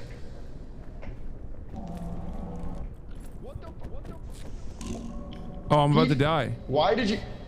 Wait. Timmy? What are you doing? I'm here, you fucks! You know you couldn't heal us, right? Like I was just, I don't know why. What do you reckon I made the same mistake. Apparently, medkit doesn't heal burn. Wait, what? Ah. Game's more complicated than Tarkov. I don't know. When was that a thing? I don't know. Okay, I would have assumed. All right, well. Okay, well, that's what the fuck? Okay, well, this is gonna be fine. Do you have We're another? gonna go this way. We'll revive you boys, and then we're gonna be back on our way. We're basically at the top anyway. Let's do this. Okay, now as long as he doesn't do the stupid thing where he uses an item, then everything's gonna be fine. Then can I climb this? I can. Okay. Oh, I can make Hey, it. Alan, I can't help but notice that that sunscreen would have really fucking helped. Not Timmy, really. in hindsight, I may, well, the burn Not there really. may have I got been- hit with a sunscreen and I still ended up dying to the sun. Well, that's because Snake, you're a pussy. Hey guys. Oh, What? no. You died? Oh, well, yes. What happened? It was bad. It was bad. Let's just say Alan doesn't know what the hell he's doing. What do you mean? I'm a golden sasher, okay? Yeah, Ellen's I'm a a golden sasher. sasher. What okay? happened, Ellen? Tell me the story. They killed themselves, all right? I couldn't do anything about it. Oh, why? Why'd they do that? Because they're crazy. Ellen is the Hunter Biden of golden sashers. Let's say that. I mean, if you say so, sure. I mean, it's believable. Are you saying he has a believable? crippling I crack mean, cocaine addiction? I It's mean, he might fentanyl, as I told you well. this. I just love Fent. What do you mean? Oh, God. Wait, we got him back. We got him Get him, back. Ellen. Get him back. Come back, boys. Okay. All right. That wasn't too bad. I think we... Oh God, I'm so hungry. I have a lot of extra food. Oh, here's a marshmallow. Marshmallow. Take that. Thank you. There you go. Yep. Oh, Timmy, here you go. Timmy, Are there open any- wide. Guys, there's an extra backpack. Someone should take it for items. I got it. Here's a balloon. Okay, we're almost there. We're almost there. Isn't that your backpack, Timmy? Okay. Alright, let's go, everybody. We got places to be. Oh God, Every guy Caldera. keeps telling me about the sunscreen, even though Ellen said throw that This away. is We where it don't gets need dicey. that. We currently do not have enough items to beat the kill. So if we don't get lucky or find a miracle path, So what do you know? You're a goddamn 7-year-old, all right? All right, respect your elders, Timmy.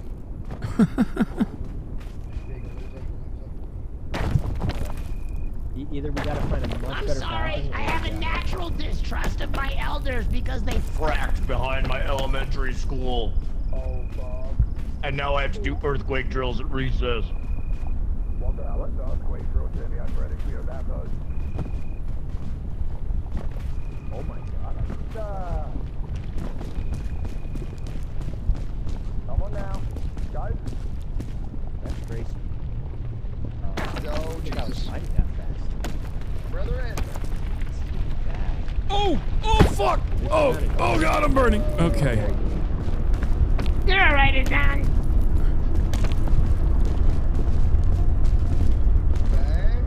Saikuno, you're just gonna go, huh? Wait, what the fuck? Why can't I get up here? You gotta climb. Oh God. What?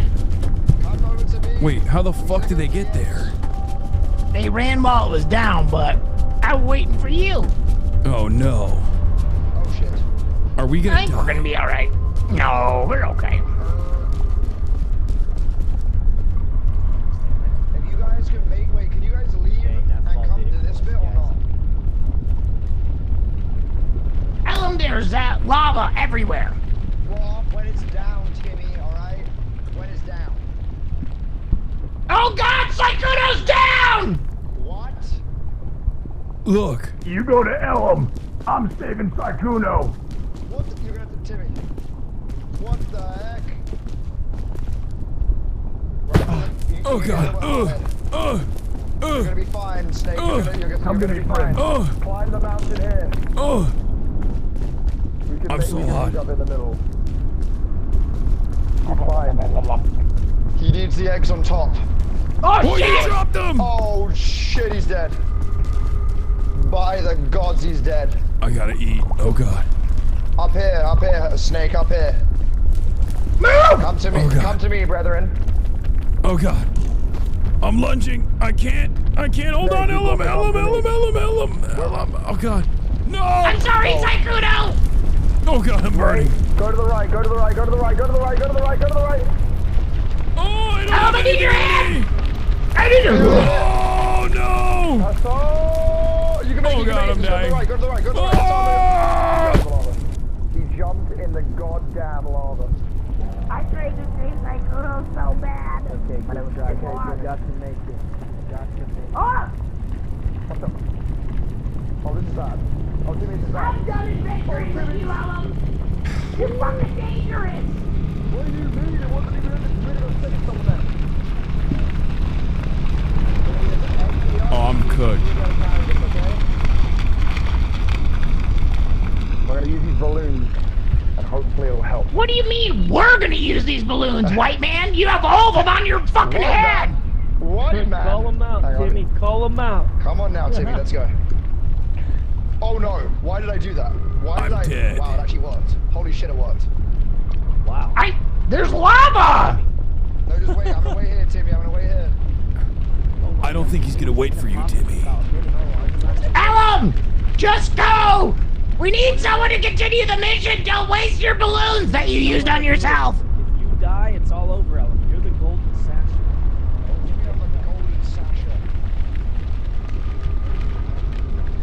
Alright, it's just a Timmy and a will to survive. Huh? Ow!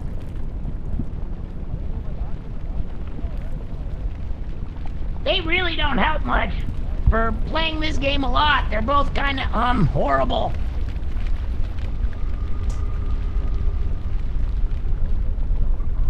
Have you noticed that, Hasan? They kill us a lot. I feel like a key element of this gameplay is teamwork. But it seems seems like No, they have it a really severe is. inability to do teamwork. That's pretty true.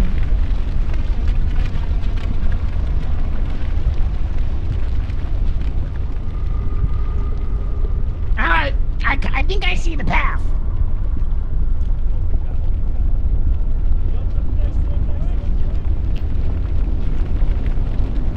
Are you drinking? A little one, cracking a cold one with the boys. I'm burning to death in a lava pile and you're enjoying a refreshing beverage. Okay, got it. Thank It's you. because I'm fucking dead, Timmy. I'm dead. I'm in heaven. Well, I don't know. It's pretty hot here. Might be hell. The crow has safely made it to the nest. We're in. Just the bird has lived. He's almost made it, Timmy. Has cawed in the evening. Oh, Rush Limbaugh's down here. So is Ronald Reagan. Oh wow, how's Rush doing? Not great. He's upset that there's no oxys.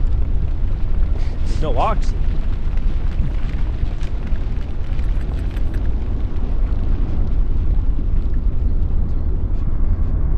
Go check on Ellen. Oh wait, I see him. What's an oxy? It's what your dad was using to cope with the pain of dealing with your bitch ex-mom. Or his ex-wife. Ex-mom. Ex-mom, she's not coming back? No, turns out she's down here too. Giving a Oh my suck job God. like Nancy Reagan.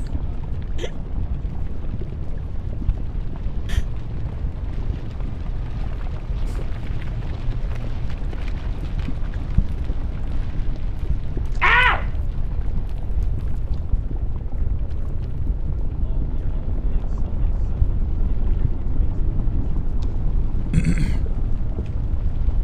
Here goes nothing. I believe in you, Timmy. You got this. Is there a chest near here? I feel like there is. On the other side of this rock, if you climb, it's on the other side. Oh, thick club. What I would do for some beans on toast. Trail mix! And a chain launcher. A launcher to surpass all. Metal Gear.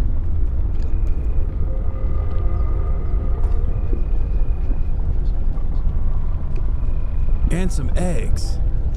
Oh! Eggs! A big egg.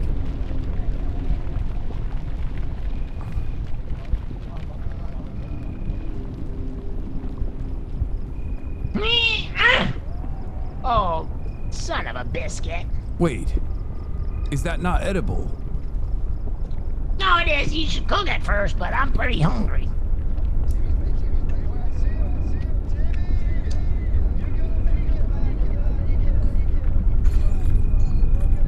Oh God, cutting it a little close there, Timmy.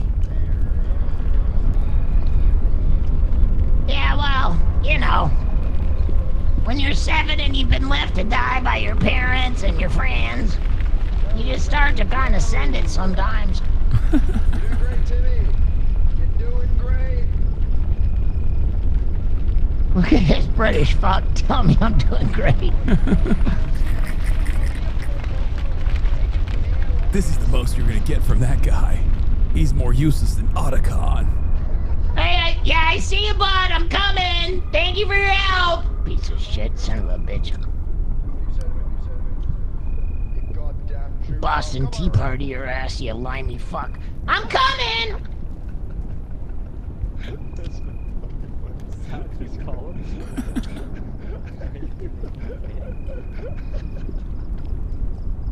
Alan's Australian? Yeah, he's like half Australian. I'm half. What? Oh, shit, I almost fell. No, fuck. Wait, should I revive? I'd say he's like partially Australian. Welcome back, brothers. I'm back. Kept Welcome. you waiting, huh? Hasan, guys, you're gonna have to go to take the this. peak, everyone. I got a cannon. Hasan, you want to make sure you have the lollipop, make sure you have an energy drink as well. I don't have one. Take this, brother. Look over here, brother. Right there. Got it. Okay, you gotta come. When it comes don't. Okay, when it comes down to it, you combo the energy drink with the lollipop. Snake. What about the objective. cannon? Should we not use the cannon? Don't worry about the cannon, you idiot. We're gonna die. You can't be doing that. We need to make it to It's the a top. cannon to surpass Metal Gear. Then put it down now. We can launch ourselves in front of them. All 4 of us are making it to the top. Let's do it. All 4 of us. Make sure you place it forward. Get it in there, Snake. I salute you, brother. Get in there, Snake. I'm gonna light you up. Light me up and send me at him. Look down to your feet, brother. Oh! There we go. Keep that. Very good. Mission success.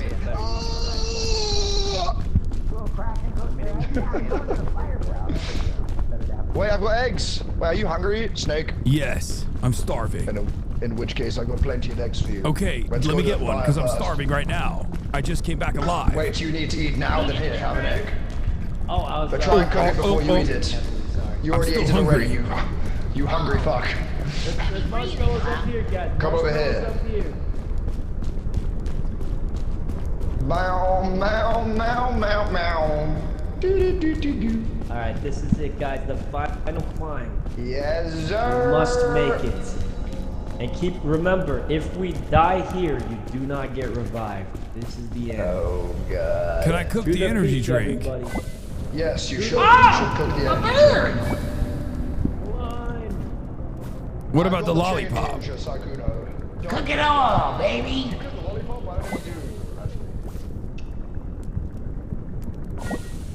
We made it back for one last trip. Let's go. Jesus Christ. This way, this way. Wait, where are you going? What? Is he trying to kill us? I think so. But I could still make it. Oh, it's still fine. Sykkuno, are you trying to kill us? What? No, I just do what I did. It works for me. Kill us, damn it. There we go. Yeah, just climb the same way I did. As long as you're cool in the lower. Nice. And then this way. Okay. Get to the crevice here. Little Timmy right here. This crevice right here. Oh. Wait, what the fuck? Beautiful, brother. Beautiful. How did you guys do that? Right here, right here. Oh God. You make it right? Okay, beautiful. Nice. Not this way. Over here, brother. Okay, with my energy and do that. Oh God. Walk against the wall. Oh, look, empty suitcase. Sykkuno must have been You can here. make it. Are you fine there, Snake? Will you survive? I think so. Take my hand. Beautiful. Let's keep climbing. I don't know where Sykkuno went. We've lost him again. Oh God. Just follow the trail of empty and used supplies. Right over here. Up here, Follow everybody. Timmy. He knows what he's doing. I guess you don't become an astronaut without fucking over your teammates Over and over and over and over again. You want to get what I found that chest? Here you go. It's a bandage. Well, where the heck are we going here, Sykkuno? You didn't show us. Climb up to where I am. It's the only path. Yes, I don't even know where you're I at, gathered Sykkuno. that, I you can't fuck. see you. I made Here, it. use my head. Use my head. Hold My on. hand is out. I gotta reset. Yep. Get some help. Get some stamina. All right, jump on my head. 3, 2, 1, go. Oh no! I wasted so much energy. Ellum, I need your hand. Come on Oh now. God. Nice. Timmy, will you make it? Oh. Beautiful. Wait, why did I just burn? Oh, I'm burning. Oh, it's a hot rock. It's fine though. Don't worry. You climb to here and dash across. Come over here, brothers. Oh, Gotcha. thank you, Timmy. Beautiful. Oh, look, another open suitcase. Wonderful. play the game better without any supplies. It's like expert difficulty. New game plus. Yeah, game's too easy without supplies. I mean, I'll give you what I found in there if you want it, but... No, it's okay. Let's keep I going. didn't get any brothers. supplies. I got a scout cannon. You want that? Okay. Do this.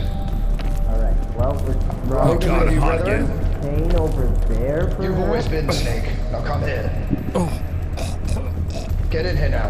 What are you choking? Kane over there. Why are you choking? What are you Snake? What Snake? What are you doing? I'm getting the ick. Snake, I'm getting the ick right now. I can't get up to climbing. you. Sweet Jesus Christ, Snake. Come you're on up, embarrassing come on me. up. Alright, guys, we gotta take this chain. Okay, this is a pretty good chain. I'm gonna watch to make sure this is doable.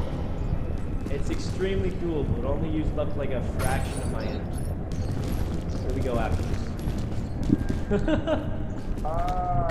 Oh, can you get up there? I don't know. I was hoping we'd just kind of fumble around and figure it out from here. You're burning to death. Sykkuno? Okay, maybe what go the fuck back are you doing? down. Wait, this rock is hot. Oh no! Okay, there's gotta be a way up from there, because what just happened? Ellen's dead. Ellen? Sykkuno, He's why gone. did you send us to a hot rock? What Gotta the go fuck up is that wrong way. with you? Well, I mean, this is the only path. Do you see any other way? I think Ellen's not dead What yet. about over here? Maybe. I think, like, that looks kind of standable. I don't think Ellen's dead. I can hear him. I have another chain gun. Oh, I see him. Maybe He's we right. He's catching up. Let me go and I'll tell you where to go. I think left. Yeah, I think we go left. And then... I have another chain gun. I don't think we need it. I think we go here and then... Alright. Oh, left and then up. Okay, I found it. I found it. Wait, where do we go? Holy Christ. Maybe wait a second before you come here, though. No, he's dying. Oh, God. Oh, dude, this is a crazy path. I don't even know how to explain it to you. You have to go left, then up, loop around, back, and then up here. Wait, what? Get all that? Up, then left, then loop around there. You got it, Hasan. You gotta, like, go around. There's no way. This guy's fucking with us. Maybe I can drop a rope for you. How about this? Can you see this rope? Wait, he got all the way Yeah, up I can there. see it. How did he get up there? Is this good? Ah, fuck it. Let's go. Can you see this rope? Yes. Yeah. Okay, I'm going to drop it, and then you just climb this rope. There you go. There you go. Dude, that was a crazy path, and we took. That's insane. I don't think we had to use the rope there, but I think it would have been crazy. Oh, God. What the? Oh. What the? What is happening? Why am I not standing? What do you mean? Get on the rope. Get on the rope.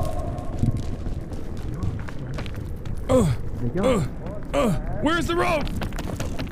I thought you said you could see it. Wait, this rope does nothing. The columns. What are the columns? You made it, Hasan. I made it. I don't know how. Oh, God. This rope does nothing. Where's Timmy? Where's Timmy? I don't know. I don't know. Oh, God. Timmy! You gotta keep going now. We're running low on food. Timmy! We're running low on food. Timmy! Listen, he'll catch up with Ellen. He'll catch up with Ellen and they'll be fine. No, you're right. I'll go back for him. I'll go back. No, Hey, listen. Sykkuno, what the fuck am I Hold gonna on do? to this. Hold on to this. Okay? Wait, what? Just Where do don't I use die. it? I'll go look for him. I'll go look for him. You stay up here. We'll catch up. I'm so hungry. Where am I going? Where am I going? Grab this rope. Wait, Ellen. did Timmy die? From where? How do I grab the rope from there? Do a psychotic jump and grab the rope. What do you mean do a psychotic Where's jump Timmy? and grab the rope? Ellen, where's Timmy? I don't know. He died. Yeah, jump and grab the rope from there. Jump and grab the rope. What? Holy Sykkuno, shit. the rope didn't work last time. No, it worked. It worked. See? Where's Timmy, though? Where's Timmy? Snake, he's dead. I'm gonna go look for... Oh. He's dead, Snake. Oh, no, he's dead. Yeah, he's Timmy. dead. Oh, he's dead. Otacon! Otacon! He's Let's definitely keep dead. going then. No! He is No! in fact dead. He is in What fact happened? dead. I didn't even see him fall. I didn't even... Yeah, I was standing on standable ground and then it just started sliding and I died. I don't know, this game's a piece of shit. Yes. Ah, shit. Timmy, you know we don't talk like that. Oh, God, I need help. I need I help. remember this way. Oh, Okay, where's Snake? Oh, there is. I have barely any stamina left. Oh shit. I'm out of food completely also, but I we do just have gotta do you need a rope? You think you'll need a rope? I have a little bit of rope left. I do have, not a rope, but I do have a cannon. Wait. Save that. Take this rope. Oh, don't worry about climbing. Just grab the rope. Oh my goodness. Snake, no, Snake, Jesus Christ, Snake. I don't know how I Here, do drop that. the cannon. I'll hold it. It weighs a lot, Sweet and Jesus, it's probably Snake. eating up your stamina. Oh, that's I was just standing just on drop land it. like this, and I started sliding, and my stamina wouldn't come back. I was standing on the ground like this. It was just, that was just gone. Quite unfortunate. Ellen, we're coming up. We're coming up, Ellen. My hand is already. It happens to old Timmy. Timmy will never make it to the top, but you know what? He won't stop trying. Wait, what the fuck? Over here, Hassan. Wait, over what? here, That's brother. ground. I don't know why it won't let me get up there. Oh, it's happening to Hasan. It's happening to Hasan. Gliding on normal Hassan, ground. that's exactly what happened to me. To me, brother. Shift to me, shift to me.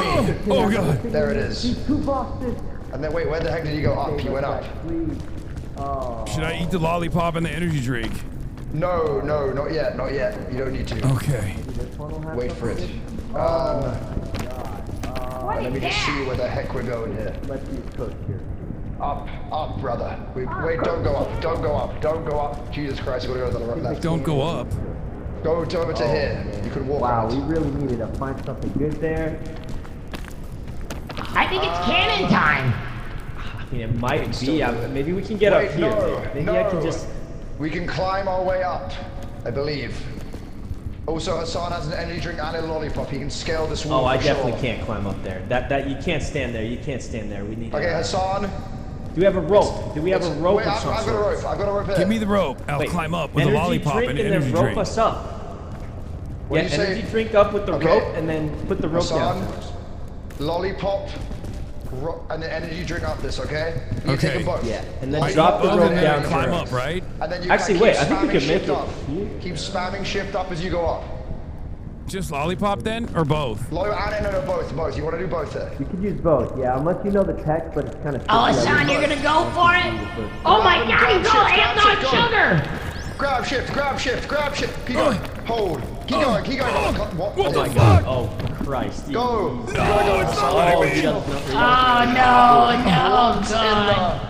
There's only one thing I can do. I wish I could say good effort, but Give me the rope. Give me the rope, Hassan. Here. I'm going up, boys.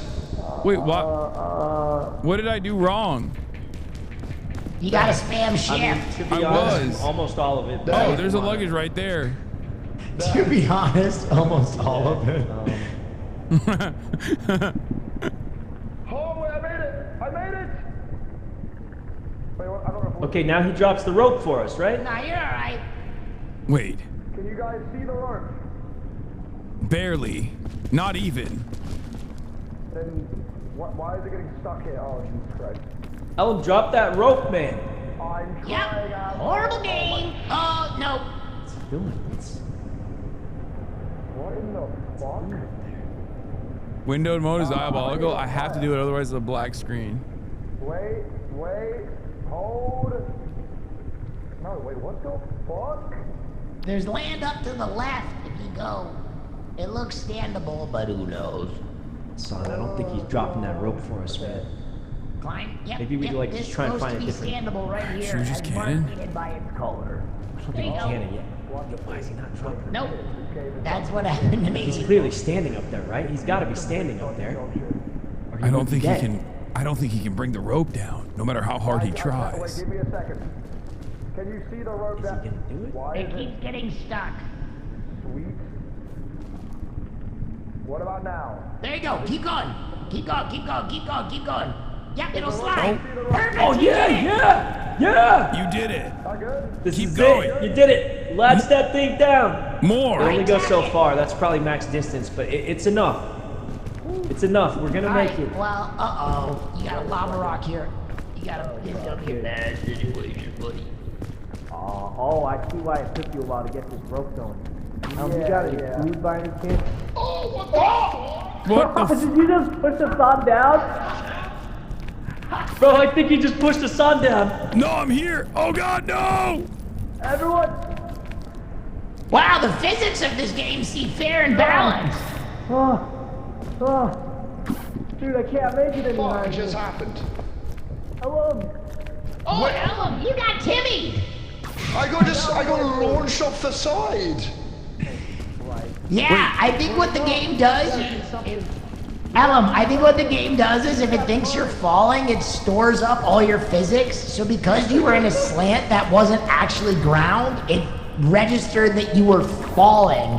So it saved up all that physics and then blasted you. What the fuck? Sakuno, I need help. Yeah, feels bad. Why did Sakuno go ahead? Why can't I go up here? Oh no! Hasan! Oh! Oh, Hasan. Oh, he did the same happen to Hasan. Same Yeah, he got the same physical. What the hell? I can't make it. I can't make it past this point. I'm gonna die. I have such little health, and Why don't you join me down there in the hot embers? it might be Jover. I don't know what happened. It just like literally wouldn't let me go up the rope. This is so sad because victory is so victory. Oh, dude, don't worry about the deadlock. I was just frustrated with the game. Don't worry about it at all, Alien Blob. Oh no. That was all we had left. Hey, Hasan, I'm gonna stay with you till the very end. Till the end, buddy. Timmy, You're getting, I'm getting pretty tired. hungry I'm getting now. woozy. Oh no, he's Hasan, stay with me. Stay with me. No! I don't want to fall asleep. I don't want to do anything 'cause I miss you, babe. And I don't want to miss a thing. Even when I dream of you, the sweetest dream will never do. I still miss you, babe. And I don't want to miss a thing. Go to sleep. Go to her. Rest, my sweet Turkish prince. You did your best. We'll get to that summit one day. 'Cause I miss you, babe, and I don't wanna miss a thing. I'm fading away from you. Dude, I don't know. Oh, I'm fucking dead. This is all we got left, guys. One cannon and a dream. He's going up to the top, boys. I can try again. I'll just try again. Maybe we can do it, guys. Secret to getting a maximum blast out of the cannon. I think getting both your feet in it. Oh, wait, that was good. Wait, that was way better. Uh-oh. That was good. That could work. I can see if I the could vision. just get in this thing better, I just can't get my feet in it. Get in! See the vision. Quick. Oh, God! No, it was bad. It was bad. It was bad. Guys, I don't think it's gonna work. It's No, you just, can it's do just it. You too can much. do it, man. I believe in you. Oh, God. Oh, God. The cannon. Psychido, you can pull this off. You are the goated gamer. You are the true gold. You are the true gold. I mean, I think the angle's recipient. good. I just can't light it and get into it fast enough. Like.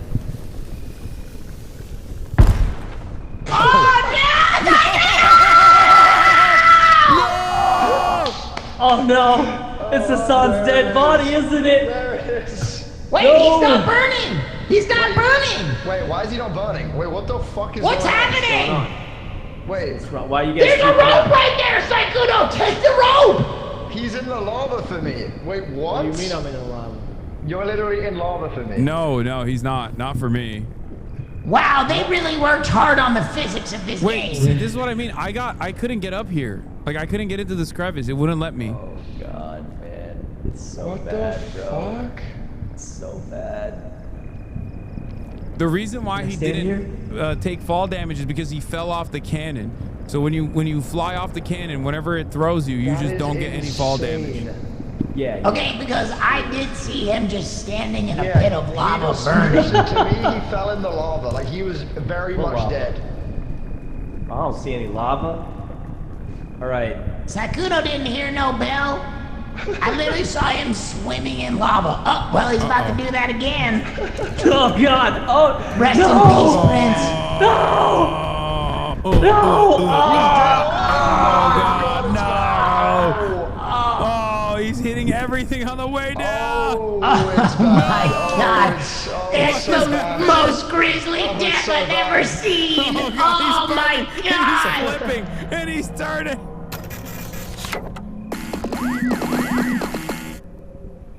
We got so close.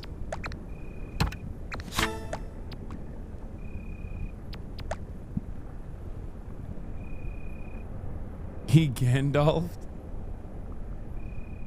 Wow.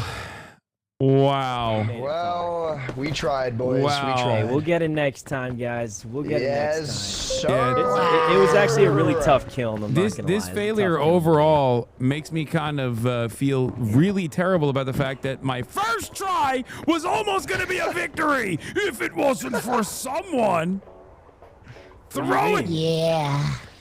Not I'm not gonna lie. my body back. All four of us experiencing broken physics on the last level is a tough way to top with your own. Who could it be that did that? I wonder who could have done that.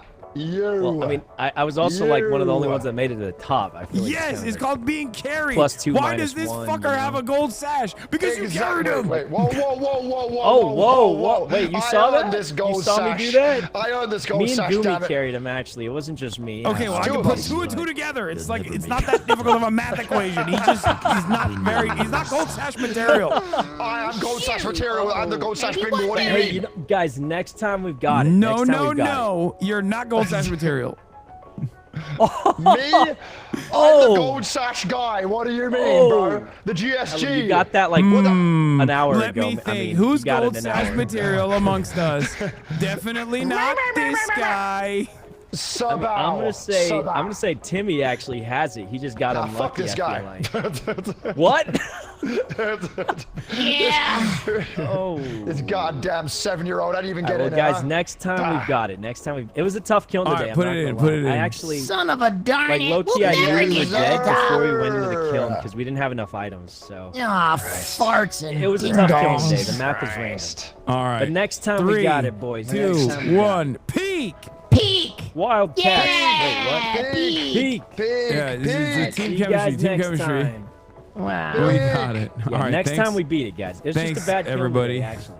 Like legitimately just a All bad right. kill. All right, high five. I'm gonna be High streaming five. now. High five, Sykuno. See you guys next time. I'm streaming High now. five to you too, Sykuno. Good Hey, games, Ellum, you want one? everybody. You want one, Ellum? High fives all around. I see you at basketball, you fuck. Oh, yeah. See you tomorrow. Wow, See you you tomorrow. got it. Good Peace. job. Peace. See you later.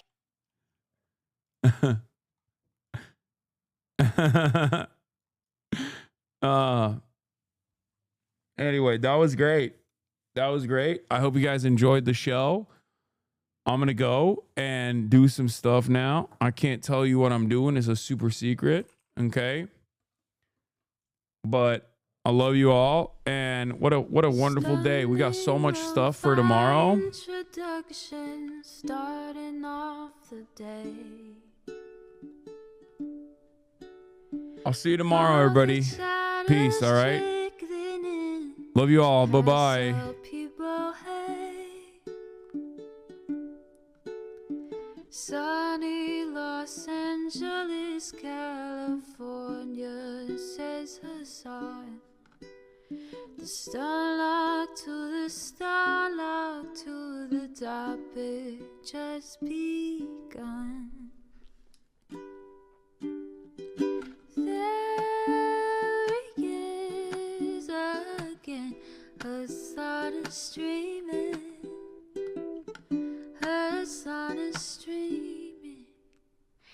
There he is again, Hasan is streaming. Hasan is streaming. Reviewing the P.O. box, Uncle Uger's face.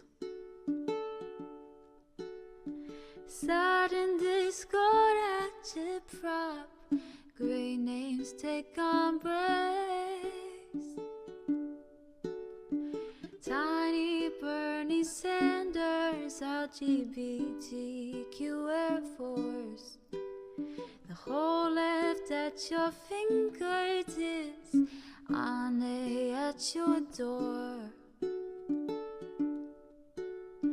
H3 crowded debate, the Young Turks online show.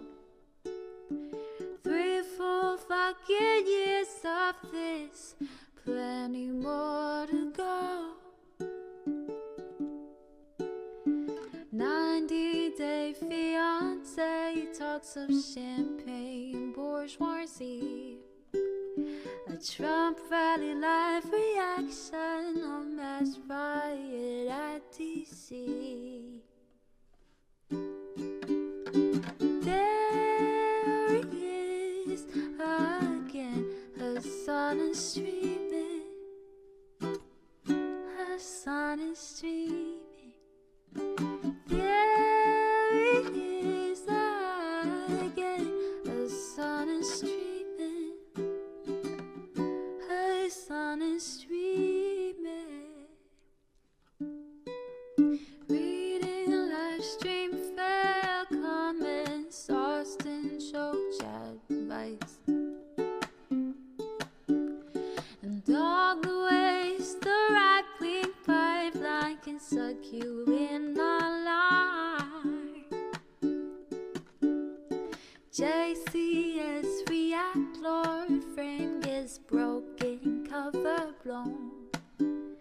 A full-blown mass pandemic, monster streaming at your home.